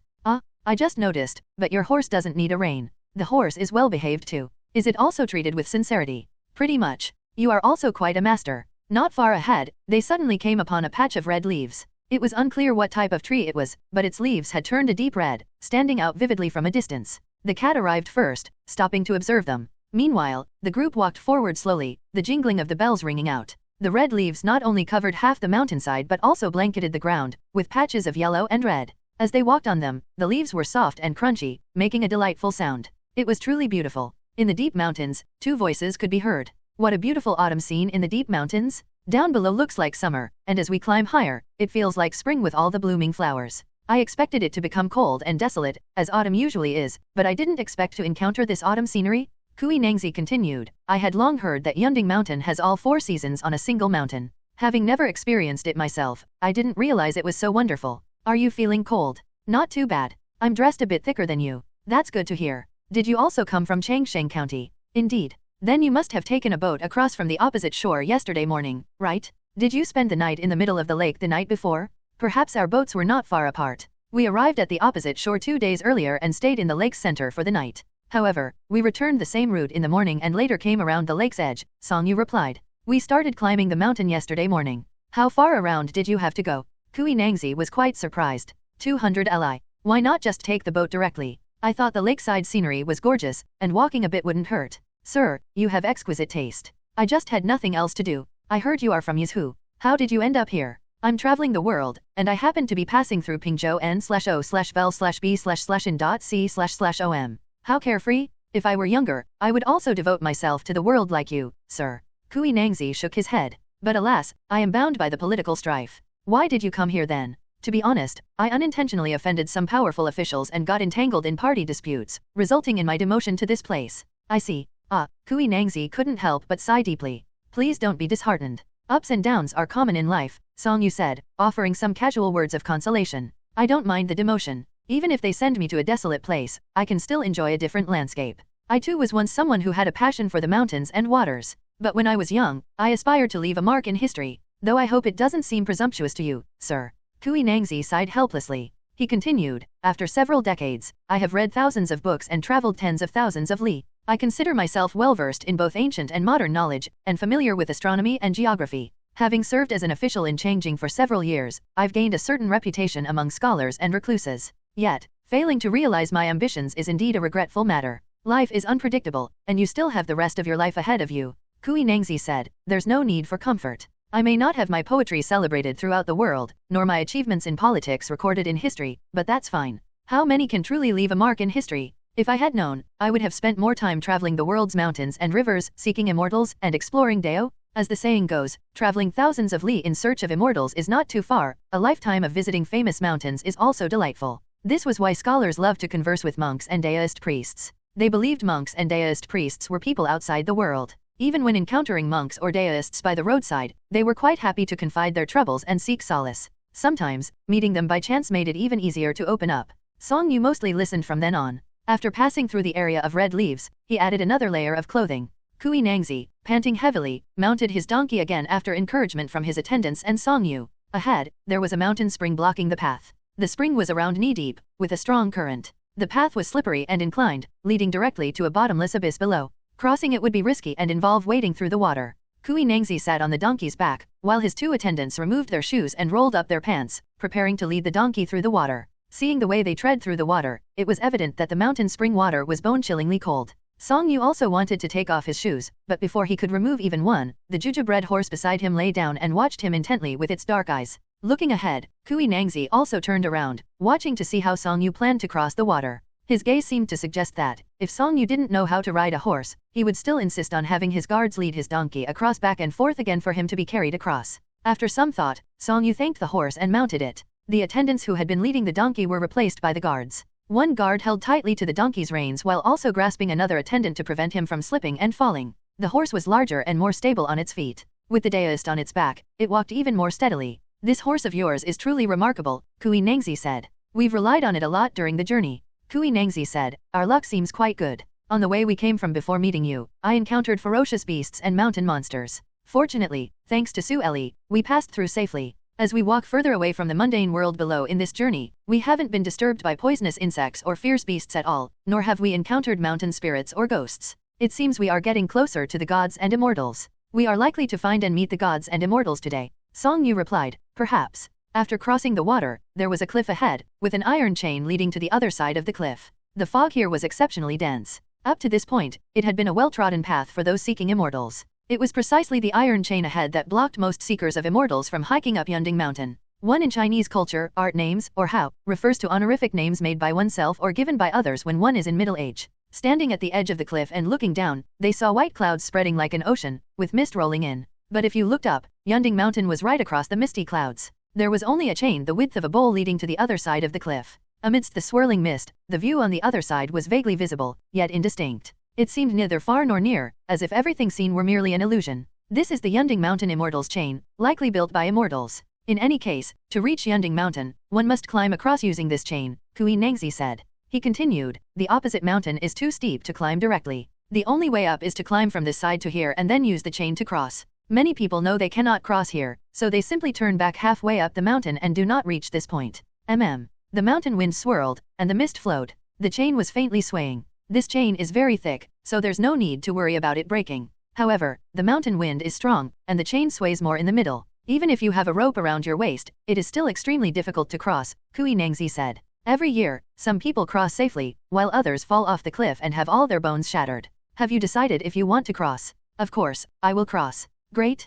you're decisive. Kui Nangzi himself was quite apprehensive. Hearing Song Yu's response so decisively, he abandoned his own hesitation and thoughts of giving up. Since we're here, there's no reason to turn back, Kui Nangzi encouraged himself. Only the horse and donkey cannot cross. I will leave the donkey here and have Hong Xiu stay here guard it. If you trust me and my attendants, you may also leave the horse here. Thank you for your kindness. Song Yu paused. However, my horse does not have reins, and thus no one can restrain it. It is very obedient and does not need supervision, it just needs to graze on the mountain. Sir, you do resemble a divine immortal. You flatter me. Do you have a safety rope? A safety rope? You don't have one. What is that? Kui Nangzi waved his hand, and one of his attendants took out 2 sturdy ropes from their bundle. When crossing the chain, one end of the rope is tied around the waist, and the other end can be easily looped over the chain using a device here. This way, even if you get tired or slip, you won't fall off. That's quite clever. Since you don't have one, I will go first with Su Eli. Su Eli is skilled in martial arts and can bring the other rope back for you to use. It seemed that the chain still made him a bit fearful, as his confidence was noticeably lacking when he said he would go first. But he still said it in the end. Song Yu smiled. There's no need for that. Just as Kui Nangzi was feeling puzzled, he saw the calico cat by the gentleman's feet suddenly take a few steps forward, moving lightly as if in a trot and casually stepping onto the iron chain. It then proceeded to run forward. After a few steps, it even looked back at them, as if it were merely walking on a beam in a house. Kui Nangzi was somewhat astonished. It was not the fact that the cat was casually walking on the chain that surprised him. The chain was far thicker than a normal iron chain, about the width of a bowl. Although it swayed slightly up close, it was understandable that a cat could walk on it. What really astonished him was the cat's bravery and spirituality. It seemed completely unafraid of the sheer cliff and almost as if it could understand their conversation. Maybe it really could understand human speech. But even though the part of the chain near to them was quite stable, once it reached the middle where the chain swayed more violently, it would be impossible for even a cat to continue walking in such a manner. Kui Nangzi thought this and glanced at Song Yu. He then heard the Daoist priest speak respectfully. Please, Lady Calico, go ahead. It seemed this cat was called Lady Calico. The name was quite interesting. But didn't he plan to call the cat back? As Kui Nangzi was still surprised, the cat actually turned its gaze away and continued to walk forward with small, nimble steps on the chain as if it were on solid ground. The cat was small to begin with, and as it walked further, it became a tiny speck on the chain. With a gust of mist, it immediately vanished from sight. At that moment, he realized that the wind had calmed at some point and the chain had also stopped swaying. It was perfectly still now. This cat was probably no ordinary cat. This gentleman must be a master cultivator? But even if the cat could cross easily, how would the gentleman manage? The 3 of them looked at Song Yu. Song Yu, with a smile, politely cupped his hands toward them and said, I will go first. And then, he stepped onto the chain himself, walking as effortlessly as if on solid ground, taking casual steps with his feet steadily landing on the chain without even needing to look at his path. He was also carrying a small bundle. It was as if the chain was embedded in the ground or painted on it, and the cliffs on either side were just illusions and were in fact solid ground. It was truly as if he was walking on flat terrain. Kui Nangzi's expression froze. The surrounding guards and attendants were equally stunned. Gradually, the figure in the mist became hazy. It was barely visible when he finally stopped, turned back to look at them, and then was completely lost to sight as the mountain wind blew a fresh wave of mist. Kui Nangzi's heart began to race with apprehension. Originally, he thought that Song Yu's courage and composure could inspire and motivate him, assuming they were on the same level. But now, he realized that the other person was a true master with genuine skills, making what seemed like a life-or-death challenge to him look like a mere walk in the park. Consequently, the borrowed courage and composure he had just moments ago had vanished into thin air. The gentleman wasn't afraid because he had the skill to make walking across the cliff's iron chain as easy as walking on flat ground. As for himself, The reason that gentleman didn't fall to his death was precisely because of his skills. As for himself, even a safety rope might not guarantee security. Kui Nangzi began to wrestle with the decision of whether to turn back. After having come so far, was he really going to turn back now? The path to seeking immortals that he had fantasized about for so long, was he really going to end up like the other ordinary people, halted here? What would make him any different from them? But, if he didn't turn back, wouldn't falling to his death mean losing everything? The wind started blowing again, causing the chain to sway. Sir, the guard beside him asked cautiously, shall we? It was almost comical. Despite the intense inner conflict he felt, when asked, he hesitated for only a moment before waving his hand and saying, I'll go first. He only said it through clenched teeth. He recalled what a friend had once told him when he first heard about Yending Mountain: timid and hesitant people cannot seek immortals. And to be honest, it wasn't just about seeking immortals. Many things simply could not be accomplished with such a mindset. Once past this cliff, he would reach the summit of Yending Mountain. Here, there was scarcely any soil left, the entire mountaintop was almost entirely bare rock. Only the most resilient wild grasses and the most solitary pine trees could grow in the crevices between the rocks. The mist seemed to exist only between the cliffs. Beyond the cliff was clear and bright. The summit of Yending Mountain was now clearly in sight. The cold wind blew fiercely, bringing a bone-chilling chill. Song Yu sat cross-legged on the ground, waiting quietly. The calico cat was nearby, diligently licking and grooming itself. Faint sounds of the chain swaying could be heard from the mist, and occasionally, there were cries of alarm. At these moments, the calico cat would pause its grooming and stretch its neck to peer into the mist, wondering if someone had fallen or if they were merely frightened and shouting.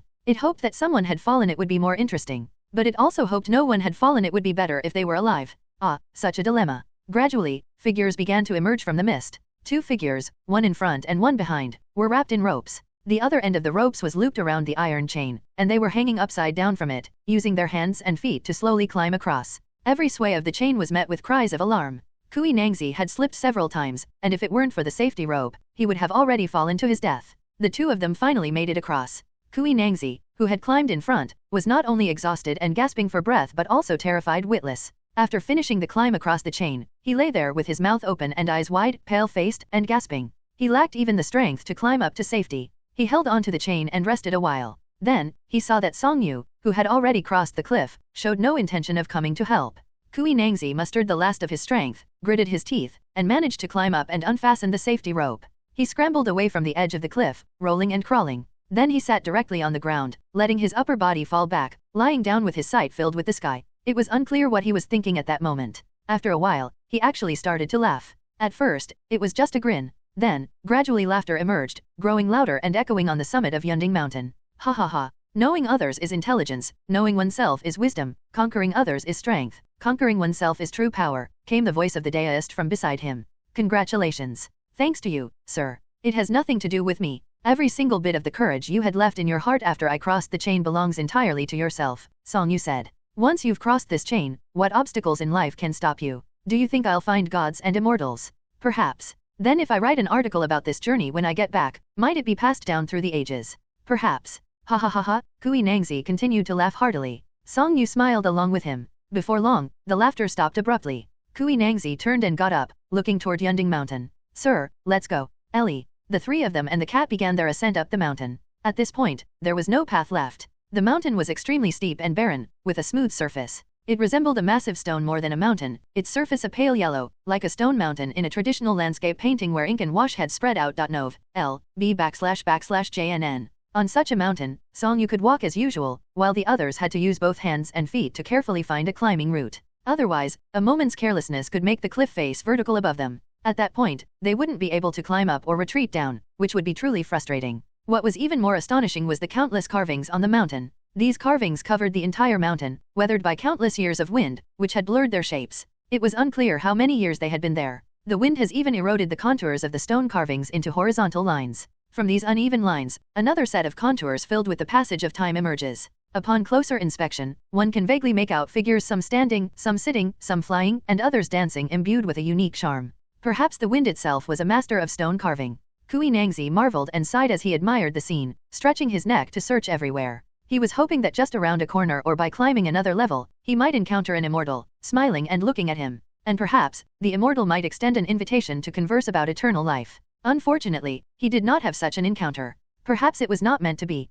Kui Nangzi thought with regret in his heart. But he soon felt that even if he did not find immortals on this journey, having crossed the iron chain that had challenged countless seekers and met a master deist cultivator like Song Yu, made this journey worthwhile. Thus, his mood lifted again. The 3 people and 1 cat reached the summit of Unbeknownst Mountain. Looking around, there were no higher peaks to be seen. All that met the eye was a sea of rolling white clouds. Occasionally, a few high mountains would peek through with only their peaks barely visible, turning into islands within the cloud sea. Beyond that, only the blue sky and the sun were visible, with not a single cloud in sight. This must be what an immortal's realm looks like, Kui Nangzi said, his eyes wide as he gazed into the distance. As his vision broadened, so did his heart. He imagined that the homes of immortals must be like this beneath a spotless blue sky, overlooking an endless sea of clouds, with the world's edge visible in a single glance. A pristine clarity, far from the mundane world. Our journey has been smooth. I originally thought we would reach here around dusk, but we arrived before the afternoon was over, Kui Nangzi remarked to Song Yu. Indeed, when one's mood is good, your steps naturally become lighter as well. Arriving early is always better, Song Yu replied casually. Unfortunately, we did not encounter any immortals on the way. It seems that I am destined to not encounter them, Kui Nangzi said, looking around and smiling. But meeting a master deist cultivator like you still made the trip worthwhile. You're too kind. You must be hungry after climbing the mountain and overcoming obstacles. Su Eli, quickly bring the dry food and pears. The guard by his side also carried a bundle. The bundle contained some steamed buns and a few small, unattractive pears. Kui Nangzi said cheerfully, while traveling, I didn't bring any delicacies. When I first set out, my wife thoughtfully prepared some snacks for me, but I finished them within the first 2 days of my journey. However, these pears. We found them on the roadside while climbing the mountain yesterday morning. I don't know if you've seen them as well. They're unsightly and tiny, and might not be as beautiful or large as the Pingzhou Gong pears, but they are fragrant and sweet. There were only a few on the tree, and although we felt guilty picking them all, we liked them so much that we took most of them. We only left a few for the others. Please be sure to try them. Song Yu said. We also brought some provisions. Then, let's share. Sure. Song Yu smiled as he listened. Actually, we also picked some wild fruits by the roadside. They're not filling but can serve to satisfy our cravings. It seemed like a stroke of fate. So, he didn't decline further and simply took out the steamed buns he had brought along, as well as some wild fruits he had picked, and shared them with Kui Nangzi and the guard named Su Eli. The calico cat, meanwhile, enjoyed dried fish bought by the lake. The dried fish was crispy and well dried. She chewed it with both sides of her teeth, producing a distinct crunching sound that was oddly satisfying to listen to and lifted one's spirits. The wild pears Kui Nangzi picked were indeed delicious. Though they looked unappealing, the skin was thin, and inside was juicy flesh. You didn't even need much effort to take a bite, a gentle nibble was enough. As for the wild fruits Song Yu gathered, they might not look impressive, but their taste ranked among the best of wild fruits. They had a wonderfully fragrant aroma, refreshing and delightful, a top-tier delicacy. Standing at the peak, with boundless scenic views and mountain delicacies, one naturally felt a surge of joy. Any lingering gloom instantly vanished. When do you plan to descend the mountain, Master Song? Kui Nangzi asked. I'm in no hurry, Song Yu replied. I'm not in a hurry either, Kui Nangzi said, then paused. However, I don't have your skills. I must descend before sunset to cross the iron chain, otherwise, it could be too dangerous if it gets dark. There's still plenty of time. Yes. Kui Nangzi smiled. Today, we should fully enjoy the scenery. Looking out at the vast expanse, seemingly boundless since ancient times, he felt the insignificance of human life and the brevity of a century. Kui Nangzi couldn't help but feel that his own pursuits and ambitions seemed rather laughable in the grand scheme of things. He was also tempted to abandon everything and seek a life of ease. Yet, with a sigh, he came to his senses and saw not only the vast, boundless world before him but also the sprawling human realm. Since he was not an immortal, it was inevitable that he would be bound by worldly concerns. Ah, Kui Nangzi sighed, feeling envious of the deist's carefree demeanor. At that moment, Song Yu pulled out a small jade bottle from his belongings and took out then consumed a red pill. Sitting cross-legged, Song Yu faced the sea of clouds. Nearby, Kui Nangzi seemed reflective, sitting alone and murmuring to the vast world. His voice was soft but still reached Song Yu's ears. The world is vast and time is limited. Why rush? Life is often filled with disappointments, it's best not to dwell on gains and losses. His words had a touch of leisure. Song Yu turned to tell him that he would be meditating but, seeing him lost in thought, chose not to disturb him. Instead, he closed his eyes. When one finds himself alone and at leisure, just focus on composing poetry and enjoying wine. He should freely sing and compose amidst the vast lakes and seas, carefree and unrestrained, indifferent to the constraints of time and space, the murmurs continued. As Song Yu entered a trance, he took advantage of Kui Nangzi's distraction to transform into a swallow and soared into the sky. Once airborne, the sky seemed even further away, the sea of clouds more expansive, and the world larger. The renowned Yunding Mountain known throughout Great Yan, which attracted countless visitors, was merely a small island in this vast sea. Soaring into the boundless sky, Song Yu felt the oppressive vastness of the universe. When the monotony grew tiresome, he would turn and descend, experiencing the intense sensation of weightlessness with the wind howling past.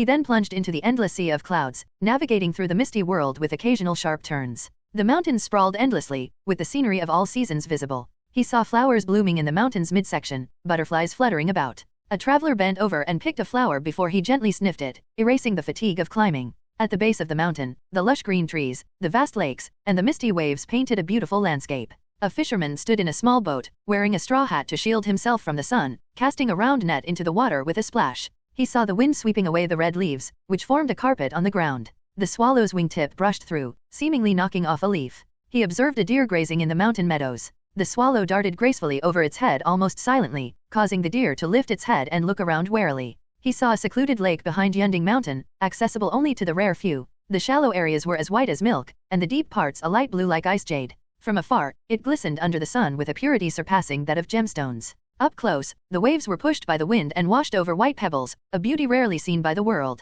He also noticed the mountain breeze causing the trees to bow, creating waves of foliage. Unidentified sparrows pecked at the ground, while a leopard crouched among the bushes. Insects emerged from the fallen leaves, and many seekers of immortals ascended the mountain along the paths. Turning upwards, he leapt from the sea of clouds, the sky stretching out before him and offering a sense of freedom and ease. Circling Unbeknownst Mountain, the stone carvings on its cliffs became clearly visible. Each horizontal ripple was a mark left by wind and time. Though the original forms could still be faintly discerned, most details had long been submerged in the river of time. Who in this world could remain eternal? Kui Nangzi looked at the swallow, shrinking his neck against the cold wind at the mountain's peak. His face showed both surprise and joy. The swallow, undeterred, flapped its wings and flew off into the distance. Gazing at the vast cosmos and the richness of all things, he felt like a mere mayfly in the grand scheme of the universe, a single grain in the boundless sea. It was unclear how long it took, but eventually, the swallow flew up close to the mountain wall, sneaking into the Daoist priest's body from an angle unseen by Kui Nangzi and his guard. The Daoist priest did not immediately open his eyes but continued to meditate with them closed, reflecting on the profound and mysterious sensations inspired by the previous vision of the grand scenery.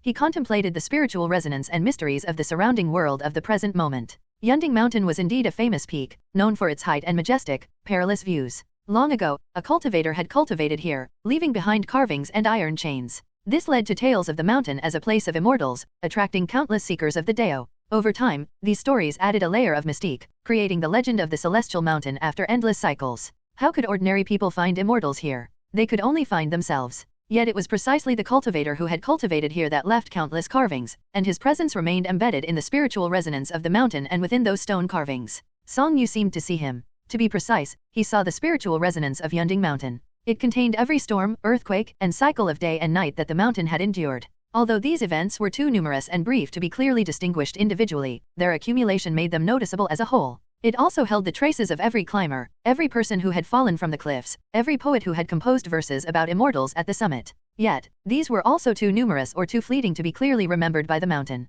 Only one cultivator, who had cultivated here for a century, had interacted daily and nightly with the mountain's spiritual resonance and left behind a multitude of carvings. His clear imprint was second only to the erosion by countless millennia of sunlight, moonlight, starlight, and wind and rain. Perhaps it was fate, perhaps a coincidence. Whether due to the spiritual resonance's influence or the carvings themselves, Song Yu felt as though he had transcended time and could see the cultivator in an instant. The cultivator had spent over 100 years here. Besides his cultivation, he had done only one thing: carving stones. Chisel by chisel, he had engraved figures in various poses, standing, sitting, flying, dancing on Unbeknownst Mountain. It was unknown what these figures meant to him, whether they were his thoughts at the time, his lifelong passions, or his constant reminiscences. What was clear was that they were once vivid, but centuries of wind had changed their appearance. Song Yu watched him carve, chisel by chisel, stroke by stroke. He heard the clinking of tools and the sound of wind blowing stone chips away. 100 years passed as if it were a single day, unimpeded by wind or rain. The past was not hurried, nor was the future. Figures then took shape. Amidst the incessant, wearisome clinking sound that had persisted for 100 years, Song Yu gradually developed a different perspective on the unchanging world and the never-ending passage of time. This feeling was not limited to Unbeknownst Mountain but also extended to the mountains and rivers he had traversed over the past year since descending the mountain. It was not only about the figures and carvings but also about his own self. It seemed that tomorrow would mark the beginning of autumn. In that case, it had already been a year since he came down the mountain. A year consisted of 24 solar terms. Coincidentally, there were 24 types of spiritual energy. Each time in different mountains and waters, each type of spiritual energy carried the unique essence of those landscapes and encapsulated the insights and emotions of the time. At this moment, as his body and mind connected with the world around him, the subtle melodies and insights from these spiritual energies replayed in his mind. He not only revisited the feelings from that time but also gained new insights, as if he were walking through them once more. That swallow we saw earlier must have been transformed from a god or an immortal, otherwise, in such high and cold conditions, where would a swallow come from? Kui Nangzi did not wish to disturb the meditating cultivator and could only converse with Su Eli. Out of the corner of his eye, he glanced at the cultivator's side. The calico cat seemed more at ease than anyone else. It had wandered to the edge of the cliff, peeking into the distance and down below, as if admiring the scenery. It occasionally yawned and shook its head. Kui Nangzi sighed, wishing he could chat more with the master deist cultivator but realizing he couldn't. He turned his head, searching for a suitable stone to take as a souvenir. After all, it was a stone from a sacred mountain. It should have some immortal's aura. After searching for a while, he found a suitable stone. As he was putting it into his bag, he noticed that the calico cat had turned its head and was staring at him with a curious expression. Kui Nangzi thought for a moment and explained, I've heard that people who visit famous mountains, especially those who visit sacred or celestial mountains, sometimes take a stone from the mountain to bring home. It's believed to ward off evil spirits and protect the home. Well, I don't really need it for that, but I find it interesting and want to keep it as a memento. Nov. L. B /JNN. He looked at the cat. The cat remained with its head held high, staring intently at him, as if not understanding what he was saying. Kui Nangzi shook his head. Perhaps the cat did not understand human speech, it was simply smart and had spirituality, and the deist priest had a unique ability to communicate with animals. Having served as an official for many years and visited various recluses and notable figures, he had heard of such abilities before. The sun gradually set. The deist priest showed no sign of emerging from meditation, while the calico cat had curled up next to him and fallen asleep. Kui Nangzi noticed that the cat was clutching a small stone in its paws. That was amusing. Feeling somewhat influenced by the cat or perhaps by the setting sun on the mountaintop urging sleep, or maybe due to the dizzying mountain wind, he inexplicably felt drowsy. Unable to resist the drowsiness, but unwilling to descend the mountain or disturb the deist priest, he told his escort and lay down for a short nap.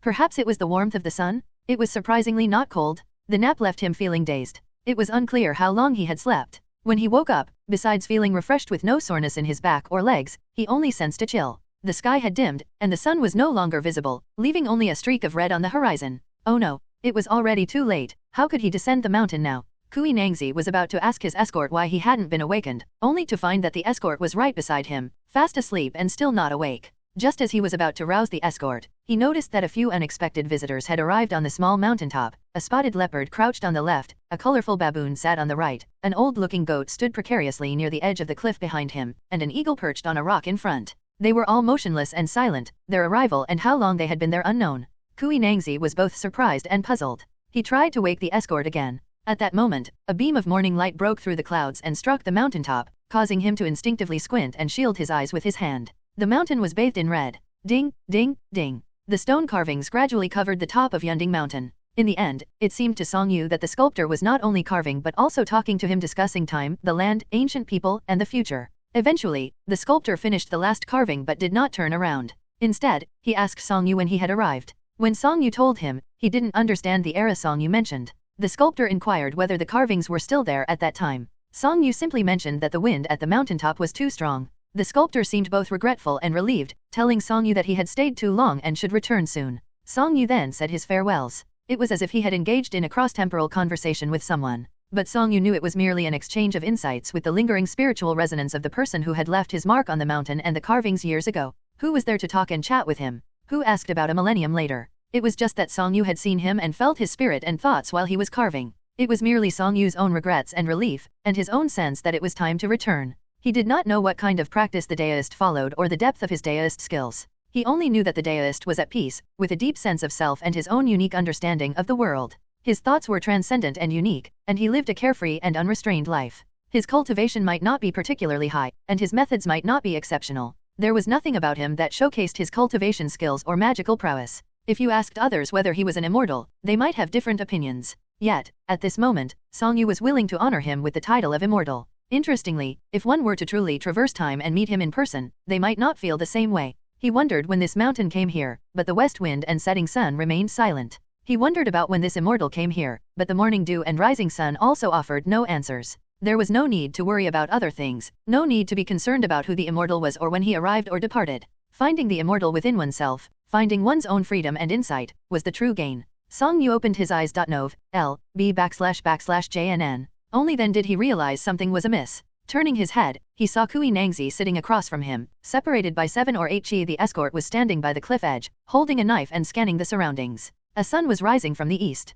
Looking down again, the cat stretched out its front paws, its little feet stretching wide, as it lazily yawned. Sir? Oh, no. Immortal Master, you're awake. Forgive me. Song Yu pressed his lips together and glanced around as he stood up. He bowed solemnly to them, saying, I'm sorry for keeping you waiting so long. Not at all, not at all. How could we ever accept such a grand courtesy from an immortal master? I've delayed you. What are you saying, immortal master? Even though we ended up sleeping here in the mountains somehow, with your protection, we didn't feel cold at night. It's actually a good thing, otherwise we'd have had to find a place to spend the night on the mountain after crossing the iron chains at dusk. Even if it wasn't the mountaintop, it would have been very cold. Kui Nangzi said quickly, then paused. He continued, however, while you were meditating earlier, some visitors arrived. They were wild beasts and birds of prey from the mountain, just standing around here. We don't know what they were doing, but they have all left now. It's nothing. Kui Nangzi glanced at Song Yu's calm and composed demeanor, and seeing that he was untroubled and seemed used to such occurrences, he couldn't help but breathe a little faster and asked, May I ask, are you truly an immortal?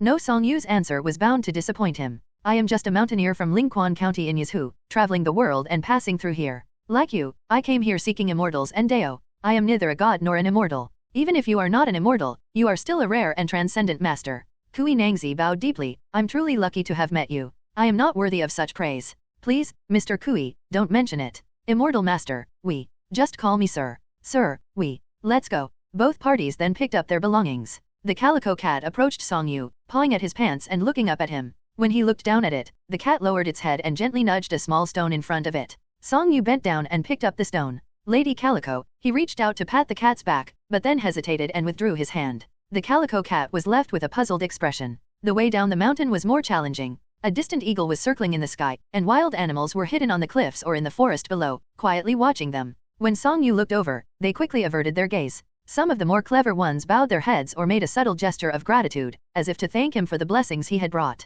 They then turned and left. Song Yu paid them no mind, continuing to descend the mountain slowly and taking another look at the stone carvings. The insights he had gained were rare. The carvings on the mountain, the spiritual resonance of the place, the cultivator from 1,000 years ago, the swallow immortal's gift of swallow pills, the landscapes and experiences of the past year, the weather of the day, the mountain wind, and the pleasant mood brought by the officials, and even the sense of freedom provided by the cat. Every element seemed indispensable. It was precisely their perfect combination that had led to this profound opportunity. He felt he should thank everyone. Kui Nangzi spoke from behind him. Yesterday, I didn't recognize you and said quite a bit of grumbling. I hope you didn't take offense. Not at all. Earning a person's trust is never easy. Mr. Kui, you expressing your inner turmoil upon first meeting me is a sign of trust, and I should feel honored. Do you know how to tell fortunes, sir? What do you wish to ask? I'd like to ask, if I still have a chance to leave a mark in history. I'm afraid I must disappoint you. I don't understand fortune-telling. Song Yu shook his head. All I know is that if you truly want to achieve something, you must work hard for it.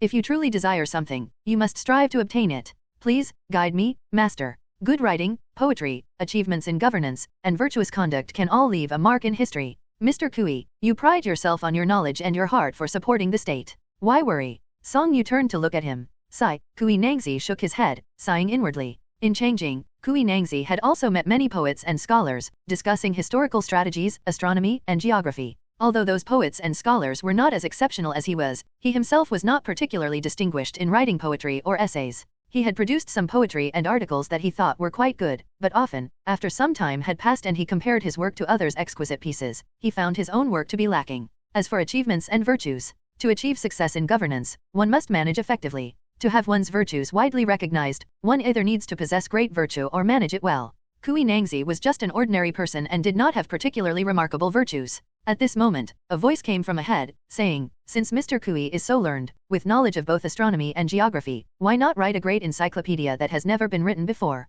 A great encyclopedia? What kind of book? Do you know how people spoke 1,000 years ago? How did they weave fabric? How do they farm? Was it the same as now? Kui Nangzi replied, 1,000 years ago, the script and transportation methods were standardized, but the official language has changed over the ages. While we can recognize the characters from 1,000 years ago, the pronunciation was probably quite different from today. As for how people wove fabric or farmed 1,000 years ago, I have seen some of that in ancient texts and murals. However, if you're referring to the knowledge lost from 1,000 years ago to now, there is indeed a lot. Mr. Kui, you're indeed knowledgeable. Not at all. But will people from hundreds or thousands of years in the future be able to know how we speak, weave, practice medicine, farm, study astrology, and so on? Are you suggesting? I have never heard of a great encyclopedia that encompasses all knowledge and lets future generations understand the entirety of our era. If such a book existed, it would certainly be treasured by future generations. Kui Nangzi stopped walking and fell into thought. Such a book would be a monumental work. It wouldn't require the divine inspiration needed for poetry or essays, just comprehensive knowledge of everything, which happened to be his expertise. However, such a grand encyclopedia would not be achievable by a single person alone. It would require many contributors and likely the support of imperial authority. Fortunately, the current Great Yin dynasty valued economic and cultural development, so it might be approved if he presented this idea to the emperor. If such a book had existed hundreds of years ago, much of what was lost during the years of war would not have been completely forgotten. If such a book had existed 1,000 years ago, contemporary people's perspectives could transcend time. But will future generations cherish such a book? If it is a treasure, it will naturally be cherished. What if the book were lost? Even if the book is lost, the title and your name would still be remembered in history, though perhaps not as prominently. Thank you, sir. Kui Nangzi bowed deeply in gratitude. The 3 people and 1 cat quickly reached the iron chain, and Kui Nangzi's heart began to beat anxiously again. At this moment, the gentleman stopped, turned to them, and said, "We must part ways here." This, Kui Nangzi was undoubtedly reluctant. If possible, he would prefer to deepen his friendship with such a reclusive master, inviting him to his home as a guest, playing the zither, drinking tea, discussing elegant matters, and talking about immortals. Just as he was about to say something, he saw the gentleman suddenly extend his hand, holding 2 pills, one light green and the other light white. "I have inadvertently delayed your time, and I feel very guilty. I offer these 2 pills as compensation. This light green one is called Beginning of Spring, and it is for you, Mr. Kui. It is rich in vitality, though it cannot extend your life or make you youthful again. It can help maintain your health, energy, and protect you from illness and disaster. This light white one was called Rainwater One, which had the effect of nourishing all things. Mr. Su, you're a martial artist. Though it could not make you as agile as a swallow or enhance your skills, it could alleviate the hidden ailments you may have and help you recover faster from fatigue during training." In reality, neither of them were true pills. They were transformations of spiritual energy, and the effects of this spiritual energy were even better than described. Beginning of Spring represented the beginning of the year's vitality. It indeed could not extend life, but in this age, few lived to a natural old age, most died from illness. The vitality from Beginning of Spring could help avoid most illnesses, allowing one to live a long life as long as no other calamities occur, which was nearly the same as prolonging life.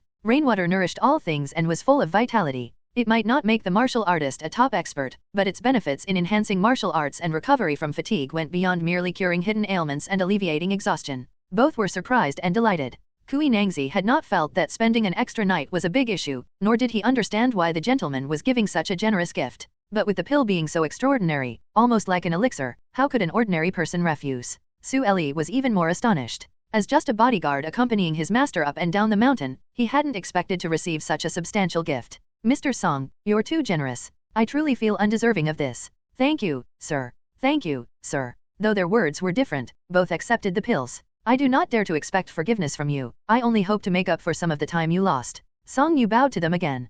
"Please do not mention my name after you descend the mountain." Of course, sir, you're too polite. It is really a trivial matter. I will not mention your name to anyone. Thank you, and may we meet again by chance." Having said this, Song Yu stepped onto the iron chain. The wind had stopped again, and the iron chain was still and unmoving. The figure of the Daoist priest and the cat quickly disappeared into the mist, leaving the 2 people looking at each other in confusion, their brows furrowed with some puzzlement. On the opposite side of the cliff, the mountains were still covered in a sea of red, the forests dyed in vibrant colors. The scenery seemed both the same and different. The attendants and the donkey had long since vanished. Only the jujubred horse remained on the mountain, grazing contentedly. When it saw Song Yu, it paused for a moment before quickly trotting over. Its coat was smooth and shiny, and its saddle had been dragged to a nearby cave. Upon reaching Song Yu, the horse led him to the cave to retrieve it. The saddle was now covered in a thick layer of dust. "It's rare that you're still waiting for me." "Thank you." Song Yu patted the horse's neck, feeling a mix of emotion. "You've grown a bit more." The traditional Chinese calendar divides a year into 24 solar terms.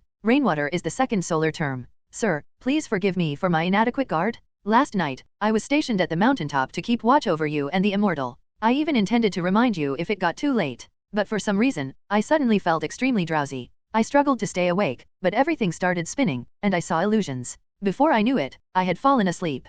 Kui Nangzi waved his hand and then said, "It's no problem, it's not your fault. It must be because the immortal was meditating, absorbing the spiritual energy of heaven and earth, and gathering the essence of the sun and moon. We are mere mortals and cannot withstand it, which is why we felt so sleepy. The wild beasts and fierce birds in the mountains must have developed some intelligence and were drawn by the immortal master's Dao essence, coming to seek a chance to encounter the immortal." "I see." Su Eli quickly cupped his hands in gratitude toward Kui Nangzi. He could tell that the gentleman truly has an affinity for the immortal Dao and eternal life. If it were someone else, they might not know so much about these matters. At this point, Kui Nangzi asked, "What do you feel after waking up?" "I feel entirely refreshed and clear-headed," Su Eli replied honestly. "Since I've been wandering the Jianghu and constantly witnessing battles and conflicts, I haven't slept so well in a long time. I feel the same." And the immortal master? Forget it, forget it. Meeting him was already a form of fate. Sometimes, demanding too much and having too many distractions can be counterproductive.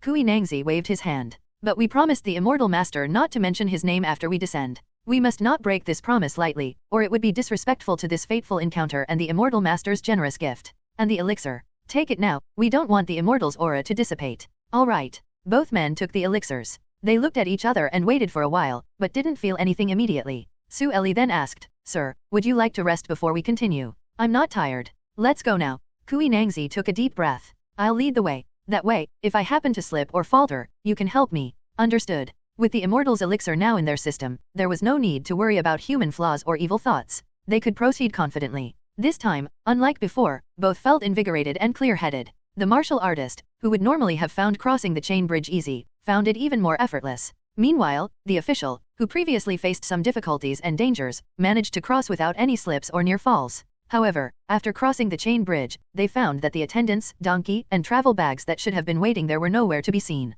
In the distance, they could only see the departing figure of the immortal. Under the morning light, the red leaves in the distance were as red as blood. On the ground, an unknown type of grass had sprouted white tassels. They were as dense as a thick carpet, swaying in the same direction with the wind. Amidst the breathtaking autumn forest, a barely visible path stretched from south to north, with a daoist and horse moving slowly along it. It was the same Jujubred horse, still carrying the saddle bag, but it had already traveled quite a distance. After they took another turn, they were no longer visible. "That Hongxiu," the official couldn't help but mutter angrily. He couldn't even measure up to a horse. The official couldn't help but curse inwardly. But it wasn't entirely the attendants' fault. They had stayed out all night, and the wind was strong at the mountain pass. The attendants had waited all night without seeing them, and they had to find a sheltered place to stay overnight. It was still early in the morning, and perhaps they hadn't yet arrived. Fortunately, there was only one path down the mountain. If they continued down, they were bound to run into Songyu. They discussed and decided to head down the mountain. They considered chasing after the immortal, but since they had already bid farewell, it would be awkward to pursue them. They quickened their pace slightly but had to keep an eye on the sides of the path, worried that they might miss the attendants if they were waiting in a sheltered spot. They occasionally called out, but despite traveling a long way, they still did not catch up with the immortal. As they walked, the scenery by the path seemed to be the same autumnal landscape, yet something felt off, though they couldn't quite pinpoint what. After traveling a great distance without seeing any sign of the attendants, the official spoke up this time, "This Hongxiu." The two discussed among themselves, thinking that they might have missed each other on the way. It was also possible that the attendants had waited until evening without seeing them and had called out without any response. Recalling their startled exclamations while crossing the iron rope during the day, they might have speculated that they might not have successfully crossed the rope but had instead fallen off. Thus, perhaps they decided to take the donkey and their belongings down the mountain. The worst scenario would be if the attendants had sought shelter on the mountain overnight to wait for them. They might have encountered poisonous insects, wild beasts, or mountain demons without a martial artist's protection, and had met with misfortune. They hoped it was not the case. Descending the mountain was quicker than ascending. For an average person, walking all day like this might have left their legs trembling.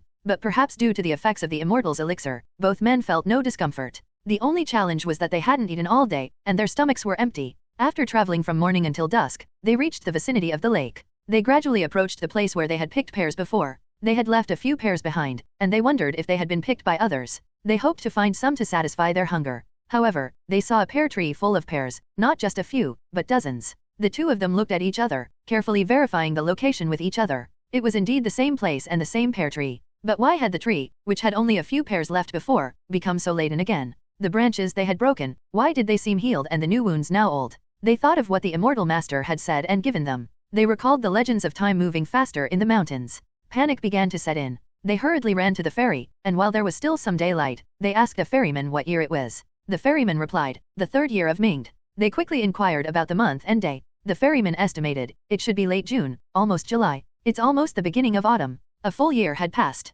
The two of them stood there in shock, their minds blank. When they regained their composure, they turned to look back, only to see deep vegetation and heavy mountain shadows behind them. The summit of the mountain they had just descended was now nowhere to be seen. The immortal they had seen in the morning was now nowhere to be traced. They were stunned for a long time, their feelings complex and confused. Later, they asked a few more ferrymen and learned that the new county magistrate of Shizu County who had visited Yunding Mountain last year to seek traces of the immortal had his attendants wait at the opposite side of the chain bridge for 3 days without seeing anyone return. The attendants asked others who crossed the chain bridge and were told that many wild beasts, including jackals, wolves, tigers, and leopards, had gathered on the other side. Those who crossed the bridge dared not climb Yunding Mountain. If the magistrate had not fallen midway, he would have been eaten by the wild beasts on the other side. The attendants had no choice but to descend the mountain alone with tears, thankfully without encountering any wild beasts or mountain monsters on the way down. The county head magistrate was quite well known. Among those who had died from falls on Yunding Mountain in a year, he was among the more notable ones. Last year, his family even came here to pay their respects, and the head magistrate of Changsheng County attended as well. Kui Nangzi opened his mouth, unable to speak, and could only look again at the mountain shrouded in darkness. The green pines and distant peaks were without grandeur. There were indeed banished immortals in the human realm. A small boat floated on Mirror Island Lake. The night grew deeper, with the Milky Way hanging overhead and countless stars reflected in the water below. The night breeze swayed the boat, creating ripples in the mirror-like lake. The ferryman's snoring was thunderous. The calico cat curled up beside the deist, seemingly asleep but perhaps not. The deist gazed at the night sky and lake, silently reflecting on the cultivation, the insights, the opportunities. The whole year of time vanished into thin air, and the often pondered question, what kind of world was this? It seemed he understood more. Yet, he seemed more confused. The cat scratched him. The deist came to his senses and looked down. He thought for a moment, and finally decided to abandon his thoughts. He asked softly, "Tomorrow will be the beginning of autumn again. What would you like to eat?"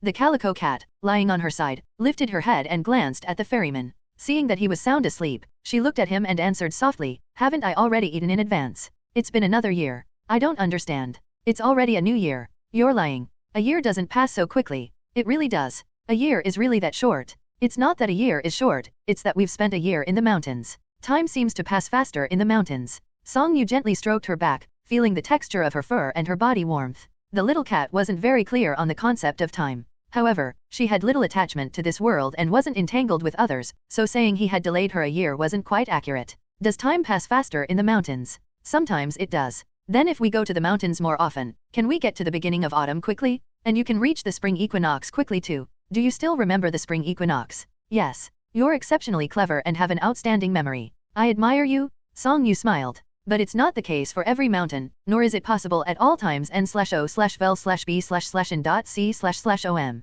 Which mountains does this apply to? When can it be done? It's a matter of chance, not something you can actively seek. I don't understand. Do you remember how old you were before? I don't know. Then you've grown a year older, and a year older again. How old is that? I don't know. You're not smart. You're the same. The calico cat stared up at the deist, and the deist looked down at her. Both were silent. The wind pushed the boat, and everything was very gentle. After a while, the calico cat's voice finally broke the silence. "Are the stones I picked up on the mountain still there?" "They are," Song Yu answered and then asked, "What did you pick up a stone for? What will you use it for?" People who visit famous mountains often bring back a stone from the mountain to ward off evil and protect their homes. The calico cat's voice was soft but authoritative. "But as a cat god, I don't need a stone to ward off evil. I can do that myself. I just thought it was interesting and wanted to keep it." "I see. Where should I hide it?" "Where did you use to hide things before? On the beams of the temple, or buried in the ground?" "That's good. Tell me quickly. For such a small stone, you can keep it in your bag, carefully treasured. You can also keep it in a cloth pouch so you can see it often.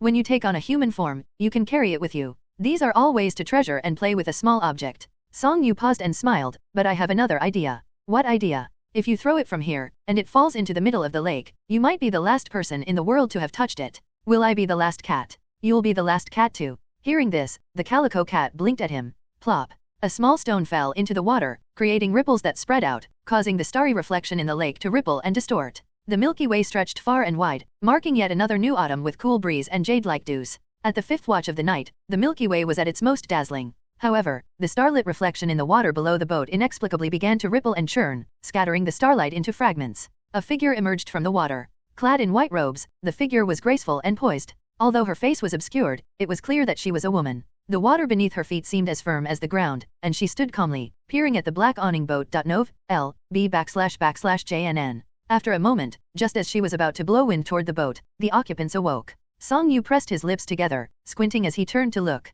The woman halted her action but showed no signs of panic. Instead, she stood on the water's surface and gracefully bowed to him. "Your Excellency, this humble servant greets you. Are you the mirror goddess?" "Indeed." Song Yu then studied the woman. She was veiled in white silk, making her features unclear. Yet, divine beings had their own grace and charm. Even without seeing her face, it was evident that she was leagues above a mere mortal woman. Previously, the boatman had told him about the mirror goddess of this lake, a god known as the mirror goddess. It was said that she was a princess from a small kingdom during a time of war and chaos. She was kind-hearted, loved her people, and was exceptionally beautiful. During a war, she was pursued by the enemy to this very lake. Refusing to submit, she chose to drown herself rather than be captured. Moved by her virtue and integrity, people erected a temple by the lake in her honor, worshipping her as the goddess of Mirror Island Lake. She was now a formally recognized legitimate goddess. It was because of her that the lake was so serene. The ferryman also said that occasionally, when a remarkably talented scholar drifted across the lake, they were so moved by the breathtaking sight of the boat pressing upon the starry river that they spontaneously composed famous lines. At night, when they fell asleep, the mirror goddess would appear in their dreams to thank them personally. Whether this was true or mere exaggeration, the presence of so many scholars who loved to spend their nights on the lake had something to do with this legend. Song Yu didn't dwell on these details and asked, "Mirror goddess, to what do I owe this visit in the middle of the night?" The mirror goddess said with a respectful bow, "I apologize for disturbing your dreams. As the goddess of Mirror Island Lake, it wouldn't be proper if I didn't come out to greet such an esteemed guest when they visit. I've had a lapse in manners when you visited last time, as I sensed your presence but did not recognize you. Now that you have returned, it must be fate for us to meet. If I were to ignore you again, it would be far too discourteous of me. You misunderstand." Song Yu responded, "I merely came to appreciate the beauty of the lake's scenery, which I had heard was remarkable. That was last year. However, the starry sky that night left such an unforgettable impression on me that when I found myself back at the shores of Mirror Island Lake, I decided to visit again. I had no intention of disturbing you, Mirror Goddess. Then it is truly fate. Please, come and have a chat beneath the water. There is no need for such formality. I merely admire your grace and, considering the fate we share, I have prepared some food and wine to invite you for a chat beneath the water." It was difficult to refuse such a courteous offer. However, I did not come here alone, I have a companion with me, and it would be inappropriate to leave her behind. Is it the cat girl? Precisely. She is your companion. We have traveled together for a year, and we've been companions for 2 years now. I see. There was a peculiar look in the mirror goddess's eyes. Then please invite her as well. But how? I have my own divine powers. Very well. The mirror goddess exhaled a breath of white mist. The mist enveloped both the cat and Song Yu, and a misty haze arose immediately, spreading ripples in the air. When they regained their senses, they found themselves in front of a pavilion. The pavilion was elegantly built, with an old-world charm that seemed to reflect the style of the mirror goddess's era. It had a transparent barrier overhead that separated them from the lake's waters, creating a different realm. It was nighttime, and it was uncertain if daylight could penetrate the lake to reach this place. At the moment, there was no daylight. However, the pavilion was adorned with jade lanterns from the outside, each embedded with pearls emitting a soft white light. Inside, the pavilion was brightly lit, with bustling activity and female attendants moving about. Song Yu looked down. At his feet, a cat had just groggily woken up and was lying on the ground, using its hind leg to scratch behind its ear. Noticing something was amiss, she first looked at him in confusion, then turned to gaze at the mirror goddess with bewilderment. "Deist priest, where is this? Who is she? How did I get here? Is this a dream? This is the residence of the goddess of Mirror Island Lake. She invited me and you here as guests. It might be a dream, or it might not be," Song Yu answered patiently. "Please, follow me." The mirror goddess made a gesture inviting them inside. Song Yu did not treat the calico cat with disrespect. She, who regarded Song Yu as a distinguished guest, naturally would not mistreat this calico cat as well. The two followed her inside. Seeing Song Yu looking up at the sky, the mirror goddess explained, "This place is in the heart of the lake, about 30 jong deep. It is not far from where you docked your boat, Your Excellency. I am merely a deist from the mountains. I don't deserve the title you give me. If you prefer, you can call me Deist Master or Mr., Song Yu said. "All right. Can daylight be seen here during the day?" Song Yu asked the question that had been on his mind. The mirror goddess seemed surprised by his casualness in switching topics so quickly from how she addressed him to asking about light at the lake's bottom, but she soon responded, "The water of Mirror Island Lake is very clear. Even on cloudy days, you can see faint daylight. On sunny summer days, it's even brighter." "I see." By now, the three of them had entered the pavilion. The interior was elegantly decorated with a divine touch, not as resplendent as ordinary temples but imbued with an ancient and mysterious charm. The mirror goddess's aesthetic sense suited Song Yu's taste. "Please have a seat." All right, they all took their places. Originally, the mirror goddess had prepared 2 tables, but seeing that the calico cat was present, she considered preparing another table. However, Song Yu stopped her from doing so. Firstly, the calico cat was small and could easily share a table with him. Secondly, the table was filled with lake delicacies, mostly crabs, and some fish and shrimp. The calico cat would find it inconvenient to eat crabs and shrimp, and might need help peeling them. The mirror goddess said, "There isn't much to eat at the bottom of the lake. These shrimp and crabs are troublesome to eat, and serving them to guests might seem uncouth.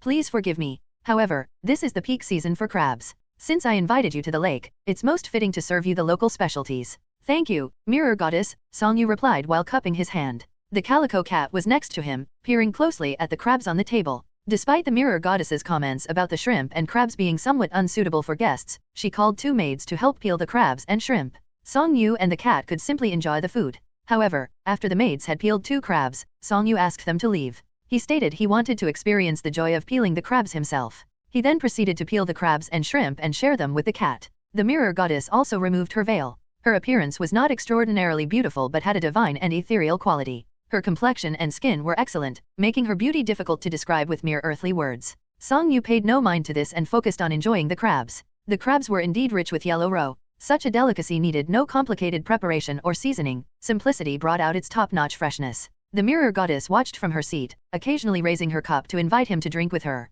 This deist was quite peculiar. While he himself drank wine and refused to let the cat have any, he also did not want to let the cat drink nothing at all, and even went so far as to get a cup of plain water for her. Each time they toasted, the cat would lick the water. Eventually, when both deist and cat were full, the mirror goddess saw the cat lying down. The deist looked down with a smile in his eyes and said, "Do you still think the crabs are not meaty enough?" The calico cat shook her head, unable to speak. Seeing this, the mirror goddess felt a warmth in her heart. People often call female deist priests deist nuns and female gods goddesses. However, in Daoism and the deity system of the heavenly palace, a deist priest was simply a deist priest, whether male or female. A god was a god, regardless of gender. There was no distinction like deist nun or goddess within the spiritual hierarchy. The immortal master in front of her has always referred to herself as the mirror goddess. At first, she merely thought that the immortal master understood the rules of the realm. Later, when she heard the immortal master refer to the little cat as a companion and observed how he interacted with her, treating her neither with disdain because she was different nor with distinction because she was a woman, but rather with equal respect and sincerity in their exchanges, she realized that, although not unheard of, such behavior was indeed rare in these times. Seeing the deist looking at her again, the mirror goddess immediately smiled, looking overwhelmingly gorgeous. "Did you enjoy the meal? I'm extremely satisfied. Thank you for your hospitality. And Lady Calico, was she satisfied?" "Extremely satisfied as well. Thank you for your generosity." Upon hearing this, the mirror goddess also showed a satisfied smile. However, Song Yu continued to look at her and asked, "The crabs are of the finest quality, and the wine is top-notch. But do you extend such hospitality to all deist masters who come here?" Song Yu felt that gods who interacted with many worshippers might end up behaving like them. Worshippers would come to offer incense at every opportunity, but gods rarely showed themselves without a reason. The mirror goddess, meeting his gaze, thought for a moment before saying, "Not exactly. Countless people come to this lake every year, celebrities, high-ranking officials, and even royalty. Some even say I specifically entertain certain distinguished guests or notable figures. While it's not entirely baseless, it's mostly exaggerated by the public." "How so?" "There are 100 maids here. Perhaps one of them, unable to endure the solitude underwater, might have heard of a legendary figure or an eminent official on the surface and went to meet them.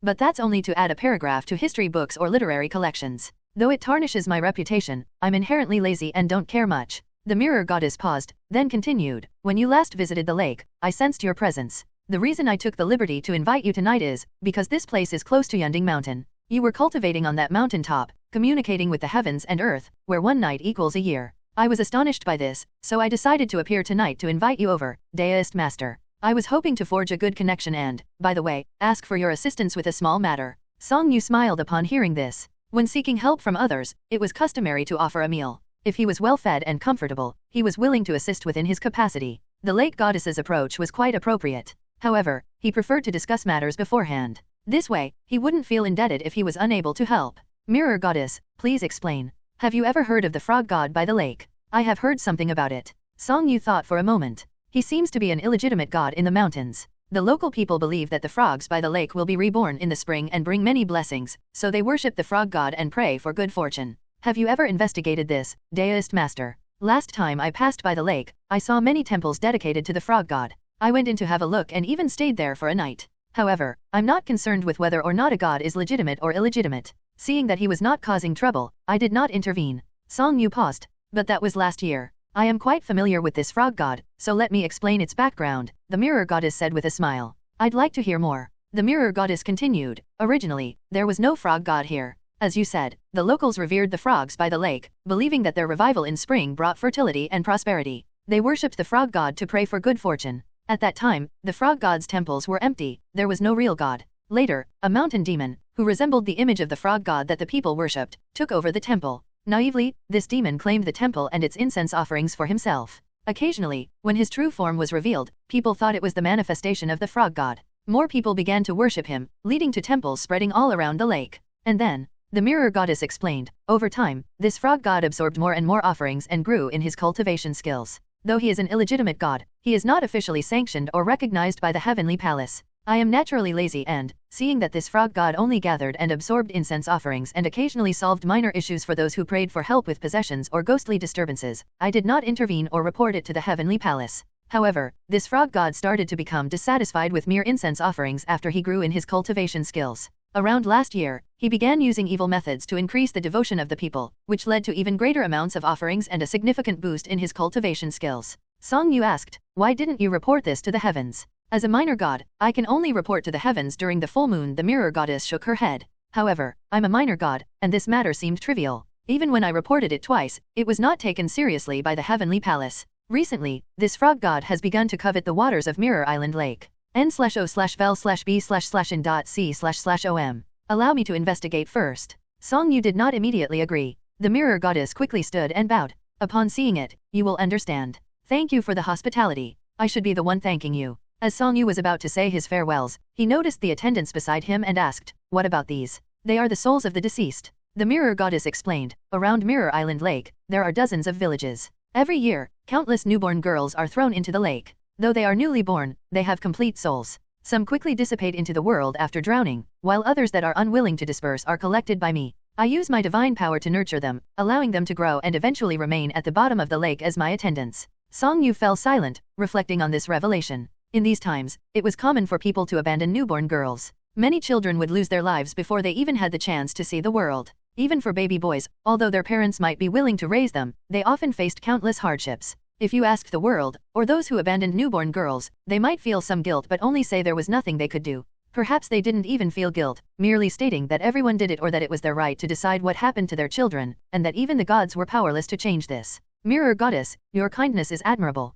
There's nothing to admire. I only did it on a whim. Unfortunately, although they can grow up, they are forever trapped by this lake and never get to experience the true world. Even a casual act is a great virtue, Song Yu said while cupping his hands. You need not say so. How many people live their entire lives without seeing a place as grand as Mirror Island Lake? Thank you, Deist Master. Then I will take my leave. I will see you off. As he stepped out of the pavilion, he noticed that the sky above him was already bright. The attendants were still moving about, while Song Yu glanced at them quietly. There were countless chronic problems in this world, caused by the state of the world and the times. No single person could cure them all, only time could gradually sweep them away. No individual could completely change the world. If one person could make a difference, it would be to hasten the process. But life was still long. For now, he would go see other places and people. The rippling water created circles of waves, and the view before him became hazy and unclear. When he opened his eyes again, the sky was already bright. What met his eyes was the canopy of a black awning boat. Turning his head, he saw the daylight streaming in. The ferryman had already woken up and was waiting at the bow.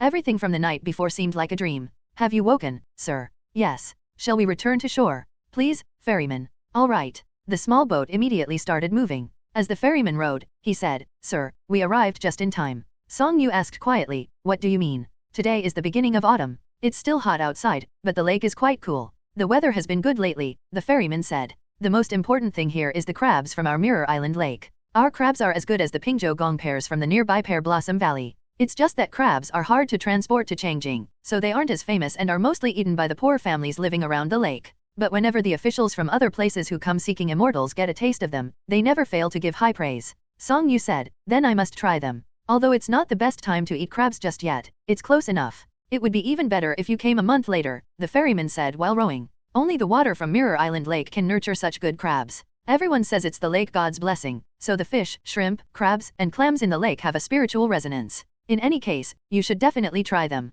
Thank you for the advice. Oh, it's nothing. Is the lake goddess really that effective? Of course, the ferryman replied. Haven't you noticed that no matter how strong the wind is, the lake never stirs up waves? That is indeed remarkable. Absolutely. The ferryman became animated as he spoke. Even though the lake goddess rarely reveals her presence, just having this calm lake is a tremendous blessing for all us lakeside fishermen and anyone who relies on Yunding Mountain and Mirror Island Lake for a living. That makes sense. Song Yu paused for a moment and asked, I heard there's also a frog god. Yes, there are many frog god temples around the lake. Is the frog god effective too? Very effective. What's so special about the frog god? What do you mean by special? What are the benefits of worshipping the frog god? He blesses you with many children, good fortune, and a long life, the ferryman said. Besides that, if there's any trouble or evil spirits in your home, lighting a sincere incense at the frog god's temple will usually resolve it that very night. Also, starting this year, if you spend a day at the frog god's temple to worship sincerely, you'll feel refreshed and invigorated like a god yourself. How does it relieve fatigue? What does invigorated mean? How should I explain it? Haha, Songyu didn't say anything more. As the boat glided across the lake, ripples spread out like wings. They were carrying the boat through the autumn hues, and the lake's scenic beauty stretched out for 10 li. Upon reaching the dock, the horse was still waiting there. The man, the cat, and the horse continued along the lakeside path. Deist priest. Yes. I seemed to have a dream last night, the calico cat said as it walked, looking up at him. In the dream, you and I went to the lake's bottom, where a lake goddess invited us to a feast with plenty of fish, shrimp, and crabs. We ate until we were full. Was the wine good? It was just like water. How about the crabs? They were delicious. They were full of meat, just like the crabs you used to talk about. The calico cat's eyes sparkled with satisfaction. If they weren't walking right now, she might have rubbed against Songyu's pants. She even smacked her lips a couple of times. There was no taste now, but when she first woke up, there was still a hint of crab flavor in her mouth. I had a dream too. Really? Happy beginning of autumn, Lady Calico. Songyu just smiled. It was a dream, and yet it wasn't. He couldn't quite explain it. In this world, magic and divine powers were ever-changing, with divine powers being the most elusive. Additionally, with the flow of information being limited and masters living in seclusion, even the successive owners of the Hidden Dragon Temple would not claim to have seen or understood all the divine powers and magic in existence, let alone comprehend them fully. Some techniques were not ones that one learned or discovered through study but were naturally acquired. Even the cultivators themselves might only describe them in terms of their profundity without fully grasping their essence. One should simply appreciate their marvels. The lakeside was dotted with frog god temples, which were mostly small temples similar to local land god shrines. These small temples were accessible only to cats and not to humans, so they likely weren't the temples where the ferryman mentioned spending a day. The last time Songyu visited, he remembered there was a large temple. This time, although he was still walking around the lake, his route was different from his previous visit. He had circled about half of Mirror Island Lake last time, but now he was traversing the other half, intending to complete a full circle around the lake. After passing through a village, he finally arrived at a large temple. It was a single-room temple, roughly the size of a small house. Inside, there was nothing but a clay statue of the frog god on the altar, a stone trough filled with burnt incense stubs, a donation box,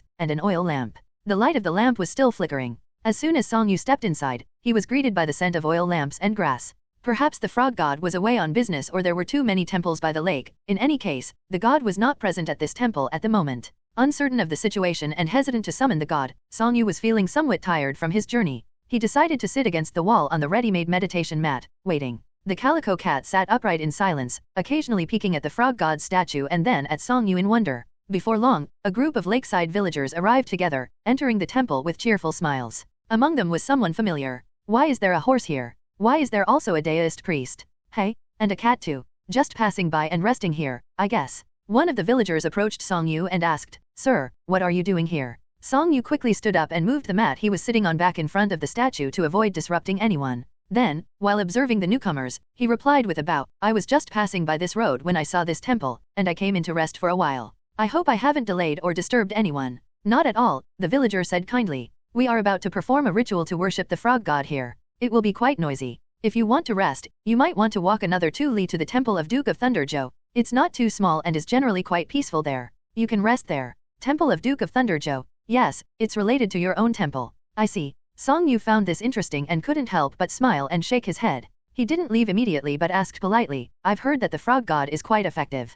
Could you tell me more about this god?" "This is a local god," the villager said enthusiastically, explaining, "The frog god can protect you from illness and disaster, ensure longevity, and bring prosperity and many children. If you like, you can stay and join us in the ritual. It will surely ease the fatigue in your legs and waste from a day of walking, making you feel more comfortable than a god." "That sounds amazing. If you don't believe me, try it and see, but sincerity is key. I'm afraid I might not be up to it." Songyu smiled and began to leave. At this moment, a tanned middle-aged man in the crowd, who had been looking around, noticed the gingerbread horse, the calico cat, and then the deist priest. The man took another look at the deist, and it seemed like memories were finally being stirred. He remembered that this was the very peculiar deist he had given a ride to last year. His eyes lit up, and he exclaimed, "It's you, sir." Songyu immediately stopped, smiling and bowing. "Greetings, ferryman. It's been a year since we last met. You've changed a bit, and I almost didn't recognize you. Why are you here again, sir? The scenery is just too beautiful. Didn't you say you were traveling the world?" "I haven't traveled far,"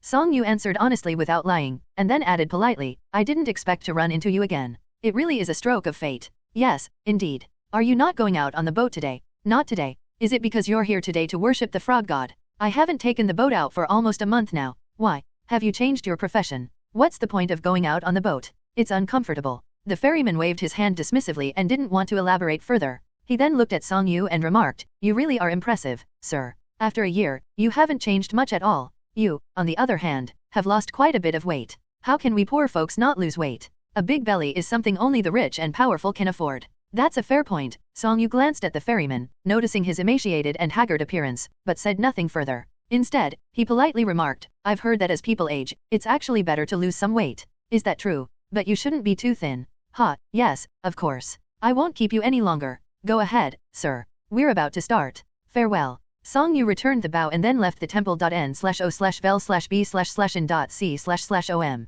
Seeing that their conversation seemed like a reunion of old friends, no one interrupted them and waited for them to finish talking. Once Song Yu had left, the ritual began. The process was not very solemn and was quite casual. First, people took turns offering incense and bowing in prayer. The person offering incense did so with sincerity, but the others were not serious or quiet, they chatted quietly among themselves. It was clear that the ceremony was informal, with no strict or obvious regulations. Song Yu stood by the door, quietly observing and listening. He heard someone mention that they had encountered something strange the previous night. A person had come down from Unbeknownst Mountain, asking what year it was and what the date was, acting like a lunatic. Immediately, someone else stood up to say that the same person had also inquired about the disappearance of the magistrate of Shizu County last year and had seemed dazed, muttering about gods and immortals. He also heard that last year, wild beasts had gathered at the top of Unbeknownst Mountain, and no one had planned to climb it for a long time. Most who had heard of Unbeknownst Mountain and came to climb had been persuaded to turn back. Nobody knew why the beasts had gathered or when they would disperse. As one person finished, another immediately stepped up to offer incense.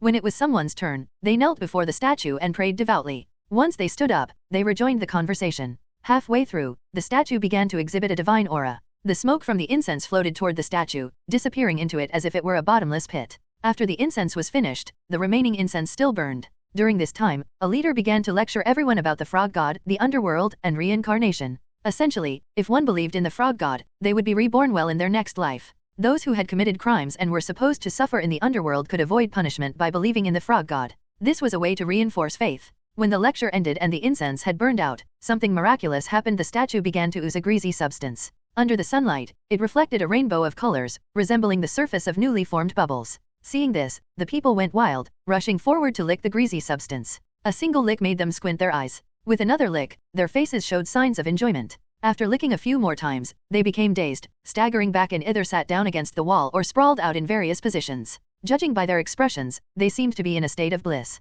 Some even seemed to have hallucinations, talking to themselves, laughing, or reaching out to grab things in the air. Seeing this, Song Yu could only shake his head. "Let's go." He turned and walked away into the distance. The sound of the horses' bells rang behind him. The calico cat also trotted along, each step bouncing slightly, and looked back at him. "Did that toad make a mistake too?" "Yes. Is it the same as my mistake before?" "No, it's different." "How is it different?" Song Yu spoke calmly as he walked. "You were doing your own thing. Mortals built a statue for you, offered incense, and eventually moved the statue to the large temple. You and your followers engaged in a mutually beneficial exchange, with your diligent efforts rewarded by incense. Lady Calico, you didn't make a mistake, it was the heavenly palace that was at fault. But the toad in that temple is different. That temple originally didn't belong to him, he occupied an empty temple. That's one thing, but now he uses such sinister methods to deceive people, collect faith, and gather incense. He's hurting the people. Occupying someone else's temple? That's the worst." Indeed, cats and humans had different concerns. Song Yu smiled and didn't correct the cat's misunderstanding but added, "Using harmful methods to deceive people and gather incense is also very despicable. I have a way to deal with him."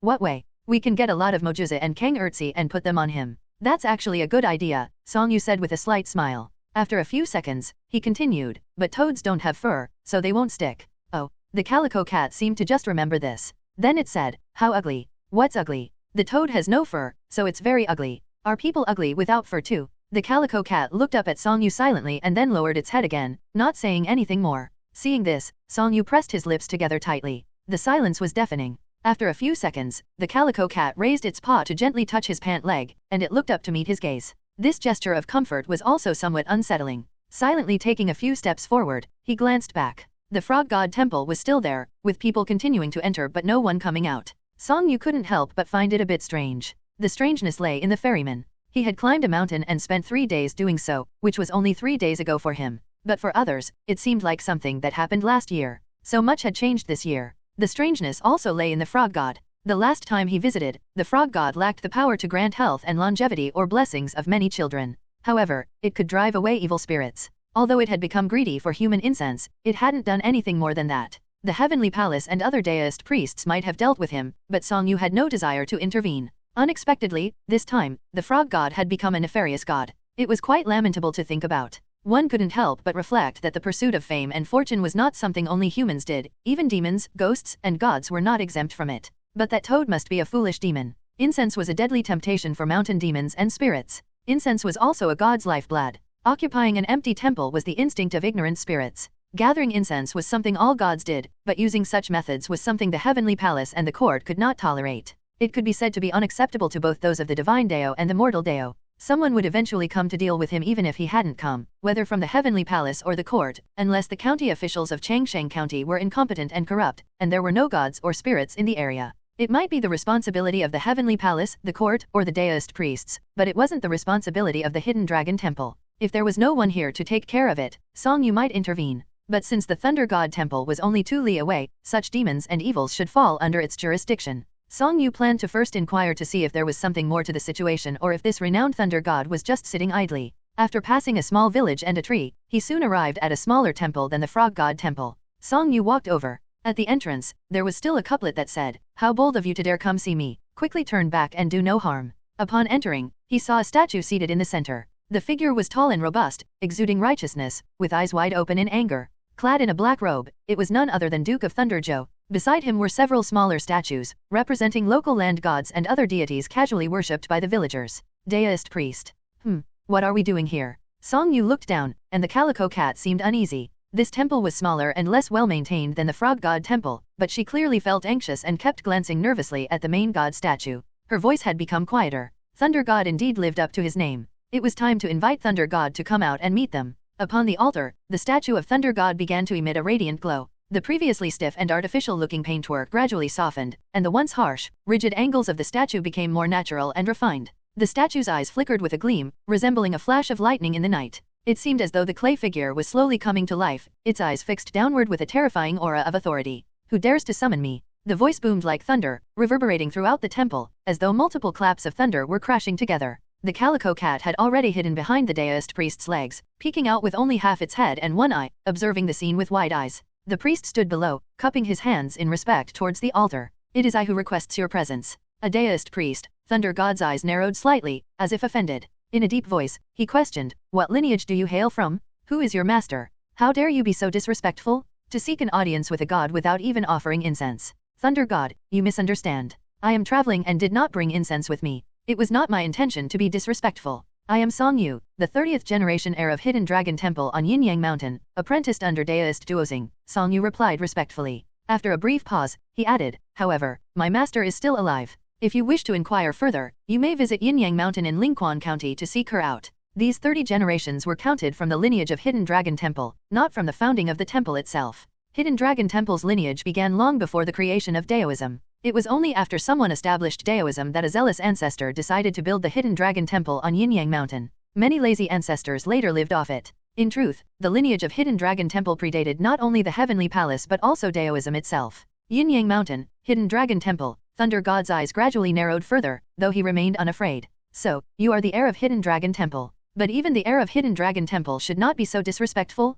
Do you think I, a true god of thunder, would fear you?" As he spoke, his gaze lowered, fixing right on the half-exposed head and single eye of the calico cat. Swish! The calico cat quickly hid itself. Where did this little cat demon come from? It even carries a hint of incense. Could it be from some unauthorized and nefarious temples in the mountains? Have you captured an illegitimate god from the mountains and brought it to me today? The calico cat huddled tightly in its hiding spot, refusing to show itself. "Thunder God, there's no need to frighten a child." The deist faced the Thunder God and continued, "Thunder God, are you aware of the Frog God by the lakeside? It's an illegitimate god, unrecognized by the heavenly court and without imperial decree. So what if it's an illegitimate god?" Thunder God frowned as he stared at him. "Gods arise from the will of the people. As long as the frog hasn't done anything wrong, why should I go out of my way to trouble it without cause? Thunder God, you're quite lenient with illegitimate gods. How many gods in the heavens were first worshipped with incense before receiving official decrees? Don't you know this? Is that so?" Song Yu smiled, realizing that this thunder god's views differed from those of gods and deists who would immediately seek to punish unrecognized illegitimate gods and unauthorized and nefarious temples, eager to uphold the authority of the ordained gods.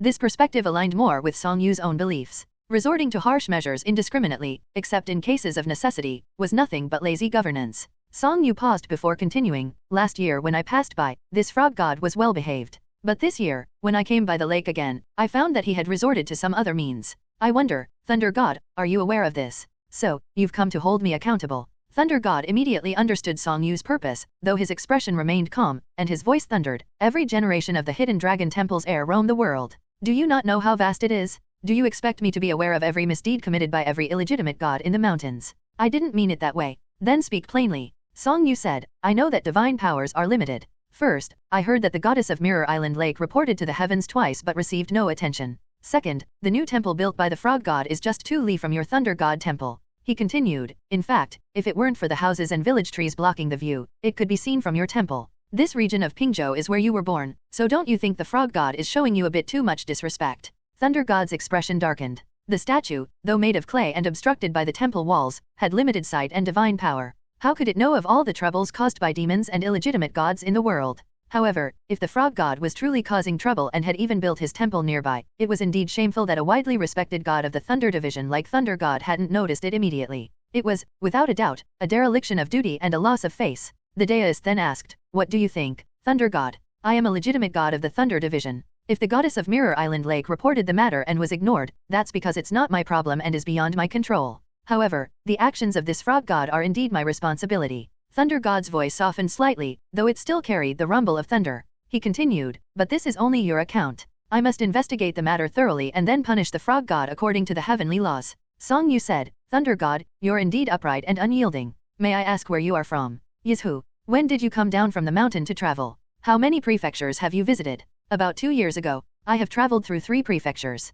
You should consider visiting the northern border. The human realm there has just seen the end of a war, with desolation stretching for thousands of li and most houses empty. Demons are running amok, and great monsters are preying on people there. It might offer you a different perspective. Thunder God paused for a moment. He continued, perhaps you will understand why I, as the Thunder Division's god, cannot see the illegitimate gods in the nearby mountains. Is that so? If so, Song Yu might indeed have misunderstood him. Whether true or not, he decided to trust him for now. Since he made a mistake, he should admit it. Then I apologize for misunderstanding and offending you, Thunder God. Please forgive me, Song Yu said with a smile as he respectfully cupped his hand. Since it's a minor issue, I won't delay you further. I can handle it on your behalf. While in my position, I must fulfill my duties. I won't trouble you, Thunder God said as his form gradually reverted to a statue, leaving only his voice. Just remember to offer a few incense sticks if you come to see me again. Farewell, Song Yu said. Soon, only the clay statue remained before him. Song Yu stood in place, contemplating for a long while. The calico cat then came to its senses, grabbing Song Yu's pant leg with its paws and looking up at him.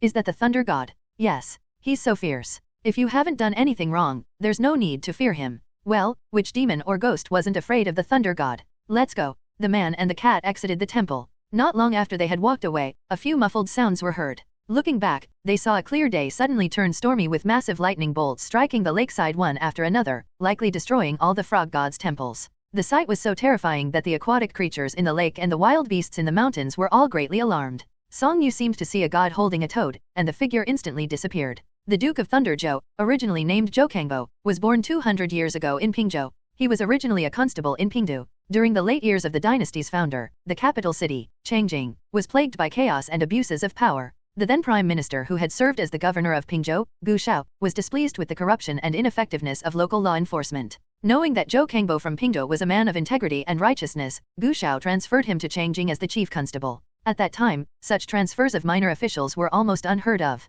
Zhou Kangbo, indeed, lived up to his reputation. Unafraid of power and strictly adhering to the law, he offended many. He punished numerous bullies and corrupt officials, and dismantled various underground criminal organizations. It was said that he even hunted down many demons and ghosts hiding in Changjing, executing those who had harmed people. His efforts eventually brought order to Changjing. In the end, it was said that he was killed in revenge. The people of Changjing admired his selflessness and his fair and just treatment of evil beings. They worshipped him as the Thunder God. Later, various stories and performances about him made his name well known throughout the land. As his fame spread, so did his incense offerings, and his statues and temples now likely outnumber even those of the main gods of the Thunder Division. Today's encounter confirmed his reputation was well deserved. However, the situation was not as straightforward. The Thunder Division's legitimate god was occupied with the chaotic northern regions and had temporarily overlooked this area, which was understandable. Yet, a minor toad demon occupying a frog god's temple did not necessarily require the Thunder Division's legitimate god's intervention. The Mirror Island Lake goddess had reported the issue to the Heavenly Palace twice, but it had not been addressed, showing an inefficiency worse than that of the earthly court.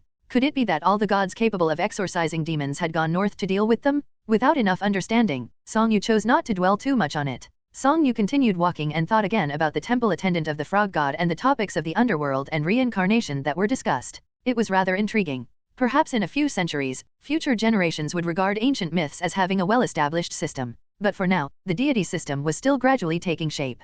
Daoism only emerged 1,000 years ago. The Heavenly Palace was established only 800 years ago. 200 years ago, the ruler of the Heavenly Palace was not yet the great Emperor Chaijin, and there was no guarantee he would still be the ruler 200 years from now. The gods of the Heavenly Palace were also evolving and improving. To this day, there was neither underworld nor reincarnation. However, in recent decades, there had been folk tales about the underworld and reincarnation. This development was influenced by various factors, and Song Yu had heard about it many times. The frog god's temple attendant, when consolidating the frog god's faith, specifically mentioned the underworld and reincarnation. If this were not an initiative taken voluntarily, it might indicate that someone in heaven or on earth was attempting to use popular belief to solidify the concept of the underworld. As Song Yu pondered, he continued walking. He planned to stay by the lakeside that night. The Mirror Island Lake goddess, who had caused such a stir, came to visit in the middle of the night. She greeted Song Yu and said, "Greetings, deist n/o/vel/b/in.c//om. You're too polite," replied Song Yu. "Thank you, deist," said the mirror goddess.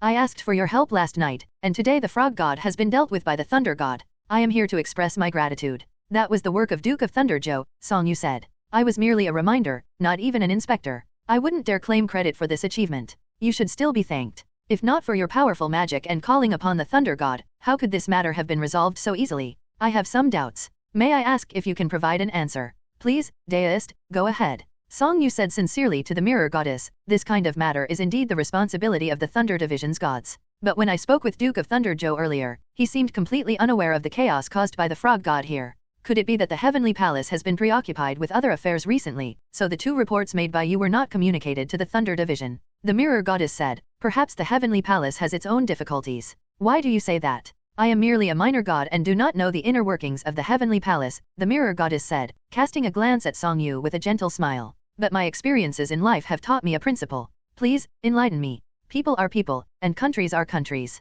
Even though a country is made up of people, the thoughts of a country and the thoughts of individuals can still be completely different." The mirror goddess paused before adding, "Good people are not necessarily good officials, and even a group of good officials may not necessarily form a good country. When there are many people, their thoughts can no longer be controlled by one or another." "I see." These words were indeed profound and worth pondering. "Where will you go next, deist?" "First to Changjing, then heading east and north. It may be difficult for us to meet again in this life. You have been a god here for so many years. Most people probably only get to meet you once. After all, you've done me a favor, deist master. Then let's see when fate will bring us together again. Farewell." "Farewell." The goddess was lazy, and so was the man. After exchanging a few words and courtesies, they each went their separate ways. The mirror goddess returned to Mirror Island Lake, and Song Yu went back to his rest. On the third day, he finally completed a full circle around Mirror Island Lake and spent another day returning to Changsheng County. By this time, it was the 5th day since descending the mountain. Changsheng County was full of rumors about the gods and immortals of Yunding Mountain.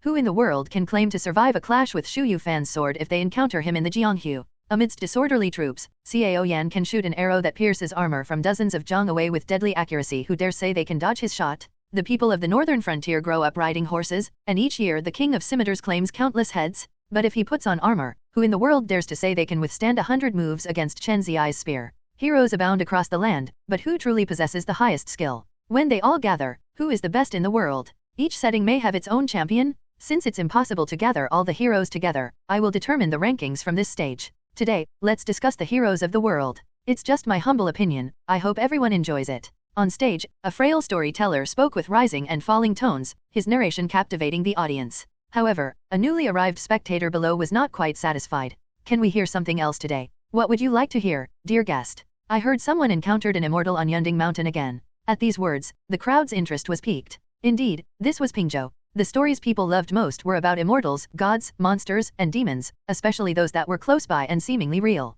But the storyteller on stage appeared troubled. He glanced at the regulars in the audience and said, "It's not that I don't want to tell it, but I just told that story in the last session. Many of the guests here haven't left yet. How can I take their money and make them listen to the same story twice?" As soon as the words left his mouth, a chorus of clinks and clatters filled the air. Someone had tossed a coin, prompting others to follow suit. Even pears from this year's early autumn harvest were all being thrown onto the stage. There were at least 100 coins and 7 or 8 pears in total. Oh my, thank you, everyone. Truly, thank you. The storyteller quickly cupped his hands in gratitude, bowing as he carefully picked up each coin and piece of fruit, not leaving a single one behind. After collecting everything, he bowed again and said, "Since everyone wants to hear it, I'll tell it once more." He cleared his throat, wetted his lips, and began, "Do you all remember what happened last year? The newly appointed county magistrate of Shizu County came to climb Yunding Mountain here, only to disappear without a trace. Only one of his attendants made it down the mountain, and everyone assumed he either fell to his death while crossing the Yunding Mountain's iron chain or was devoured by the mountain's wild beasts, monsters, and spirits.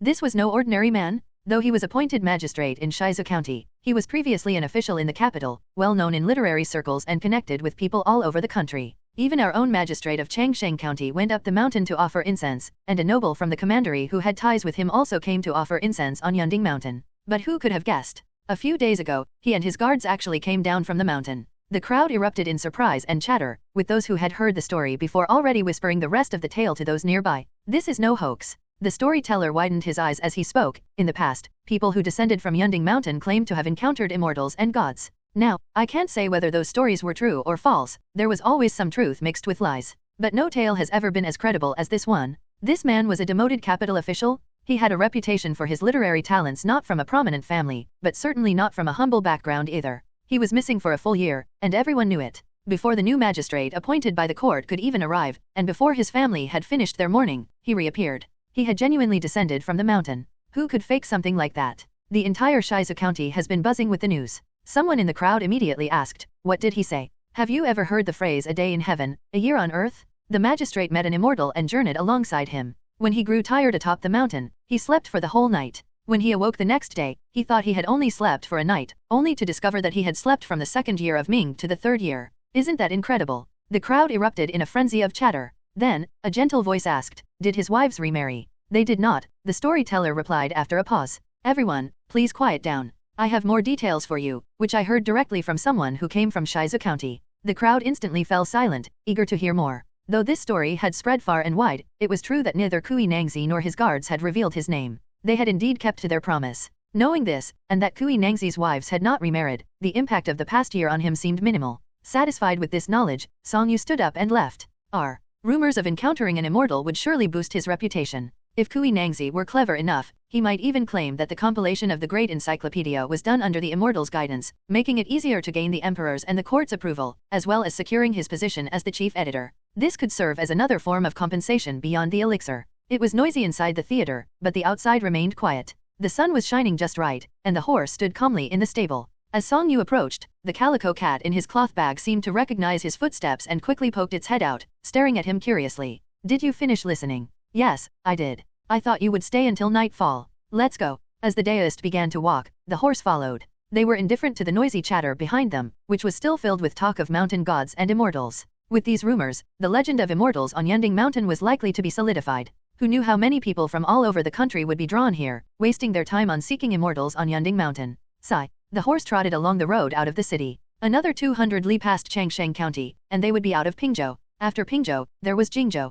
The sound of horse bells jingled rhythmically. A little girl, dressed in a 3-colored summer outfit, walked ahead. Her clothes had been washed several times, so the colors were no longer as vibrant as they once were, but they now looked softer and more pleasing to the eye. At this moment, she was holding a dried yellow bamao ball, tossing it up and down in the air as she played. Each time she threw the ball high, it would land just a little ahead of her. She would walk forward at a steady pace, catching it perfectly as she reached it. Occasionally, she would miss, needing to pause or take a few extra steps. The lively image of this little girl captured the attention of many passers-by. Meanwhile, the deist behind her was preoccupied with thoughts of daily necessities. At the start of spring this year, no, it was already last year when he left Anking, he had about 27 or 28 taels of silver on him. Whether this was a lot or a little was hard to say. For the average commoner, whose daily life relied mostly on self-sufficiency with few opportunities to earn or spend money, this amount would be considered substantial and could possibly last them several decades. However, for those who did not farm and relied entirely on money to survive, especially in this era of commercial prosperity, it would not last nearly as long. As Song Yu and the Calico Cat traveled through the mountains, their expenses were relatively low. But once they entered the cities, although they didn't always stay in the finest inns or the best rooms, it was still not cheap. They rarely skimped on food, and even the hay for the chestnut horse was of good quality, causing their expenses to rise significantly. In the past 6 months, he had spent over 10 taels of silver. Now, only 13 taels of silver and 600 or 700 wen remained. Ahead, he had to travel to Changjing, passing through Jingzhou and then Angzhou. Although these places were not as picturesque as Suzhou's landscapes, nor as filled with scenic spots and legends of immortals and demons as Pingzhou, they had their own local customs and traditions. Even if he didn't spend as much time there as in Suzhou or Pingzhou, it would still likely take several months. The cost of living in Yudou was already high, and it was likely even higher in Changjing. He would need to save some money, at least enough to avoid sleeping on the streets when he arrived in Changjing, and then figure out how to earn more. He also had to set aside money for a good meal, a really good meal. It had been a year and a half since he parted ways in Anqing, and he wondered if he would still be able to meet Heroine Wu in Changjing. He also wondered how much a good meal would cost there. In any case, he decided to keep this money and save as much as possible. With this plan in mind, there wasn't much left to spend freely. However, Song Yu wasn't worried. He calculated that if he had more, he could live more comfortably; if he had less, he'd live more frugally. As long as he could keep moving forward in the human realm and avoid starvation, he was content.n/o/vel/b/in.c//om. The further he traveled, the thicker the dew and fog became, and the deeper the autumn settled in. Before he knew it, the autumn equinox had passed. The weather was gradually getting colder, and the warmth provided by felt and thin blankets was becoming insufficient. Song Yu used both the thin blanket he had bought and the wool blanket gifted by Prefect Yu, but he still relied on the Calico Cat to keep each other warm. In such weather, there was no temptation to linger in bed when sleeping outdoors. As soon as he woke up, he wanted to quickly get up to boil some hot water and eat something warm, then continue on his way. Walking helped keep him warm. Another early morning, the deist led the Calico Cat and the horse through the village. The houses in the village were scattered, and the surrounding grass and leaves were all golden yellow. Morning fog shrouded the entire world, with the sunlight just beginning to shine from the east, giving everything a particularly warm and cozy feeling. The moon hangs low over the thatched inn. Chickens crow, where the night begins. Footsteps echo on the frosted bridge. Awake, but don't think you're first to rise, for others stir before dawn's light. Song Yu paused on a small bridge, with a trail of footprints behind him, his own hoof prints and the cat's paw prints. Ahead of him was an old man carrying a bamboo basket on his back, also leaving a trail of footprints. They met on the stone bridge and stopped, acknowledging each other as the deist bowed in greeting. The old man leaned on his staff, and so did the deist. The deist respectfully asked, "Elder, do you know if there's a place nearby where I can have my horse's hooves shod?" The Calico Cat also lifted its head to look at the old man. "Shoeing a horse? Yes, we're shoeing a horse." Shoeing a horse, the old man's speech was slurred. He had to tilt his head up to look at the deist and raised his hand, trying to point, but he wavered for a moment before he finally found the right direction. "There's a village up ahead, where there's a blacksmith. I think he might shoe horses. Is it just ahead? It'll take a while to get there. Do I keep going straight?" The old man's directions were vague, and Song Yu wasn't entirely sure. Nevertheless, he respectfully said, "Thank you, elder." The old man shook his head and continued on his way. The deist continued on his way, leading the horse and the cat. Their footprints crisscrossed on the yellow dirt road. Song Yu couldn't help but glance back, suddenly noticing that the old man's clothing was even thinner than his own. It was only early morning, yet who knew how far the old man had already traveled?